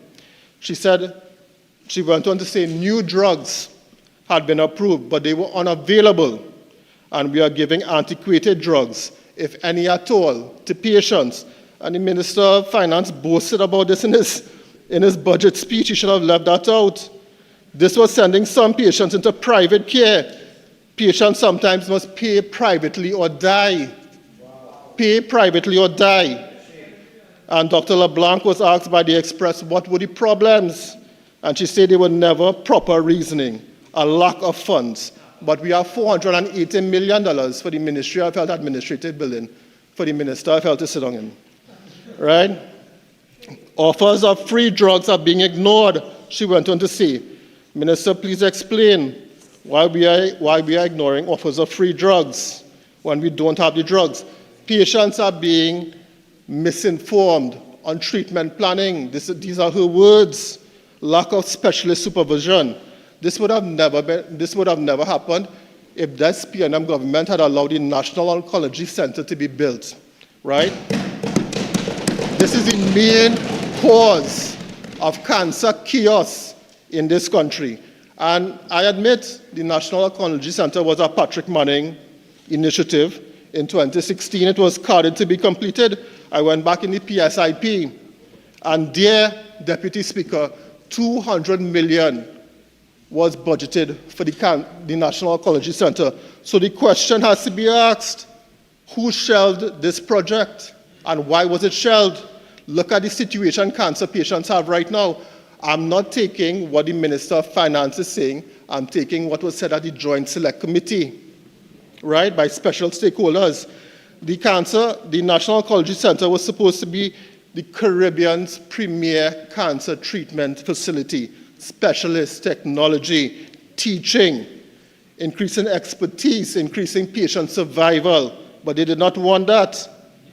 The member of Paray will introduce first world healthcare by consulting with oncology specialists and making modern oncology drugs available to cancer patients. And we will invest in training cancer specialists in Trinidad and Tobago. Then we go on to achievement number 3, 50 million for 4,000 cardiac procedures. Again, the Minister of Finance boasting about what was not done within a state facility and by private institutions. The WHO has said the number 1 cause of death in Trinidad and Tobago is, of course, heart disease. And there are roughly 106 deaths per 100,000 persons in Trinidad and Tobago. And no matter what myself and the member, my teacher, my mentor, the member for Faizabad has done here in this parliament, they will not build the Southwest Regional Health Authority cath lab at the San Fernando General Hospital. They will just not do that. And this cath lab would save lives, but it's not the UNC saying so. It's not only the UNC saying so. In 2020, Dr. Excuse, Member for Rupuchis, I'm hearing you, man. I'm hearing you. No, but I'm hearing you. So please continue. So we have Dr. Anand Chattergoon, a very prominent Southern lawyer, in 2020, a Southern doctor, saying that it is a great idea to build a cath lab. There's a lot of heart disease in San Fernando, and he went on to say it would benefit over 600,000 persons. Dr. Ronald Henry, another prominent cardiologist, went on to say this would assist persons in accessing advanced cardiac care.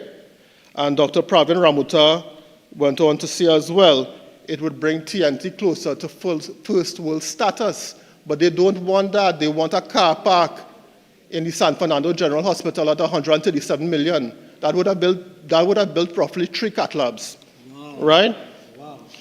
So in 2021, I went back in the PSIP, in 2020, $70 million was budgeted for the San Fernando General Hospital cath lab.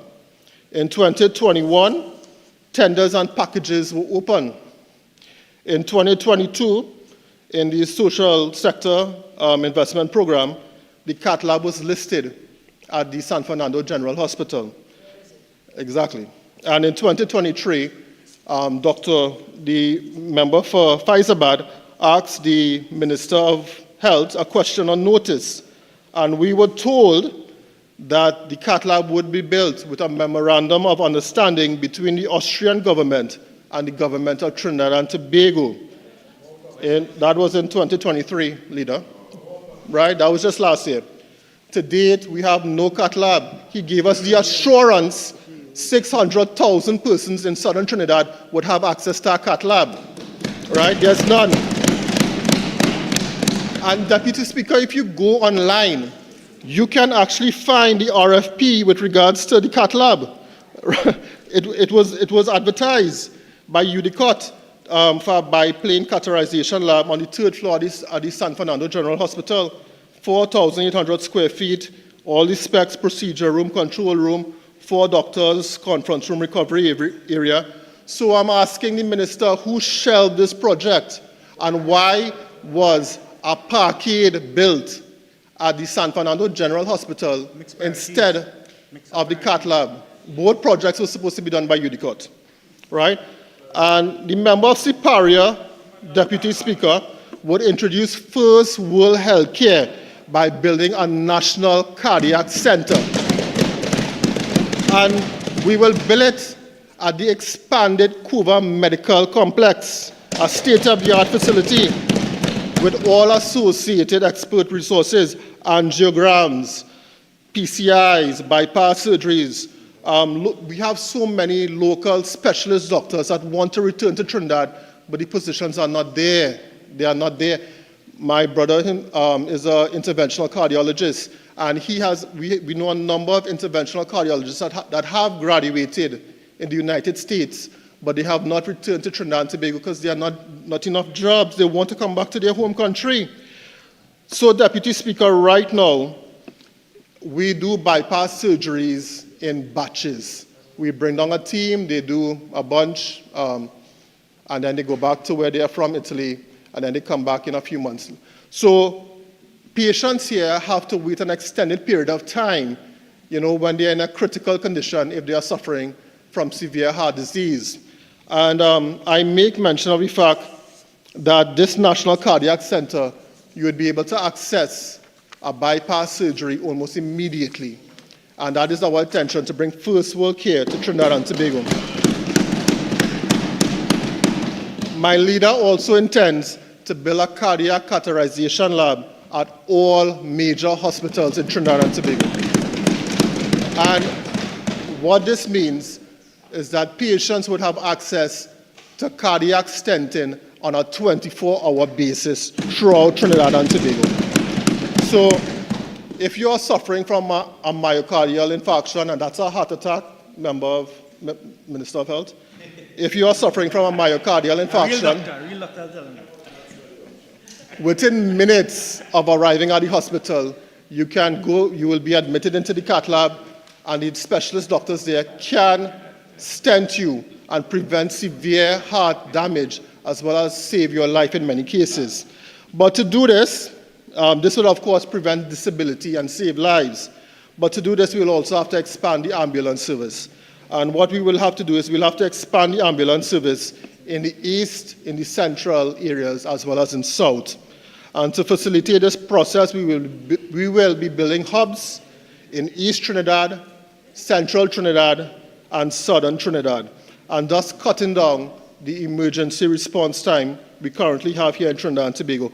So we will be giving you value for money, and trust the UNC to take health to the next level. And Deputy Speaker, this will save many, many lives. The third achievement number 4 by the Minister of Finance in Health is 3,000 retinal surgeries. But according to a newspaper report dated the 30th of January 2024, patients are having the indignity of lining up from as early as 4 a.m. in order to access eye care at the St. James Medical Complex. So this is the indignity elderly persons have to go through under this government in order to access care at the ophthalmology outpatient clinic. And these persons, they're elderly persons, they have to stand in line for hours. They are subjected to the elements, as well as they are subjected to criminal activity, Deputy Speaker. They do not have access to the compound, the facility, and they have no access to washrooms. And my leader will introduce first world healthcare in this regards by focusing on the patient's experience. From registration to recovery, we will treat people with dignity, Deputy Speaker. And if the issue is the fact that there are too many patients for a clinic, we will put that clinic on extended hours and run 2 shifts, allowing more patients to be seen per day. We did it before, and my leader will do it again. So, Deputy Speaker, we also have major achievement number 5 by the Minister of Finance and Health. 265,000 persons accessing CDAP at a cost of roughly $190 million. And truth be told, patients are not getting value for money in CDAP, and the CDAP program needs to be reformed. CDAP was introduced in 2003, and this program involves prescription drugs being given free of charge to patients. And the mandate of the program was to reduce the burden on public dispensaries and minimize patients' waiting time, and also to provide a support for those in need. But that is not happening. I read it. But there have been many complaints, Deputy Speaker, about CDAP. I am referring to the Joint Select Committee of the 30th of November 2023 and a newspaper report by the Trinidad Newsday in which they said public healthcare system slammed at JSC meeting. The Express, Deputy Speaker, labeled it horrors in healthcare. Horrors in healthcare. We had a meeting in Port of Spain, we had a meeting in San Fernando, we had a meeting in Chaguanas. In fact, we have the member for Chaguanas East was on that committee as well, I believe, yes? Yeah. And one of the major complaints we had at that Joint Select Committee, Deputy Speaker, was complaints about CDAP and the fact that persons are given incorrect prescriptions, the fact that when they go to these dispensaries, no drugs are available, and patients are being advised to pay privately. So CDAP is not serving its function. The citizens of Trinidad and Tobago are not getting value for their money. My leader, the member of Siparia, will introduce first world country healthcare by updating that CDAP listing and adding superior pharmaceuticals to that list. Deputy Speaker, after consultation with many prominent medical consultants, I have been told that some of the drugs that they wish to be added to the CDAP program are, firstly, a drug called Berlinta, and that's an antiplatelet drug. Vimada, that's a heart failure drug. Concor, another heart failure drug. Ferialta, a chronic kidney disease drug. Jardiance, a type 2 diabetes drug. And Farxiga, another type 2 diabetes drug. And these are drugs that my leader will put on the CDAP program for patients. And the reason being, Deputy Speaker, is that patients become tolerant to certain drugs. And as they progress with their chronic disease, they need stronger medication that's not available on CDAP. And they have to go out of pocket for these very expensive drugs in order to control whatever condition that they may have. And we will increase service to rural communities. Rural communities are severely underserved, and incentivize pharmacies in East, Central, South Trinidad and Tobago to join the CDAP program. But in addition to these programs, we will also build the National Laboratory Center at the expanded Cuba Medical Complex. And this National Lab Center will be used to test drug efficacy as well as formulation. And it'll help us to identify counterfeit medication that may be on the market here in Trinidad and Tobago, as well as speed up the registration process that many persons are going through when they are trying to register new drugs through the Chemistry, Food and Drug Division. As well as this lab will serve all clinical applications with regards to the public healthcare system, be it a dengue test, be it a COVID-19 test, whatever we need, we will do it right here in Trinidad and Tobago. We don't have to send it out to any other lab in any foreign country. So, Deputy Speaker, in Trinidad and Tobago, we are having a serious issue accessing certain drugs. And I have spoken to many pharmacists, and what they are saying is that there's an issue with the pharmacy legislation.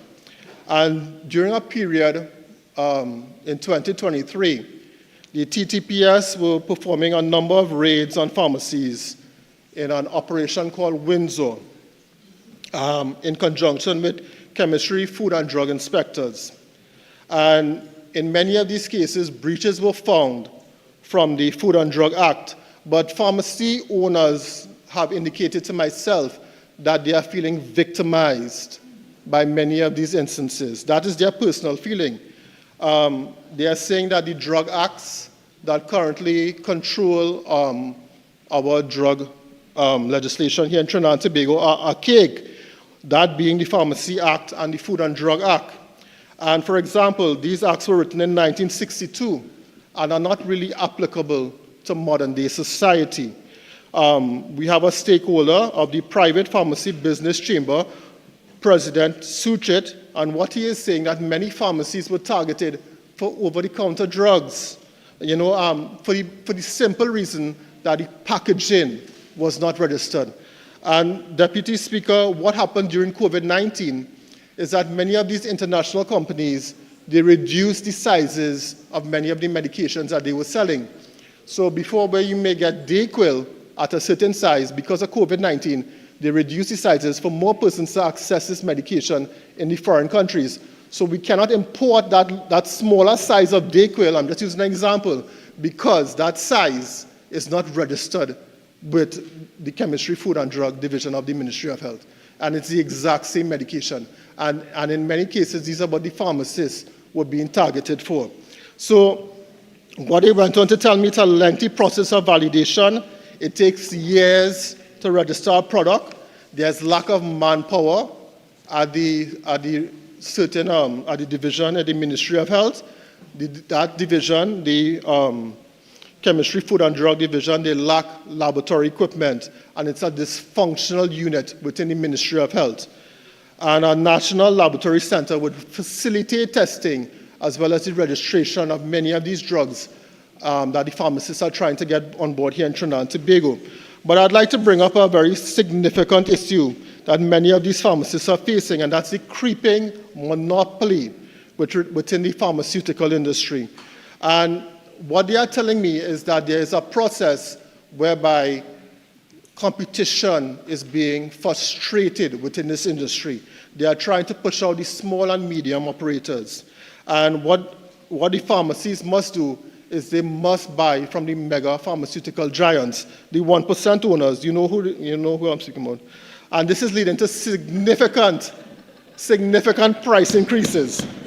And many of the pharmacy owners are subjected to price gouging as well as predatory marketing. So a little birdie, Deputy Speaker, a little birdie dropped a very disturbing document for me in my mailbox. I didn't even know I had a mailbox. But, and what we have here is a possible abuse of authority by a public official, possible misbehavior in public office.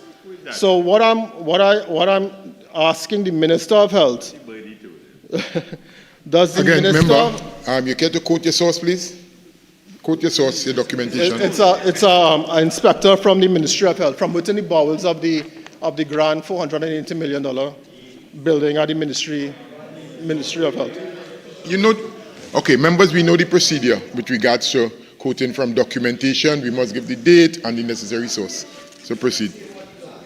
So I'm asking the question. Does the Minister... Member, I did not get the date. Quote your source.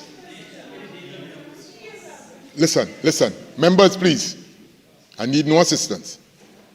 Member, again, quote your source. You said you're quoting from a particular document. I got an email from an anonymous person.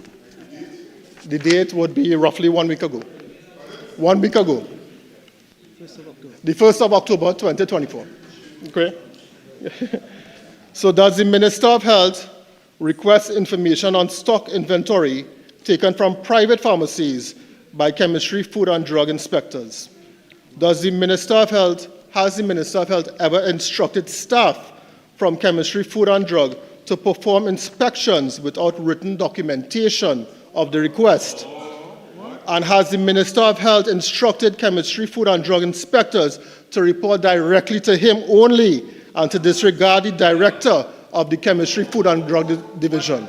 That question. And in order 48.6. So I would like the Minister... 48.6. I would like the... Standing order 48.6. Okay, 1 second. 1 second.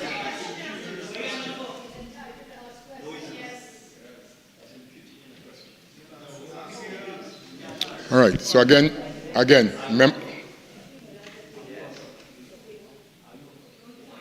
okay, all right, Minister of Finance and Opposition Leader.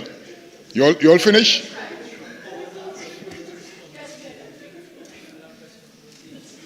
All right, so again, member. So yes, Chief Whip, yeah, you're saying 46-1?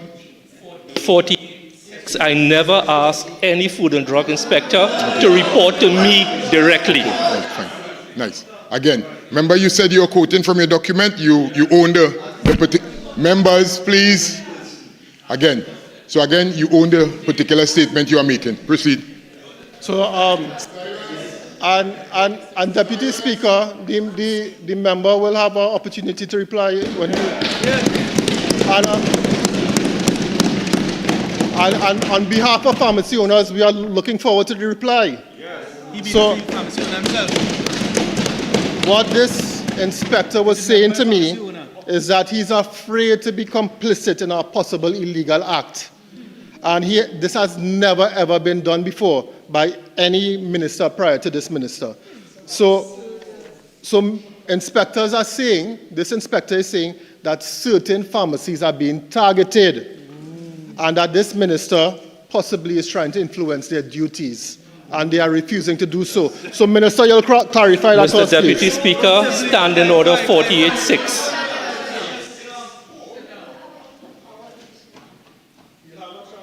No, again, member. Let's go. All right. So again, I heard you, member for St. Joseph. Again, the member stands by his statement. Again, you will have the opportunity as we go along. So again, proceed.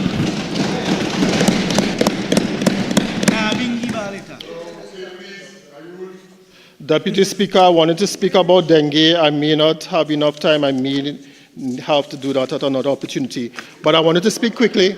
Right, you just have, well, your time has expired, but you have an additional 10 minutes, right? You wish to avail yourself? Thank you. Right, proceed. So,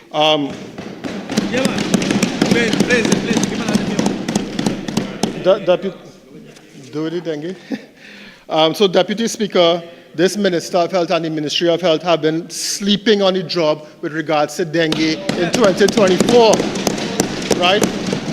We have had 18 deaths of dengue thus far in 2024, and most of these deaths are preventable. And it's because of this Ministry of Health and this Minister of Health that so many persons died that did not have to die. Every time we bring up the issue of dengue, the Minister of Health wants to target us and say that we are being unpatriotic. Hotspots are being abandoned by the states.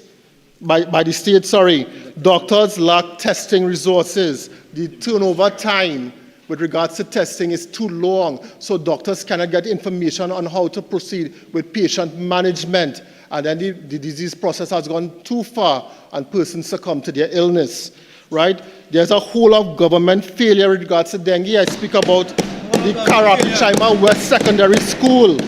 And we have reports that the mosquito infestation was overwhelming. Imagine this at a public school while students were writing their exams. Public health department say they found larvae, Aedes aegypti larvae at the school, Deputy Speaker. This is what people have to put up under this Ministry of Health and this Minister of Health. But, I just wanted to say, here in Trinidad and Tobago, the Minister of Health chose to wave a big stick at people with, the fixed penalty notices, right? What they are doing in Bangladesh is they have a public health campaign called the 4S campaign: search and destroy, seek secure self-protection, seek early consultation, and say yes to fogging. So why can't we do that here in Trinidad and Tobago? Why can't we teach our citizens what to do rather than wave a big stick at them? So down to Bangladesh is more advanced to us with regards to dengue prevention. So the member for Siparia will introduce First World Healthcare by building a national laboratory center, which will reduce the testing time with regards to very advanced dengue testing. We can do viral RNA testing in less than 24 hours and get a definitive diagnosis on patients and know how to manage them during the dengue season. We will strengthen the insect vector control. We will partner with PAHO so that they have to maintain the standards of the insect vector control division. And the dengue mismanagement of 2024 must never ever occur again in Trinidad and Tobago. Deputy Speaker, I wanted to speak quickly about the Minister of Finance statement that prevention and early intervention with regards to NCD preventable mortality of persons under 70 by 25% by 2025. But this is a management issue. This is not a preventative issue. I have to tell the Minister that. a preventative issue would be to legislate front of packaging warning labels in order to reduce childhood obesity and prevent NCDs further down the line. This was done for tobacco packaging, and we are taking too long here in Trinidad and Tobago in order to introduce these initiatives. We also need to limit the importation of foods with high trans fat. We need to make every school a health promoting school, and we need to legislate front of package warning systems in order persons can learn about high sugar content, high sodium content, high fat content, and they can make the decisions for themselves whether they want to consume those foods for themselves and their family, as my leader said. So, Deputy Speaker, I am running out of time. I have so much more here, but I will just quickly, I'll quickly like to say where we will get the money from. And we will get the money by eliminating cost overruns. The member for Oropuch West made mention of over 500 million in cost overruns, but I have it in the last 4 years as over $1 billion, over 1 billion TT dollars. The Arima Hospital at 1.6 billion is 450 million over budget. Wow. The Point Fortin Hospital at 1.3 billion is 200 million over budget. Again, please, members, please. Again, members, please. Right? I'm not going to tolerate the cross the chamber outbursts, as the case may be. All right? Proceed. Sandy Grandi Hospital at 1.1 billion is 250 million over budget. What?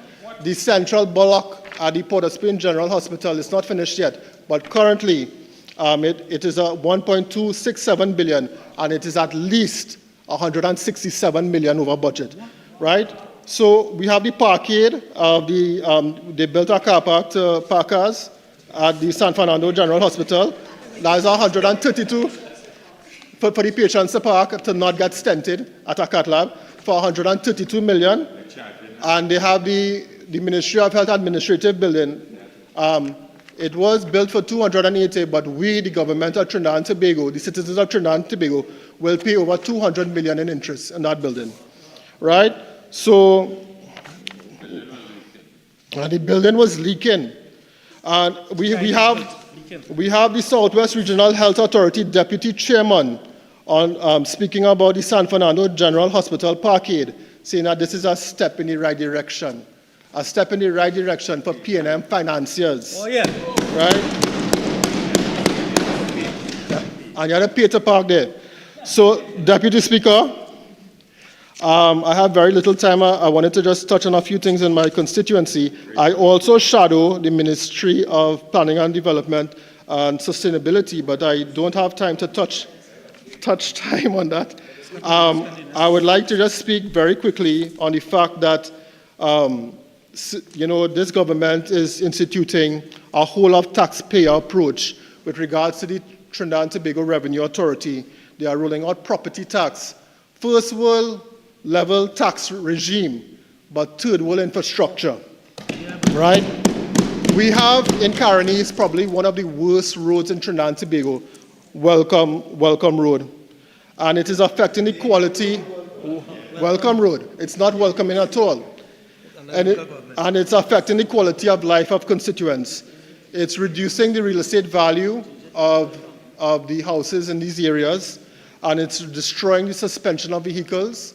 Taxi drivers are charging excessive in order for persons to get into this area, and it's creating traffic congestion, and it's general hardship on the whole. You know, I'm asking for the administration on that side to play some... Just have 2 minutes, member. Thank you. To pay some heed to Welcome Road. We really need that fixed. Also, we have the fact that there's very poor enforcement of law. So we have a WASA contractor that dug up the road in front of persons' houses, their garages, and they actually could not access their houses because of this WASA contractor digging up the road in front of their house. So persons, we have a contractor that possibly using very heavy machinery in order, and it's destroying the road in that area. And we have excessive flooding in this area as well. Deputy Speaker, I wanted to just quickly say to the Minister of Education, we would like the Londonville Presbyterian School to be built because like the member for Caroni Central, the students of that school have been in a community center for the last 9 years, right? And the member for Dabudio Mera is speaking about caring and empathy. Have some empathy for the students of the Londonville Presbyterian School. And in my closing minutes, Deputy Speaker, every budget year I speak about, I'm asking the minister, even though I may have hit him a little hard during this contribution, to please amend and update the Dental Act. I ask it every year. You know, we are asking that on behalf of the Dental Association of Trinidad and Tobago. I'm a dentist. Hundreds of unregistered dentists practice in Trinidad and Tobago, and they practice on unsuspecting citizens. There's the risk of bloodborne disease. There's the risk of negligent procedures. These unregistered dentists can't clean their instruments because they don't have the equipment to do so. So we are asking, you know, Minister, please amend the legislation in consultation with us. And my leader, you know, I would like to stand with her and say that Trinidad and Tobago, we had one of the worst responses to COVID-19 in the world. And we will do a clinical audit as well as a financial audit of what happened during those COVID-19 years. So, Deputy Speaker, thank you very much, and I appreciate it. I recognize the member for point 14.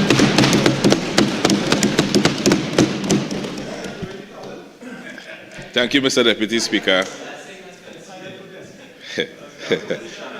First, allow me to thank the Almighty Father, Deputy Speaker, for waking me up this morning. I also recognize the greatness of my political leader and Prime Minister, Dr. the Honorable. So, Deputy Speaker, while the opposition wants to paint him as lackluster and slack, we see vision, we see an astute leader, we see a caring leader.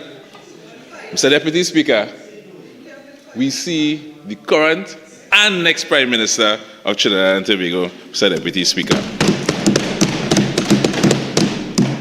Mr. Deputy Speaker, the Minister of Finance has done it time and time again. And he has managed to become the best Minister of Finance this country has ever experienced. Albeit being an engineer, Mr. Deputy Speaker. The best ever. This budget, as well as the previous ones, has shown vision and provides the country with the ability to be steadfast. Okay, members, please. Point 14, go ahead. Yeah. To be steadfast and resolute while forging our pathway to prosperity. And as a member of this government, the onus is on me to dissect the details and ensure that the country understands how these measures affect us. Some may want to forget, and I heard the honorable member from Caroni East just mention it. The first 2 years of this government was kept maintaining the lives of the citizens of Trinidad and Tobago. And before I dive totally into my presentation, allow me a few minutes to rebut some of the statements made by the previous speaker. One of the statements by Dr. Asante LeBlanc. I have here a circular from the Office of the Chief Medical Officer, dated 16th of April, 2024. To Dr. George Lakis, Chairman Emeritus, Trinidad and Tobago Cancer Society, 69 Davendranath Street, Port of Spain. Dear Dr. Lakis, I hereby seek to bring to your attention statements offered by Dr. Asante LeBlanc in a public space, and these statements are as quoted. LeBlanc was strong in criticizing the lack of cohesion in the Ministry of Health NCD's committee and said Trinidad had to be serious about NCD's public awareness and lifestyle change. She said NGOs were still fighting independently to fulfill their missions and called on the point lead of the NCD committee to meet more frequently. She also said meetings should not be called today for tomorrow, and many people in NGOs were volunteers and busy. LeBlanc said she has missed some meetings, and she found the approach to be all talk and no action, as well as she was tired of begging.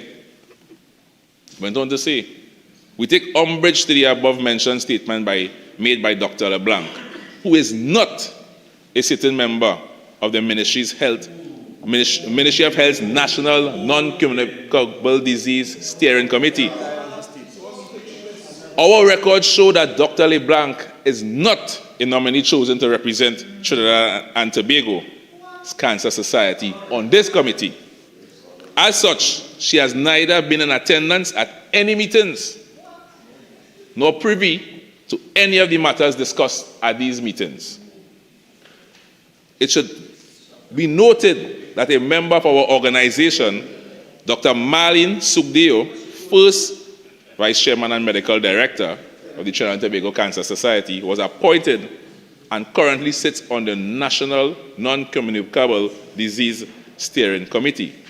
As a member of the committee, Dr. Sugdeo has been actively participating and attending meetings and has signed and returned to the Ministry of Health's confidentiality conflict of interest agreement. She has indicated that she has held true to this agreement and has also distanced herself from the claims made by Dr. LeBlanc as per email communication attached. We are happy for Dr. Sugdeo to continue on this committee and as the only representative of Trinidad and Tobago Cancer Society at this time. Additionally, by letter dated March 21st, 2024, which we will see attached shortly, we hereby acknowledge Dr. Asante LeBlanc's resignation from the Ministry of Health's Drug Advisory Committee. Thank you for your consideration in this matter. Wow. The confirmation of adherence to the confidentiality mandate, Mr. Deputy Speaker. I read, Dear Dr. Clapperton, so on Tuesday, the 26th of March, 2024. Further to our recent phone discussion, I would like to summarize the Trinidad and Tobago Cancer Society's participation and involvement in the NCD Alliance. In 2017, Dr. George Lakis, the then chairman of the TTCS board, had appointed me regarding involvement with the Alliance. I agreed to act as backup if needed, and for Dr. Asante LeBlanc to represent the Trinidad and Tobago Cancer Society. In April 2023, I volunteered to represent the Trinidad and Tobago Cancer Society on the NCD Steering Committee, and I attached the initial meeting in person and also subsequent meetings virtually. Dr. LeBlanc never shared with me or the board any information about her meeting with the Alliance, and I had erroneously believed that the Alliance and the Steering Committee to be two separately existing entities with different goals. Since becoming the Trinidad and Tobago Cancer Society representative for the Steering Committee, I have not shared any details with respect to meetings or topics of discussion with Dr.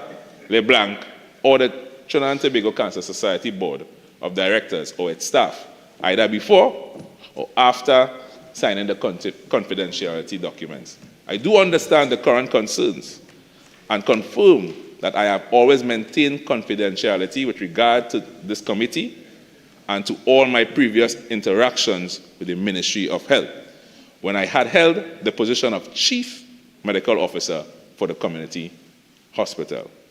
Signed sincerely, Marlene Sugdeo. And the confidentiality agreement. We didn't go into all of that. Madam Speaker, Mr. Deputy Speaker. Right? But what we see here, Mr. Okay. Deputy. All right, okay. Again, members, please. Okay. But what we see, member.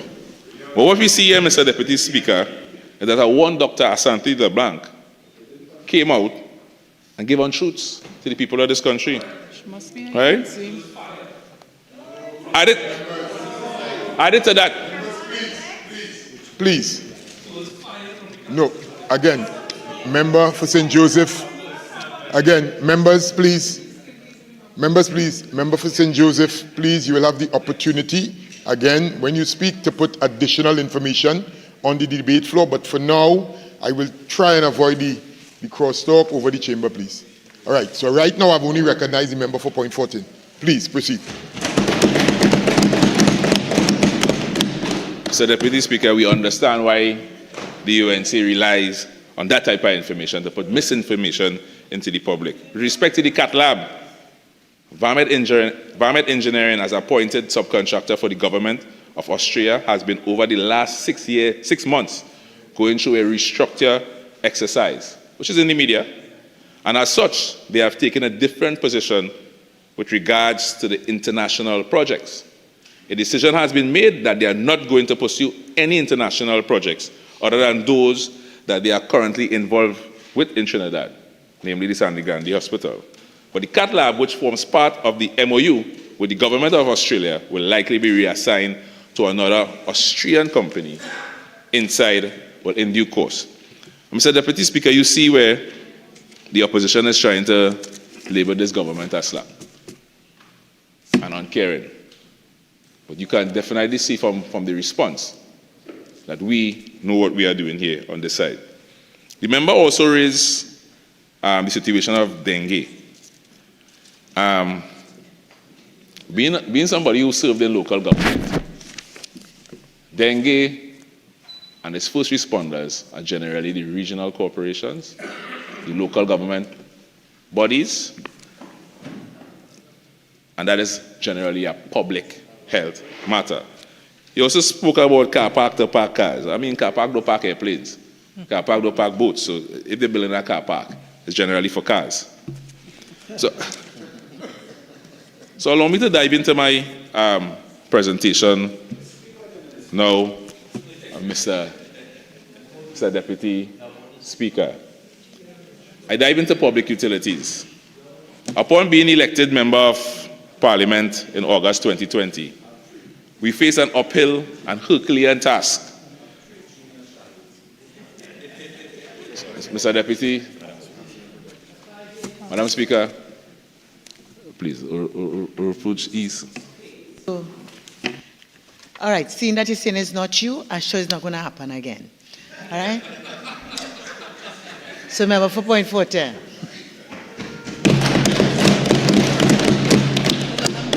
Kennedy. Thank you very much, Madam Speaker.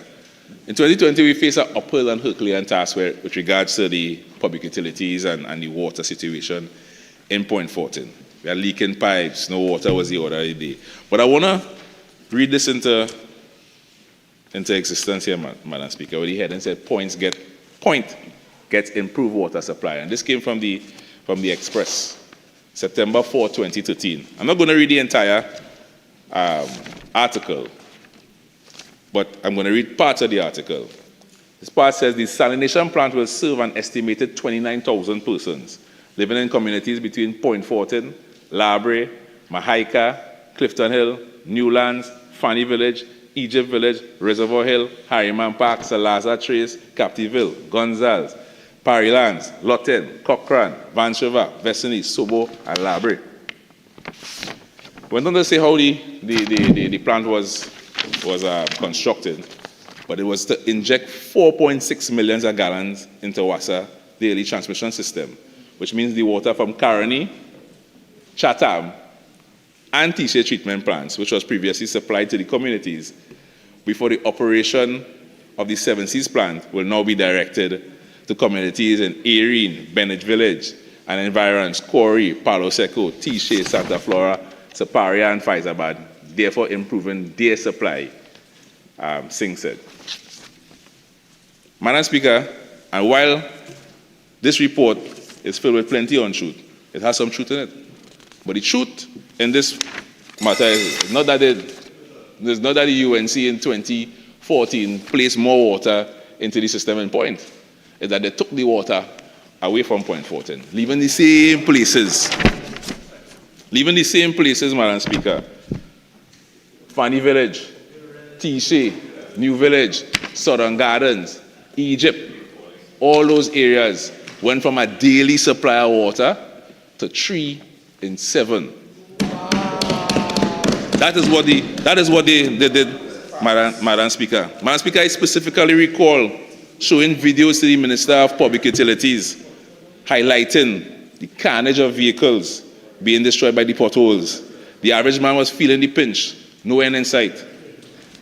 I recall having a community meeting and not a single person wanted to talk about bad road. Everybody wanted water, Madam Speaker. Madam Speaker, in the words of Iowa Judge, the people wanted water.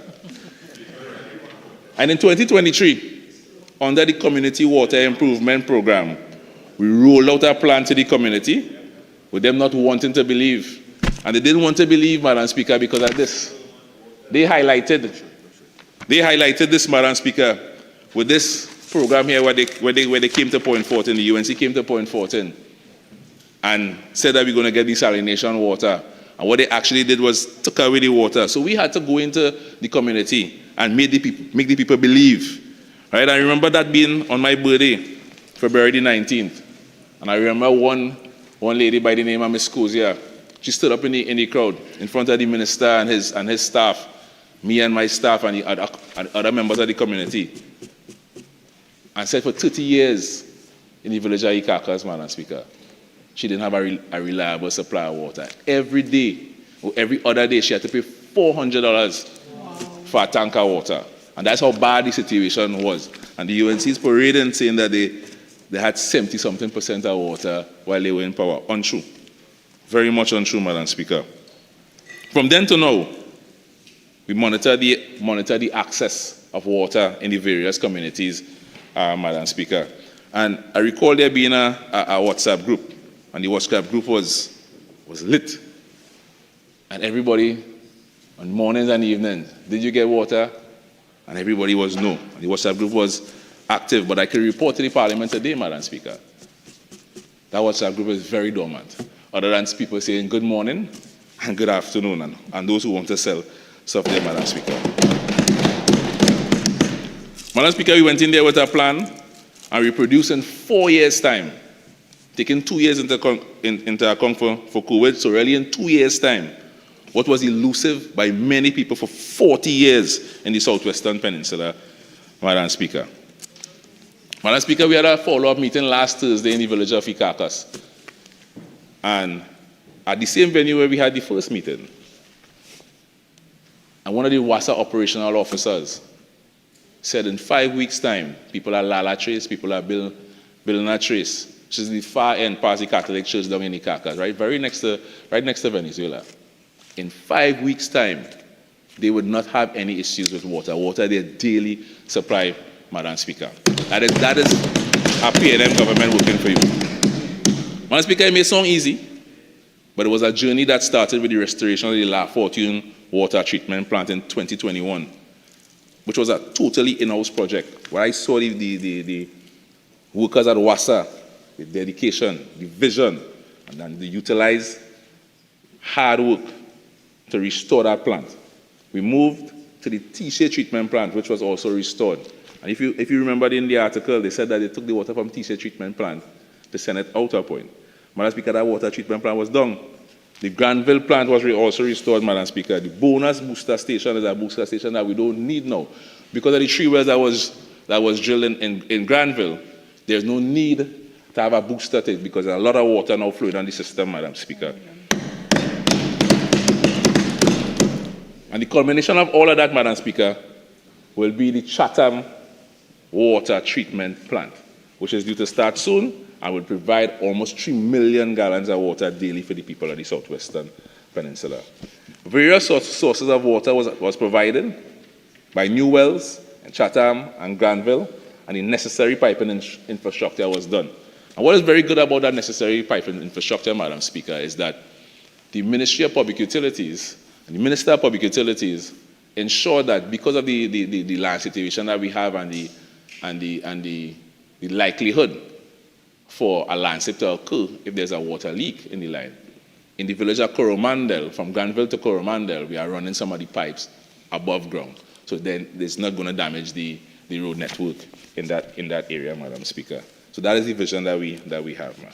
A refurbished well along the southern main road is responsible for the uptick in water in many areas which have gone from a 2 to 3 day supply, Madam Speaker, to a daily supply of water. Madam Speaker, water is life, and the Honorable Marvin, Honorable Minister of Public Utilities, has proven to be one of the best ministers of public utilities ever. Very action-oriented and purposeful, a man of his word.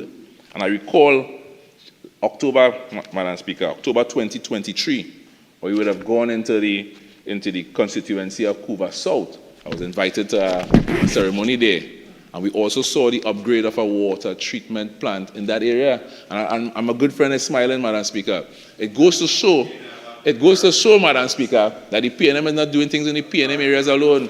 The PNM is a government for all.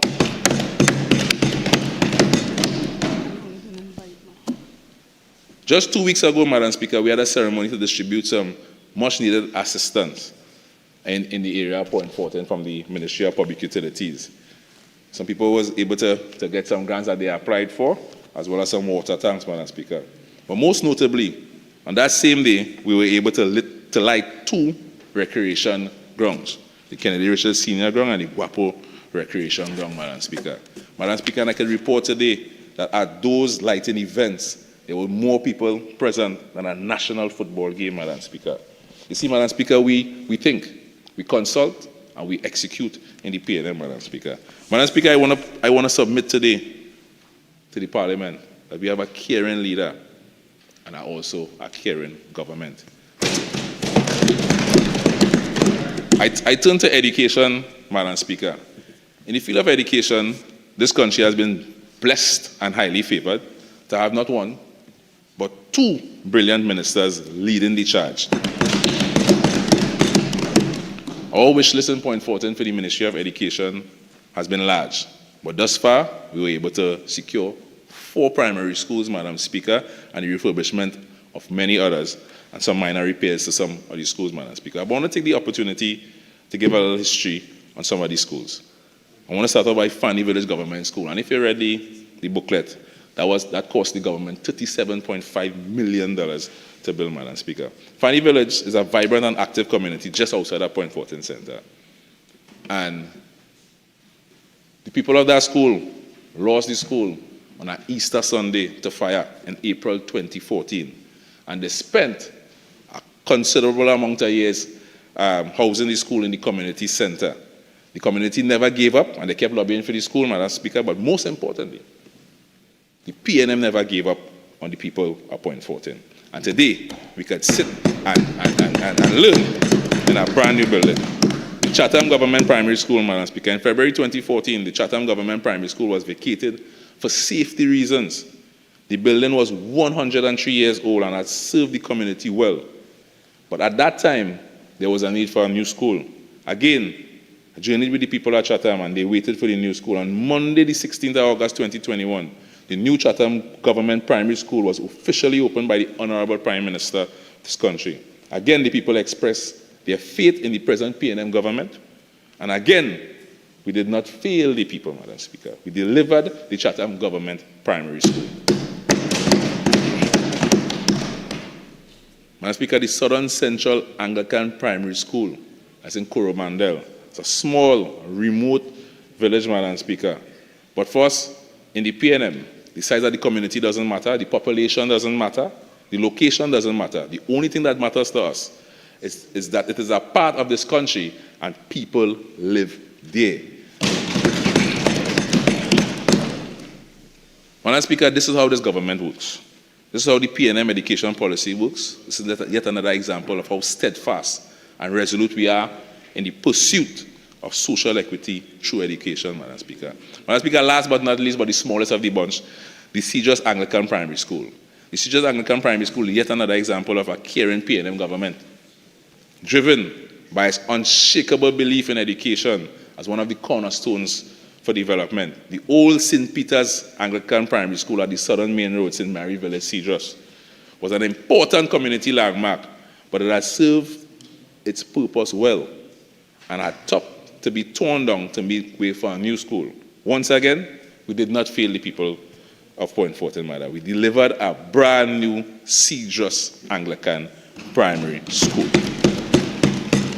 Madam Speaker, and I had to do that because sometimes people take for granted what this PNM government has accomplished over the last 4 years, or the first 2 years of that being COVID. Over the past 4 years, we have had a program in Point Fortin, Madam Speaker, and the program is called Adopt a Child. So Adopt a Child is an initiative that basically was a brainchild of me and my team, Madam Speaker, or my team and I, right?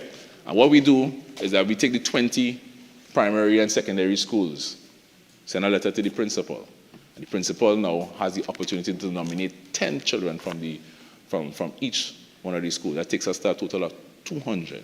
Notice I didn't nominate anybody. Because the idea behind that, Madam Speaker, is the principal will know those who are coming to school, and who need the books, and who will utilize the books that we provide. And what we provide for these young people, Madam Speaker, is a book bag, all the textbooks, all the notebooks, all their stationery, and everything surrounding school outside of the school uniform, Madam Speaker. And we managed to have that 4 years running. And this year we will manage to do 250 students. Madam Speaker, but this is not done without consultation with the ministers of education. Because we believe that education is important and it's necessary for our programs to align with the programs that the Minister of Education have respect to executed in the schools, Madam Speaker. The father of the nation said the future is in the book bags. And together with the book grant, Madam Speaker, we are ensuring that the future of this nation is bright. The e-book platform, Madam Speaker, is a very good initiative, and that would now drop the cost of books that change every year. Right, back when I grew up, Madam Speaker, we had this. I grew up in a big home, so we had the pass down system. So your job was to take care of the books so that you could pass it down to the next child. But over the years and how things develop, the publishers changed the edition. Sometimes a couple of pages changed, maybe one page changed and the edition changed. So leading to a new course for the parents. And this government has seen that, Madam Speaker, and we have taken action. And with this e-book platform, Madam Speaker, is going to provide cheaper access to books for people in this country, Madam Speaker. That's a top initiative. Madam Speaker, we also have taken note of the Point Fortin East and West, the Seecheran Secondary and Guapo Government Primary Schools, and their need to be refurbished. As a representative, I will continue to push, and as the funds become available, we will execute. A caring leader, Madam Speaker, and a compassionate government.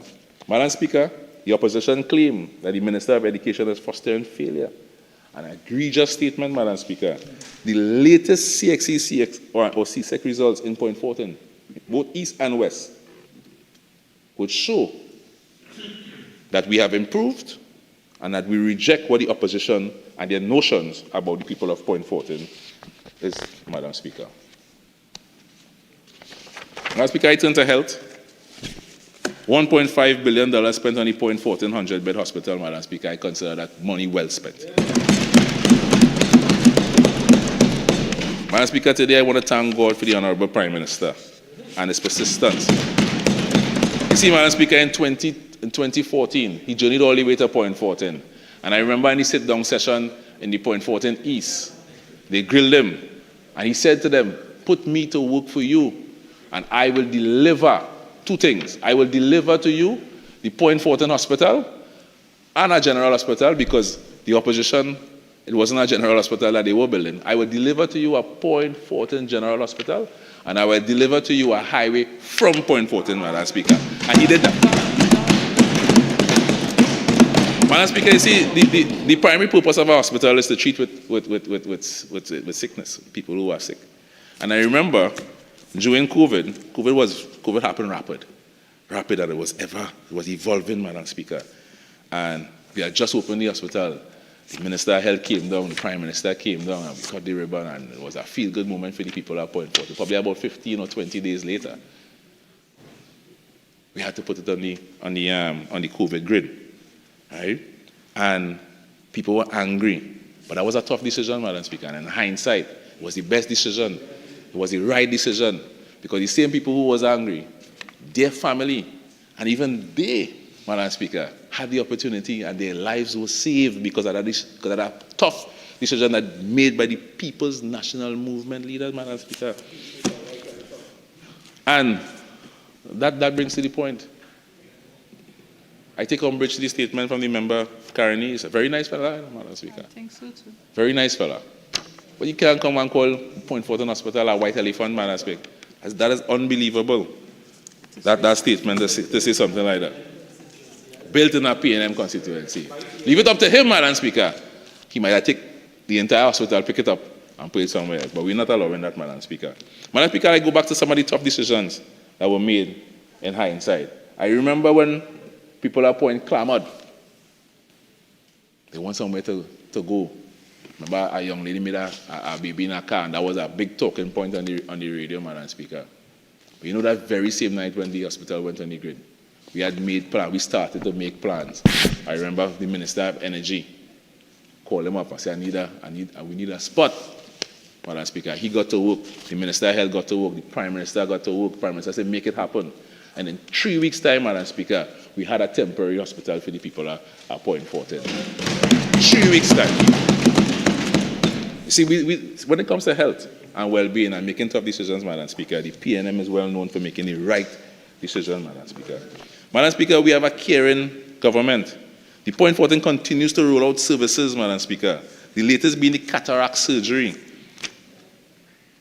We also have dialysis. It's right on my notes here. The member for Karari said that we don't have dialysis taking place at the hospital. That's untrue, Madam Speaker. Dialysis takes place both in private and in the public hospitals, Madam Speaker. And we are rolling out these services in Point Fortin, and we continue to roll out these services in Point Fortin. Madam Speaker, as a father, I take my children to the Point Fortin Hospital if something happens. And I remember a couple of weeks ago, I carried my son to ride his bike. And while he was riding, Madam Speaker, he was showing off, you could ride your bike, Daddy, I could ride my bike. Handle flip, fell down, teeth broke. Blood everywhere, Madam Speaker. I took him to Point Fortin, Madam Speaker. I took him to where the member for Karani is saying there's a white elephant, Madam Speaker. Right? And he got very good service, Madam Speaker. And not because I was the MP. Everybody there got good service. I come, I sat, I wait my turn, just like everybody else. And we got the service that we desired. And we got the service that was given to us by our People's National Movement. So we're not here to pull wool over anybody's eye or anything like that. I understand that as our opposition. You have to say something. Right? But make sure what we say is the truth. Right? The maternal and mortality rate at the hospital, Madam Speaker. Recently, the Minister of Health came down to Point Fortin, and the entire prenatal ward was lauded for their efforts, Madam Speaker. And today I want to congratulate every single person who works in the Point Fortin Hospital for their dedication, and for all the hospital, all of the Southwest, from the chairman, Madam Speaker, all the way down to the cleaner, right? Correct. From the chairman all the way down to the cleaner, Madam Speaker. We take pride in the Point Fortin Hospital, Madam Speaker. Madam Speaker, I turn my energy now. Yeah, of course I congratulate the minister. He's the man driving this, Madam Speaker. Very good minister of health, Madam Speaker. Best minister of health, man. Right? Longest service minister of health in this country, Madam Speaker, and the best minister of health. Best in the world. Best in the world. Right? Madam Speaker, I turn my attention now to energy. Right? Point Fortin is regarded as the tongue that Shell built. An oil tongue, Madam Speaker. And in the mid-90s, after the Point Fortin refinery, many people didn't know that Point Fortin had a refinery. And that refinery was closed. And a thinking PNM government, Madam Speaker, provided impetus and economic growth with Atlantic LNG. The Point Fortin economy exploded rapidly, Madam Speaker. And we reaped the benefits of being a gas-based economy. Pushing into 2024, Atlantic has now been restructured. The Prime Minister and Minister of Energy ensure that Trinidad and Tobago receive its fair share. And more important, Atlantic remains in business, leaving room for further development in the Point Fortin constituency and the entire southwestern peninsula, Madam Speaker. And it provides short-term and long-term employment in the constituency at Point Fortin. Madam Speaker, a caring and astute leader and a compassionate government leading the charge and securing Trinidad and Tobago for decades to come. The Minister of Energy, Madam Speaker, should be lauded as a national hero, Madam Speaker. We are hearing how he flew to Prague, he flew to here, he flew to there, he flew to everywhere. But everywhere he went, he brought back fruit. He brought fruit for this country, Madam Speaker. Madam Speaker, the Prime Minister, the opposition leader said he flew for 391 days in a 9-year period. That's a limited thing, Madam Speaker. And those 391 days, Madam Speaker, was 391 days that we could say that we utilized, that he utilized, to ensure that this country has a future, Madam Speaker. This country has a future in energy. And Madam Speaker, I stand resolute in support of the Minister of Energy and what he is doing, and I heap praise on him and the Prime Minister for ensuring that not just my future, but my children's future and their children's future is secured here in Trinidad and Tobago, Madam Speaker. Madam Speaker, I turn my attention to Youth Development and National Service. Ministry of Youth Development and National Service, mandated by the Prime Minister to seek out all young people and guide them to success. This ministry is led by the energetic and dynamic Minister of Youth Development and National Service, the member for La Hoqueta, Talparo. And while the Minister will be expansive on all the national success, I will take the opportunity to report on the .14 sector of the Ministry of Youth Development and National Service. In 2020, in my first contribution in Parliament, Madam Speaker, I spoke about how we want to utilize fiscal appointments to contribute, to develop places like the Youth Camp in .14, the NESC programs, the YTEP, and all of these programs were closed down between the years 2010 to 2015 under the People's Partnership Government, Madam Speaker. Madam Speaker, we moved on those initial requests by our constituents, because I don't walk around asking for something just like that. Consult, and then we execute, Madam Speaker. And the constituents asked for this, and I can report today, Madam Speaker, that the Chatham Youth Camp and the NESC will be ready in short order for intake, Madam Speaker. The Youth Agriculture Homestead Program is an initiative, which is a life-changing initiative, Madam Speaker. And the first cohort would be placed in Chatham.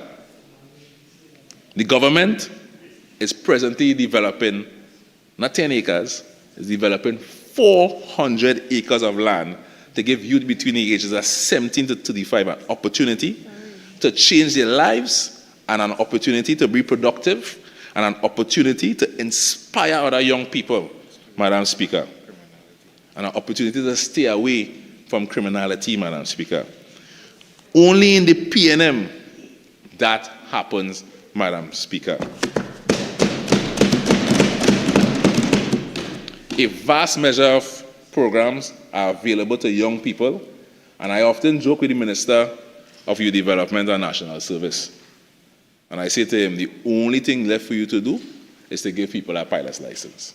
Madam Speaker, in the Ministry of Youth Development and National Service, you can learn to sing. You can learn plumbing, carpentry. You can learn to drive a backhoe. You can learn to drive a skid steer. There are hoists with the operation, that dealing with the operational cranes, Madam Speaker. You could fix all those equipments, Madam Speaker. So there's an opportunity there for every young person between the age of 17 and 35 in that ministry, Madam Speaker. And I thank the Prime Minister for his vision. I thank the Prime Minister for his compassion. I thank the Prime Minister for understanding what it is that the young people in this country need. Dr. Rowley, the Honorable Prime Minister, Madam Speaker, is responsible for thousands of young people achieving their goals and making dreams possible. And that, Madam Speaker, is being done through the Honorable Minister of Youth Development and National Service, Madam Speaker. Madam Speaker, I turn to agriculture. .14 is not a frontline agriculture community. However, In the next 5 years of P&M government, Madam Speaker, we're going to turn that all the way around. We are going to be on the front line in terms of agriculture, Madam Speaker. We are seeing the execution of many long-awaited projects under the Minister of Agriculture, Madam Speaker. We can now marry the Ministry of Agriculture with the Ministry of Youth Development and National Service. And we can identify 350 more acres in the same Chatham area due to the access roads that is now being built and developed by the Ministry of Agriculture, Madam Speaker. Madam Speaker, what does that mean to the people in Chatham? It means to say that in a couple of years, you could have 750 acres, which is over 325 new people living in Chatham.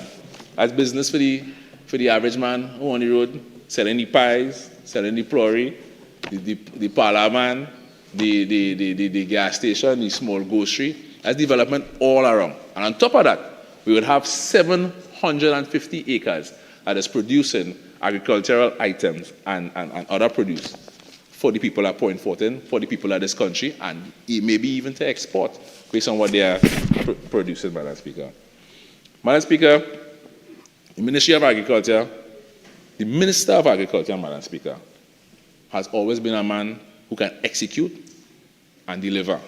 And we look forward to working with him in Point Fortin, Madam Speaker, to continue that trend of deliverance in places like Buenos Aires, in places like in Chatham, in places in further in Seecheran where fishing is a way of life, Carcass, Fullerton, Bonus. On the other side, presently we are facing the Erin Fishing Facility, Madam Speaker. And we're going to develop something like a Fish Friday. We're going to do some things there to ensure that the community and the economic activity is boiling up, Madam Speaker.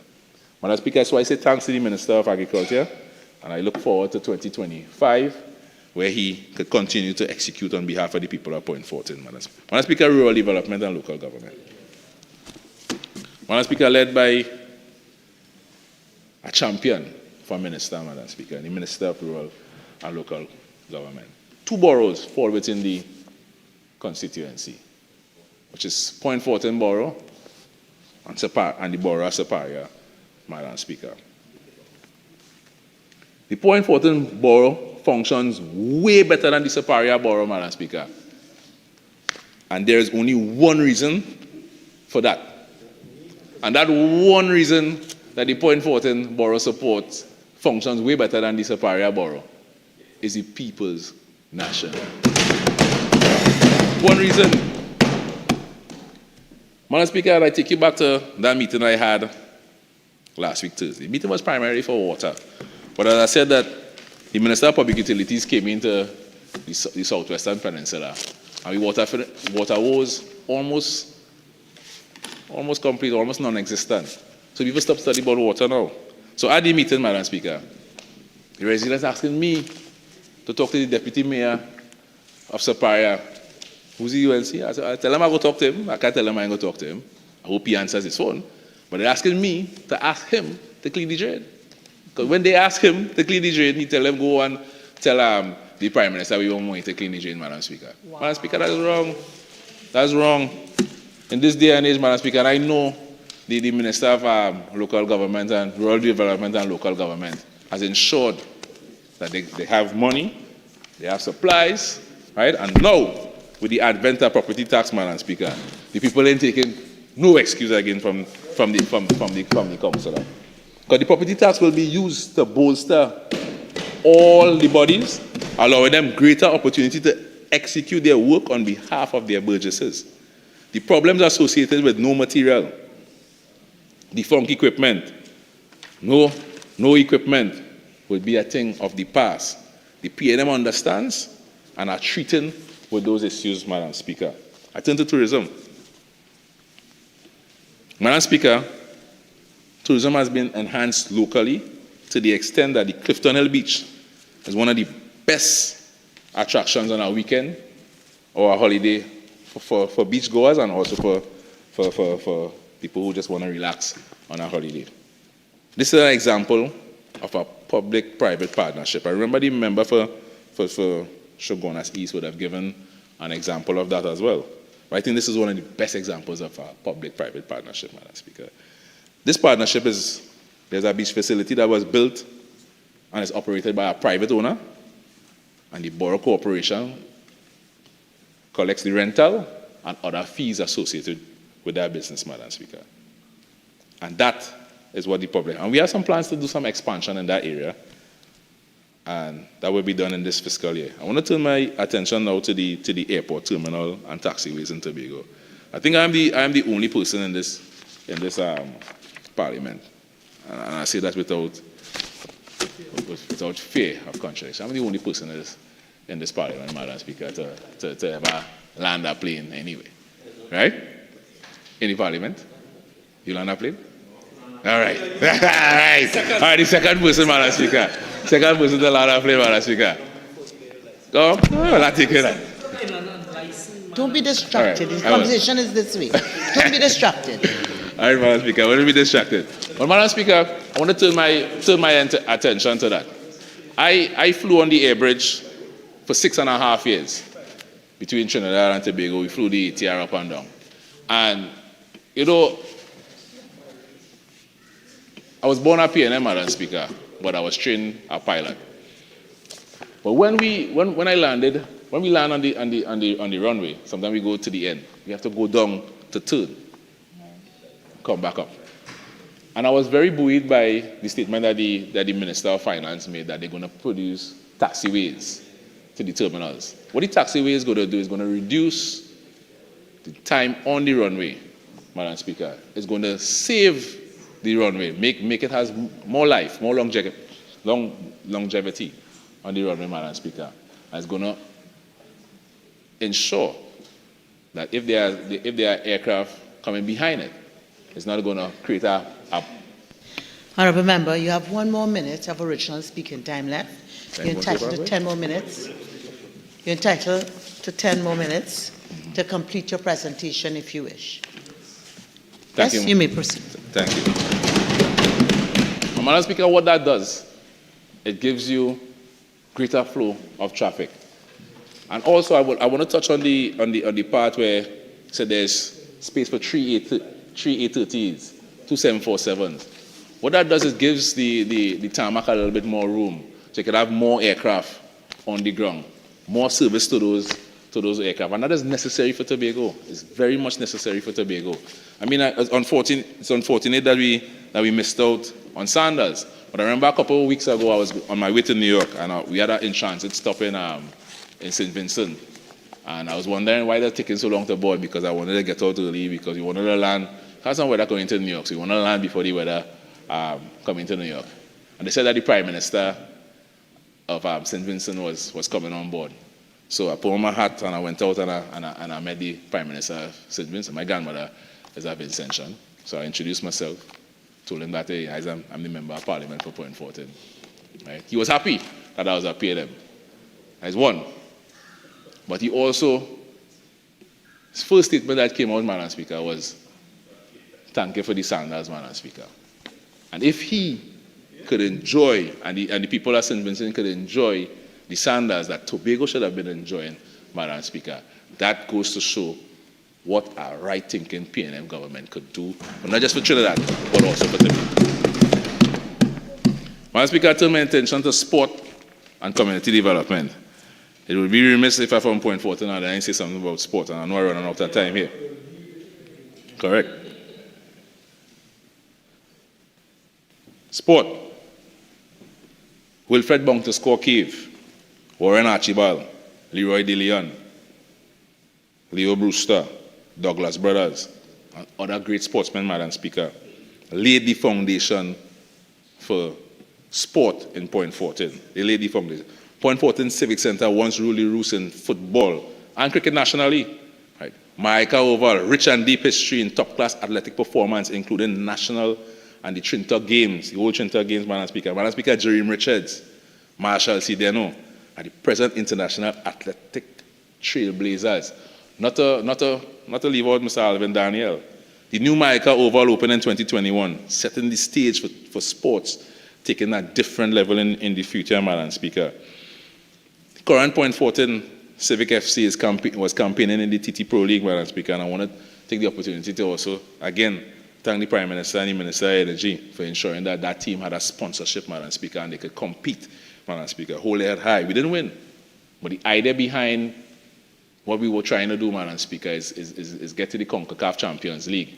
And yet again, 2 weeks ago on a Friday, I was going to the Jamaica, and I saw this team, and I asked them, I said, where are you coming from? They came from Arnett Gardens, and they played Police FC. Thank God they lost 2-1. But the idea behind that, the idea behind that, Madam Speaker, is that once Point Fortin Civic Centre gets into the CONCACAF Champions League, in Point Fortin we have an opportunity to receive visitors from various parts of the Caribbean, visitors from Jamaica, visitors from Grenada, visitors from high up the islands, Madam Speaker, Dominican Republic, from Panama. And they will be coming to Point Fortin with foreign currency. They will be coming to Point Fortin with their families. They will be coming to Point Fortin with their friends.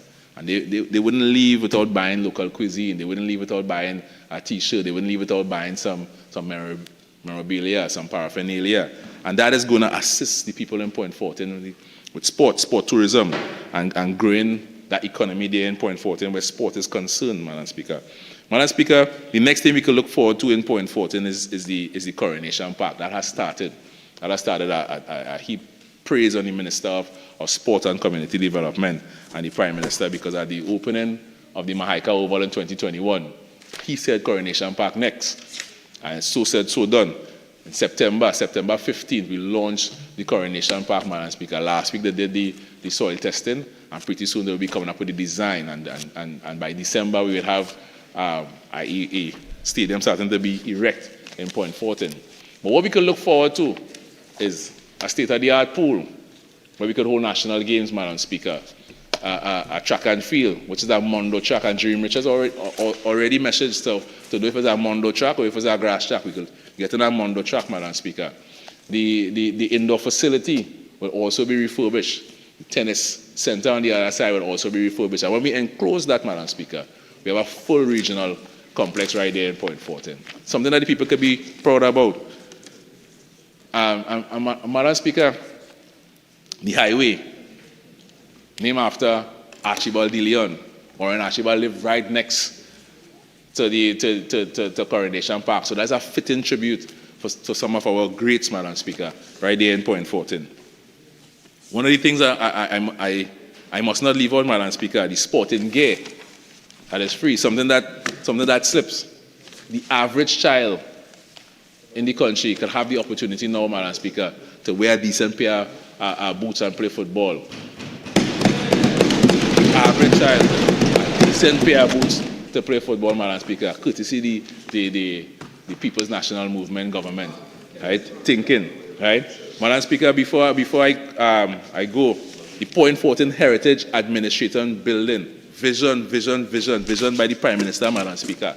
Madam Speaker, this is decentralized. Somebody was asking about vision. What is the vision of the People's National Movement? Vision of 2030, right? And this is going to provide a one-stop shop. If you want to get a birth paper, Madam Speaker, ID card, a driver's license, TT Connect, District Revenue Office, the National Insurance, Social Welfare, Passport Office, Register for Births and Deaths, all in one spot, Madam Speaker. The People's National Movement continues to work for the people of Trinidad and Tobago, Madam Speaker.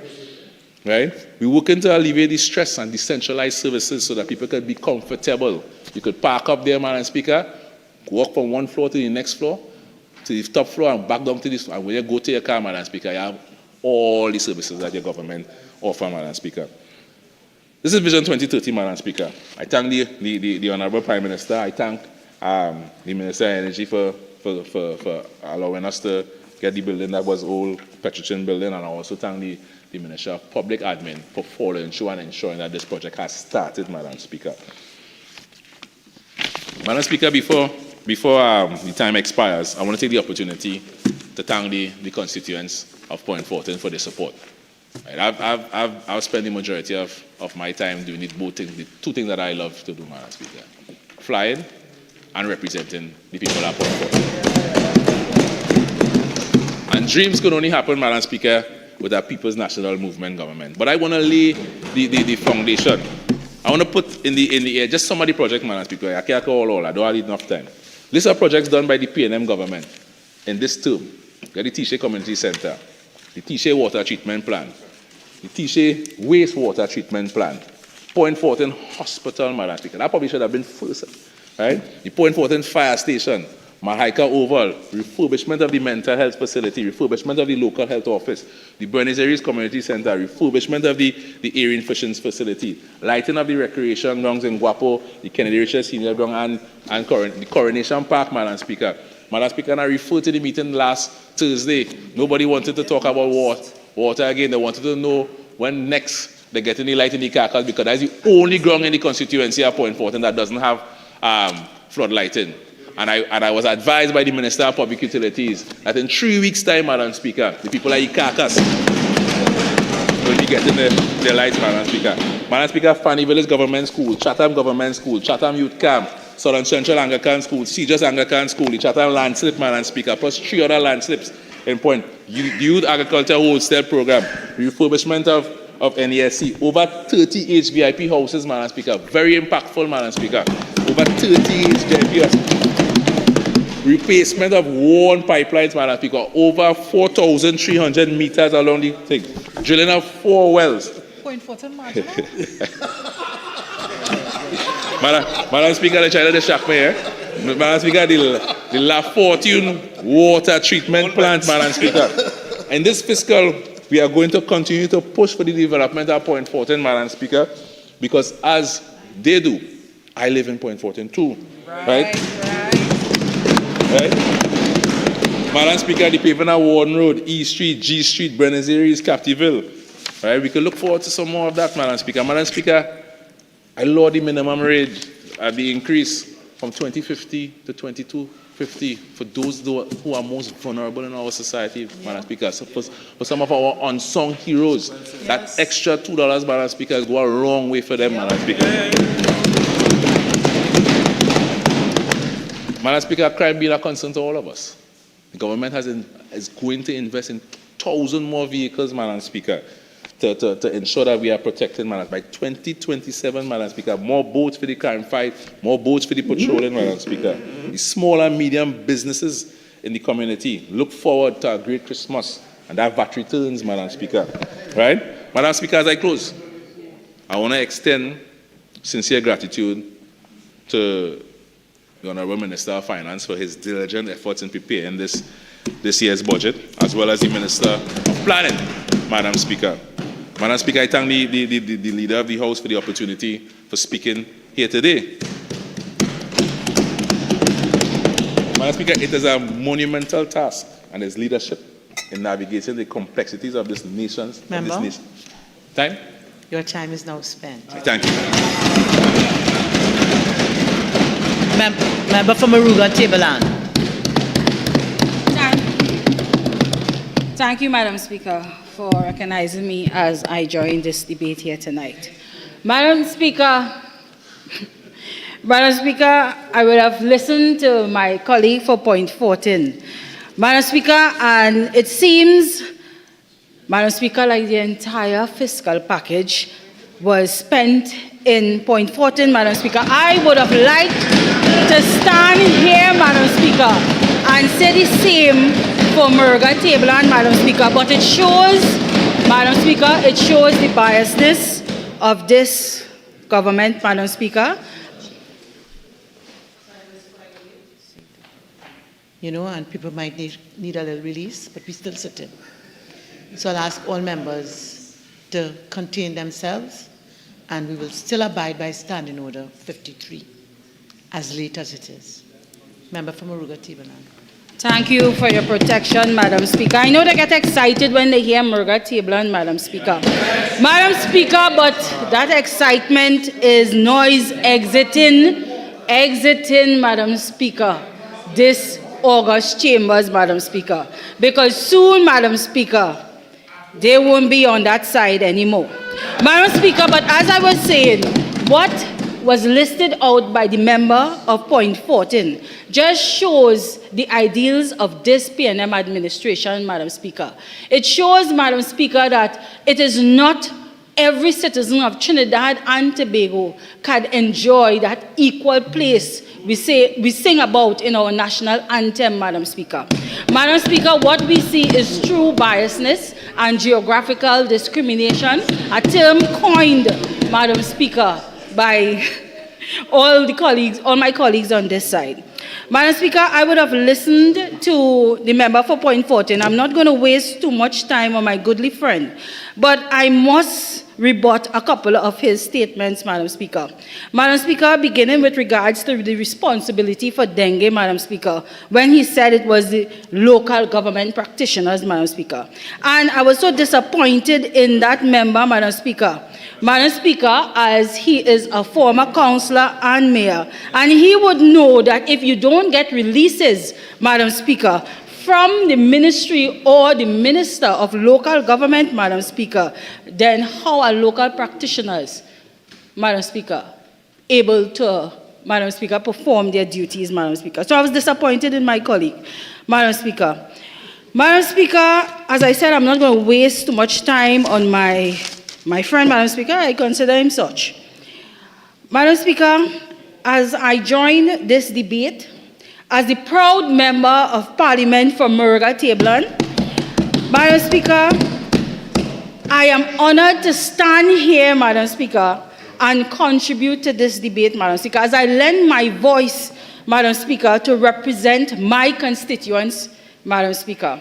Madam Speaker, but unfortunately, after 9 years, Madam Speaker, this government, Madam Speaker, has given budget presentation in this House that has been a disappointment after disappointment to the people of Trinidad and Tobago.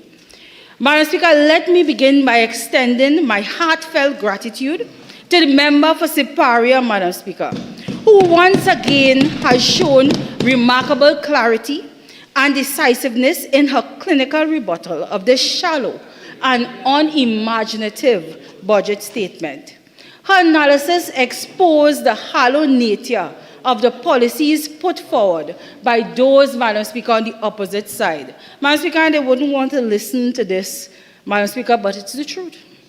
In fact, Madam Speaker, the member for Siparia's contribution, Madam Speaker, left little for me to add, Madam Speaker, because she gave a detailed analysis, Madam Speaker, and she gave hope to Trinidad and Tobago, Madam Speaker, because she showed them, Madam Speaker, a future without the People National Movement. She showed them that, Madam Speaker, she has plans, Madam Speaker, to retake our economy, Madam Speaker, and to boost, Madam Speaker, every sector in Trinidad and Tobago, in our local economy. However, I stand here, Madam Speaker, tonight, Madam Speaker, deeply frustrated as I witness yet another missed opportunity, Madam Speaker, by this administration. But before I get into the Minister of Finance statement, let me quickly address some issues of another previous speaker. Madam Speaker, I sometimes tired sitting in this chamber and listening to the members for Tobago, East and West, Madam Speaker. They speak in this chamber, Madam Speaker, they alone love Tobago. Madam Speaker, but that is not true. I love Tobago. We all love Tobago, Madam Speaker. So, Madam Speaker, one thing I will say, Madam Speaker, before I get into my substantive contribution here, one thing I will say, we on this side will take no lectures from that government, Madam Speaker, who, among other things known in this chamber and outside of this chamber, Madam Speaker, crashed the sea bridge for months on end and suffered Tobagonians. Yes. So how could they preach to us, Madam Speaker? Madam Speaker, I'm hearing noise, so. Madam Speaker, I now move on to the statement of the Minister of Finance. Madam Speaker, and something in the crosstalk, Madam Speaker, with regards to when the member of Point said he's the only one with regards to landing a plane, and the Minister of Finance chimed in, Madam Speaker, I seek your protection because I know everyone on that side would have a chance. And again, I say I know it's late. Some people may be a bit hungry. I think dinner is there. Some people may need to go and drink a little water. Some people may take a little exercise. And certainly, if you do it quietly, you leave the chamber with decorum, nobody's going to be disturbed, and you come back in with decorum. But if you're in here, we're going to abide by the standing orders, and we will give the member from Moruga Tableland her opportunity to make her contribution. We'll give her our heirs, just like each of us would want when our turn comes. Member from Moruga Tableland. Thank you, Madam Speaker. So, Madam Speaker, as I was saying, I heard our esteemed finance minister chimed in and said he landed a plane too, Madam Speaker. Madam Speaker, and it brought me back to when you're on board a plane and you're experiencing turbulence, Madam Speaker. Madam Speaker, and that is exactly what we in Trinidad and Tobago is experiencing with this Minister of Finance handling of the economy, Madam Speaker. And we both know when turbulence sets in, Madam Speaker, the panic attack. Madam Speaker, that is every sector in Trinidad and Tobago, myself included, Madam Speaker. Madam Speaker, the budget presented before us for the 10th consecutive year reflects a chronic lack of vision, a total absence of innovation, and an entrenched failure to recognize the immense potential that exists within our tourism, arts, and cultural sectors. Madam Speaker, for nearly a decade, we have been subjected to the same tired formula: empty promises, underwhelming policies, and half-hearted initiatives. Madam Speaker, regurgitation. If you would take the budget statement for 2024 and compare it to 2025, specifically when you're dealing with the tourism, culture, and the arts sector, Madam Speaker, it's a cut and paste. Madam Speaker, Budget 2025 is no different. It is once again, as I said, a missed opportunity. And the reason I have labeled my contribution a missed opportunity, Madam Speaker, it is because this Minister of Finance speaks of diversification, but yet again, he missed the opportunity to improve the lives of the people of Trinidad and Tobago through the tourism and cultural sector. I speak on behalf of my constituents in Moruga Tableland. Madam Speaker, I say all of Trinidad and Tobago when I say that we are relieved that this will be the very last budget inflicted upon the people by that administration.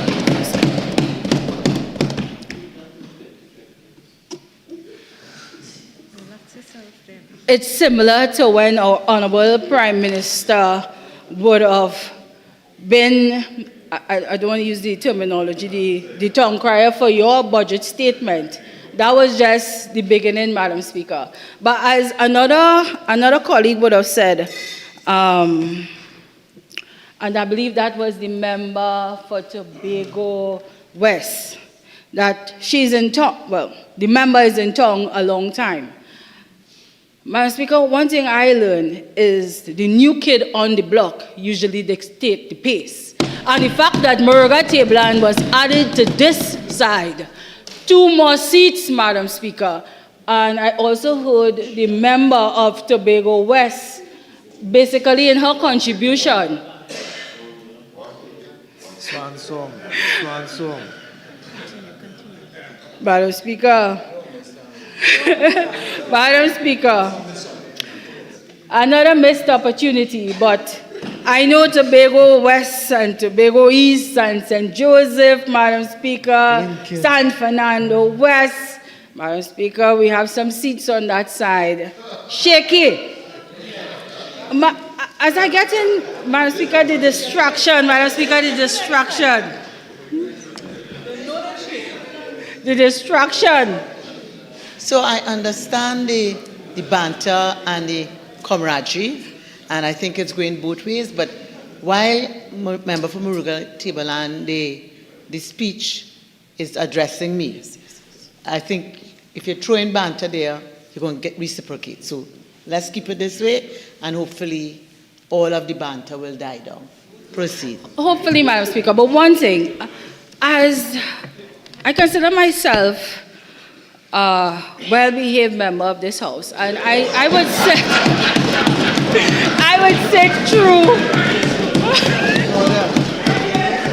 What's the standing order? Sit down.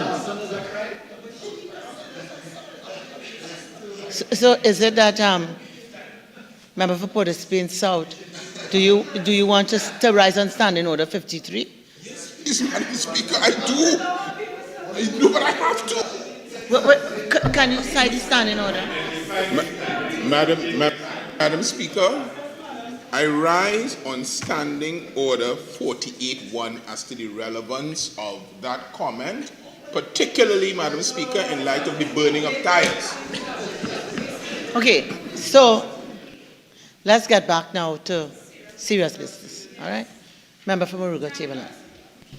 And I raise it in the context that I do not usually interfere with other members' contribution. Yes. So I expect the same respect.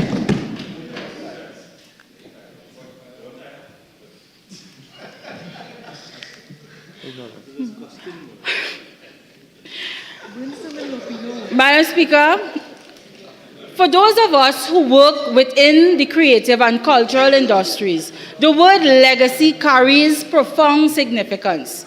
Trinidad and Tobago is home to a cultural wealth that few countries possess. True.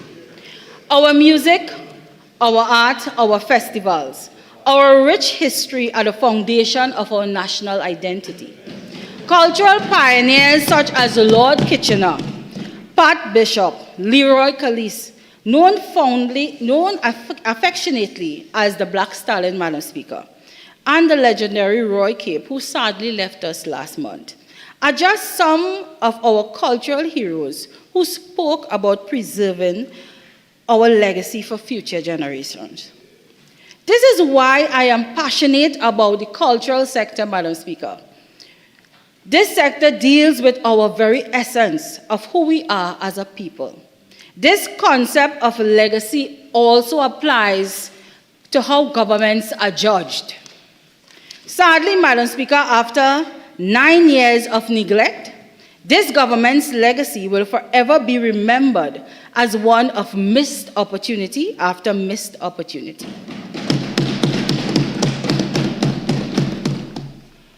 Madam Speaker, in preparation for this debate, I decided to research a document which was sent to me a long time ago, Madam Speaker, but I paid it no mind, which I am sure that no member opposite has ever read since they took office. Madam Speaker, that document is none other than the PNM Manifesto for 2020. Madam Speaker, I am sure you would agree with me that no one in the government has ever read this document after... Not to bring me into the debate. Yes? Not to bring me into the debate. Yes. All right? Yes, so. Yes. All right. After I would have listed some of the items that is detailed in that document, many of you seated here would agree with me that those on the opposite side have not read that document since they took office in 2020. And, Madam Speaker, in 2020, the PNM promised to grow the local fashion industry through partnership and involvement in trade shows. These are the promises that they gave to the tourism, culture, and the arts sector, Madam Speaker. Madam Speaker, in 2020, the PNM promised to grow the local film industry by strengthening the rebate program. Madam Speaker, the only local production state-owned media is specializing in showcasing PNM political rallies, Madam Speaker, instead of showcasing local culture. Madam Speaker, in 2020, the PNM promised to establish cultural ambassadors, a program Madam Speaker, a program, Madam Speaker, for outstanding local artists, and it's supposed to be similar to our sports program. Madam Speaker, but sadly, the only ambassadors that this government have made ambassadors for crime, Madam Speaker. Madam Speaker, in 2020, sorry. Find out to withdraw that and find a way to say that otherwise, please. I find that offending standing order in terms of insulting. Please. Madam Speaker, I withdraw. Madam Speaker, in 2020, the PNM promised to focus on making Tobago a green destination and focus on marine and coastal tourism. They give them oil spill. That did not happen. Madam Speaker, this is the same government that wanted to build a mega hotel in no man's land. And when they were told they would be destroying the precious marine life, Madam Speaker, they said, no hairy crab is going to stop them. Well, it's been 5 years later, and thankfully, the hairy crab, Madam Speaker, has won that battle. So, Madam Speaker, I strongly urge my colleagues on the opposite bench to reread their manifesto, if only to remind themselves of what they promised to the people of Trinidad and Tobago. And that is just the tourism and cultural section of that document. And explain what exactly they have been doing for the past 5 years. Madam Speaker, and I could list many more broken promises stated within that document. But my time here to contribute to this debate, Madam Speaker, is limited. Madam Speaker, we must be honest with the people of this nation. Over the past 9 years, tourism in Trinidad and Tobago has become a shadow of its true potential. Year after year, we hear the same tired lines, promises of development and diversification, economic transformation, yet what do we see? Absolutely, precisely nothing, Madam Speaker. The tourism industry has been left to stagnate as this government continues to neglect a sector that could be the lifeline for so many in this country, Madam Speaker. Unlike the government, those of us on this side of the House believe in telling the citizens of Trinidad and Tobago the truth. Unlike the government, I will not mama guide the people of Trinidad and Tobago, Madam Speaker. Madam Speaker, after almost a decade of continuous PNM rule, our tourism sector accounts for little more than 2% of our GDP. Madam Speaker, what have this government been doing? That's according to the Ministry of Tourism and Culture of the Arts' own national policy document, Madam Speaker, which was published on June 2021. Madam Speaker, this document is available online. In that document, the ministry also admits, despite being one of the larger countries in the English-speaking Caribbean, Trinidad and Tobago captures less than 2% of an estimated 27 million international tourists who visit the region. Let me repeat that shocking statistics, Madam Speaker. So of 27 million international tourists who visit the Caribbean, Madam Speaker, less than 2% decide to visit Trinidad and Tobago. Trinidad and Tobago is one of the largest, most developed nations in the English-speaking Caribbean. And we are struggling to get visitors to our shore. One will ask themselves, why is this? Why are tourists not coming to Trinidad and Tobago? Is it because other islands were not affected by COVID-19? Madam Speaker, we have to ask these questions. Is it because our Caribbean neighbors are so much more attractive than us? Madam Speaker, I defy anyone in this chamber, Madam Speaker, to argue with me when I say that Trinidad and Tobago has the best carnival in the world. We put on the world's greatest show. Madam Speaker, we have the best food. And there is no other island that could touch our sister isle, Tobago, when it comes to beaches. We have the best music. We have the steel pan, Madam Speaker, something members of that side just remembered recently. We have a cultural mix of people and religious festivities none of our neighbors can match. Correct. So no, Madam Speaker, our tourism sector is not suffering because Trinidad and Tobago does not have anything special to offer. Madam Speaker, do you know why our tourism sector is suffering and why tourists are not coming to our shores, Madam Speaker? It's because we possess what the rest of islands don't, Madam Speaker, a PNM government, a visionless government, Madam Speaker. Madam Speaker, and I have to put what I just said into context as to why tourists are not coming to our shores. Madam Speaker, let me offer the government some information which may explain why we are struggling to get visitors to our shores.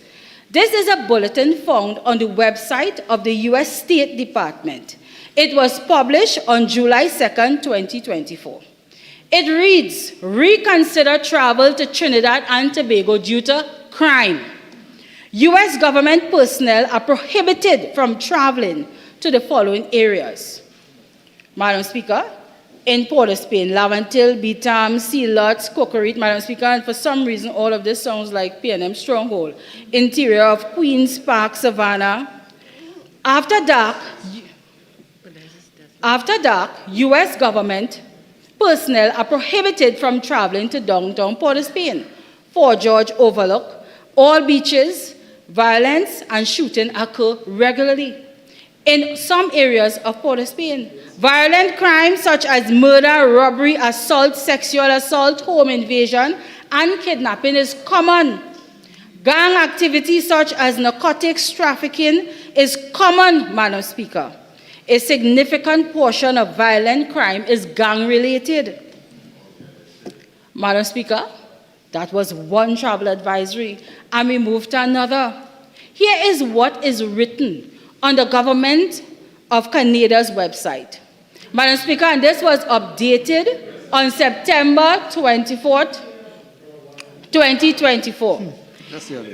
It reads, visitors must exercise a degree of caution in Trinidad and Tobago due to violent crime, gang-related attacks, gun violence, and drug-related crimes occur in Trinidad and Tobago.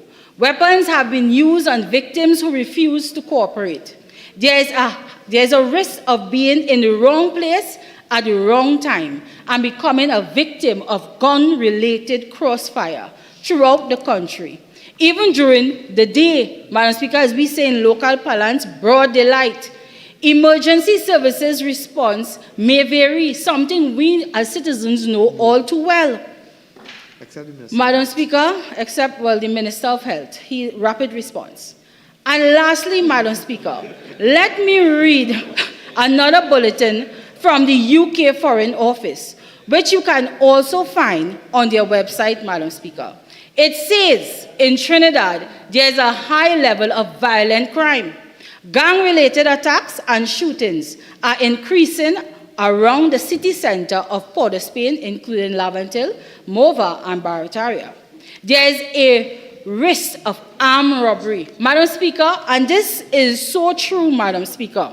Madam Speaker, because it is sad that a member of this chamber had to experience that. So anyone could experience that, Madam Speaker. So, Madam Speaker, let me ask, what tourists from the US, the UK, or Canada going to feel compelled to visit Trinidad and Tobago? Madam Speaker, and the reason why, when we say tolerance, Madam Speaker, and we are dealing with, so sad, a 15-year-old because of the lack of tolerance, because not everyone went to Naparima or a convent, or we don't have a fake accent, Madam Speaker. Madam Speaker, I am a proud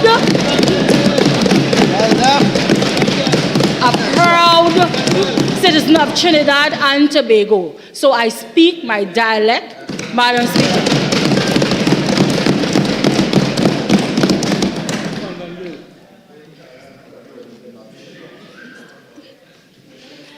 Madam Speaker, So I would restate that just for the Minister of Health, who I thought would have taken on those advisory a little more serious, given what he would have experienced, Madam Speaker. But I guess because he could call for rapid response, but the ordinary citizen do not have that privilege. So let me ask, what tourists from the US, the UK, Canada is going to feel compelled to come to Trinidad and Tobago when it is advised that they can be a victim of a violent crime, Madam Speaker, in the heart of our capital city? Madam Speaker, in his statement, the minister talks about refining our tourism product, offering a unique and enriching experience. Madam Speaker, being robbed at gunpoint, again, our Minister of Health experience, but he didn't, Madam Speaker, is the only experience this government is enriching our nation in. And that is sad, Madam Speaker, but true. The minister in his statement made mention of increasing airlift and plans to refurbish the Mandalina Resort, the Hilton Conference Center, improving the branding of the Marriott Hotel in Tobago, as well as completing the Marcus Bay Hotel project, Madam Speaker. Madam Speaker, I don't have an issue with any of these things in principle, except that proper procurement legislation procedures are carried out, Madam Speaker.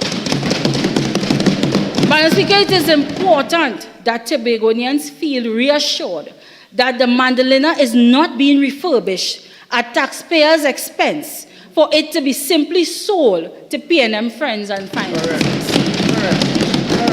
Madam Speaker, I hope that the THA will have an input in what happens to the Mandalina Resort, Madam Speaker. Madam Speaker, right now, when visitors don't decide to come to Trinidad and Tobago, it is not because they don't like the Hilton Conference Center. It is because they don't want to end up at our morgue or return home to their families in a body bag, Madam Speaker. That is the reason why we can't get visitors to our show. Madam Speaker, this government's incompetent handling of our national security has not just led to the record high murder rate, Madam Speaker. It has led to the murder of every different sectors across our economy, especially the tourism industry, and that's a fact, Madam Speaker.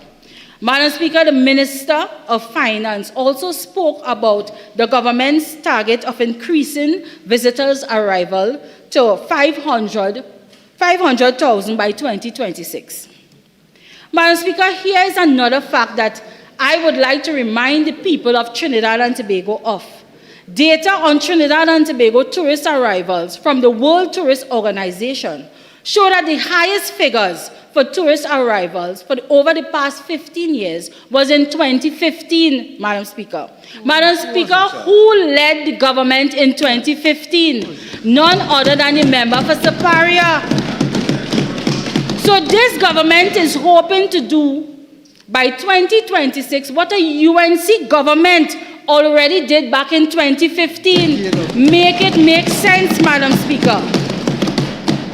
All the Minister of Finance basically said in that budget statement is that they are ready to pass the baton to persons, to people that are ready to hold office, Madam Speaker, and save our tourism industry. Despite this government being in power for 10 years, they have never either before COVID-19 pandemic been able to attract the number of tourists to our island, Madam Speaker, that a UNC government did. I want to provide the House with some context about how this government is failing the tourism sector.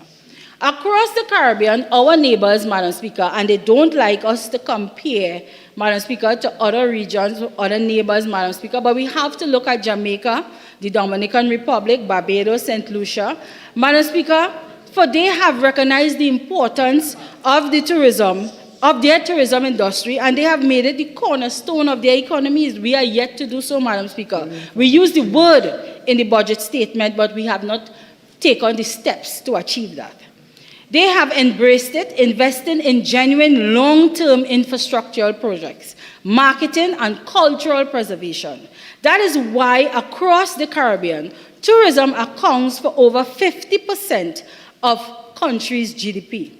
That's 98% of the 27 million visitors to the Caribbean that choose our neighbors over us.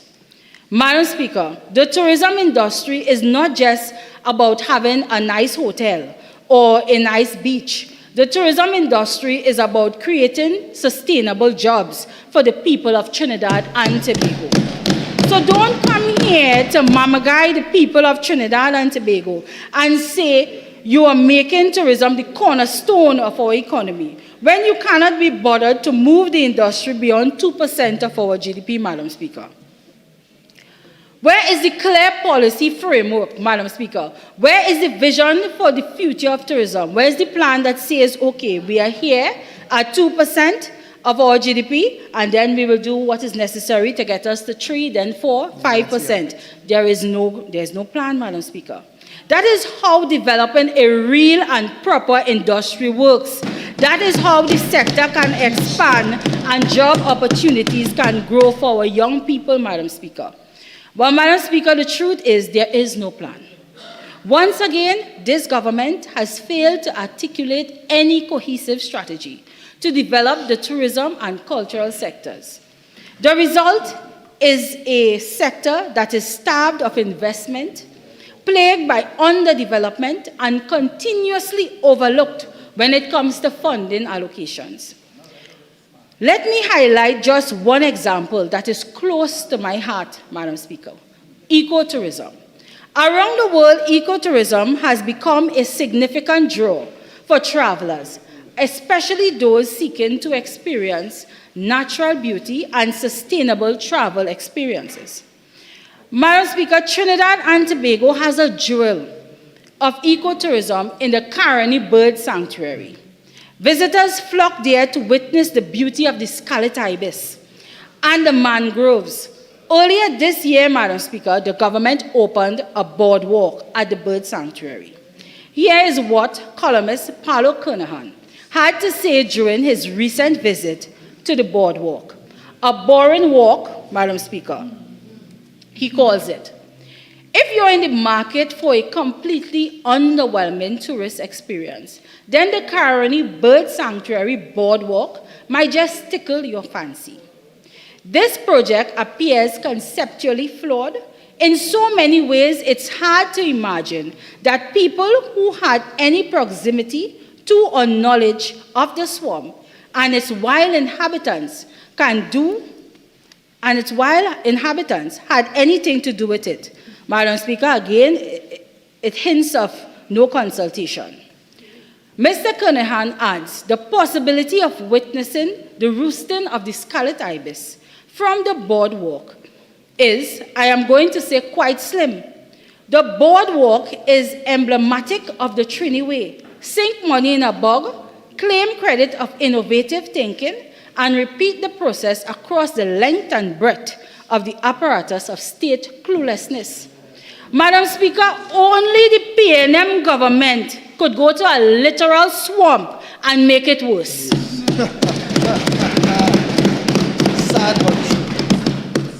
Madam Speaker, countries like Costa Rica and Belize have harnessed their natural resources to attract visitors. Why can't we do that here in Trinidad and Tobago, Madam Speaker? Why can't we do that? Madam Speaker, in my constituency of Murga-Tabland, we have some of the most breathtaking beaches, the Cocoa Museum, the historic Spring Bridge, Madam Speaker. Madam Speaker, and I would have listened again to the member for Tobago West, Tobago East complain with regards to the THA ignoring them, Madam Speaker. And I can say the same with regards to the various ministries and the ministers them seated before me. I would have written, Madam Speaker, for the refurbishment of the Spring Bridge. To date, not one response, Madam Speaker. But they come here, Madam Speaker, to cry cry them a river. But where is the government's plan to develop ecotourism? Ecotourism could be a major job creator for Murga Table and Madam Speaker. Hence, I advocate for it. I have young persons that need employment. They want them on dependency. Madam Speaker, where are the programs to promote these beautiful eco-friendly destinations? Where are the incentives for local entrepreneurs who want to develop ecotourism businesses? Where are the investments in eco-friendly accommodation, trails, and tours, Madam Speaker? None, Madam Speaker. There is none. Madam Speaker, sport tourism, Madam Speaker, is also a sector that is ripe for us here, Madam Speaker, in the Caribbean, in Trinidad and Tobago, if we do what is right. In his statement, the minister boasted about the recent major sporting event, Madam Speaker, and I know my colleague would have raised this, that was held in Trinidad and Tobago. Madam Speaker, I presume, Madam Speaker, the minister was talking about the World Cup, Madam Speaker, and the matches held at the Taruba Stadium. Madam Speaker, the Minister of Finance is evidently unaware that after the tournament, again, ICC, Madam Speaker, as my colleague said, put out a statement stating that the pitch is unsatisfactory. Madam Speaker, how could the pitch be unsatisfactory after so much money have been spent at that facility? Madam Speaker, Madam Speaker, it would appear the Minister of Finance knows as much about cricket as he does about economics. Zero. Madam Speaker, I turn now to our carnival, the jewel of our cultural calendar. Carnival is undoubtedly one of the most significant contributors to our local economy, drawing visitors from all over the world, and has the potential to do better. But despite its importance, this government has failed to properly measure and manage its economic impact. Madam Speaker, how can we improve an event if we cannot measure its success? Madam Speaker, only this year a concerned citizen, a taxpayer, who wanted to verify the finances of the National Carnival Commission and to find out how our tax-paying dollars are spent or were spent, Madam Speaker, had to file a Freedom of Information request to acquire this information. Madam Speaker, I had to do the same, and I have gotten no answer to date.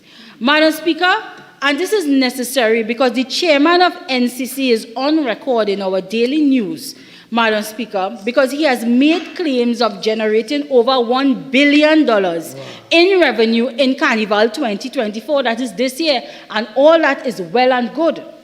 Madam Speaker, the NCC chairman achieved this with an allocation of $147 million. Madam Speaker, that is extravagant news because that is a whopping $850 million profit. Yes.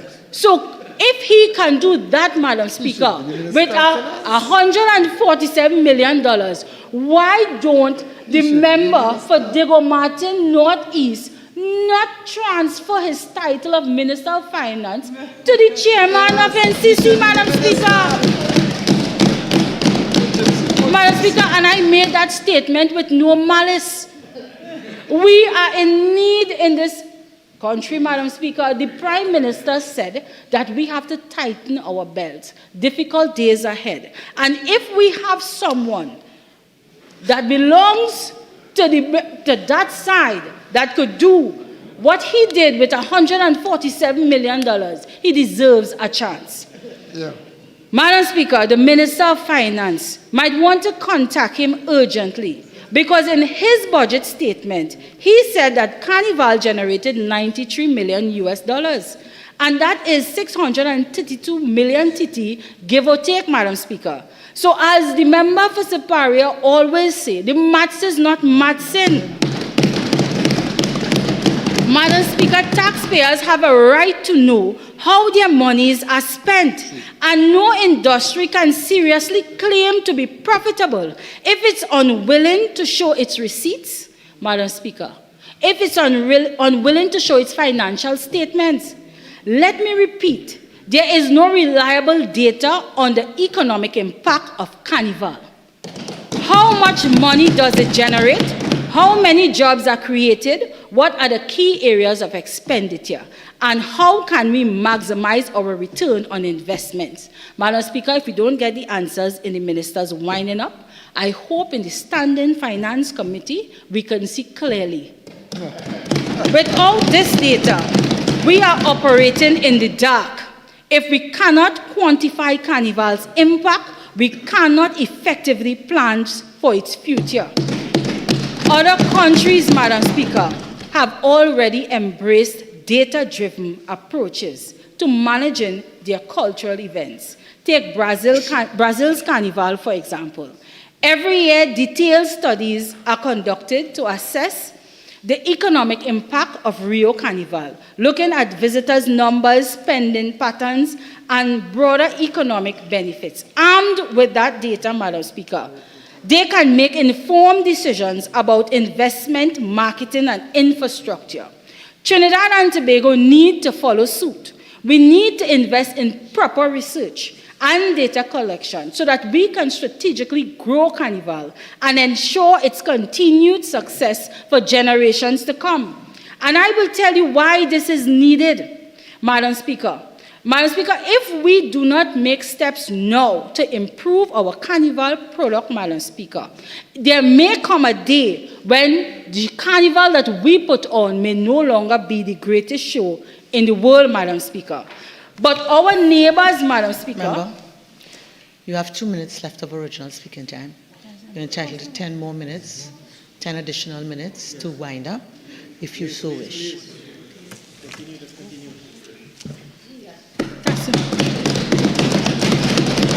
Madam Speaker, and So it I take it you're taking additional 10 Yes, minutes? Madam So Speaker. please. Thank you.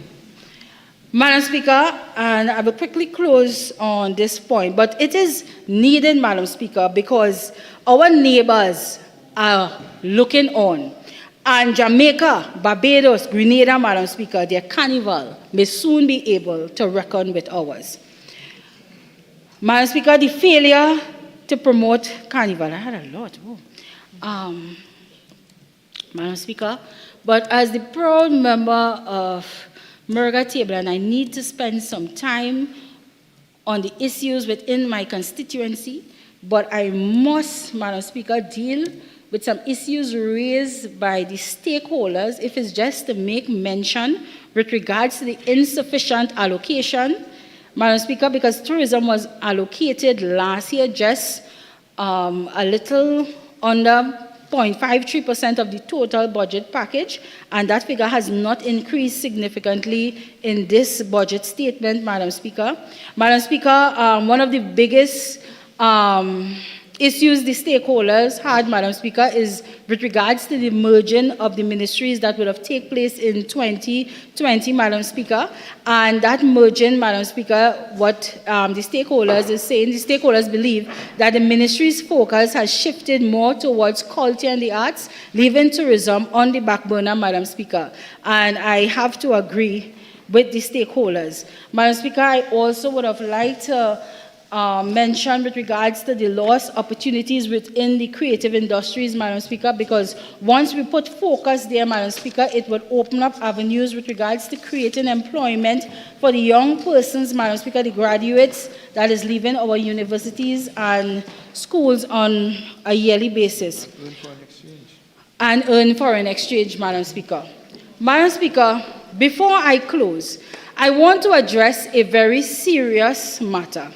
As I said, Madam Speaker, as I stated, I'm a proud daughter of Murga Table, Madam Speaker, and I'm honored, Madam Speaker.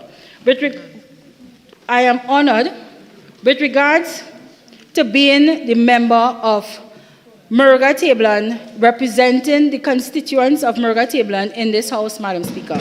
Madam Speaker, it is an opportunity I hold dear to my heart, and I'm humbled by the faith the constituents of Murga Table put in me, Madam Speaker.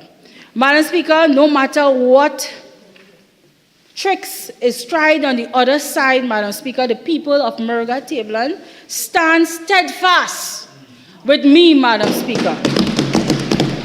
They are resolute that I could chart the way forward for them, Madam Speaker. Today I'm asking this government to discontinue insulting the people of Morga-Tableland. Every year over the past 9 years, this government has promised the moon and the stars to the people of Morga-Tableland. And every year, Madam Speaker, they would fail tremendously, Madam Speaker, disappointing the people. Madam Speaker, the betrayal, Madam Speaker, that the PNM government would have executed on the constituents of Morga-Tableland, the Burgesses in Lengua Indian Walk, Madam Speaker, after coming with their hamper brigade, Madam Speaker. Madam Speaker, you would have seen ministers that would have lost, if not for a ways map, Madam Speaker, with regards to some of the roadways they would have traversed, Madam Speaker. Madam Speaker, and I sat and listened to that budget contribution, Madam Speaker, and I'm sad that I have to report back to the Burgesses of Lengua Indian Walk that this government yet again, Madam Speaker, disappointed them. But rest assured that the member for Siparia and her fate, Madam Speaker, and the plans laid out would chart the way forward for the constituency of Morga-Tableland. Madam Speaker, I sat and I listened to that budget statement, and again the Minister of Finance came to promise a highway, Madam Speaker. Madam Speaker, a highway again, Madam Speaker. Madam Speaker, and I am tempted to use the words of Princess Margaret, Madam Speaker. When she said, Madam Speaker, and Princess Margaret is a local celebrity, when she said, let them put that highway between the leg, Madam Speaker. Madam Speaker,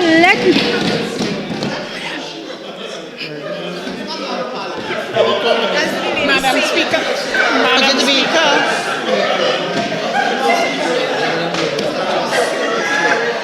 Madam Speaker, my time. I just want you to be very careful with where you're going with that. Yes, okay? Madam Speaker.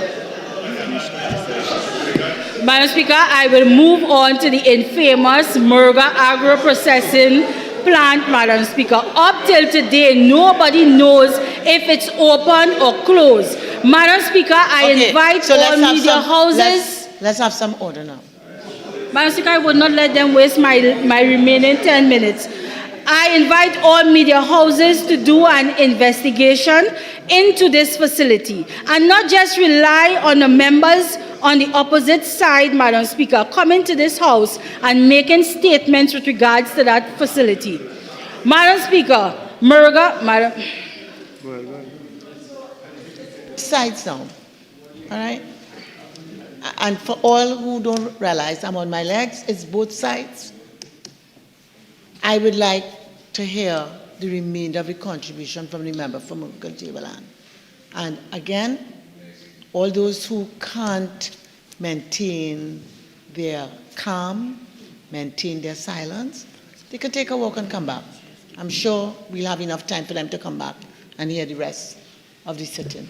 Right. Madam Speaker, with regards to the agro-processing facility, Madam Speaker, approximately over $90 million was spent. In the last year budget statement, we were promised 128 employment opportunities. We were told that 5 shells were occupied and 2 lots, Madam Speaker. Sadly, I would report to this House, Madam Speaker, that only 2 shells Madam Speaker, are occupied, Madam Speaker, with approximately 2 to 15 persons employed, Madam Speaker. Madam Speaker, and I say that without fear of contradiction, Madam Speaker, because I live in Morga-Tableland, Madam Speaker.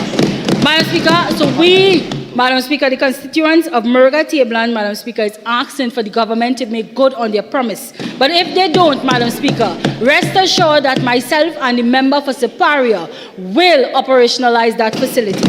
Madam Speaker, I am asking with regards to the $62 million that was spent on the Morga fishing facility, Madam Speaker. I ask on behalf of the fisher folk, Madam Speaker, in this August chamber, the Minister of Work sat and said that it would have been open on December 2023 or January 2024. Madam Speaker, we are in October 2024 and that facility is still closed after it claimed to be completed, Madam Speaker. Madam Speaker, I hope they are not waiting on an election day to cut ribbon, Madam Speaker, because I will be armed with every fisher folk outside that facility, Madam Speaker. Madam Speaker, I speak on behalf of the residents of Gomez Trace, Phase 1, Phase 2, Madam Speaker, the housing development, Madam Speaker. I ask the Minister of Housing to please hear the cry of the residents with regards to the sewer, the landslips, Madam Speaker. Madam Speaker, the units are caving, Madam Speaker. Madam Speaker, persons are losing their investment. Madam Speaker, with regards to the roads in Murga-Tabland, I would have stand in the budget of 2023, Madam Speaker, and listed every roadway in my constituency, Madam Speaker, from Rishad Douglas, Madam Speaker, from to Glod Road to Tabland, in Naparima, Miara Road, 6th Company, 3rd Company, Hindustan Frederick, 5th Company, Samuel Cooper, Madam Speaker. Madam Speaker, and I know they know Samuel Cooper, every house would have received hampers, Puran Road, Penal Rock Road, Barrackpore, Platinate, Komoto, Mantaco, Second Branch, Diamond, St. Cross, and my constituents forgive me for my time is limited, but every roadway and network in Murga-Tabland, Madam Speaker, I raise it here because it is in need of repair. Do not show political biasness when you come into my constituency. When you come into Murga-Tabland, you fix, Madam Speaker, from Pitikafe to Marak to Sukan Trace to Rosha Douglas, the Naparima Miara Road, Madam Speaker. Madam Speaker, the pineapple farmers of Tabland, Madam Speaker, we do not want to hear promises from the Prime Minister with regards to he knows that canned pineapple can be produced. If you're going to do it, or the member of Superior will. Madam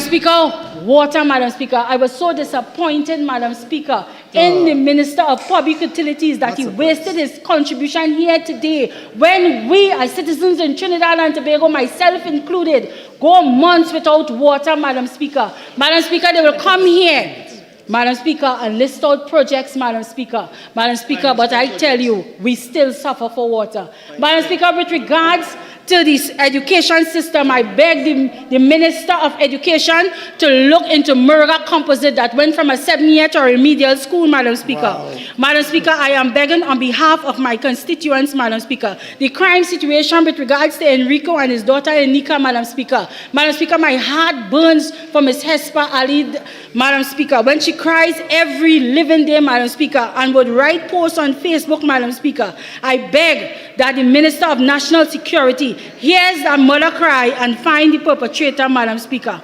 Madam Speaker, the hope of Trinidad and Tobago, Madam Speaker, is that the PNM would not be in office, Madam Speaker, beyond August 2025.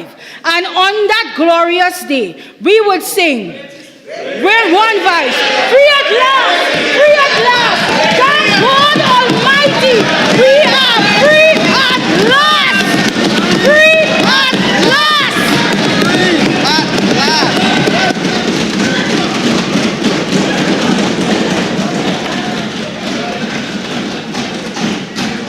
Member for Aruka Maloney.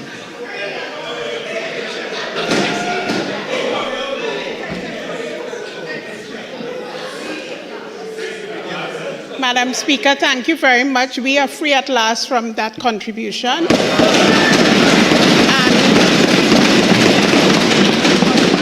Madam Speaker, I beg to move that the House to now adjourn to Tuesday, the 8th day of October, 2024 at 10 a.m.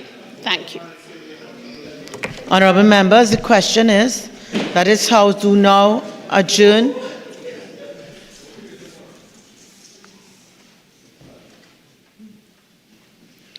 Honourable members, the question is that this House do now adjourn to Tuesday, October the 8th, 2024 at 10 a.m. All in favour say aye.